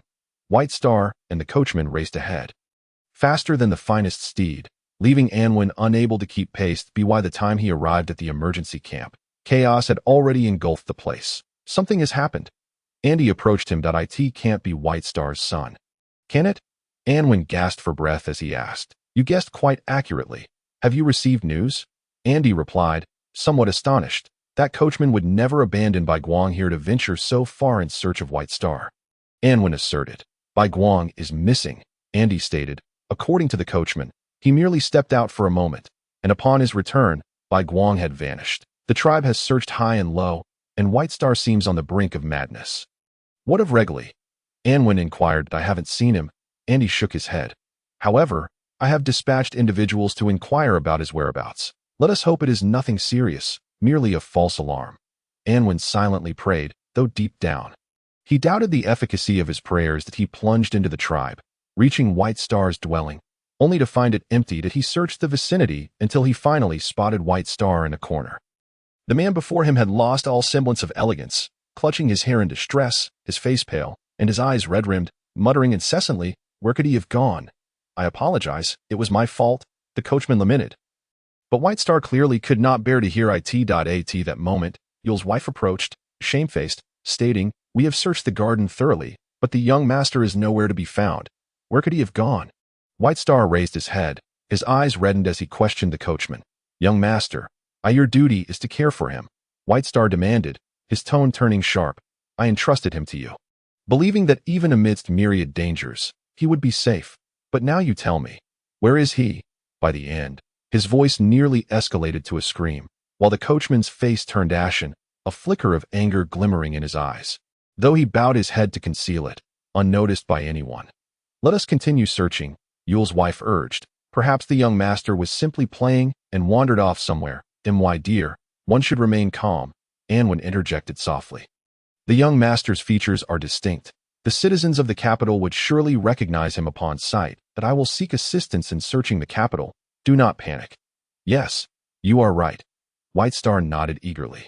"I will go. I will help search." He rose and moved to exit, but the coachman attempted to dissuade him, only to be roughly shoved aside. The fallen coachman did not hasten to rise, his hand gripping the grass beneath him with such force that the fragile blades snapped one by one. That day, the meticulously prepared speech ultimately fell to naught. When the injured returned to the tribe, they could not rest immediately. Yule organized them into groups, dispersing them throughout the capital in search of the young master's whereabouts. General Gidge quickly received word, and under his orders, all soldiers guarding the garden were also dispatched to seek. 1 day. 2 days, 3 days passed. 5 days slipped by. The tribe descended into tumult, the injured scattered, and the guards were preoccupied with their own concerns. Ironically, White Star's arrival did not alleviate the plight of the wounded. Rather, it plunged them into deeper troubles. Andy scoured the area for information. Anwen searched tirelessly, and even Ilek began to assist, yet all efforts yielded nothing. No one knew the whereabouts of Bai Guang, save for a few directly involved. The coachman's expression grew grim. At that moment, he sat in the living room of an ordinary house, unable to find peace. "What is the matter?" A figure emerged from the inner chambers, standing with hands clasped behind his back in the center of the room, moving soundlessly like a specter. My lord. The coachman rose. "Please return the young master to me. The lord smiled. "Forsaking your title and lands. For someone like you, this is the only chance to alter your fate. Moreover, it is not merely your destiny at stake, but the fortune of your descendants, your entire lineage." The coachman wrestled with inner turmoil, but ultimately replied, "I grew up alongside him. Despite my anger and hatred for fate's injustice, I cannot bear to see him destroyed. Xiao Guang is his life, his sole motivation for existence. Watching him grow increasingly frail and mad, a weakling." The lord shook his head, surprised that someone like you could become a battle hero. "A battle hero is, above all, a human being," the coachman retorted. "Bringing him back is a simple task.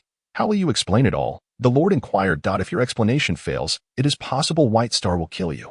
"He will not know," the coachman replied. At that time, it was Regli who acted. The young master was already unconscious. That was indeed the case, the lord interrupted. "But now the situation has changed." He smiled as he opened a hidden door, revealing Bai Guang's furious visage behind it. "Young master?" The coachman was taken aback. Momentarily robbed of his ability to think, he realized he had been forced onto an irreversible path, making it difficult to turn back.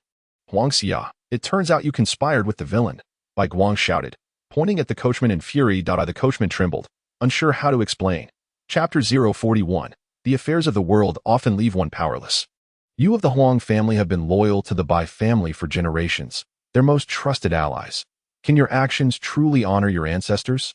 Bai Guang exclaimed loudly, Cold sweat poured down the coachman's face as he bowed his head in silence. The Bai family, the Huang family, the Lord murmured softly, then chuckled. If Bai represents silver, then Huang must represent gold, right? Exceptional individuals, simply because of their humble origins, are forever doomed to remain subservient. It is a tragedy. Villain, my father will rescue me in due time and make you pay. Bai Guang glared at the Lord, his tone menacing. Regrettably, he will have no opportunity. The Lord chuckled, suddenly seizing Bai Guang by the throat and lifting him effortlessly. The boy's face flushed, struggling to breathe, kicking desperately yet unable to break free. What do you intend to do? Release the young master. The coachman, regaining courage, bellowed as he lunged forward. The fierce tiger in the forest, when pouncing on its prey, manifests strength, speed, and power akin to this. The coachman displayed remarkable agility, fully committed to rescuing his master. Even if faced with a heavily armored warrior, he would have knocked him down. The Lord's gaze was cold and unyielding as he raised a foot, gently kicking, sending the tiger-like coachman flying to the ground. He was drenched in cold sweat, previously out of shame, now from pain that he struggled to rise.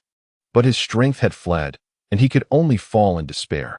Opportunities are always claimed by oneself, the Lord remarked, watching him.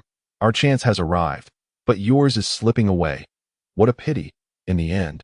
You remain as foolish as your father. I had hoped to gain a capable subordinate, but it seems I must rewrite your ending.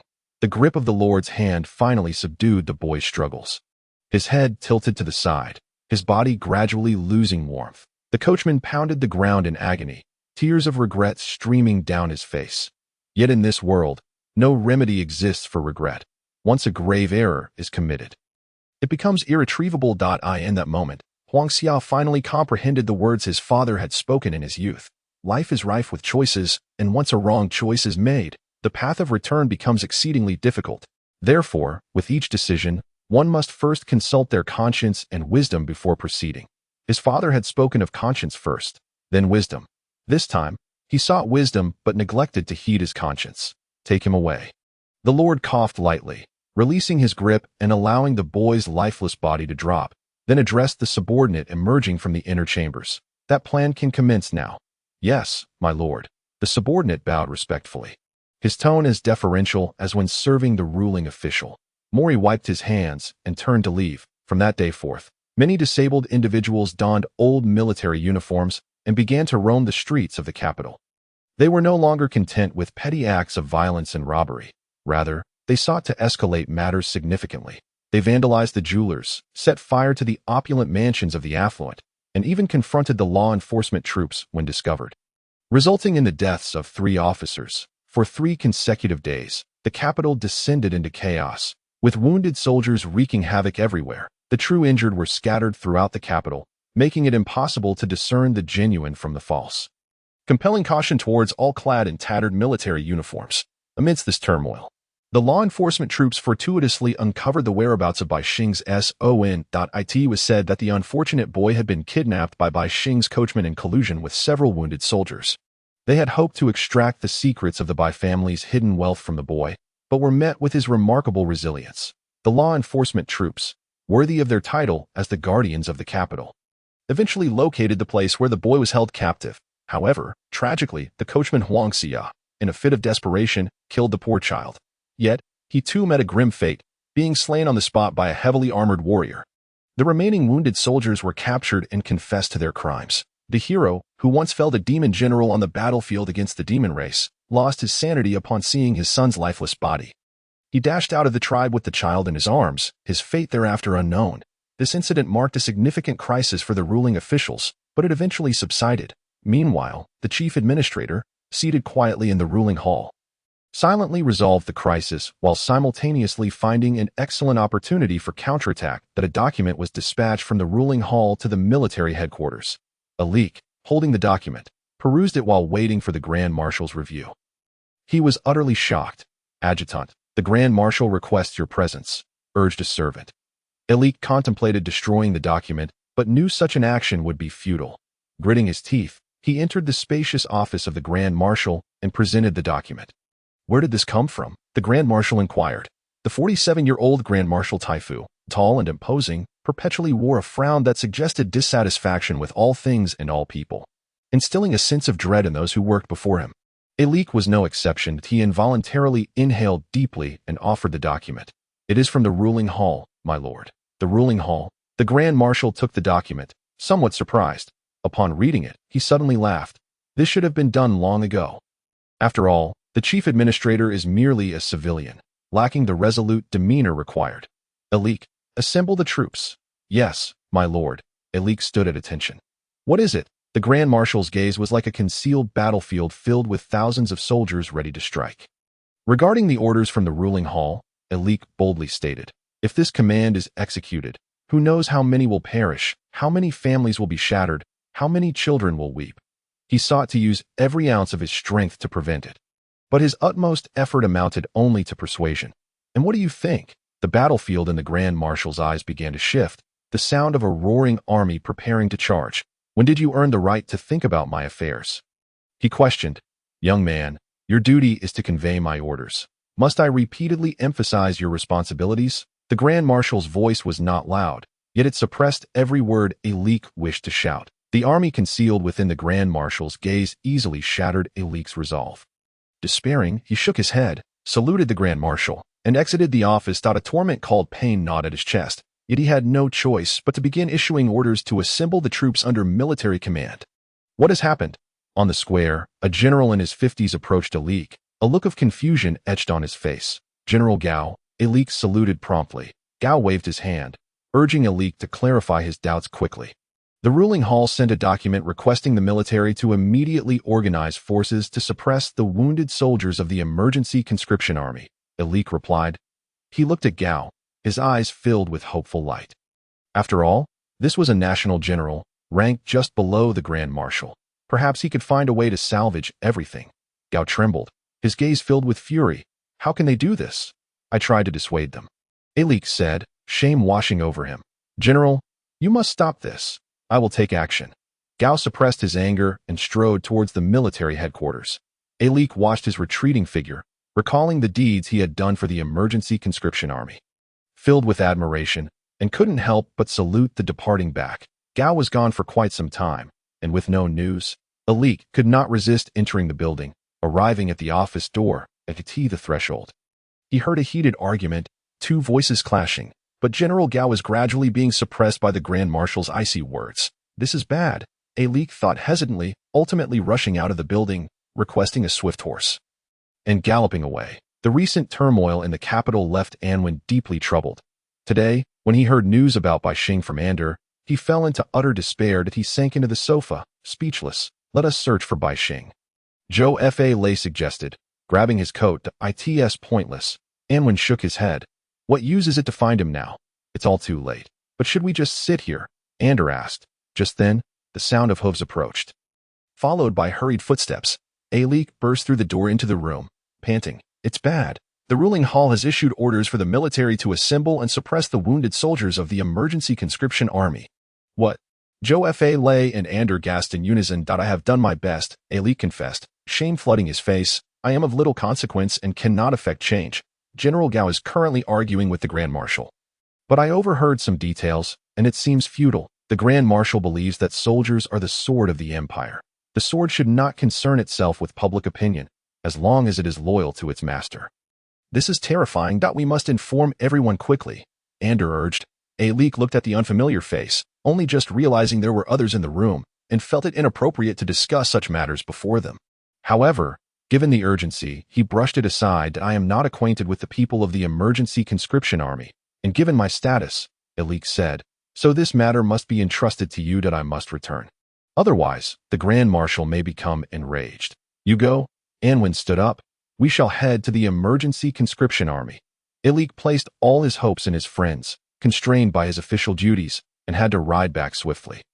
The three friends hurriedly left, heading towards the emergency conscription army. The scattered wounded soldiers, upon receiving news of Bai Guang, all returned. After Bai Xing departed, cradling his son's body, they were left in a state of confusion. With Yulu sitting in front of Bai Xing's house, staring at the once hopeful abode that now stood empty, unsure of how to proceed on the road ahead, "I believe pain is merely temporary. It will eventually settle," Lei Guli reassured him. "You are not a father. You do not understand," Yulu replied, shaking his head. If my daughter were to appear before me as a lifeless body, could I endure such a blow? Yulu lacked the confidence that it's all chaos now. Complete chaos. Where is hope? The future path for the wounded soldiers seemed bleak. Just then, 3 figures rushed in, their hurried steps catching Lei Guli's attention. He frowned. What are they coming here for? Mr. Yulu? Anwen, breathless, managed to say, I just received reliable news. The ruling hall is mobilizing the military to suppress the wounded soldiers. What? Yulu sprang to his feet. This is alarmist nonsense. Lei Guli dismissed. Where did you get this information? It's completely absurd. Such actions would have been taken long ago if they intended to resort to violence. The timing was not right then.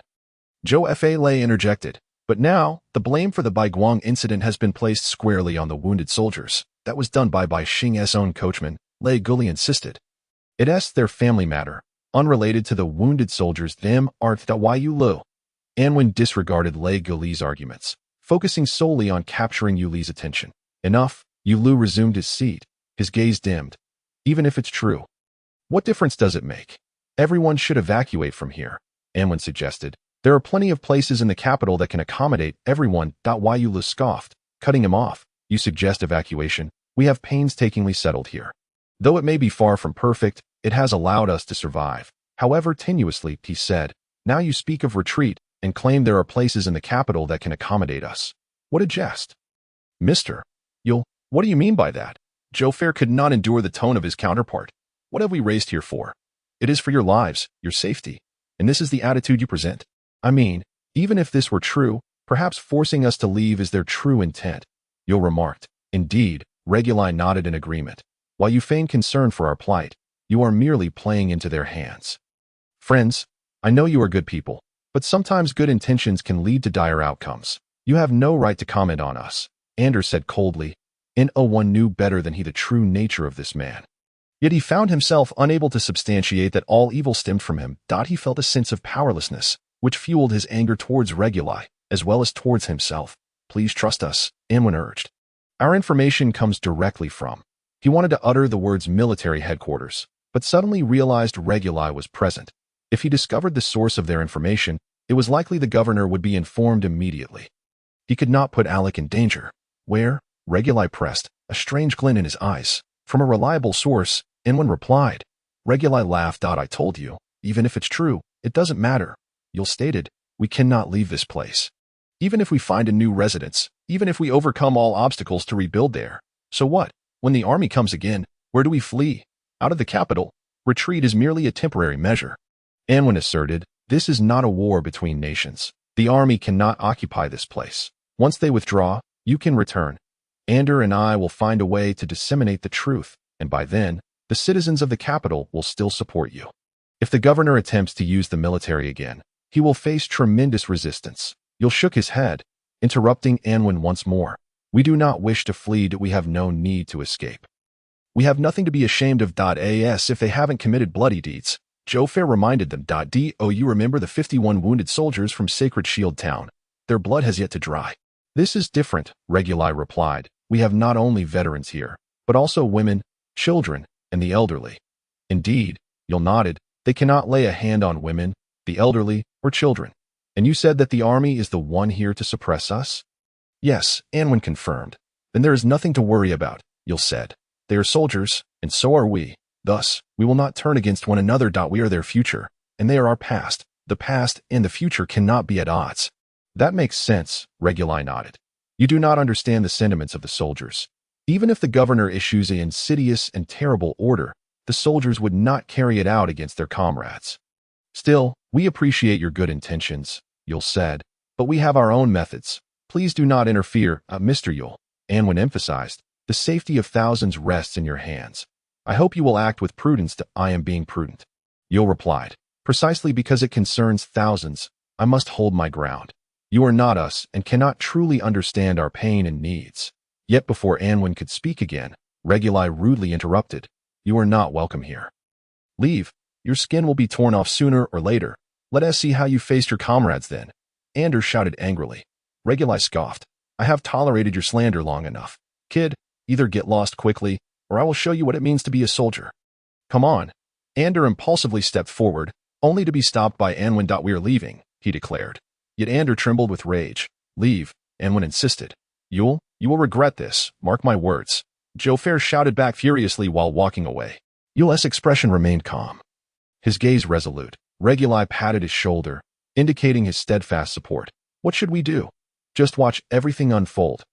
Outside the Pungding garden, Ander exclaimed in frustration. You all stay here. I'll be gone for a while. Anwen said. What plan do you have? Jofer sensed that Anwen seemed to be up to something significant. I'm going to find a high-ranking official, Anwen declared. The two friends exchanged surprised glances, each pondering what Anwen might be about to do. Both thinking of that one figure in the governor's office who could possibly help. But could Anwen truly mobilize that individual again? It was important to note that this time, unlike the previous supply of goods, it was direct and involved life and death. Anwen understood this as well.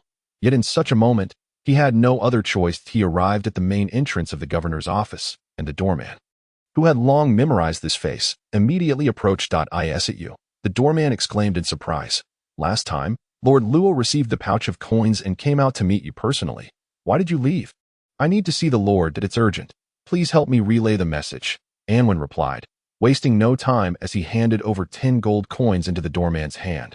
This reward was double what he had given last time. And the doorman had no reason to refuse. Please wait a moment. The doorman nodded and hurried off to announce. Soon, he returned and whispered, the Lord wants to see you at the back door. I will take you. Thank you. Anwen nodded. They circled around the garden of the governor's office, where there was an inconspicuous iron gate almost entirely concealed by vines. The doorman led Anwen to it. And through the small door, Anwen saw Luo Ying's face, now even more gaunt than before. The two exchanged glances, each with differing thoughts. Once the doorman left, Luo Ying spoke. You have finally arrived, and I knew you would come with something important. It's easier to discuss matters here that I had no choice but to come. Anwen said that I wish I could talk to you about what has happened since we parted, but there is no time. I just received confirmed news that the governor has ordered the military to suppress the wounded soldiers. Luo Ying's expression shifted, and he opened his mouth to ask, but Anwen quickly continued. I have considered every possible solution, but none have worked. It is up to you now. This situation has escalated greatly, and I believe the governor will act as he did last time. Rest assured, I will do everything in my power. Luo Ying emphasized the words everything in my power. I appreciate your efforts, Anwen nodded. Between friends, there is no need for such formalities, Luo Ying replied. The two did not say goodbye. They shared a knowing nod and hurriedly went their separate ways. Anwen rushed back to the tribe while Luo Ying headed straight to the governor's office. The urgent knocking on the door displeased the governor, who was leisurely sipping tea. However, today he was in a good mood. So he decided to give this annoying intruder a chance. With just a glance, Mori understood and silently approached the door to inquire, Who is it? Luo, came the response from outside. Please let him in. The governor, for once, used the word please, not out of any special regard for the visitor's status, but simply because he felt amiable. The door opened, and Mori respectfully greeted the cabinet minister. But Luo Ying ignored him and marched directly to Wu Zheng's side. I heard you ordered the army to move against the wounded soldiers? Luo Ying maintained his composure as best he could. Lord Luo, you are quite well informed. Wu Zheng smiled. That you're not here to stop me. Are you? You guessed correctly, Luo Ying replied. Don't you think what you are doing is excessive? They are the ones being excessive. Wu Zheng set down his teacup. Lord Luo should be aware of what has transpired in the capital these past few days. Fine, let us say we don't care about that. But the son of Bai Xing has died, a beloved hero of the people, respected by great nations, killed by a coachman and a few wounded soldiers. Should I just turn a blind eye to that? There are still questions regarding this matter, Luo Ying asserted. There are no questions, Wu Zheng shook his head. We have already obtained testimonies from the wounded. And they were not coerced. Those are merely a few degenerate individuals, Luo Ying countered. There are thousands living in Pungding Garden, including wounded soldiers, but even more women and children. Are you truly planning to have the army march over the corpses of women and children?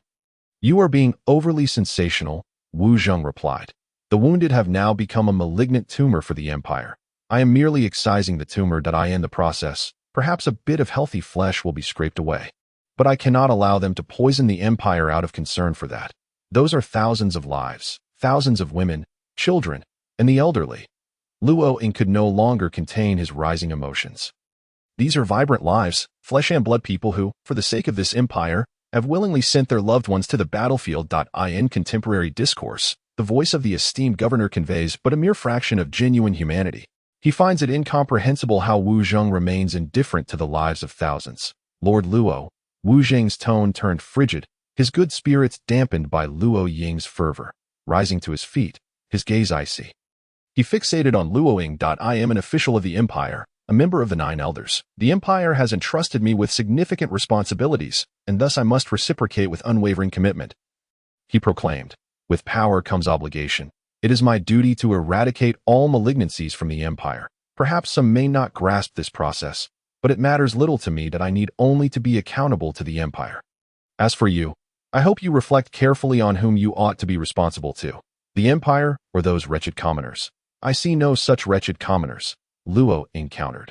What I perceive is a pitiful group loyal to the Empire, contributing to it, yet on the verge of being crushed by the imperial forces. As the highest administrative officer of the Empire, I possess the authority bestowed upon me by the king, Wu Zheng declared proudly.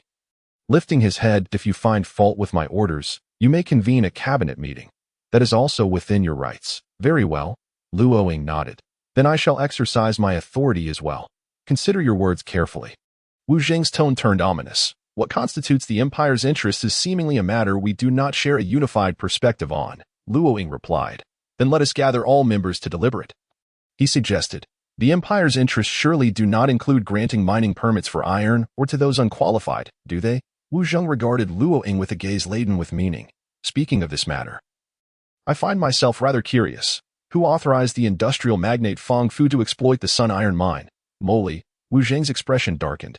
Indeed, Moly bowed, and formed the esteemed lords to convene a cabinet meeting. Understood. Lord Luo.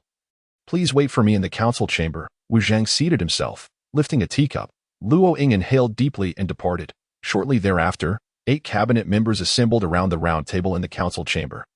Awaiting the governor's arrival, Luo Ying sat silently in his designated seat, while the other 7 exchanged whispers, speculating on the meeting's agenda, yet none approached Luo Ying with inquiries. The door swung open, and Wu Zheng entered with measured steps. Prompting the 7 to rise hastily and bow respectfully, Luo Ying stood last, but before he could offer his salute, Wu Zheng gestured dismissively. Let us forego the facade of respect. Chapter 043. The truth is gory blood. The governor elucidated the situation with a single statement.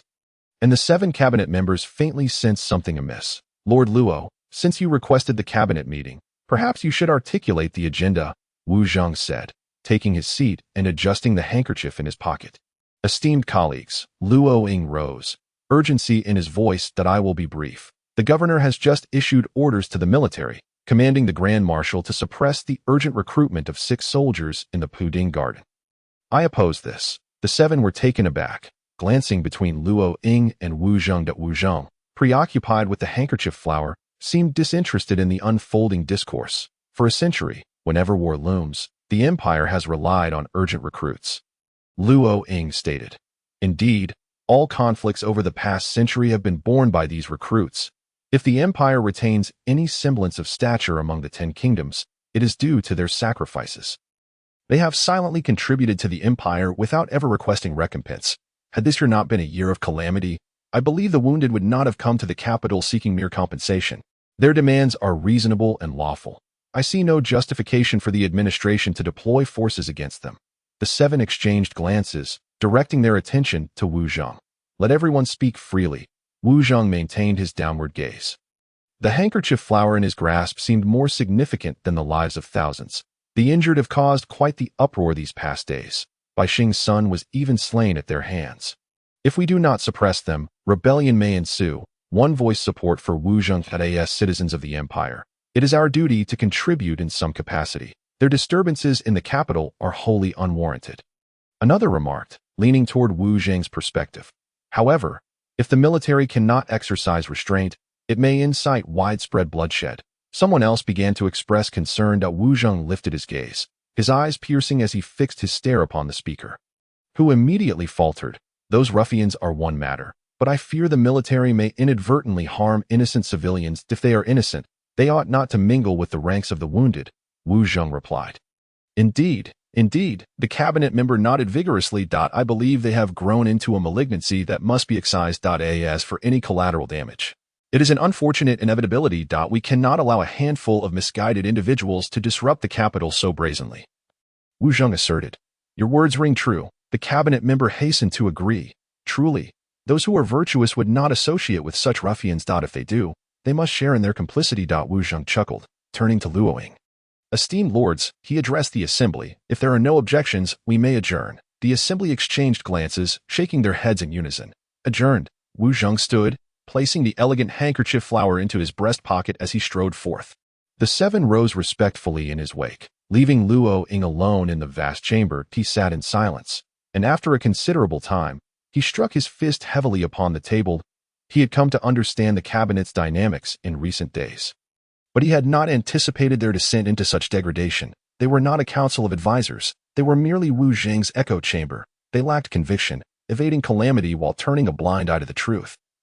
Remaining deaf to the impending bloodshed and the lives of thousands, acquiescing to tyranny. There was no salvation, utterly none. He bowed his head, his heart heavy with anguish. What could I do for such a nation?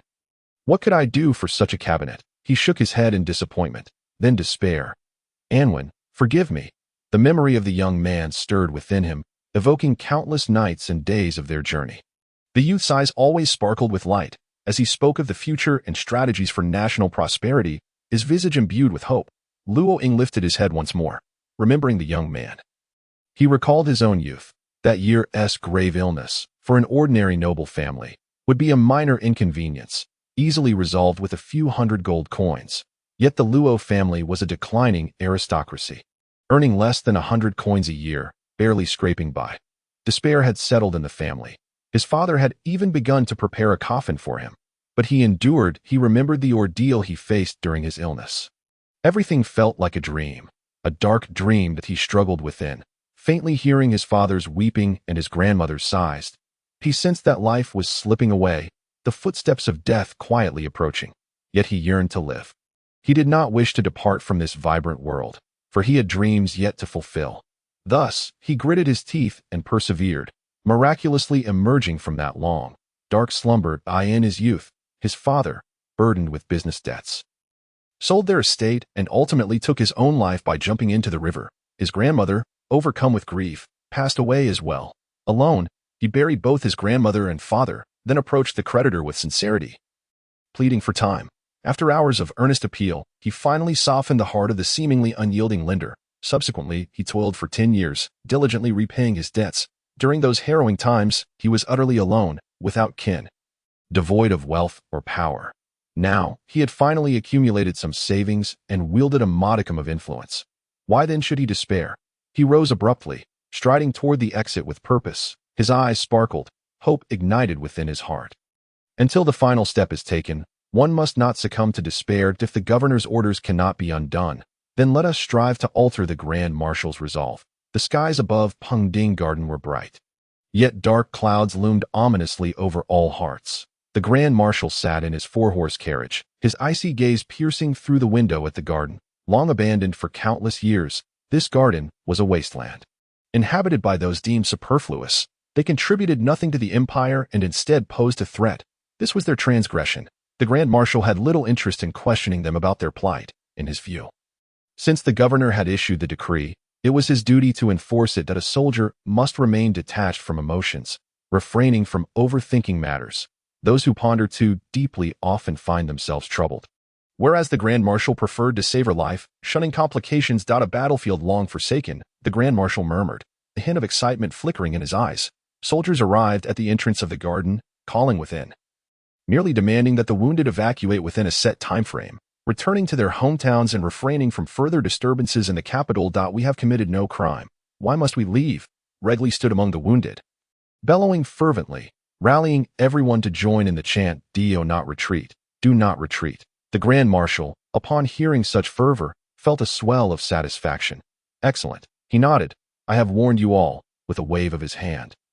He commanded, advance. 1,000 lightly armored warriors strode forward with resolute steps. Their armor gleamed brightly, the sheaths of their longswords clanging against it, each stride echoing like the distant beat of war drums. Surely they would not dare to breach our ranks. Some of the wounded began to worry.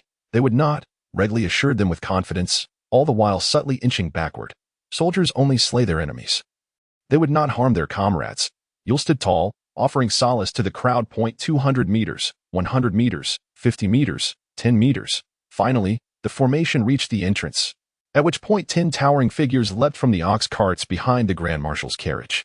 Clad in heavy armor, these men were completely enveloped in their dark, non-reflective gear, adorned with orange patterns that glowed like the setting sun. The wounded were taken aback by the appearance of these heavily armored warriors, and fear began to creep in among many, yet Yul reassured them, declaring this was merely a tactic of intimidation. If they stood firm, the adversaries would surely retreat. Would they? As if mocking Yul's naivete. 1,000 soldiers suddenly drew their longswords in unison. The 1,000 blades reflected the sun's rays, dazzling the wounded and causing them to flinch and turn away. In that moment of distraction, the warriors charged forward, bursting through the entrance and into the throng. "What are you doing?" A wounded man shouted in agitation. "We are all soldiers of the Empire. We should not turn against one another. You dare to call yourselves soldiers?" A warrior sneered, swinging his sword and cleaving the wounded man to the ground, spitting on him. "You are nothing but a rabble, a pack of scoundrels." Do not besmirch the term soldier. The soldiers surged in, their blades ruthlessly slashing toward the defenseless wounded. Caught entirely off guard, the injured could not mount any defense and were felled by dozens in an instant. How could this be happening? How could this be happening? Yul's eyes widened in despair. He had witnessed bloodshed and brutality on the battlefield before, but he never anticipated that anyone would dare to unleash such cruelty against those who had once given everything for humanity. The wounded were no match for the onslaught, and as the grim reality of bloodshed settled in, they began to retreat. Yet their injuries hindered their escape. The blind stumbled to the ground, only to be pierced from behind by a sword, while those with crippled legs hobbled away, easily caught and slain. Not only the front entrance, but 1,000-strong force also burst through the rear, encountering no resistance from able-bodied men, yet their thirst for blood remained unquenched. They charged forth, swords drawn, striking down helpless women and elderly with merciless blows. The screams of women and the cries of the elderly filled the air, igniting a fervor of rage among the wounded. The fear they had previously felt morphed into a primal fury at the sound of their loved ones' anguished wails. They hurled themselves at the enemy, now fully acknowledging that these were not comrades, but foes. The heavily armored knights did not engage, but rather strode forth, blocking the main entrance, ensuring that none would escape from within the rear. Another 10 imposing knights stood resolutely. 2,000 true warriors. 2,000 iron-blooded killers forged by the state, brandished their swords and charged at the unarmed wounded and their kin, who, even with weapons in hand, knew not how to fight. Blood flowed from the front entrance to the rear, and then back again. At that moment, Anwen arrived. The scene before him left him utterly stunned. He stood frozen in the street, transfixed by the crimson horror unfolding. He watched as those who had served the nation were struck down, their lives extinguished, as women and the elderly fled in terror, only to be caught and dispatched by the swift soldiers. The 7 or 8-year-old boy, fleeing alongside his mother, fell to the ground, and a soldier rushed toward them. The boy cried out, "Uncle, please don't kill my mother." The soldier hesitated, sword in hand, but just then, his comrade arrived and swiftly severed the boy's head. The Grand Marshal's order was to show no mercy. "Do you not understand?" The killer's voice was icy. "I understand." The hesitant soldier nodded, stepping forward to deliver a fatal blow to the boy's mother as she lunged toward him in desperation. "You bastard." Anwen's mind went blank, consumed by rage, and he charged forward, only to be seized by Jofale and Ander from the shadows. Calm down. Calm down." Jofale shouted. "You cannot go in there. You will save no one. The soldiers have gone mad." A few onlookers who protested earlier were beaten half to death and taken away. Anyone who attempts to intervene now is walking straight into doom. "Let me go." Anwen struggled fiercely, but could not break free from their grip, so he relaxed his body. "Promise me you will stay calm." Jofale insisted. "I am calm," Anwen replied, nodding. Chapter 044. Rage is a whistling bullet. Jofale placed too much faith in his friend. He believed Anwen had regained his composure, but in truth, he had not. The moment Jofale and Ander loosened their hold, Anwen shot forth like an arrow. Yet he was not foolish enough to charge straight through the front, instead opting to circle around the side. "Stop him. You must stop him," Jofale shouted as he pursued. But the middle-aged man's untrained body quickly faltered. "I've got this," Ander called out, racing after him, amidst the chaos. Yul retreated in despair. A soldier charged toward him, swinging his sword. Yul dove forward, crashing into the soldier's embrace. They both fell to the ground, the sword slipping from the soldier's grasp. In the scuffle, Yul seized the weapon and sprang up, lunging forward, driving the sword into the soldier's unprotected abdomen. The angle of the thrust was misaligned, piercing through the abdominal cavity and into the chest, mangling the soldier's innards. The warrior fell, disbelief etched onto his face. Yul struggled to his feet, hearing the cries of his daughter from behind. He screamed and fought his way through, wielding his sword with reckless abandon, cutting down a dozen soldiers in his path. His rank as squad leader was not without merit. He burst into the village, only to find his wife lying in a pool of blood as a soldier advanced threateningly toward his daughter. Her eyes were wide with terror, devoid of life, like a frightened rabbit caught in a cage. Her mouth opened in a continuous scream. The soldier advanced, and Yul could not reach her in time. "Bastard, over here!"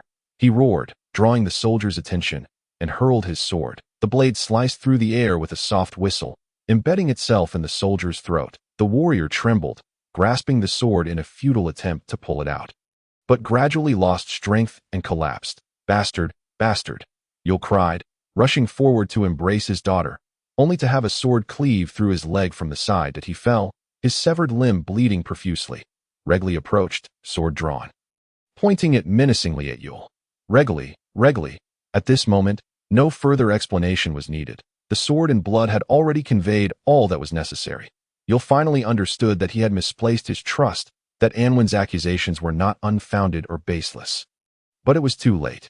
"Indeed, it was all my doing," Regli said with a smile, "that I was doing quite well back home, but for the sake of being called sir by others in the future and to obtain land to pass down to my descendants, I came here. They were once your comrades," Yul shouted in fury. "Tiomi, all lives apart from my own hold no significance," Regli replied, "but I relish the thrill of slaughter, not out of hatred for the other, but simply for the joy of it.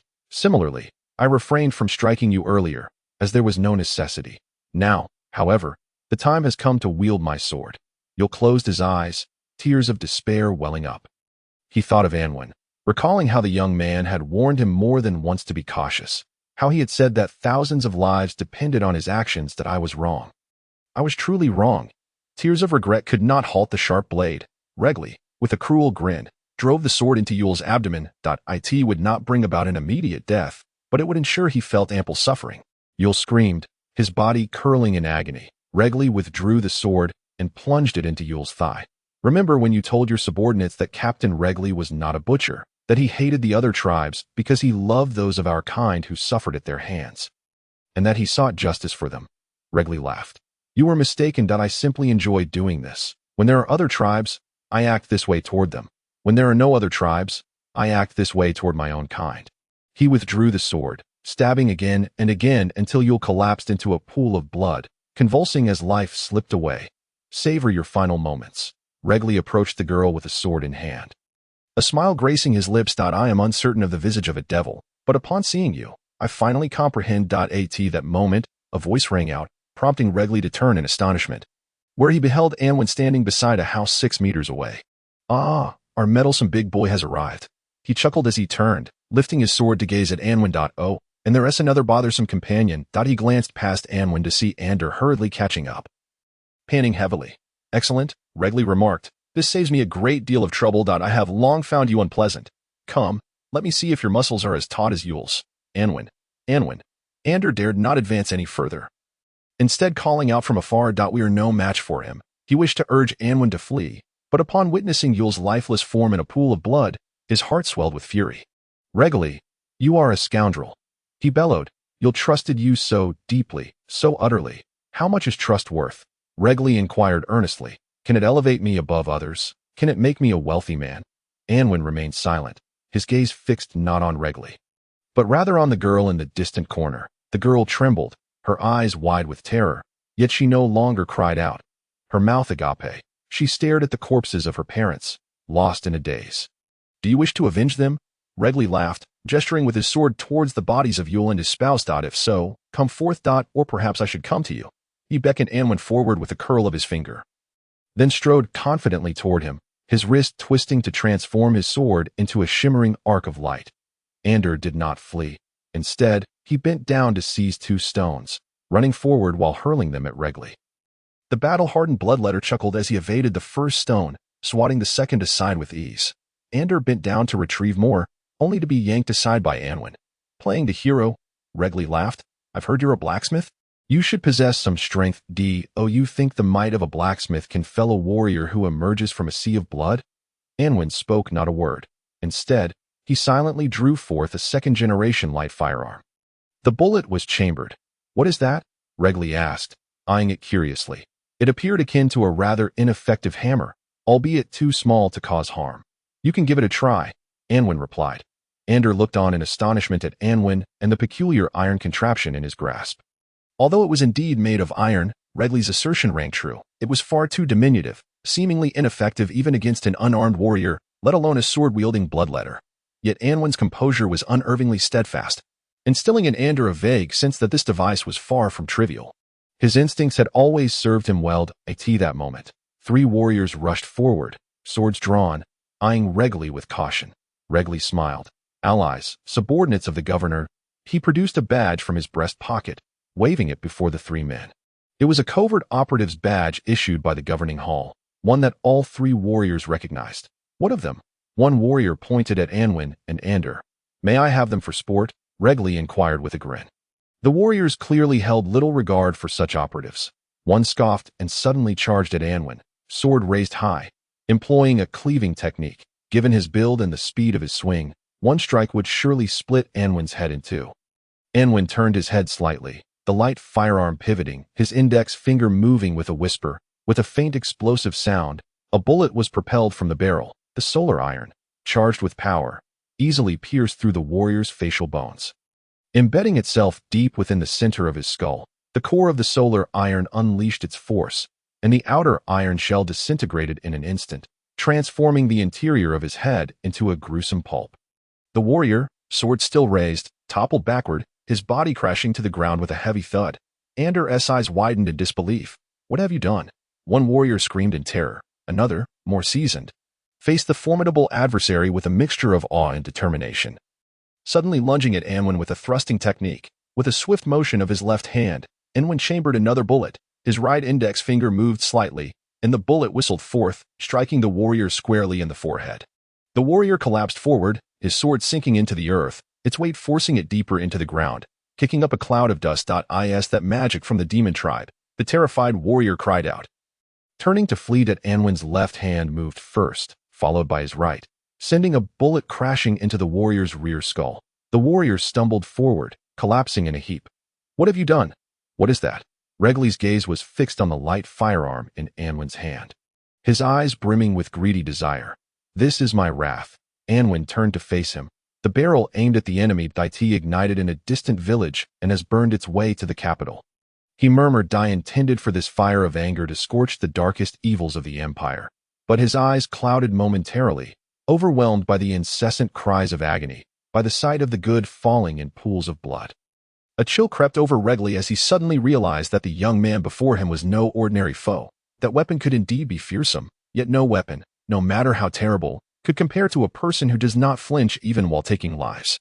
He comprehended at last that this youth was no novice, and a sense of trepidation washed over him. He bent low, shielding his head with his sword as he charged at Anwin. The distance between them was less than 6 meters. A mere breath for Regli to close in and sever Anwin's arm with a single stroke. Yet no matter how swift he was, he could not match the speed of Anwin's finger. An explosive sound erupted as a bullet struck Regli's left leg, causing him to scream in agony and lose his balance, crashing heavily to the ground. Another explosion followed, the bullet embedding itself in his arm, robbing him of the strength to wield his sword. Do not kill me. Do not kill me. He shouted in sheer terror, flailing his remaining arm in desperation. What do you want? I can give you anything. I will pay for my life, he cried out. Money? Anwin shook his head. That is something I could obtain in any quantity if I so desired. Do you think I would care for such trivialities? What I value are matters beyond your comprehension, things a person like you can never understand in a lifetime. He lowered his gaze to Regli, speaking with solemnity. I told you, this is my wrath. Born from a distant village, burning its way here. Now, I can no longer contain it. I shall let it ignite. He pulled the trigger once more, the bullet whistling forth, striking Regli squarely in the head. The wicked bloodletter emitted no sound as his head fell heavily to the ground, raising not a hint of dust. Ander stared blankly at Anwin, at the light firearm in his hand. In that moment, no words could encapsulate the shock that enveloped him. Shocked, not merely by the astonishing and fearsome weapon, but by the realization of how familiar yet suddenly alien this young man had become. Take care of her. Anwen directed towards Ander, gesturing to Yule's daughter before rushing forth. He headed towards the source of the loudest screams, toward the women, the elderly, and the children fleeing from the pursuing warriors. The mysterious weapon in his hand continued to emit faint explosive sounds, causing numerous formidable, iron-willed warriors to fall. Ander stood beside the girl, gazing vacantly at Anwen's retreating figure. The echoes of explosions reverberated in his ears, and Anwen's voice lingered in his heart. This is my wrath, born from a distant village, burning its way to the capital that I intended for this fire of anger to cleanse the empire of its darkest evils. Chapter 045. This day the turmoil continued unabated. Grand Marshal Taifu sat in his carriage, listening to the clamor of blades and the cries of despair with indifference. Since entering the military, he had adhered to a singular principle. Soldiers are but the empire's swords, instruments that do not think nor question their master's will. The duty of a sword is to strike down enemies or return to protect its master, no thought required, and thus no responsibility to bear. So simple and direct, even if his hands were stained with blood in the future, he could easily wipe them clean and find solace in that. A carriage sped towards him, disrupting the Grand Marshal's reverie. He opened his eyes to see the vehicle come to a halt beside him. The carriage bore the emblem of the rising sun on the horizon, signifying its origin from the governing hall. Hence, no soldiers impeded its passage. Luo Ying, clad in black, leaped from the carriage and approached the Grand Marshal's side. He could not resist casting a glance toward the garden. There, the sounds of anguish filled the air. A relentless cacophony of cries. At the main gate, blood flowed freely, and corpses lay strewn about, a sight too harrowing to endure. You grow accustomed to it, the Grand Marshal remarked. Grand Marshal, I cannot accept such a scene. For there remains a vestige of humanity within me, Luo Ying replied, turning to the Grand Marshal through the carriage window. Please, come aboard, let us converse. The Grand Marshal opened the carriage door, and Luo Ying swiftly ascended. Taking a seat opposite Taifu, the Grand Marshal's gaze was not fierce. There lacked the presence of countless soldiers. Seated opposite him was a member of the cabinet, one of the 9 elders of the empire. Although his station surpassed that of the other, the separation of military and political power rendered each independent. All were beholden to the ruling official, thus placing them on equal footing. What does the Marshal believe history will say of today? Luo Ying inquired. What relevance does historical judgment hold for me? The Marshal retorted, Be why the time such evaluations commence, I shall have long since become dust. Then does the Marshal care nothing for contemporary opinions? Luo Ying pressed. Contemporary. The Marshal chuckled. Should anyone dare to express an opinion that incites my ire, my army shall charge forth. Will the Marshal slay all in the realm? Luo Ying asked. Whether I can slay all. One must first engage in the act to ascertain. The Marshal replied. Has the Marshal ever vanquished the demon or beast races? Luo Ying questioned. The Marshal furrowed his brow. What precisely does Lord Luo wish to convey? You are a professional soldier of the Empire, whereas those in the garden are mere commoners. They are of little consequence. Yet, I ask you, who stands at the forefront defending humanity against the invasions of the demon and beast races? Who safeguards the dignity of the Empire? It is they, Luo Ying asserted. But to presume such merit as justification for extorting the Empire is deserving of death. What constitutes the Empire? Luo Ying inquired. Lord Luo, refrain from engaging me in the verbal games of bureaucrats. The Marshal exhibited impatience. Speak plainly. I am a coarse warrior, incapable of deciphering convoluted rhetoric. I implore the Marshal to cease the slaughter. Luo Ying urged, for those people are not enemies, but the Empire's most loyal subjects. I am unable to do so. The Marshal shook his head. You see, soldiers are but swords and blades, devoid of thought. When the master issues an order, the blades will strike without questioning why. You may petition the ruling official. Should he retract the command, I would gladly return to my tea. But you are ultimately not merely a sword. Luo Ying contended. You possess family, descendants. While you may disregard future evaluations, what of your heirs? Has Lord Luo finished what he wishes to say? The Marshal queried, as shadows of 1,000 troops began to flicker in his eyes. Luo Ying met his gaze, devoid of swords or legions, yet filled with conscience. After a prolonged exchange of glances, the Marshal surprisingly faltered. He lowered his head and said in a deep voice, If Lord Luo is willing to owe me a favor, I may consider sparing the remainder of those lives, provided they withdraw from the royal city. Agreed. Luo Ying replied decisively at this juncture. This was the best outcome possible. Luo Ying understood that he could not hope for more. Very well. I trust Lord Luo will remember this favor. The marshal nodded, signaling for a messenger to approach. Convey the order. There is no need to annihilate them entirely. Simply drive them from the royal city. He instructed quietly. The messenger, expressionless, acknowledged the command and hurried away. Luo Ying dismounted, offering a solemn bow to the marshal. No need for formality. This is a transaction. Moreover, I am aware that you harbor a deep-seated resentment towards me. The marshal smiled. Love and hate have no bearing on transactions. Luo Ying replied. Do you comprehend why I would engage in this transaction with you? The marshal asked through the carriage window. It matters not. Luo Ying answered. It pertains to the matter of iron or mining rights. The marshal stated. I initially believed you akin to those self-righteous fools, yet that incident altered my perception. Subsequently, I conducted a minor investigation and discovered that you are an extraordinary individual. Having ascended from a destitute noble to one of the 9 elders, not merely by fortune or so-called righteousness. I admire such individuals and believe that those like you are quite capable of seizing power. Upon reaching this point, he smiled, the shadows of 1,000 troops fading, replaced by a sense of self-satisfaction. I care not for future evaluations, nor do I place much weight on contemporary ones, for words and pens can never take a life. He declared. Yet, a person can kill. This favor costs me little effort, yet ensures that if calamity befalls me in the future, I may still live with dignity. The marshal is overly concerned. Luo Ying shook his head. I am merely a struggling, insignificant figure. With that, he bowed in gratitude and strode toward the carriage, seemingly unwilling to linger any longer in the marshal's presence. The marshal watched the carriage depart, the smile on his face growing ever brighter. Though it was but a single, leisurely move, who could predict whether it might someday become a decisive stroke? He mused in the garden. As the messenger disseminated the order, the flow of blood gradually diminished. Ander, carrying the dazed young girl on his back, finally caught up with Anwen. The latter, brandishing a light gun, had replaced his magazine and ruthlessly shot down Imperial soldiers one after another. Warriors brandishing swords surged forth but could not breach the 10-meter chasm of life and death, collapsing one after another in the distance. This is terrifying, Ander muttered to himself, uncertain whether he referred to Anwen or the light gun. Through the use of the light gun, Anwen saved many. Among them were not only women and children, but also the wounded. They fought while retreating, making their way toward the side of the garden. The army had merely sealed the front and rear gates, but the iron railings on either side of the garden, long neglected, had several sections that had already collapsed, allowing agile individuals to leap over, while those less nimble could push them down with sufficient force. Anwen led the group back along the path they had come, shooting down countless soldiers along the way, finally arriving at the railings. At this point, a massive throng had formed behind him, as the remaining survivors, seeing the strength of their group, rushed to join them. Along the way, Anwen witnessed many harrowing scenes. He saw a kind old man lying in a pool of blood, a woman who shielded her child, yet was pinned to the ground by a long sword, and even an infant quietly lying in a pool of blood. His heart trembled, yet the hand gripping the light gun grew ever more resolute.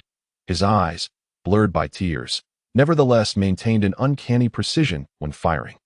The light armor lacked a helmet, consisting only of a breastplate, shoulder guards, skirt, and arm and leg guards, affording Anwen ample and varied targets for shooting. As he advanced, he either shot through heads or pierced chests and abdomens, leaving a trail of corpses to accompany the innocents who had perished. The railings obstructed their path, but the tide of humanity surged forth, collectively exerting their strength to soon topple a large section of iron railing.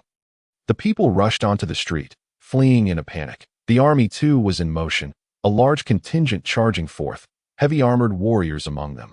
Glancing in that direction, Anwen understood that with his light gun, he could not save everyone, and thus he led the group to flee in another direction. The army's movement was methodical, neither hurried nor slow, following the throng while occasionally picking off stragglers, continually dispatching small units to intercept, ensuring the entire fleeing group remained on the path the military desired. Thus, they fled onward, ultimately reaching the city gate.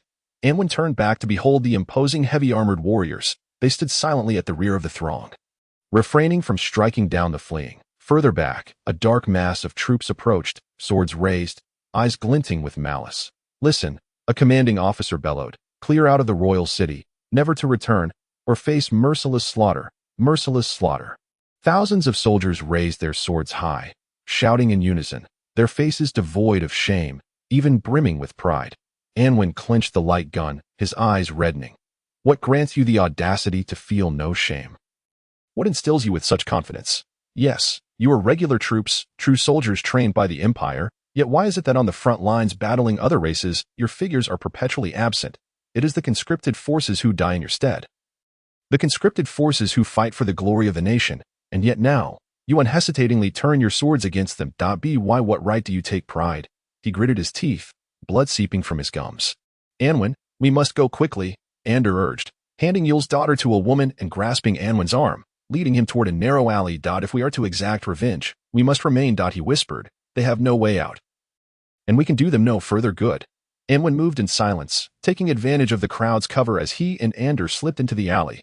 Many in the fleeing throng watched them, despair evident in their eyes, yet none followed them into the alley. Take care, Anwen raised his left hand, waving weakly. Those people watched as he and Ander vanished into the alley, turning away in tears to follow the throng toward the city gate. On this day, the ruling official, Wu Zheng, finally quelled the prolonged crisis of the conscripted soldiers. On this day, the marshal once again rendered great service to the Empire. On this day, the Puding Garden finally regained its long-lost tranquility. On this day, Luo Ying was utterly disenchanted with the ruling hall. He sat quietly within the carriage, swaying with its motion. He closed his eyes, lost in contemplation, and after a long while, a thunderous roar erupted in the sky. Only then did he open his eyes and gaze out the window. The heavens were shrouded in dark clouds, with flashes of lightning illuminating the scene, as a torrential downpour descended unexpectedly. The large raindrops drove pedestrians to scatter in all directions. And in the blink of an eye, the streets were left desolate. The rain, cascading like a waterfall, washed over Puding Garden, cleansing the blood that had been spilled. Everything became indistinct in the rain, and the world was enveloped in a haze. Summer had arrived, Luo Ying muttered to himself while observing the rain outside. Indeed, the seasons had changed. Seasons are ever-changing. No matter how beautiful spring may be, it must yield to summer, and no matter how fervent summer is, it will eventually be succeeded by the coolness of autumn. Autumn leaves may turn crimson, but ultimately, they too will be blanketed by winter's snow, he recited, as if reciting a poem. Then he turned back, his eyes shimmering with a lightning-like intensity. Replacement. The new must supplant the old for the world to continue progressing. His voice was resolute and filled with vigor, unafraid of anyone hearing him amidst the torrential rain. On this day, Luo Ying resolved to devote his life as strength to overthrowing Wu Zheng, to dismantle this corrupt and ineffectual cabinet. Thus, he began to devise his plans. On this day, and when validated the power of the second-generation light gun. On this day, and when also realized that no amount of light guns could hold any significance in the face of the solar heavy armor, he walked through the narrow alley, traversing the torrential rain. Unable to suppress the thought, to resist tyranny, one must first have an iron shell. Chapter 046. The scorching summer had arrived. It was an exceedingly hot summer, following the first torrential downpour that signified the season's arrival.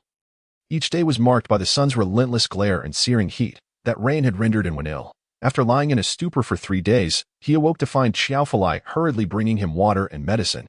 You truly frightened me, he mumbled, keeping vigil at Anwen's bedside. It's nothing. A fever for a few days, and I'll be fine. Anwen replied while taking his medicine. That's not what I meant. Xiao Falai said. That day, you genuinely terrified me. At first, I thought you were done for, and I was genuinely upset for a while. I intended to rush in, but upon seeing those corpses, I ultimately faltered. Growing old has rendered me useless. I feel quite ashamed. This, and when felt somewhat perplexed, that day he had acted impulsively, and in moments of impulsiveness, one often lacks foresight, driven by fervor. He had hoped to save as many as he could. Yet he had not anticipated that he would end up saving so many. But with an army of over 2,000, it was unrealistic for him alone, armed with a single light gun. To achieve such a feat, you going in would have been futile. Thus, there's no need for shame. My success was a miracle, and when declared in truth, I too am unsure why I survived. It was due to a significant figure. Xiao Falai posited Anwen looked at him, surprised, awaiting an answer. That moment, I was hiding at a distance when I saw a carriage bearing the emblem of the ruling hall approach. A prominent figure boarded the Grand Marshal's carriage. And then the army ceased its slaughter, merely expelling the rest. Xiao Falai explained. That figure must have been Lord Luo Ying of the cabinet. Am I correct? It should be him. Anwen nodded slowly. He understood that Luo Ying must have been defeated in his confrontation with Wu Zhong. Otherwise, the massacre would not have occurred. Yet the defeated Luo Ying had not given up. He had even arrived at the scene, initiating a confrontation with the Grand Marshal. What kind of ace had he played to make the Grand Marshal, the third most powerful figure in the empire, lay down his weapon so readily? Had he, like the last time when he aided the emergency marching tribe, agreed to some terms and struck a deal? Yet, the previous opponent was merely a wealthy man, whereas this time he faced the empire's Grand Marshal, a figure of higher rank. How had he accomplished this? A knock at the door announced the arrival of Inda. Upon seeing An Wen awake, the worry faded from Inda's face, and he wiped his brow before sitting at the bedside, staring intently at An Wen. "There is something quite strange," he said. "What is it?" An Wen inquired. "You killed so many, yet no one is investigating this matter." Inda remarked that it must be because I was very cautious. An Wen replied he indeed had been cautious. On that day, each time he utilized the light gun, he ensured that any soldiers who witnessed the weapon were eliminated. He was confident that, aside from those he had saved, no one else knew of the weapon's existence. Inda shook his head. "This has nothing to do with caution. While the soldiers who saw it are dead, the problem is that the bodies remain. Such peculiar wounds should be thoroughly investigated by the military." Only then did An Wen grasp the issue. Indeed, why had they not pursued an investigation? So many warriors had been slain, and the wounds were so strange. The Grand Marshal could not possibly turn a blind eye. Who was aiding him? A leak or Luo Ying? It is highly likely that it was Lord Luo Ying's doing. Xiao Falai seemed to anticipate An Wen's thoughts. If that is the case, then Luo Ying has done far too much this time, and these actions will undoubtedly carry a heavy price. An Wen began to worry, though he knew that fretting would yield no results. What transpired after that day? He asked Inda. That torrential rain, which could render me ill, would surely do the same to others. The refugees of the emergency conscription army, expelled from the city, had just lost their homes and were thrust into such a downpour. Many were still injured, and the outcome was predictable. An Wen dared not dwell on it, but ultimately could not resist asking, did many die? Inda's expression darkened. Many were already injured, once drenched by the rain.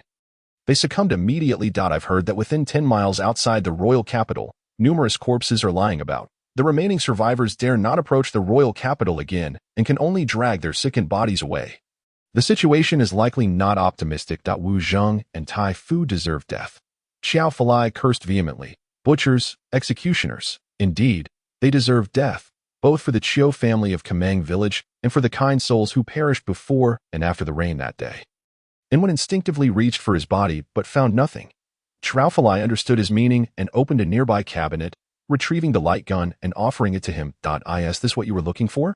He asked. An Wen accepted it, carefully locking the safety, and then gently caressed the gun's body. This weapon had claimed many lives, and thus it bore a sense of murderous intent, seeming to have transformed from its former self. Inda and Xiao Falai both gazed at the weapon. Xiao Falai had never witnessed its power, but Inda had informed him that it was this very thing that had slain many formidable warriors. Xiao Falai felt a profound shock. He had refrained from venturing outside for days, both to watch over the ailing An Wen and to guard against the loss of such an extraordinary object. "And when?" Inda asked solemnly, "did you create this yourself?" An Wen nodded. "Remarkable." Xiao Falai marveled. An Wen, have you ever considered that this weapon might change the world of humanity? Inda's eyes gleamed. If, on that day, the injured soldiers had such a weapon, he said. But what if, on that day, the soldiers had such a weapon? And when countered, Inda was momentarily speechless. Indeed, he had only considered the positive aspects, becoming excited, yet forgot that if such a weapon were to proliferate, the first to be equipped would inevitably be the national army. At that point, slaughter would become all the more effortless. It has a limited range. Effective killing distance is only 10 meters, and Wen explained, and its power is also limited. If the opponent were clad in full armor that day, I wouldn't have been able to kill even one person. You can't only think of the negative aspects. Xiao Falai replied. If this weapon were applied in wars against the demon race, the beast god race, and the magic race, it would be useless. And Wen shook his head. The beast god race has tough fur, and this weapon would inflict little harm on them. The demon race fights in armor, and the magic race never engages in close combat. Therefore, in the end, if this weapon were to be widely adopted, it would only be used against unarmored civilians. Inda and Xiao Falai exchanged glances, ultimately falling into silence. Yes, and Wen was right. Such a powerful object Yet it could only be lamented that I still remember what you said that day, and De remarked. You said it was your rage, ignited from that distant little village, aimed at burning away the darkest sins of the empire. If I am not mistaken, you intended to use it to assassinate Wu Zheng, correct? Having shared life and death experiences, partners could not harbor too many secrets. Some matters, even without explicit mention, were evident to Qiao Falai and Inda. Do you think I have hope? And when countered, not much hope. Inda shook his head. Or rather, almost none. Investigations into Wu Zheng are ongoing, he said, but there has been little progress. After all, he is the ruling official of the empire, second only to the king. With authority surpassing that of the king, he is undeniably the foremost figure. If anyone could simply find an opportunity to kill him, he would have died 1,000 times over. And when fell silent. Ultimately, there will be an opportunity, right? He said, unless you are willing to utilize your connection with Lord Luo Ying, and suggested no, and when shook his head. This matter must not implicate him. Otherwise, the empire will lose its last hope. Moreover, this nobleman must certainly be enduring a difficult time that I have seen him, Zhou Falei remarked, and naturally, others have laid eyes upon him as well. The ruling official, knowing he is openly defying him, will undoubtedly not let him off easily.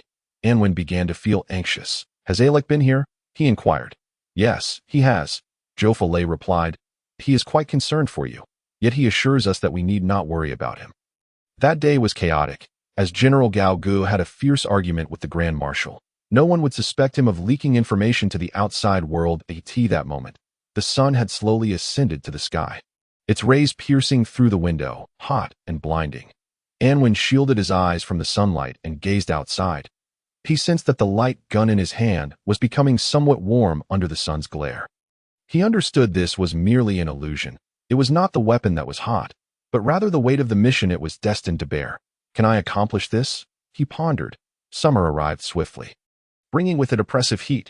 The sun hung high in the sky, incessantly radiating warmth, scorching the earth. The Empire of Dawn, already reeling from the disasters of the previous year, was now confronted with a dreadful drought. The drought affected the entire nation, with only a few regions receiving scant rainfall, while the rest remained parched. Crops began to wither under the relentless sun, and farmers sat weeping by the fields. Many began to dig deep wells, but such efforts could only provide temporary relief. This year, the drought swept across the nation, plunging the Empire of Dawn into dire straits. The drought rendered the fields barren. And by autumn, people faced a harvestless season. The tax collectors, however, paid little heed to such suffering. They were only concerned with wielding their whips and security forces to continue collecting taxes that had gone unpaid from the previous year. Thus, tragedies akin to last year's incident in Keeman village began to unfold nationwide. In no time, refugees surged like a tide. Families were shattered, wandering in search of refuge from taxation, and countless desperate souls congregated in the capital, petitioning the king for mercy and aid to endure this horrific year of calamity. As the number of refugees swelled, the order within the capital deteriorated. This decline was not solely attributable to the influx of refugees. Following the bloody massacre, the security of the capital had been irrevocably shattered. The populace realized that the so-called peace and tranquility were mere illusions. When the iron hooves of the army trampled upon them mercilessly, everything would be obliterated. Witnessing the upper echelons of the state perpetrate atrocities before their very eyes, many began to subtly shift their moral compass. If the empire could shamelessly harm others for its own interests, why should I not do the same? Many disillusioned individuals started to emulate those in power. They became enamored with violence, accustomed to resolving all matters through force. Consequently, gangs proliferated within the capital, and a significant number of individuals, having discovered the advantages of violence, took to robbery and extortion with fervor. The moral baseline was shattered by those in power, thus setting a precedent for the lower classes to follow. Wu Zheng returned to the window. He was not one to relish gazing at the scenery. He preferred to be seated behind his desk, attending to documents. The former merely indicated his idleness, while the latter demonstrated his value to the empire. Signifying that his wisdom was essential for managing affairs, that he stood at the window, because he could not focus on the documents. His inability to concentrate stemmed from the events transpiring outside the capital. Had the Grand Marshal not retreated due to Luo Ying's nonsensical words, matters would not have escalated to this point. The fleeing scoundrels have made the citizens aware of the weaknesses of the empire's upper echelon, resulting in today's refugee crisis, he remarked. Indeed, Mori murmured in agreement from behind. We should give the Grand Marshal an opportunity to reaffirm the valor of the Empire's soldiers, Wu Zheng asserted. His Majesty is unwell and requires tranquility. Those who disturb the peace of the capital deserve punishment. Chapter 047. Cabinet conflicts. I fear that Lord Luo will obstruct this matter.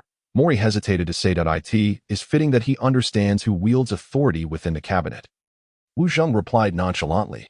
Thus, I intend to bring this issue to the cabinet meeting. Just then, a knock sounded at the door, and Wu Zheng had an inkling of what was to come. Mori opened the door to find Luoying standing rigidly like a spear. Wu Zheng smiled, confirming his suspicions. Does Lord Luo require something? He inquired, yet he did not permit Luoying to enter. In light of the drought and the influx of refugees, I believe this matter should be addressed by the cabinet. Luoying stated. Our thoughts align. Wu Zheng remarked with a smile. I was just planning to convene a cabinet meeting. Excellent. Luoying nodded, saying no more as he turned to leave. Are you being overly lenient with him? Mori remarked, a hint of resentment in his tone as he closed the door. A differing opinion within the cabinet would demonstrate that I am not exercising dictatorial power, Wu Zheng replied. This will provide His Majesty with greater peace of mind and diminish the excuses for those self-righteous individuals to attack me. Initially, I was incensed to discover that Luoying opposed me, yet now I find it rather intriguing to have an adversary. I was mistaken. Mori chuckled. I had thought you valued Luoying's abilities. Seeking to elevate someone who could genuinely assist you. His abilities are indeed remarkable. Wu Zheng acknowledged that a once debtor of a fallen noble, he not only repaid his debts through his own efforts, but also transformed his creditors into his staunch economic allies. Entering politics with great success and even becoming one of the 9 elders, such capability is exceedingly rare. I admit that I initially considered incorporating him into my ranks. Alas, yet if it were not for your recognition. How could he have come to the capital? Mori queried. To earn my recognition is also a testament to his ability. Wu Zheng replied. He rose, straightened his attire, and strode purposefully towards the exit. Mori hastily opened the door for him. Silently trailing behind, Luoying was the first to arrive at the conference hall, quietly awaiting the others. After some time, the cabinet members arrived in succession. The 7, as before, nodded and smiled at Luoying but refrained from engaging him in conversation. Upon Wu Zheng's arrival, all stood. Luoying's motions were neither sluggish nor hurried. Wu Zheng casually waved his hand, signaling for everyone to take their seats, then stated, Today, we primarily discuss the matter of the refugees. Lord Luo seems to have some opinions. Perhaps he would like to share them first.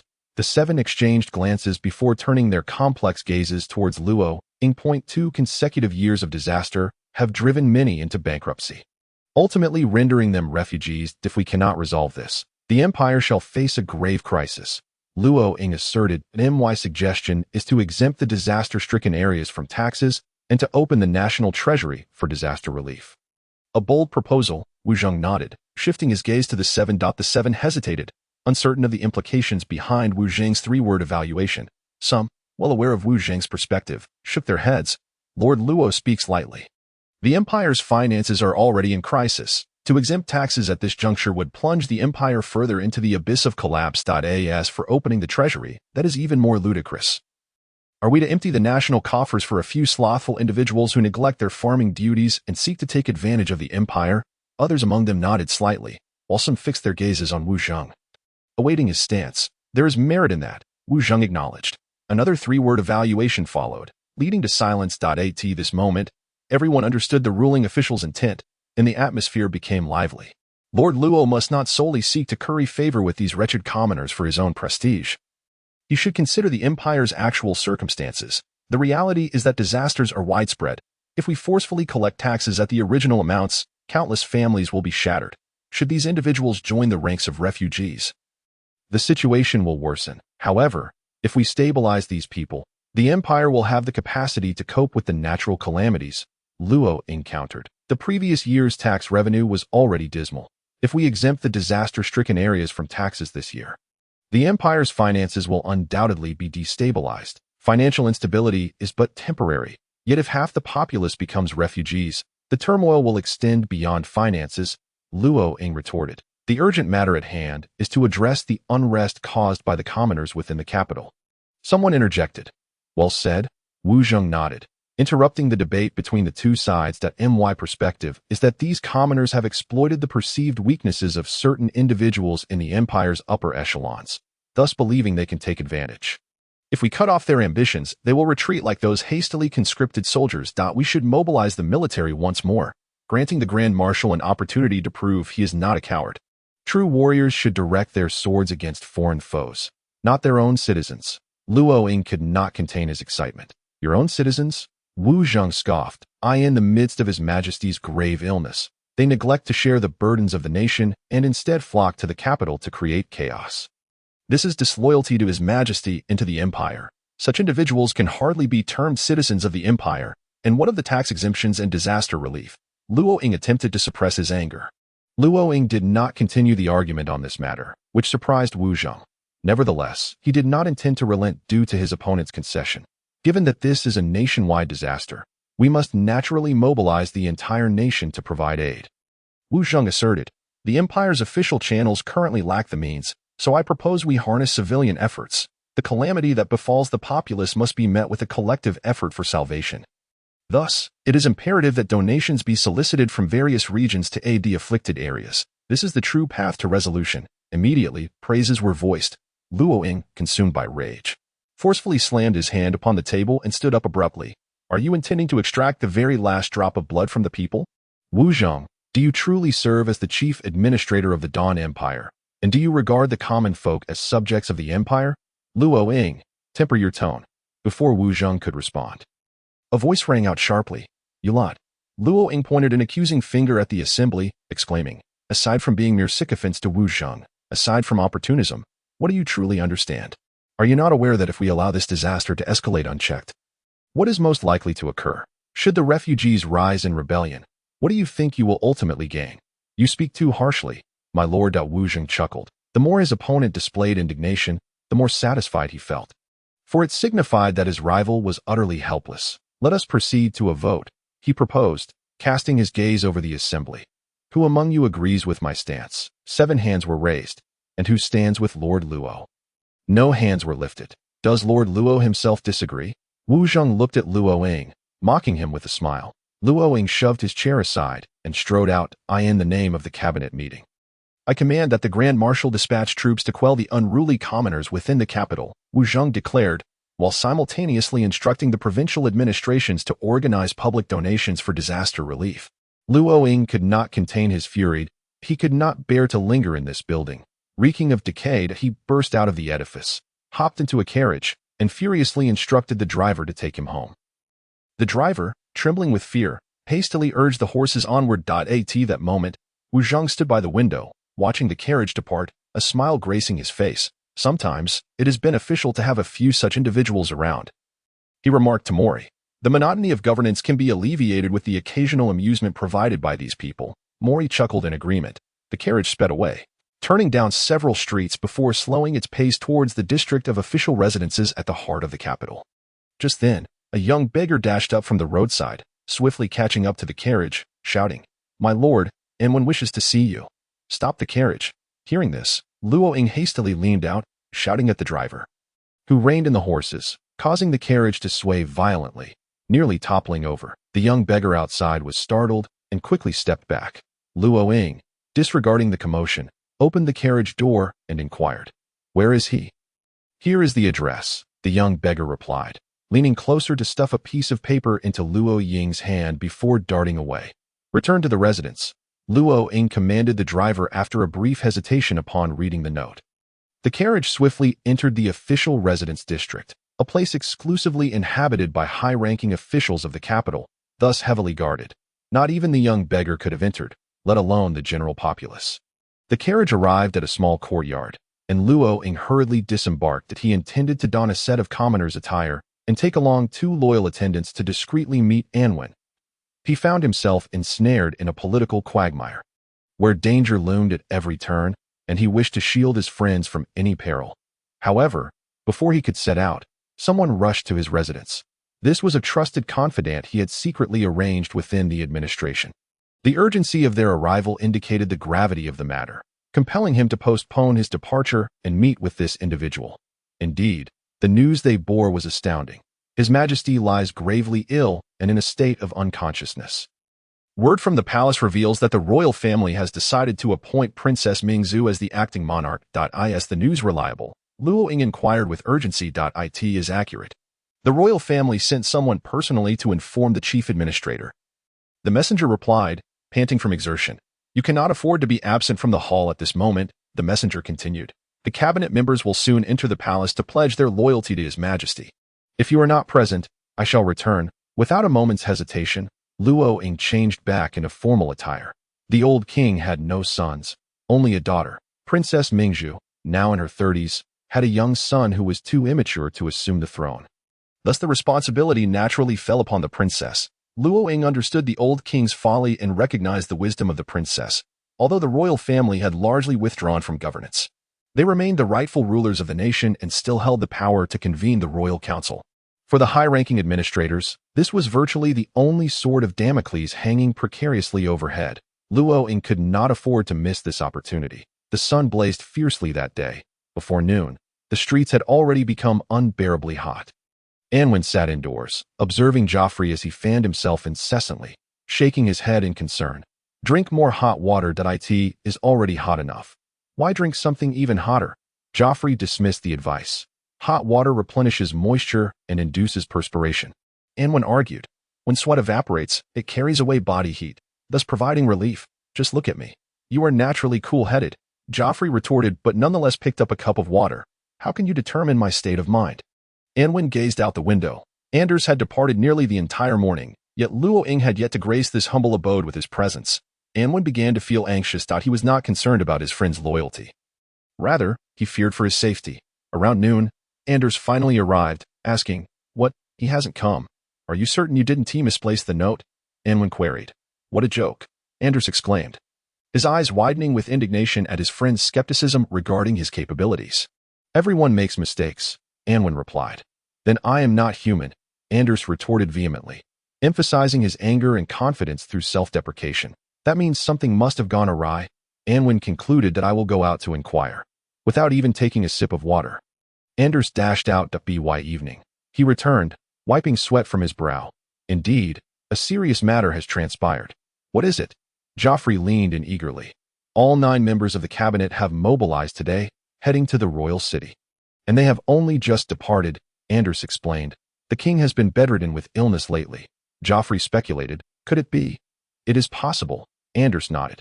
However, I can only glean information from outside the restricted zones. The matters within are beyond my reach. Nevertheless, the nobility should have received word by now. It won't be long before the news spreads throughout the realm. There is no need for haste. As it turned out, there was no need to wait several days. The very next evening, Luo Ying arrived. Chapter 048. Joffrey struck by lightning. Luo Ying's arrival left Joffrey at a loss for words. Despite his usual nonchalance when discussing this prominent figure, the actual encounter rendered him flustered. Luo Ying was dressed simply, accompanied by 2 attendants, both of whom Anwen had previously encountered. They were the captain and vice-captain of Luo Ying's personal guard. After exchanging pleasantries, the 2 attendants did not enter the house, but instead stood sentinel, one in front of the other, guarding the small courtyard in silence. I truly apologize. I have nothing worthy to offer you, Joffrey stammered, rummaging through the premises in vain for suitable refreshments, until inspiration struck him. He recalled Anwen's melon-sliced tea and hurriedly brewed a pot, presenting it. Thank you, Luo Ying nodded with a smile.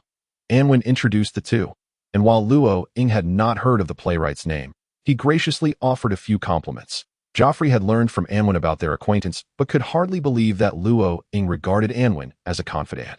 I was unable to come yesterday due to a minor incident, Luo Ying explained. If it involves the royal family and is inconvenient to discuss, then let it be, Anwen kindly suggested. Your information is indeed quite astute. Luo Ying remarked with admiration. I have a friend, one you've met, Anwen replied. I in the capital. There is hardly anything he does not know. The lad who delivered the message yesterday? Luo Ying inquired, then mused. Your friends appear to be quite remarkable. The most remarkable of all is you, Joffrey could not help but exclaim. His Majesty is gravely ill and has lost consciousness, unable to care for himself, Luo Ying murmured. Now, Princess Mingzhu has taken up the king's scepter. But her formal ascension will have to wait until the internal affairs of the royal family are settled. This is not a particularly momentous secret. It is likely that the news will emerge in a few days. I heard that you all stayed until late last night, Anwen queried. Luo Ying was genuinely astonished. Your friend is indeed extraordinary. There must have been considerable happenings within the royal city, Anwen speculated. This transfer of power presents an opportunity, Luo Ying stated. There are only two avenues to impeach the chief administrator. One is through a proposal from the governors of the provinces, and the other is a royal proposal, followed by convening the royal council to adjudicate the matter. Achieving consensus among the provincial governors is a daunting task, but by following the royal route, one only needs to persuade a single individual. Thus, both Wu Zheng and I are loath to forfeit this opportunity. You are determined to topple Wu Zheng? Anwen asked, while Joffrey, seated nearby, felt increasingly uneasy. The momentous affair that could determine the fate of the empire was, astonishingly, being plotted upon his tattered sofa, leaving him in a state of vertigo. The cabinet had become utterly decrepit. Luo Ying remarked, as long as Wu Zheng remains unscathed and the bureaucrats in the cabinet are not eradicated, there is no hope for the empire. Therefore, I intend to seize power. I must take a sip of water, Xiao Fei managed to voice, lifting the kettle and downing 2 cups in one go. Anwen chuckled. Dio refrained from writing these dialogues into the play. Luo Ying jested at Xiao Fei. How could it be that Xiao Fei did not stop wiping his sweat? In that moment, he comprehended the nature of Anwen and Luo Ying's relationship. Unable to suppress his admiration for his friend's capabilities and fortuitous circumstances, one of the 9 elders, to be so open-hearted towards him was indeed astonishing, given that Anwen dared to inscribe the address here. It indicated that all who appeared in this place were deemed trustworthy. However, Luo Ying's declaration of such monumental matters in front of Xiao Fei was not merely an act of trust towards Xiao Fei. It was also to convey to Anwen his unwavering confidence in him. As long as you declare someone a friend, I shall have no secrets from him. Such is the bond between us. Anwen found it hard not to be moved, though he felt that Luo Ying's actions were somewhat superfluous. His feelings for Luo Ying transcended mere friendship, encompassing a shared hope for the nation's future. Yet, upon reflection, Anwen felt reassured. A politician who does not know how to wield various stratagems is not a competent politician and will eventually be dealt with by those who truly understand politics. Fortunately, Luo Ying was not such a fool. Yesterday, Wu Zheng conversed with His Highness for quite a while, Luo Ying stated. After he departed, I too engaged in lengthy discussions with His Highness. She is a wise and enlightened ruler. Yet she expressed disappointment regarding the incident with the wounded soldiers. We have reached a preliminary consensus. However, she does not yet understand me. I know she requires time. Before her ascension, I must perform admirably.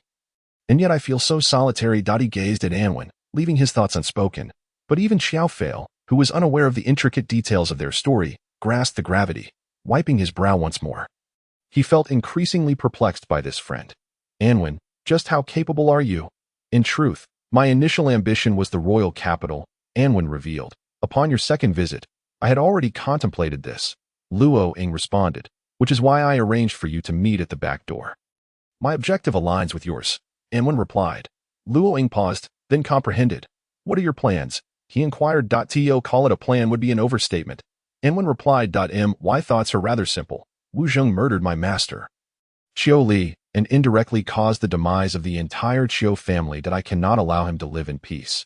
Assassinating a national leader, Luo Ying pondered. Your audacity is indeed remarkable. However, upon reaching the royal capital, I have witnessed much more. Though my desire for vengeance burns fervently, the impulse to eliminate Wu Zheng is primarily driven by a need to eradicate treachery for the sake of the nation and its people. His tone grew bold, yet it was heartfelt. A person with boundless visions of a luminous future cannot possibly endure the darkness of the present. Luo Ying analyzed Anwen's psyche, and Anwen reflected that his assessment was indeed correct. Xiao Fei, observing Anwen, recalled the time they had shared drinks together, wherein Anwen spoke of a free world. At that moment, he had deemed it beautiful yet impractical, but now it seemed that the grand politician held a profound understanding of its significance. In an instant, he comprehended Anwen's true value, and a wave of shame washed over him. A person capable of influencing the empire's future had been right beside him all along, and he had been utterly oblivious, daring to place him in perilous situations. Just the thought sent shivers down his spine. To be honest, I increasingly find this endeavor formidable, to the extent that Wu Zheng may live out his days in peace, while I remain unable to find an opportunity. Anwen confessed. Recognizing this indicates your wisdom, Luo Ying replied. I am aware that you possess certain unique weapons. However, Possessing fine weaponry does not grant one the liberty to eliminate whomever one pleases. The magic of the demon race is formidable.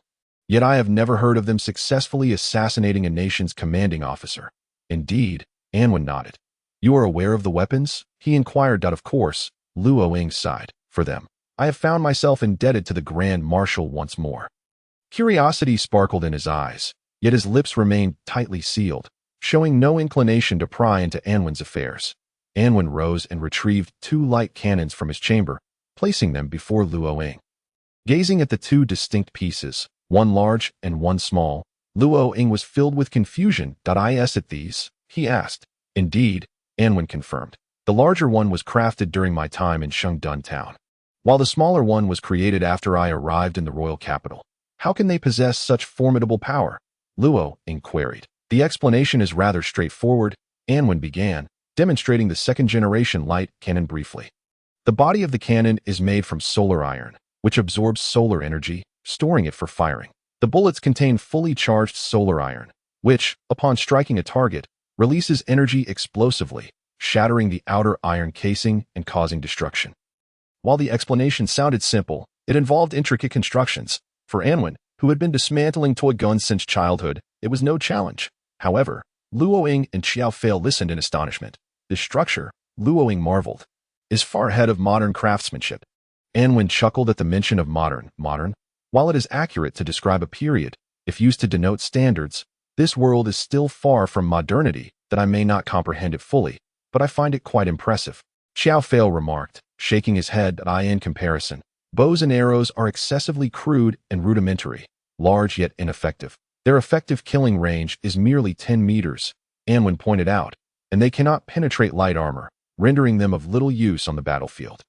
I initially intended to suggest that if you were to unveil this to the public, it would undoubtedly benefit humanity, but I retract that now, Luo Ying stated. He was a clever man. Many implications did not require Anwen's explicit clarification. Such weaponry would hold little utility against the demon race and beast gods, and even when aimed at armored warriors, if widely distributed, it could merely become a tool for civil strife among humans or a weapon for the army to massacre the populace. Xiao Fei silently marveled, increasingly admiring Luo Ying. To think that on the day he and Inda heard Anwen speak, it took them considerable time to grasp this logic, while Luo Ying, without any prompting, arrived at the conclusion in moments. To be among the 9 elders is indeed remarkable, Xiao Fei thought. Feeling inadequate to benefit humanity, Anwen instead recalled the solar-heavy armor he had encountered that day. Originally invented by skilled human artisans to combat foreign races, it had been employed by the Empire's heavy armored warriors to suppress the populace. If those wielding such powerful weaponry succumbed to malevolence, how could the people resist? There was a need for even more powerful weaponry capable of toppling the solar-heavy armor. If Luo Ying could not traverse the political route, then he would forge his own path of assassination. As long as Wu Zheng perished, Luo Ying would have his opportunity. What are you contemplating? Luo Ying inquired. What do you need me to do? Anwen asked. Contribute your theories, your insights, Luo Ying replied. Yet in the face of the current struggle, they bore little utility. No, you are mistaken, Luo Ying chuckled. They are immensely useful. If you are willing, I wish to take you to meet Princess Mingzhu. Xiao Fei felt as though a thunderclap had struck above him, leaving him dumbfounded. Meet whom? The one poised to grasp the entirety of the empire, the future empress. His heart raced, and he could not help but wonder if, as Anwen's friend, he would one day be inscribed in the annals of history. You intend to sway her with my theories, to let her glimpse the hope of the future. Anwen gazed at Luo Ying. You are my weapon, Luo Ying declared, a weapon far mightier than this light cannon. Once Her Highness is struck by you, she will undoubtedly summon the resolve and courage to eradicate the decaying forces. That statement carries a rather risky undertone. Anwen smirked. Luo Ying chuckled. Then I shall give it a try. The princess's husband is an exceptionally handsome warrior, so do not harbor any inappropriate thoughts. Luo Ying teased earnestly. He may best me in combat, yet he cannot surpass this. Anwen raised the light cannon. An unbelievable invention. Luo Ying could not help but take the light cannon into his hands, stroking it thoughtfully. If one day its range and power could be enhanced, it would undoubtedly become a new weapon for humanity. I sense it could even conclude the centuries-long reign of swords and blades on the battlefield. There is something I wish to remind you, Anwen, wishing to divert the conversation from these lethal implements. Shifted topics. Please go on, Luo Ying encouraged. There are no secrets in this world that can remain safeguarded, Anwen warned. Your prolonged discussions with the princess will inevitably arouse Wu Zheng's suspicions. You must exercise caution. He is not yet at the point of considering me a threat. Luo Ying chuckled self-deprecatingly. To be honest, I believe he placed me in my current position because he initially misjudged me. And after our encounters, he enjoyed the thrill of victory, finding it amusing to have an opponent he could never quite outmatch nearby. It is akin to some individuals who prefer playing chess against those of lesser skill. Chapter 049. There are always places where the sun does not shine, however. If you reveal your brilliance and show signs of surpassing him, he may turn against you, Anwen cautioned. The old king is muddled and trusts Wu Zheng, which is why Wu Zheng does not worry about anyone threatening him. Yet with the empress about to ascend the throne, it is a time of upheaval, and he will surely be more vigilant than usual. I will be cautious, Luo Ying replied. Have you forgotten that I have a formidable army of dozens of warriors by my side? Formidable army? Anwen shook his head. A few heavily armored knights dispatched by the ruling official would be sufficient to annihilate your army.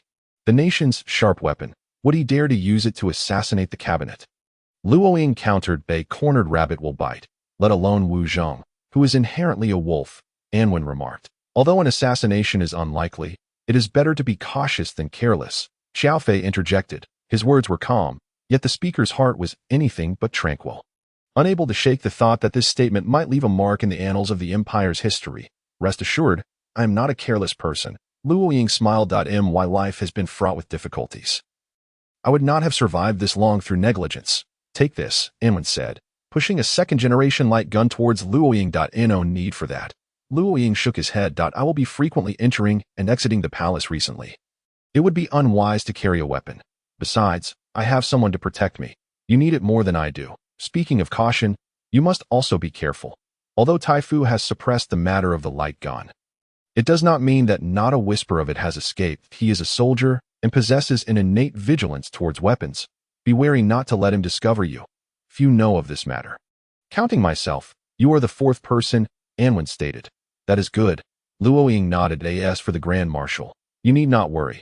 I have an inside source, Anwen added. Though Luo Ying's expression turned to one of surprise. That I must elevate your status in my heart once again. Anwen, how long have you been in the capital, and yet you have already developed an inside source near the Grand Marshal? It is not a development. It is a fortunate discovery, Anwen chuckled. When the opportunity arises, I will certainly introduce you if it is inconvenient for him. Then let it be. Luo Ying replied. I believe he may become your true comrade in arms in the future, Anwen said. As for me, I am merely a bystander. Your greatest flaw is your excessive humility. Luo Ying shook his head. The conversation, in which Xiaofei could hardly interject, continued for a while longer before Luo Ying rose to take his leave. As for the momentous pilgrimage to meet the sovereign, Luo Ying was not yet fully prepared, so he could only ask Anwen to await his news. He advised Anwen to refrain from acting rashly, to which Anwen responded with a smile that it ultimately depended on whether the ruling official would provide an opportunity. Should I henceforth address you as my lord? After Luo Ying's departure, Xiaofei gazed at Anwen for a while before speaking. You wretched commoner! Anwen exclaimed sharply. Oh, you dare to let your lord prepare noodles for you? My lord, spare my life! Xiaofei cried out in lament. The two then shared a laugh. After a while, however, Xiaofei's brow furrowed again, his gaze becoming filled with worry. I can't shake the feeling that we are about to be drawn into a terrifying vortex. The Imperial Tower is on the brink of collapse, and everyone is caught in the whirlpool. No one can remain uninvolved, Anwen remarked. He suddenly recalled the famous line attributed to Hemingway and softly recited, Any man's death diminishes me, for I am involved in mankind. Therefore, do not ask for whom the bell tolls. It tolls for thee. Xiaofei fell silent. It seems I have gained some insight, he said, suddenly struck with an impulse to create. Then write, Anwen replied, quietly taking a seat in a corner of the sofa, a place where the sunlight does not reach. Indeed, there are always places in the world where the sun does not shine. Marilla drew the curtains, and Wu Zheng was finally free from the bothersome sunlight, no longer needing to shield himself with his hand. That moment, he realized that the simplest way to escape the torment of sunlight was with curtains, not his hand. Thus, he lowered his hand and nodded at Marilla. Marilla understood that this small gesture of his would not elicit any special approval from his lord, so he quickly stepped forward.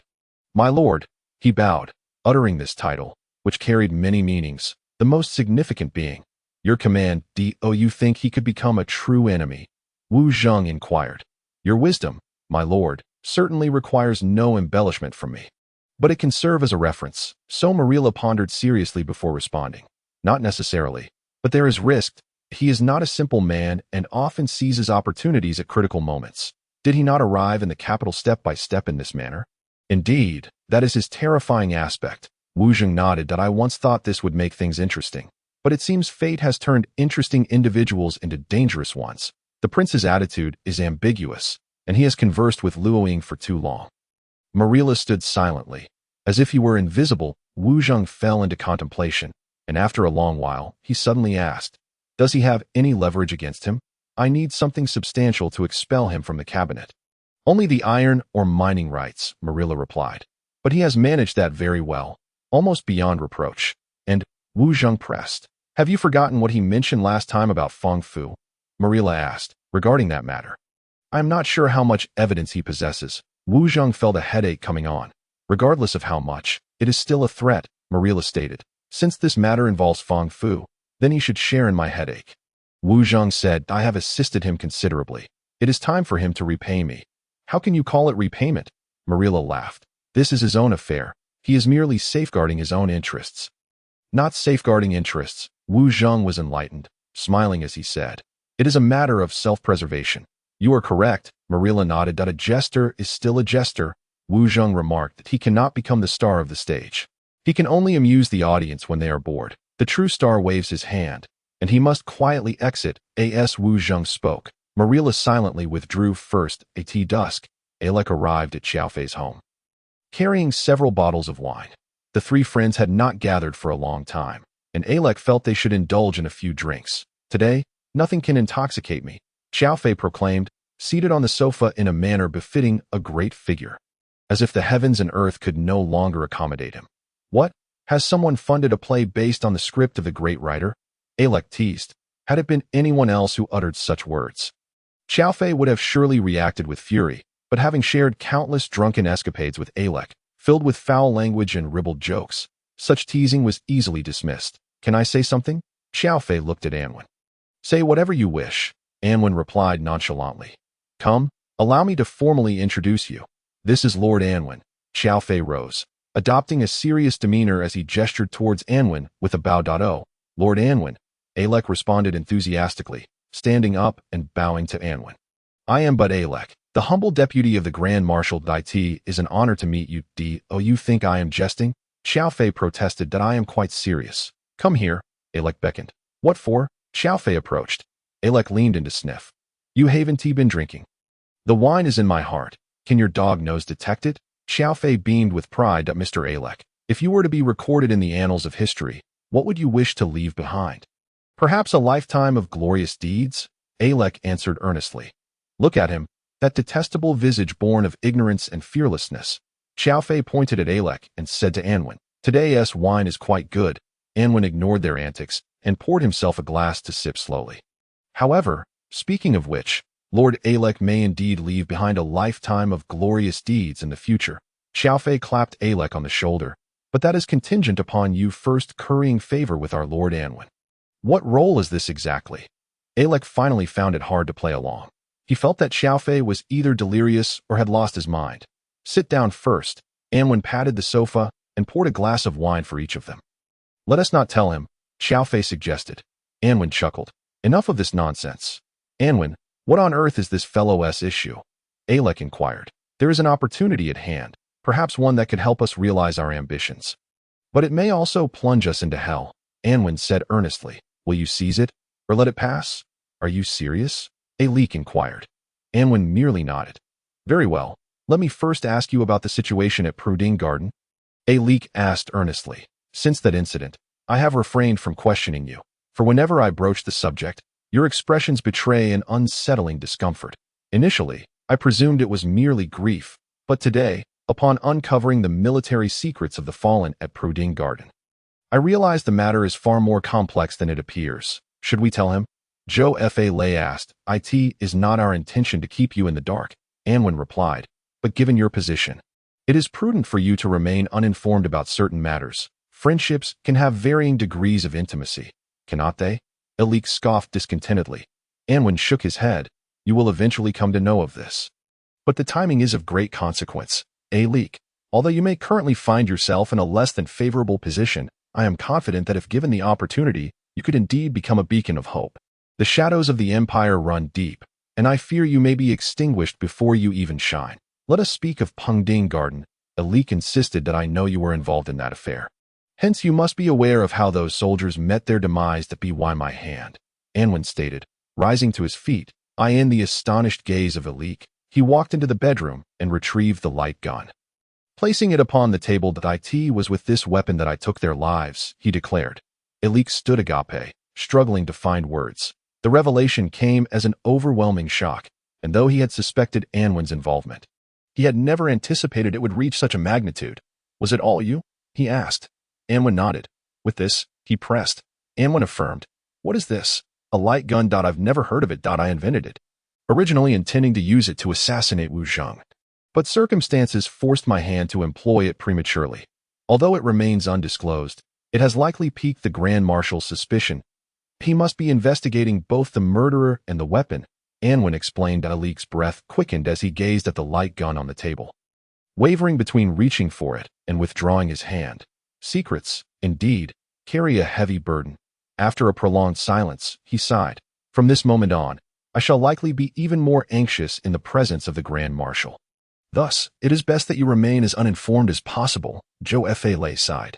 Yet you are our dearest friend, and Anwen does not wish to conceal the truth from you. As friends, we should share in both joys and burdens. Elik asserted. Anwen, rest assured, with this weighty secret upon my heart, I shall find greater steadiness, for I am acutely aware that my every action bears consequences for the safety of my friends. Chapter 050. My war moves in darkness, you understand.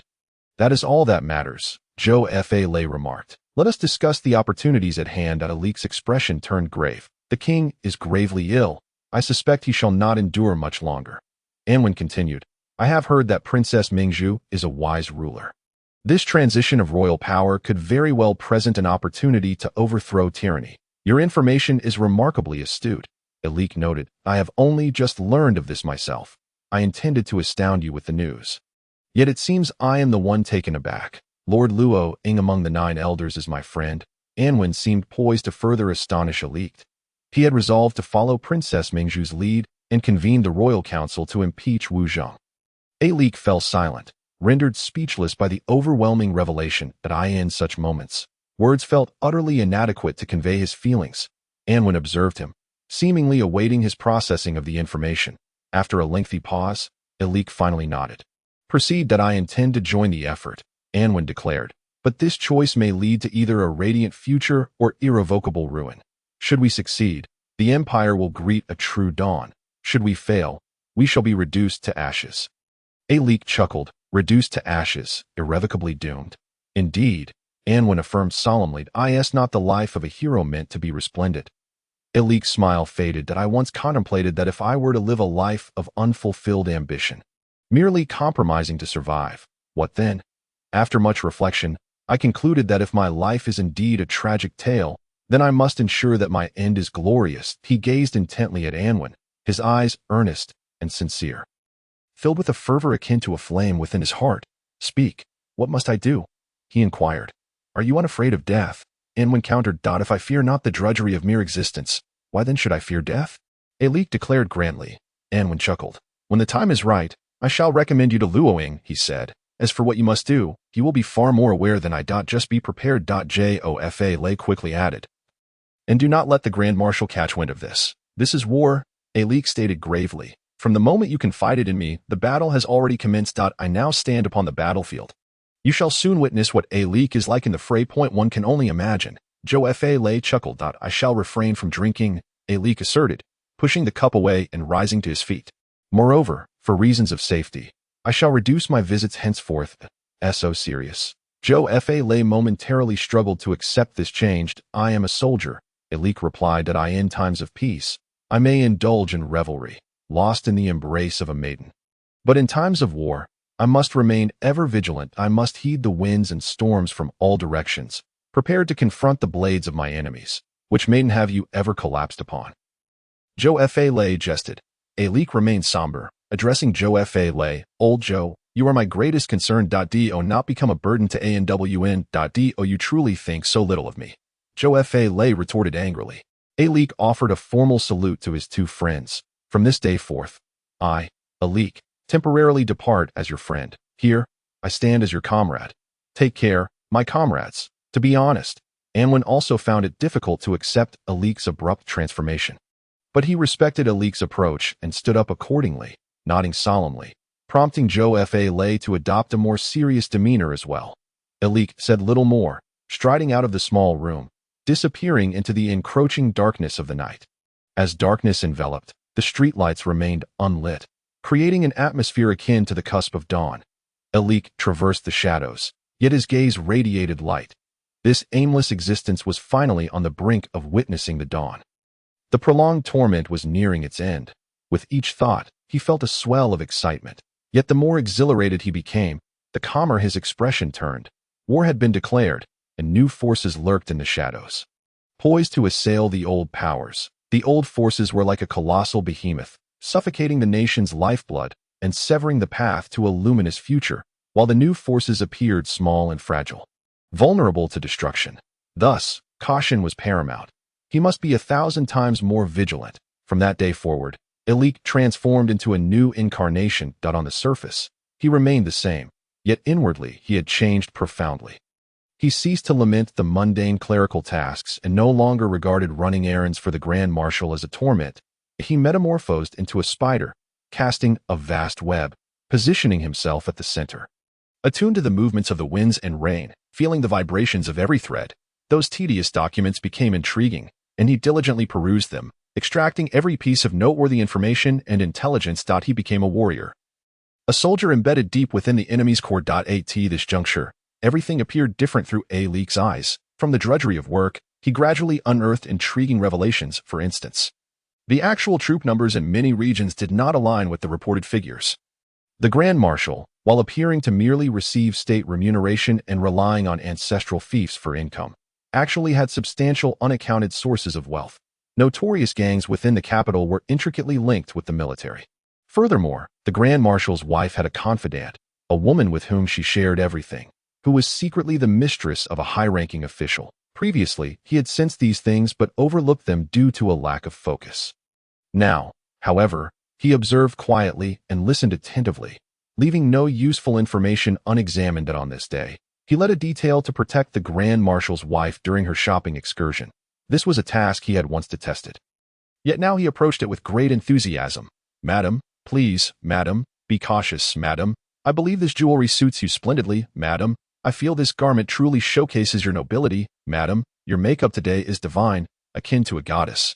Madam, there is no need to force yourself to lose weight. Excessively slender women often lack allure in the eyes of men. Your current state is already perfect. The Grand Marshal's wife grew increasingly fond of Alik. This charming young man, handsome and diligent in his endeavors, has recently become increasingly adept at expressing delightful sentiments, growing ever more endearing with each passing day. How is it that I had not noticed this before? This delightful individual. One day, the wife of the Grand Marshal summoned her young aide into her chamber. Alik, please assist me, she said, gesturing to a row of buttons at her back. At that moment, she was striving to don a sheer black gown, its buttons located behind her, necessitating assistance. Strangely, the maid was absent from the premises, leaving her with no choice but to call upon the young aide. Alik stood behind her, catching a glimpse of the lady in the mirror.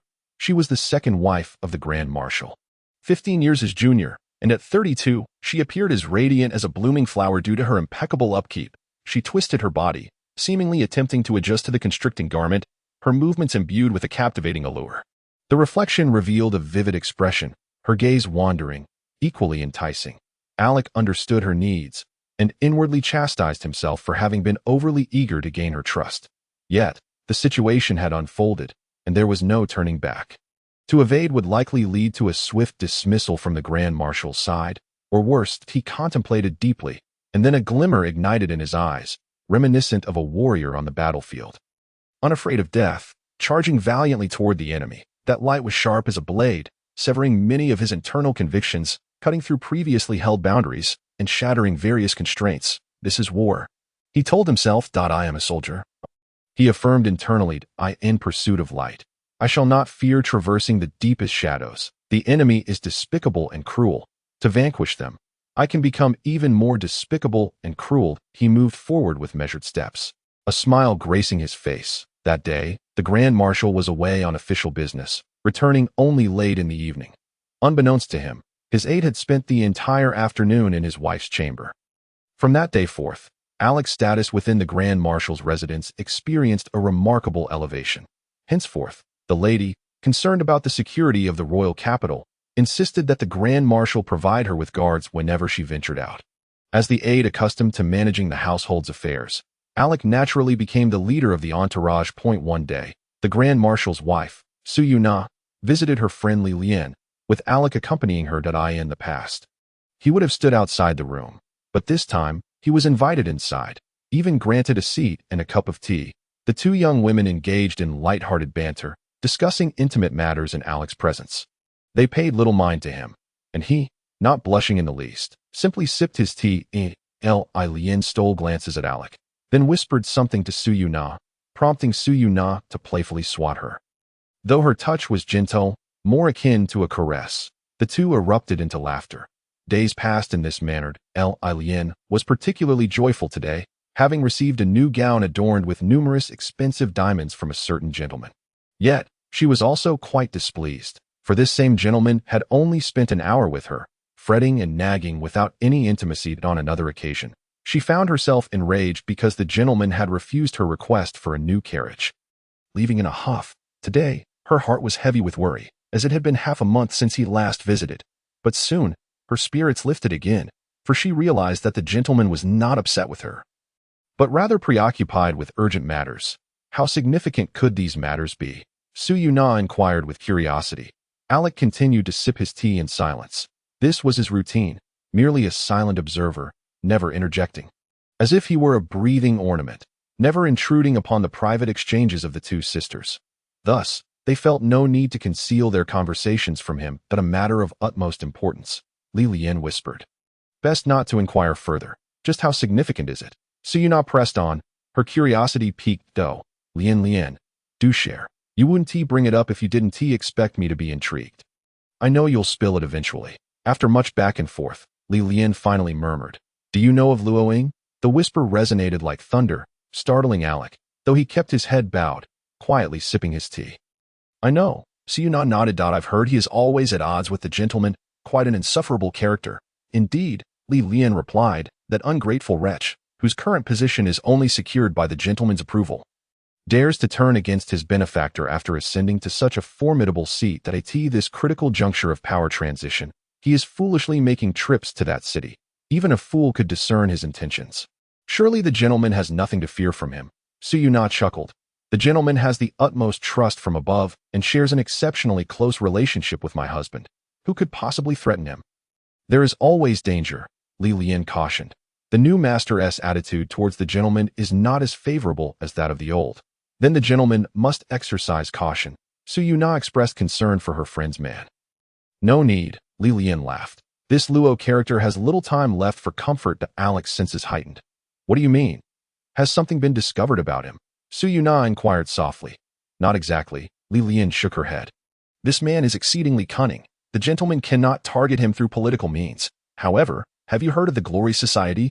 Chapter 051, The Black Bodysuit. After escorting the lady to her chamber, Alec concluded his day's battle with a deep kiss. Exiting the room and standing beneath the sun, feeling its light and warmth, Alec's heart, however, remained cold. The soldier on the battlefield does not question whether his steps forward are accompanied by the carnage of flesh and blood.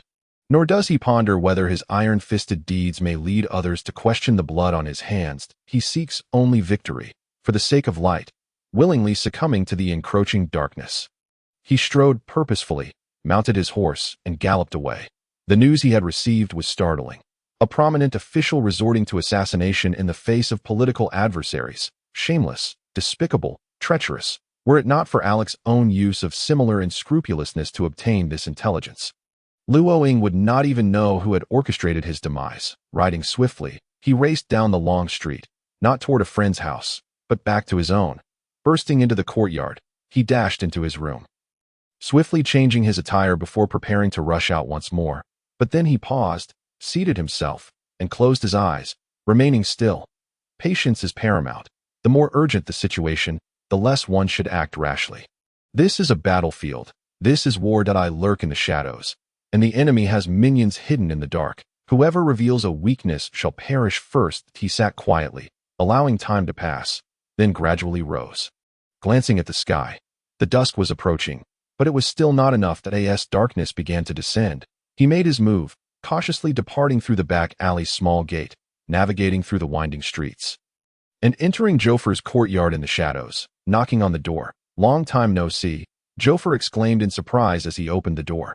Alec slipped inside and instructed Jofer, "Close the door securely. Something significant must be afoot." Jofer thought as he peered outside. What is going on? Anwen sensed the gravity of the situation and hurried out from his room. That Wu Zheng fears that Luo Ying poses a threat and is preparing to assassinate him, Alex stated. The revelation was enough to send a shiver down Jofer's spine as he tightened the door. Is he mad? A dignitary resorting to such measures? He whispered in astonishment. There's nothing to be surprised about. Anwen replied, "He has employed even more despicable tactics in the past. This matter will not see him directly involved." Alec clarified, "He understands that, given his status, he cannot afford to be embroiled in such a scandal. Thus, he has entrusted this task to Fang Fu. Fang Fu is a well-known figure, virtually a household name in the Dan Empire. This affluent individual controls 70% of the nation's iron or mining rights, nearly monopolizing the private iron industry, and is rumored to be wealthier than a nation. Furthermore, there are whispers that Lord Fang has even dipped into the Sun iron mining industry, which the Empire has prohibited from private interference. Such a person undoubtedly possesses formidable backing, and Alec's intelligence now confirms that this individual is indeed Wu Zheng. Are you familiar with the Glory Society? Alec inquired. I know of it, Anwen nodded. I know a bit. I've heard some things about it, Jofer added. The name of the Glory Society is seldom heard among the populace, but if even the people of the royal capital are unaware of its existence, the organization must be a failure. Jofer had heard a few tales of the Glory Society in taverns, though his knowledge was superficial. The supporters behind the Glory Society are Lord Fang, Alec revealed, delivering a shocking statement. The Empire's greatest and most astonishing secret was unveiled within this dilapidated little abode, leaving Jofer momentarily disoriented. He groped for the sofa and sank down, exclaiming, "Heavens, heavens, so this matter will be handled by the Glory Society?" Anwen asked. Alec nodded. "How much do you know about it?" Upon noticing something amiss in Anwen's demeanor, Alec could not help but inquired. It was not much, but it sufficed. Anwen remarked that the chairman was a person who disregarded means for the sake of his goals, seeking to eliminate obstacles through assassination to pave a clearer path for himself, ultimately aiming to transform the nation. I believe he is also a madman. They possess audacity. Alec stated that over the years, numerous officials, nobles, and wealthy individuals had met their demise at their hands. To avert widespread panic, the Empire had been suppressing the news. However, it now appeared that it was Wu Zheng who was stifling the information, not out of fear of causing alarm, but rather intending to manipulate the ambitions of others. Anwen commented, "Akin to taming a beast," Jofer added. "One must provide a modicum of reward, yet never so much as to satiate it." The metaphor was indeed vivid, Alec praised. Jofer chuckled, the atmosphere lightening somewhat. "What about more precise information?" Anwen inquired. "All that is known is that Fang Fu has already alerted the Glory Society, and action will be taken soon." Alec replied, "We must inform him of this matter post-haste." Anwen could no longer remain seated. "Old AI, can you take me into the official's estate district?" "Certainly," Alec nodded. "Let us depart immediately." Anwen dashed into the room to change, contemplating and ultimately deciding to take the light gun with him. Jofer was uncertain whether he should follow or stay behind, hesitating to voice his thoughts. "Old Jiao, guard the house," Anwen instructed. Very well, the two exited, cautiously making their way along the darkened edges of the street, their steps brisk. Anwen felt a surge of anxiety. The mention of the Glory Society prompted memories of the girl in the snowy plains. Is Han Gu well? Is she still persisting in the endeavors she once deemed righteous? Or has she distanced herself from the organization, No organization would permit its members to leave at will. What if she hasn't tea? If she remains entrenched, could she be entangled in this assassination? If it were her, Anwen clenched his fists tightly, eyeing the main thoroughfare and all the side paths of the official's estate district. There were sentinels, either visible or hidden. Should an ordinary person attempt to intrude, they would be immediately questioned or even arrested. Like this moment, Elik was in plain clothes, rendering him unrecognizable, and as they approached, several groups emerged. Elik remained silent, merely producing his badge for the others to see. Upon witnessing the iron badge embossed with the image of a rising sun over the horizon, all present showed their respect and withdrew into the shadows. At the forefront of the sentinels, Elik displayed his badge once more, effortlessly ushering Anwen into the restricted zone. Follow me. Elik was aware that Anwen was not familiar with this area, yet he was well acquainted. After resolving to step onto the battlefield, he had begun to take note of many things, including the residences of all the officials and their circumstances. The two swiftly arrived at Luo Ying's residence. Although grand and magnificent like a palace compared to Zhou Fei's small courtyard, it was rather modest when juxtaposed with the estates of other officials. This time, the dim light in front of the door illuminated the rusted gate, which was tightly shut, and the doorman remained silent. Elik approached and knocked on the door knocker. No light ignited within, and only a shadow emerged slowly from the darkness, asking, "Who goes there?" "I seek an audience with Lord Luo." Elik felt something was amiss and suppressed his voice as he spoke. "It is late. The Lord does not receive guests." The shadow responded from the darkness, regarding the matter of the iron mine extraction rights. "I must thank the Lord once again on behalf of my master," Elik continued, keeping his voice low. "The Lord has already retired for the night," the shadow replied, and when glanced toward the distant small building in the courtyard, where the window curtains were not fully drawn, faint lights spilling through. "The last time I came, the doorman was not you," Elik suddenly remarked. He then abruptly turned to Anwen and shouted, "Quickly report to the security forces." Anwen was momentarily stunned, entirely bewildered by Elik's intentions. Yet just then, the shadow sprang into action, leaping over the iron gate like a cat, deftly climbing and vaulting, a glint of cold light flashing in its hand as it descended. Only then did Anwen understand that Elik was feigning. Elik swiftly removed his hat and hurled it at the shadow while forcefully pushing the bewildered Anwen aside. His line of sight was obstructed. Yet the shadow accurately thrust the cold light toward Elik. He did not attempt to block the incoming hat, allowing it to collide with his face. Elik stumbled and rolled to the ground, narrowly evading a strike. But before he could rise, the assailant had already closed in, the cold light repeatedly aiming at Elik, forcing him to roll on the ground to escape being struck at that moment. A faint explosion echoed, causing the formidable shadow to shudder before collapsing to the ground. Elik stood up, and under the dim glow of the door's light, he saw his friend half-crouched on the ground, cradling the light gun in his hands. Without time to marvel at the gun's power, Elik snatched up a short sword from the ground and rushed to the door to begin climbing. "I didn't expect them to act so quickly." Anwen secured the light gun at his waist and followed suit. "We must hurry." Elik had no time for further words, vaulting over the iron gate and sprinting toward the small building. Having maintained a routine of morning runs, Anwen's strength and speed rivaled that of the martial artist Elik, and during the frantic dash, he even outpaced him. In the darkness along the path, he vaguely discerned a figure lying motionless in the grass. Silent and stilled, he knew that must be Luo Ying's guard, a martial artist who had journeyed alongside him through long travels. He had no time for sorrow, only fear that Luo Ying might share the same fate as this fallen soul. The two reached the small building, bursting through the ajar door. Between the first and second floors, a person hung suspended, swaying. Anwen looked up, recognizing it as the vice-captain of the martial artist squad. He was a formidable warrior, reputed to have battled a fierce tiger alone, yet he had met such a grim fate. His sword still hung at his waist, but he bore 2 fatal arrow wounds in his abdomen, preventing him from drawing his blade to sever the rope ensnaring his neck. He had failed to demonstrate his might to the enemy and had been slain in a treacherous ambush. "Where is Luo Ying?"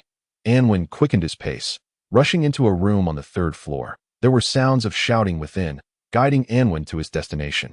However, the moment Anwen burst through the door, the noise ceased. He lifted his gaze to see the captain of the martial artist squad, covered in white dust, slowly kneeling before collapsing. His adversaries were three men clad in tight black garments, attire Anwen recognized. For it had once clung to the lithe figure of a girl in the snowy plains, eliciting certain youthful impulses. The tight-fitting attire then had been alluring. Now, the dark garments exuded only an aura of malevolence. The three wielded short swords, simultaneously plunging them into the captain, who, despite being more formidable than the vice-captain, was not a match for the trio. He was momentarily blinded by the dust, flailing about in the darkness. But after a brief struggle, he ultimately succumbed to his fate. The three assassins turned their gazes toward the doorway, evidently shocked by the intrusion. Their companion outside, also an assassination expert with extensive experience, had been tasked with guarding the entrance, and they had felt secure. Yet they had never anticipated that he would falter, allowing someone to enter. The shock was fleeting. The three exchanged glances, with two charging toward Anwen, their short swords gleaming ominously, while one darted toward a corner of the room. In that corner, Luo Ying clutched his abdomen, gathering his strength to emit a mighty roar. Do not concern yourselves with me. You must flee. Some individuals reveal murderous intent at the slightest threat to their own interests, willing to slaughter thousands for their fleeting safety. Others, when faced with the end of life, think not of their own peril but of sparing their friends. The disparity between individuals is as vast as the heavens and the earth. Mused Alik, who followed closely behind Anwen. Chapter 052. A lord's friend. The room was not large, and fortunately, it was not.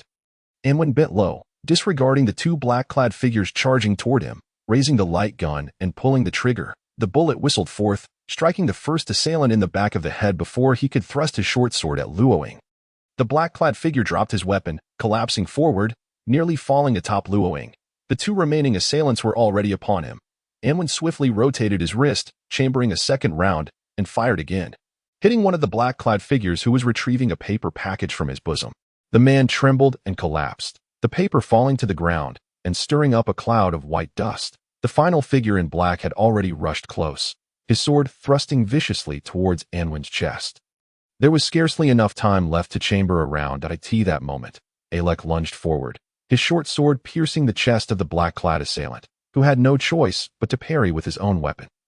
Time was running out. With a faint sound of explosion, the bullet struck the chest of the dark figure, causing him to curl up in agony before crumpling to the ground, lifeless. In an instant, three merciless assassins lay dead. It was the first time Alek had witnessed the might of the light gun, his heart racing uncontrollably.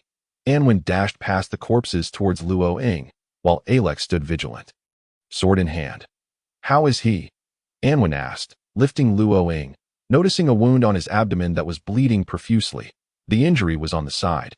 It seemed unlikely to have damaged any internal organs. But there was considerable blood loss. He shouldn't die, Anwen reassured himself. Luo Ying's voice was faint. Did you come to check on me? Is the Lord safe? Realizing there were no more threats nearby, Alek hurried over. If I recall correctly, you are the Marshal's aide, Alek. Luo Ying smiled at him. He is the friend I wanted to introduce to you. Anwen interjected. It was he who gathered the intelligence that prompted my arrival.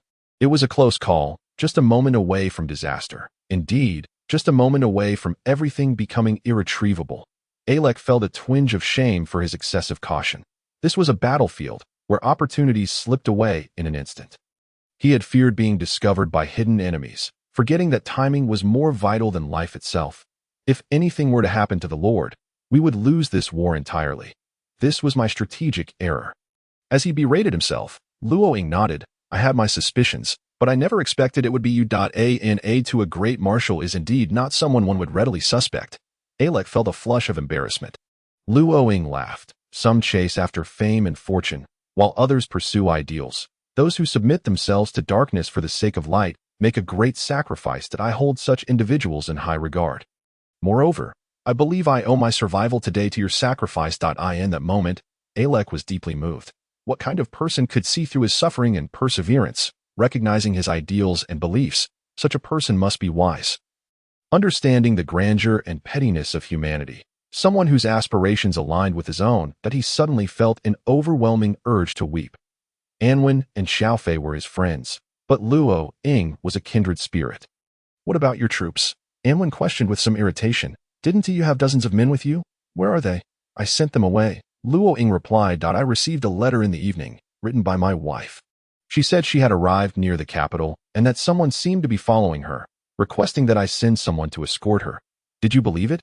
Anwen asked. I thought she might be overly sentimental and had come secretly.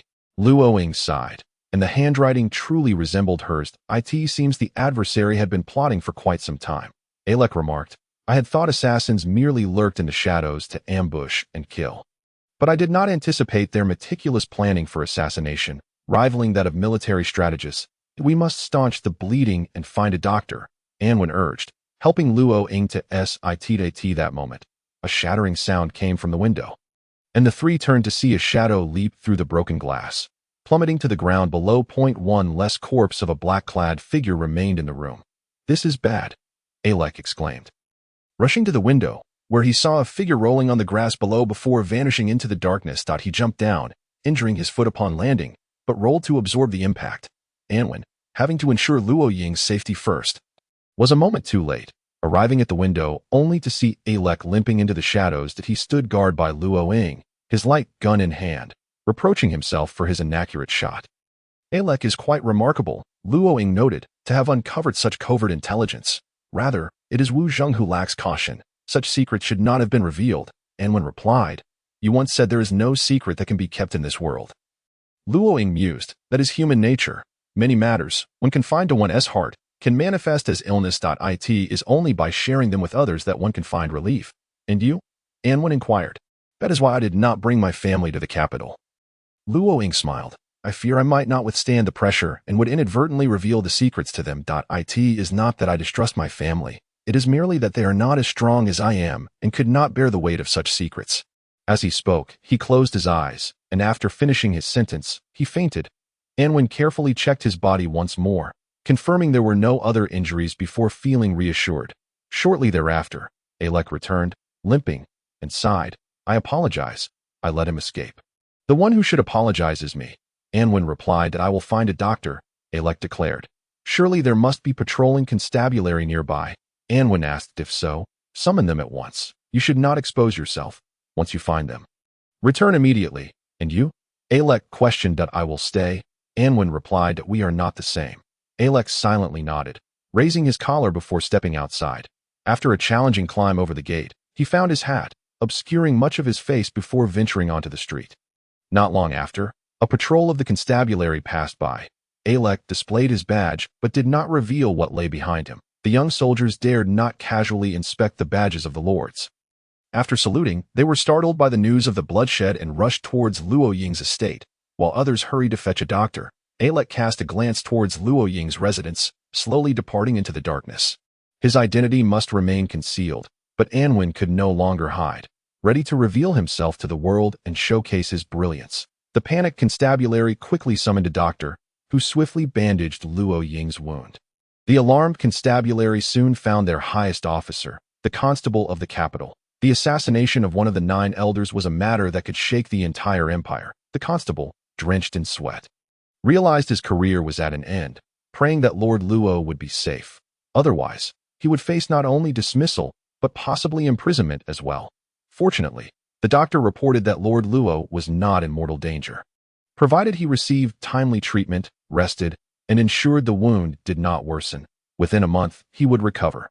After wiping his brow, the constable felt a deep sorrow, acutely aware of the current chaos plaguing the empire.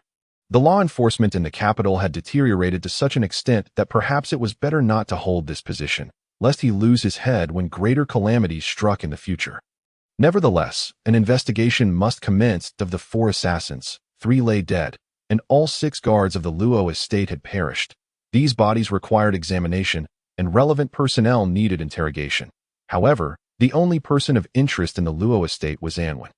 Thus, the constable decided to leave a squad to guard the lord and ordered Anwen to return to the capital's law enforcement office. I cannot leave. Anwen shook his head. Who can guarantee that no one will harm Lord Luo once I depart?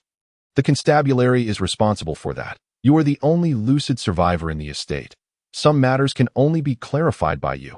The constable asserted. I can speak here. Anwen countered. That is not for you to decide. The constable shook his head, signaling 2 constables to employ forceful measures. Anwen watched as the approaching constables drew near, contemplating whether to engage them in combat. Luo Ying was unconscious at that moment. But he would eventually awaken as long as no lives were at stake.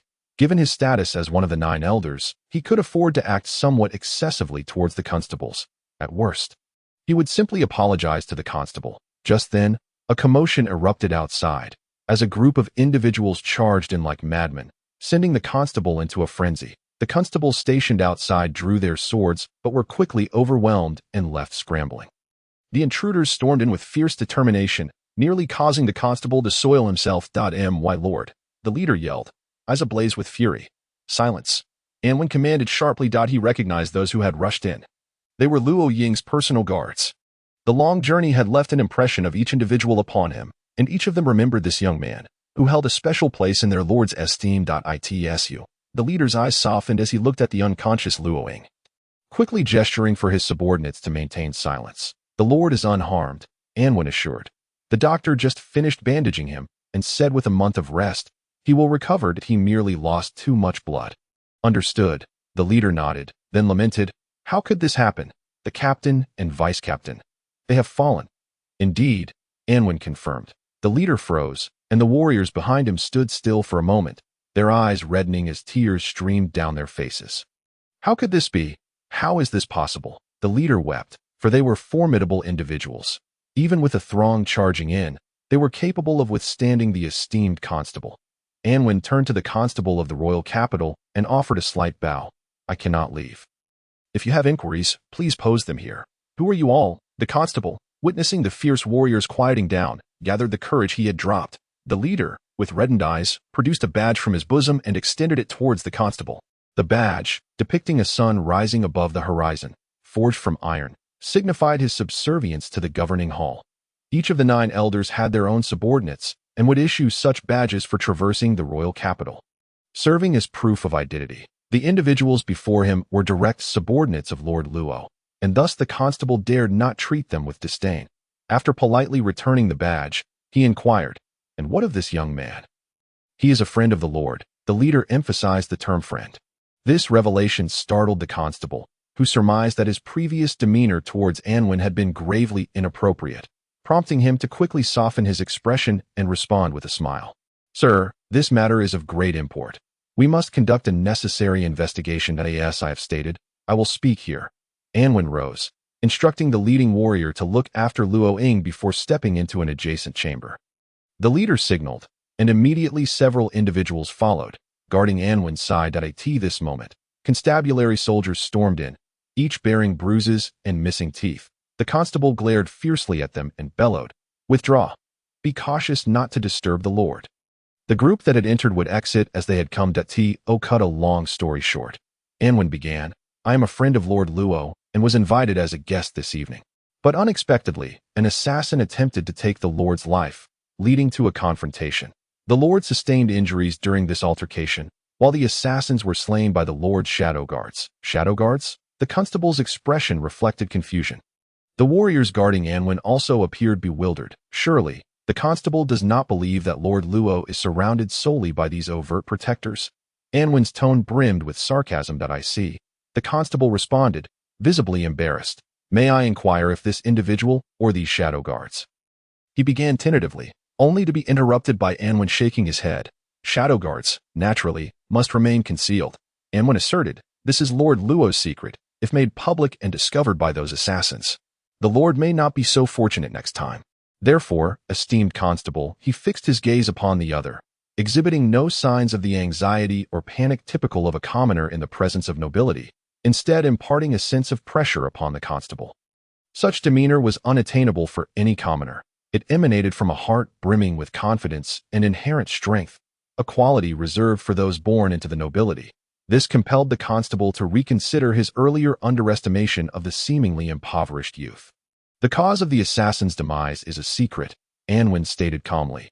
Yet within that calmness lay a unique power. The constable nodded. I understand. He proceeded to ask a few more questions, inquiring about Anwen's arrival, the sequence of events surrounding the attack, and Anwen's perspective on the assassin's identities. Anwen conveyed what he could, claiming ignorance regarding the assassin's identities and asserting that such matters ought to be investigated by the constabulary.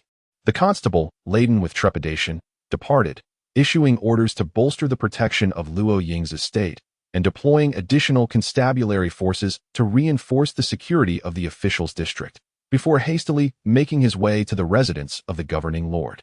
Anwen observed the patrolling constabulary from the window, only feeling relief once he confirmed that the Luo residence was no longer in jeopardy. That was a close call, he muttered, collapsing into a chair, fatigue washing over him. Indeed, it was a close call. The leader of the warriors concurred. His name was Hua, a skilled fighter second only to the captain and vice-captain, ranking as the third most prominent figure among the warriors.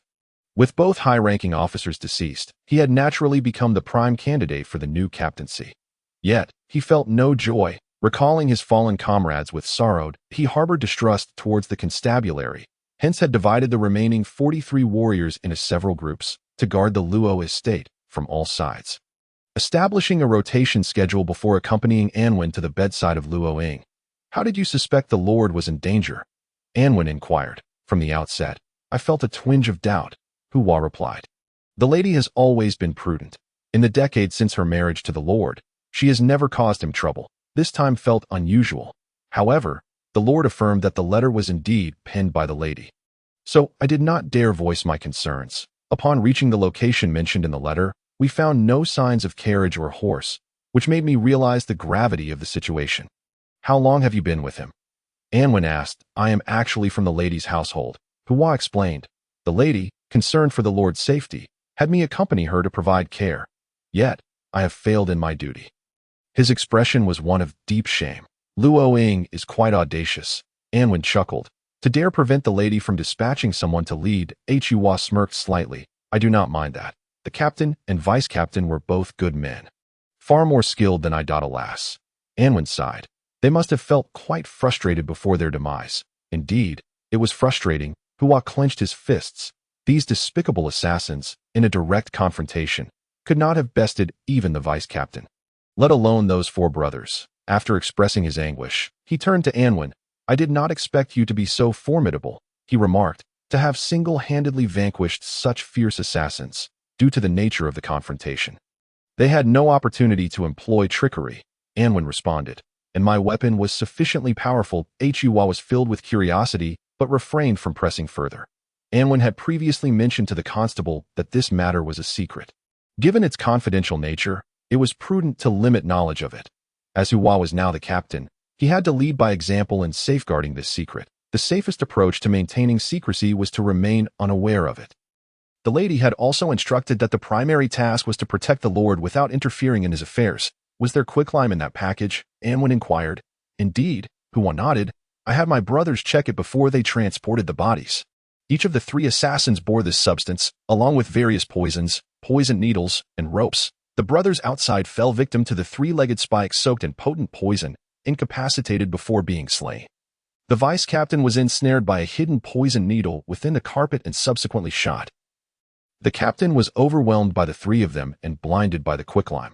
They ought to have each been provided with protective eyewear," Anwen suggested, "something that would cover their eyes entirely. Had they anticipated and taken precautions, such a tactic involving quicklime would have been ineffective," Hua explained. The captain was overly confident. "What of you?"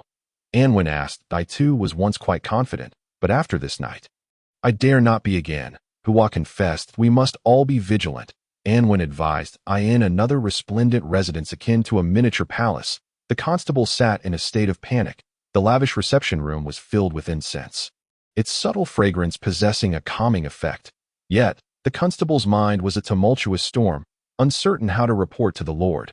The door creaked open, and Wu Zheng entered, clad in formal attire, with Mori gliding behind him like a specter. The constable hurriedly stood upright, saluting with utmost respect. "I beg your pardon for disturbing the Lord at such a late hour. If you continue to raise your voice, you truly will disturb him," Wu Zheng replied, taking a seat and gesturing dismissively. "Speak of your business, my lord.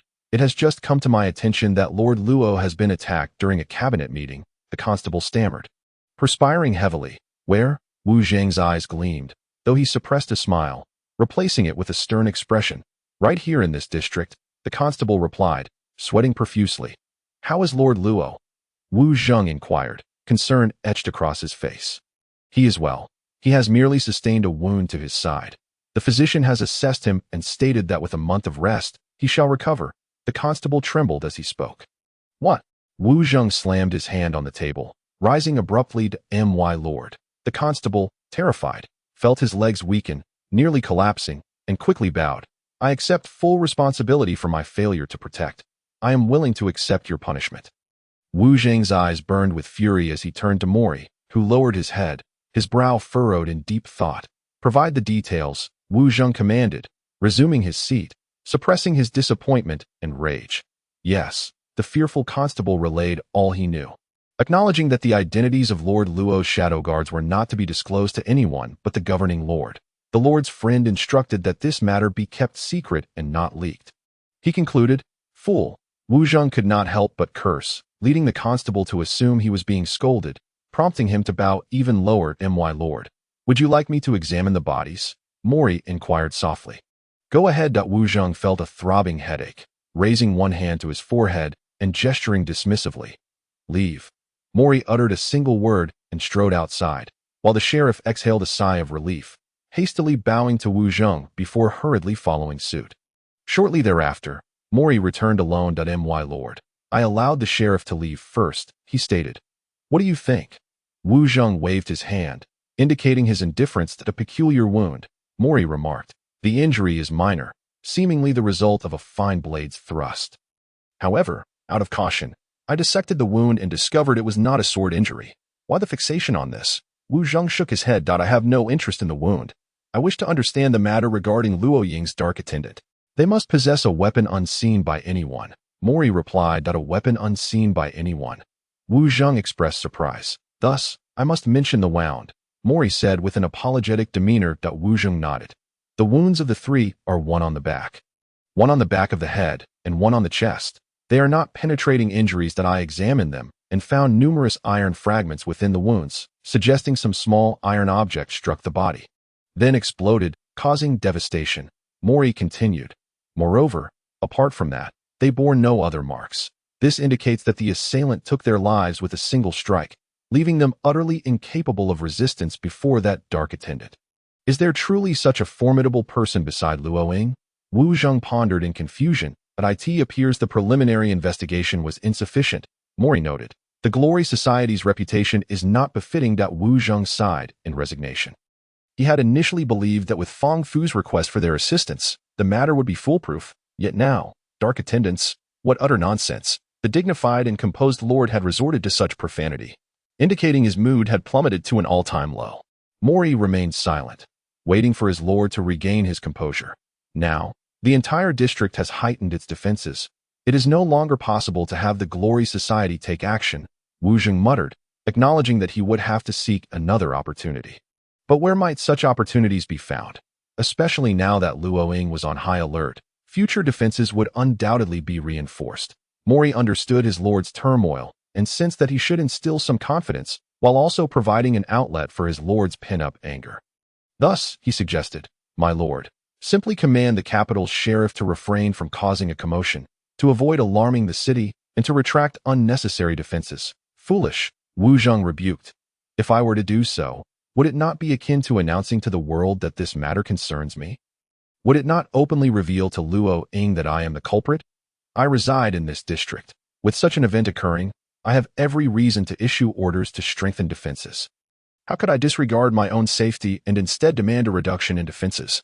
"My lord speaks rightly," Mori replied, his expression one of earnest trepidation. "Tomorrow, have the Grand Marshal dispatch a contingent of troops comprising 50 heavily armored warriors." Wu Zheng sighed, acknowledging the necessity of fortifying the district's defenses. "Understood," Mori nodded. "Have you given any instructions to the sheriff?" Wu Zheng inquired. "Only to be cautious," Mori replied. "Did you not specifically caution him regarding the assassins?" Wu Zheng pressed. Mori displayed an awkward expression. "That was my oversight, a fortunate oversight." Wu Zheng nodded. "You are not blaming me, are you?" Mori asked, increasingly embarrassed. "No, I am praising you," Wu Zheng replied. Mori bowed deeply, visibly anxious. Yet his countenance did not align with his heart. He understood that since Luo Ying's so-called friend had already issued a warning, the sheriff would naturally exercise caution. Further admonitions from him would be superfluous. There was no need to undertake unnecessary tasks or bear unwarranted risks. To him, this was common sense. However, such cleverness should not be flaunted in front of his lord. Mori was the loyal Mori, devoid of his lord's wisdom, a mere figure of strength without accomplishment. Thus, the master and servant lapsed into silence, each lost in their own contemplations. The following day, the governing official issued orders, and the Grand Marshal dispatched a contingent of troops, including 10 heavily armored warriors, to the capital's official residence district. From that point on, this unique neighborhood became even more exceptional, resembling a secondary imperial city. News of Lord Luo Ying's assassination spread like wildfire, eliciting mixed emotions among the populace, becoming a popular topic for conversation over tea and meals. An investigation was inevitable, yet no leads materialized. The bodies of several assassins were hastily cremated, their ashes scattered into the rivers. The fallen Luo Ying's guards received compensation from the governing hall, inciting discontent among many veterans in the capital who had not received their own disability payments. Chapter 054. The Edge of the Abyss. One day, a dying assassin returned to the organization with several key phrases: failure, 18 or 19, youth, strange weapon, long-range assassination. These words formed a summary of the reasons behind a failed assassination attempt, after which there was no further information. The organization dissected the assassin's body, discovering peculiar fatal wounds and countless shattered iron fragments embedded deep within the organs. The young man who had caused great shock to the organization was already aware of the predicament he was in, but he did not dwell on the potential troubles that a fleeing assassin might bring, for he understood that he was already ensnared in a whirlpool of trouble. Overthinking was futile. Embracing life meant navigating its ups and downs. The path could not be retraced. Moving forward was the only option, and regardless of the destination, if I exert effort, the heavens will reward me. Why ponder excessively? After a few days of unconsciousness, Luo Ying finally awoke, his first sight falling upon in one, stirring his heart. What more could I desire than to have a friend like this? He murmured. Wen brought water and fed him a sip. The small gesture strained Luo Ying's abdominal injury, causing him to furrow his brow, yet he remained silent. Iron Man, Wen praised. This is nothing. Luo Ying replied that in my youth, I toiled day and night to repay debts, sustaining numerous injuries while pressing on. That was far more painful than this. At least now, I have a large bed, a friend by my side, and no worries about food and clothing. This was a past Luo Ying had never shared with him, making it all the more novel to Wen. It was the first time he learned of the great figure before him having endured such a wretched life. Yet, it was precisely those trials that had forged him into the radiant success he was today. Their idle chatter by the bedside lacked the reticence of their earlier journey, and the two friends gained deeper insights into one another. Luo Ying learned more about the tales of Keeman Village and the events surrounding the sheriff's bloodshed in Sacred Shield Town. He gained a more profound understanding of Wu Zheng's insidious tactics, and when discovered the hardships of Luo Ying's life, his father's inability yet relentless pursuit of business, their dilapidated home, and the tragic youth he endured. This great figure had repaid his father's debts over a decade, earning the respect of his creditors, who subsequently married their daughter to him and funded his political aspirations. Thus, the present-day Luo Ying emerged. Most of their conversation revolved around the recent assassination and Wu Zheng's malevolent deeds. Luo Ying spoke extensively about future matters, while Wen listened quietly, occasionally adding his insights. These insights often resolved critical issues, prompting Luo Ying to exclaim that Wen was his key, capable of unlocking the door to a new world. Wen jested. Am I not your weapon to deal with, princess? How have I become a key? Luo Ying laughed heartily, only to grimace in pain as the movement jarred his wound. During his time in bed, the empire was in turmoil, with rapid changes unfolding, none of which were favorable. Various organizations contributed funds, and well-meaning individuals or far-sighted sages offered their assistance. Each province raised substantial donations, but the governing hall intervened, seizing the funds under the pretext of needing centralized planning, and then the matter faded into obscurity. Those struggling on the brink of bankruptcy could have persevered with even a gentle push, yet regrettably, the governing hall did not lend a hand. Instead, they gave a harsh shove. Consequently, these individuals ultimately became refugees, joining the tide of displaced persons. Vast stretches of cracked earth and withered crops were abandoned, with numerous villages turning into ghost towns, desolate and empty. The scarcity of resources led to skyrocketing prices. While Luo Ying lay in bed for half a month, the price of grain in the capital soared 20-fold. This has led to the bankruptcy of numerous ordinary families within the capital, compelling individuals to sell their homes in a desperate bid to stave off starvation. Ultimately, after depleting their scant resources, they find themselves homeless, reduced to the status of beggars on the streets, suffering from hunger and heat.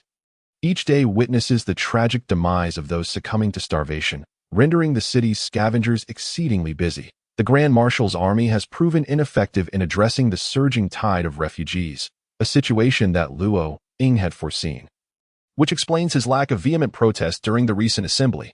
Unlike the hastily conscripted troops, the refugees are scattered in small groups throughout the capital's alleys, making them exceedingly difficult to subdue.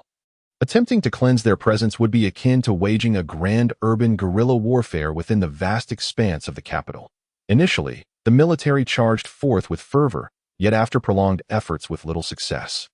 They often found that while they surged into one neighborhood, another was quickly overrun by refugees, only to find those very refugees had retreated back into the previous area by the time they regrouped. Lacking organization and cohesion, they proved remarkably challenging to handle. The Grand Marshal, exasperated, ceased to concern himself with the matter, and the army's initial zeal transformed into a lackadaisical approach, with soldiers often completing their patrols only to retreat to taverns, embracing revelry and dancing with the local women. Hence, many viewed General Gaogu's resignation, forced by his resistance to the Grand Marshal as purge orders, as somewhat regrettable. However, the old general evidently held a different perspective. Rumors circulated that he had long wished to sever ties with the increasingly debauched ruling council and the bloodthirsty Grand Marshal, using this opportunity to make his exit in a fit of righteous indignation. The ruling official privately remarked that some individuals never consider the empire's welfare and are reluctant to make sacrifices for it. Thus, their departure from the imperial hierarchy was indeed a fortuitous event worthy of celebration. To commemorate this, he gifted Lady Li Lian a luxurious carriage she had long coveted. The Grand Marshal's wife, envious of this gesture, playfully insisted that her husband procure a new carriage for her as well. Accompanied by 4 fine purebred horses, it is said that the daily fodder for such horses could suffice for an adult's monthly sustenance. During this period, under Luo Ying's direction, and one brought Xiao Fa Lei to Luo Ying's residence. Xiao Fa Lei had long lost his business, and in a world where survival was uncertain, few had the inclination to write any sentimental letters, save for the well-off nobility. Most young nobles, seeking to cultivate refinement, had honed their writing skills, rendering them capable of penning their own correspondence. Had Luo Ying not invited Xiao Fa Lei, he would have inevitably starved in his dilapidated abode, feeling somewhat burdensome and often melancholic. Xiao Fa Lei sought solace in copious amounts of alcohol, much to the discontent of the attendants led by Hua, who were frustrated by his idleness and wastefulness of fine wine, which they craved. Food prices soared, leading to a surge in the cost of living. Luo Ying's household began to tighten its financial belt, with servants receiving only one main dish and a small side for each meal. As for Luo Ying, citing a lack of appetite, he restricted himself to half a main course per meal. Observing this, the servants voluntarily reduced their own rations. While they did not starve, their existence had grown quite austere. Yet, compared to the common folk of the capital, their situation resembled a life of paradise. This state of affairs could not continue. Struggling, Luo Ying propped himself up. If this persisted, the empire would truly face its end. Be cautious of your wound, and when advised, Dai Ti is already healed, Luo Ying replied, lifting his garments. The abdominal injury was troublesome. Sometimes the surface may heal, yet the interior remains vulnerable. Vigorous activity could cause the surface to split, worsening the injury. And when cautioned, "How do you know everything?" Luo Ying inquired. Dai-in smiled, unable to explain to Luo Ying his experience witnessing his father's appendicitis surgery, which had repeatedly reopened due to neglect and care, resulting in a cycle of healing and tearing. "I will be careful," Luo Ying asserted, yet he nonetheless rose from the bed, startling Hua, who implored him to reconsider. Luo Ying nodded absently while dressing in formal attire. "My lord," Hua exclaimed, "are you forcing me to my doom? It is not I who pushes you towards death, but Wu Zheng who seeks to doom the empire." Luo Ying sighed. "If I do not act soon, I shall perish alongside it. Would you wish to witness my demise?" Hua shook his head in disbelief. "Of course not." "Then prepare the carriage," Luo Ying commanded sternly. He then turned to An. "Hurry and change your clothes." "Me?" And when questioned, bewildered, "We are going to the palace to meet the sovereign," Luo Ying stated. "How sudden. I am utterly unprepared," and one was genuinely taken aback. "Sudden? I recall mentioning this to you quite some time ago," Luo Ying replied. "You also said it was quite some time ago. You should have begun your preparations then. I do not even own a decent outfit," and when protested. "Outfit?" Luo Ying chuckled. "Simply wear something that does not detract from your noble disposition. The attire is of little consequence. In light of the empire's decline, would donning fine garments be an attempt to convince others that life is still bearable? Then should you not be wearing something patched?"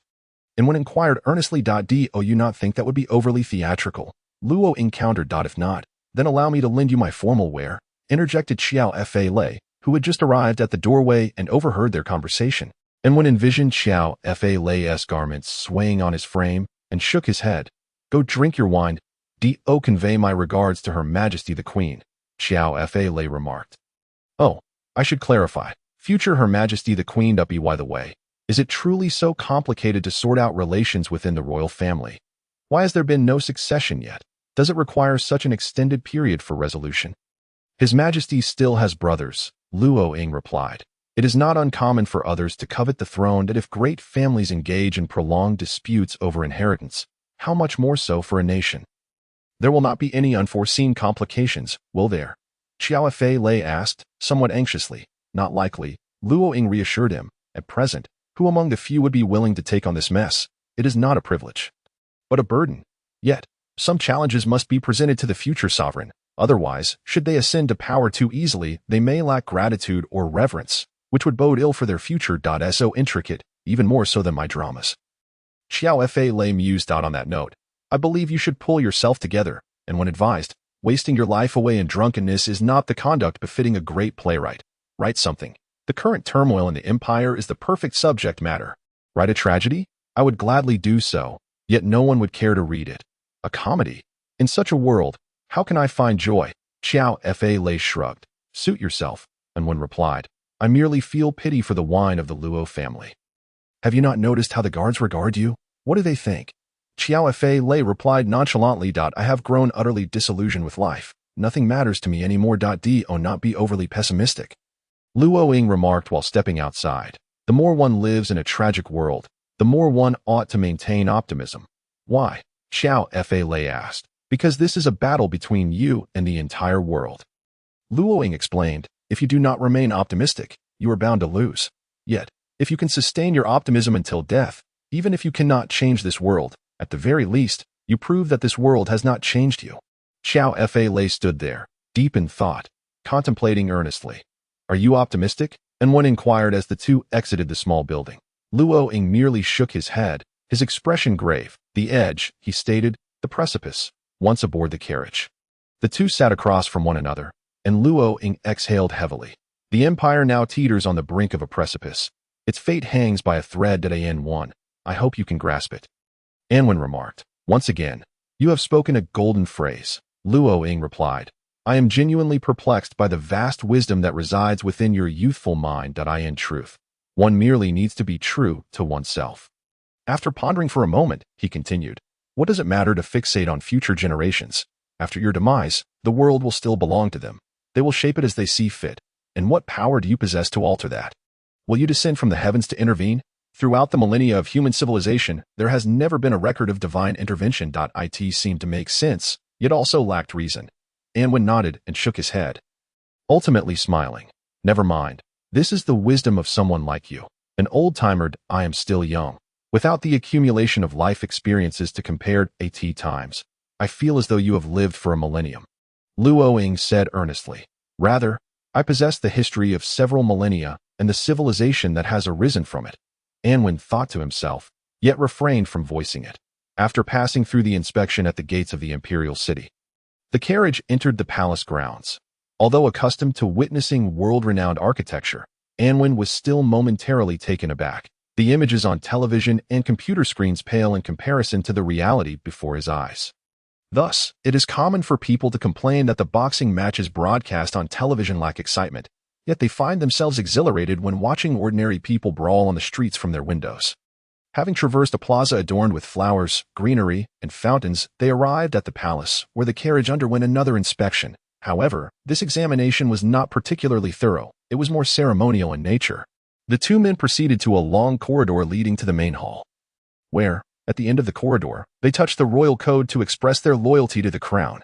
After completing this inescapable ritual, they were escorted to the antechamber. As the princess had not yet officially ascended to the throne, she was not entitled to receive ministers in the main hall. The antechamber was not a grand hall, resembling more of a reception room, albeit significantly larger than a typical one. After a brief wait, the 33-year-old Princess Mingzhu entered the hall, accompanied by her maidservants.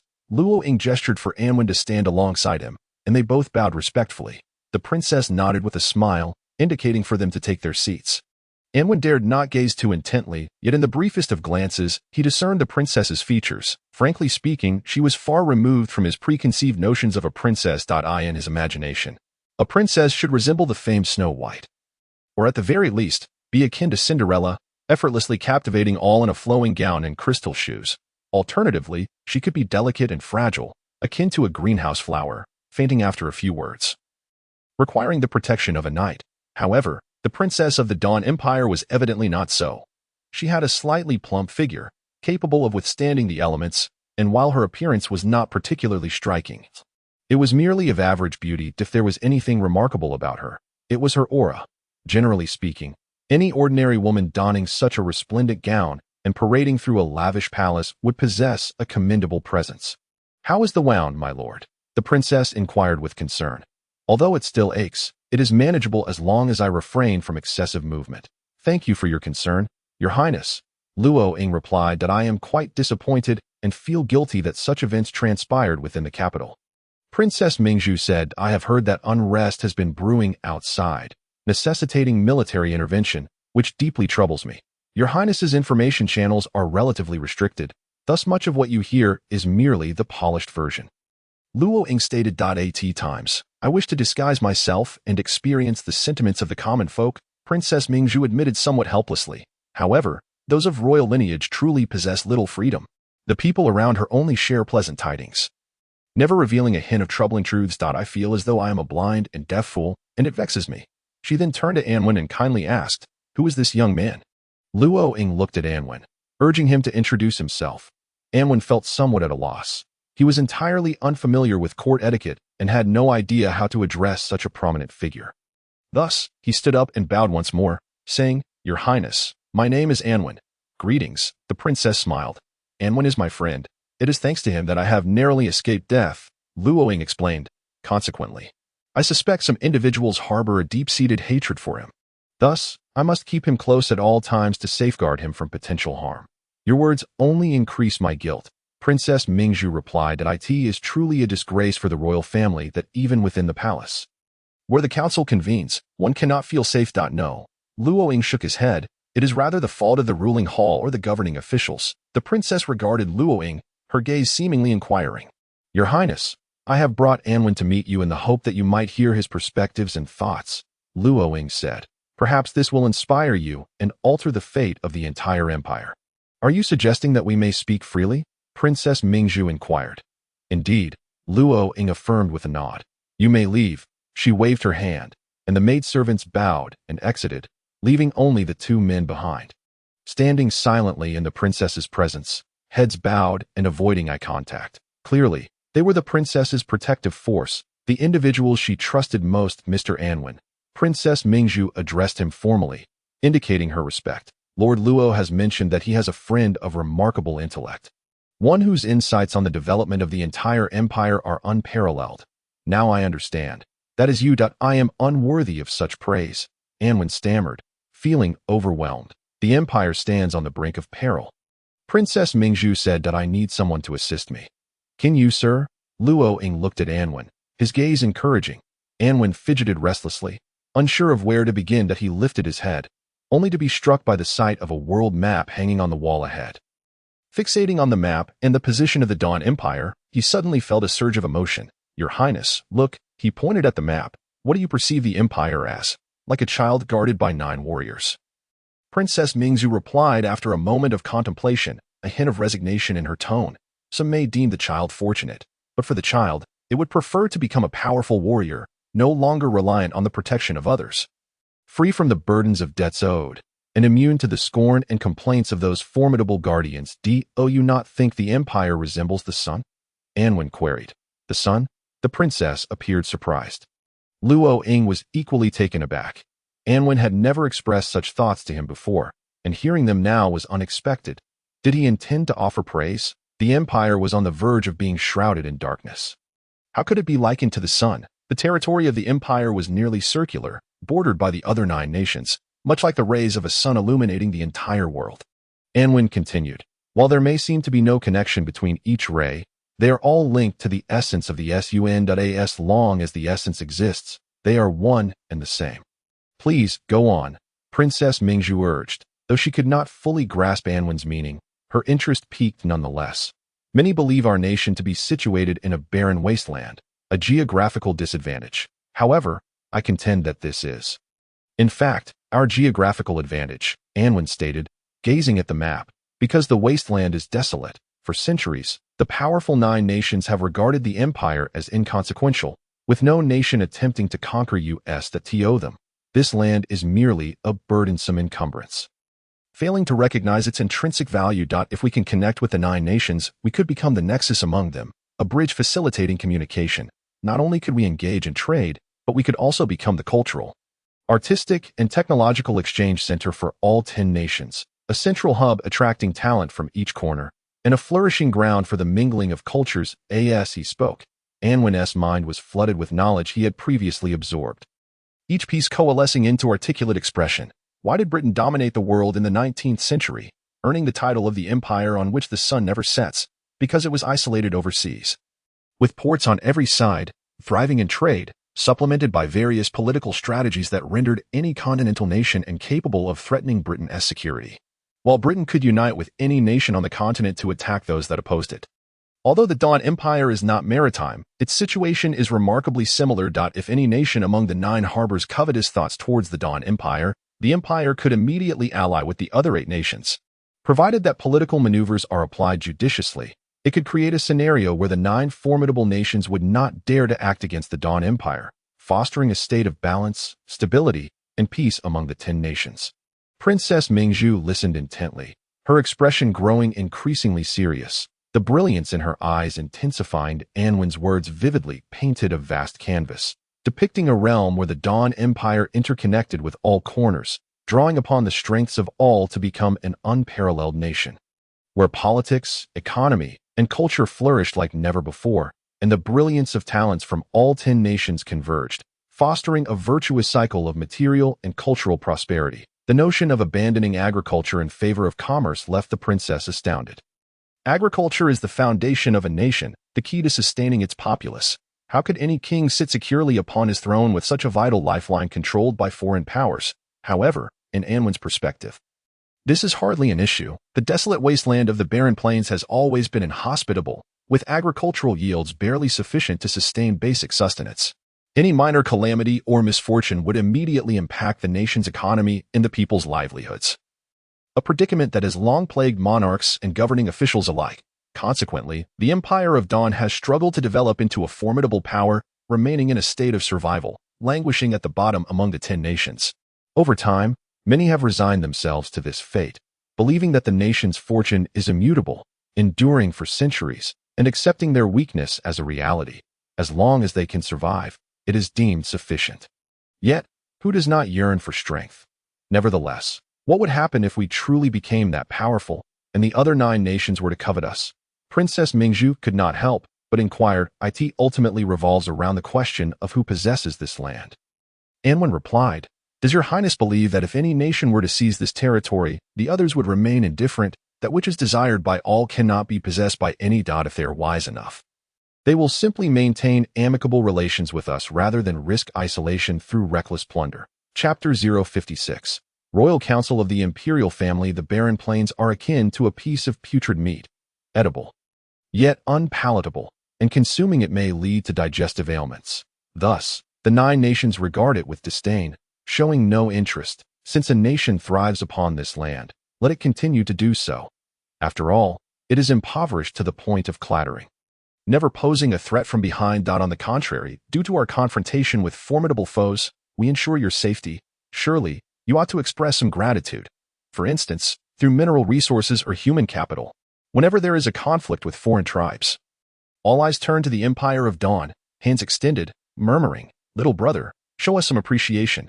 Consequently, an urgent conscription rushes to the battlefield, serving as the most ideal death squad.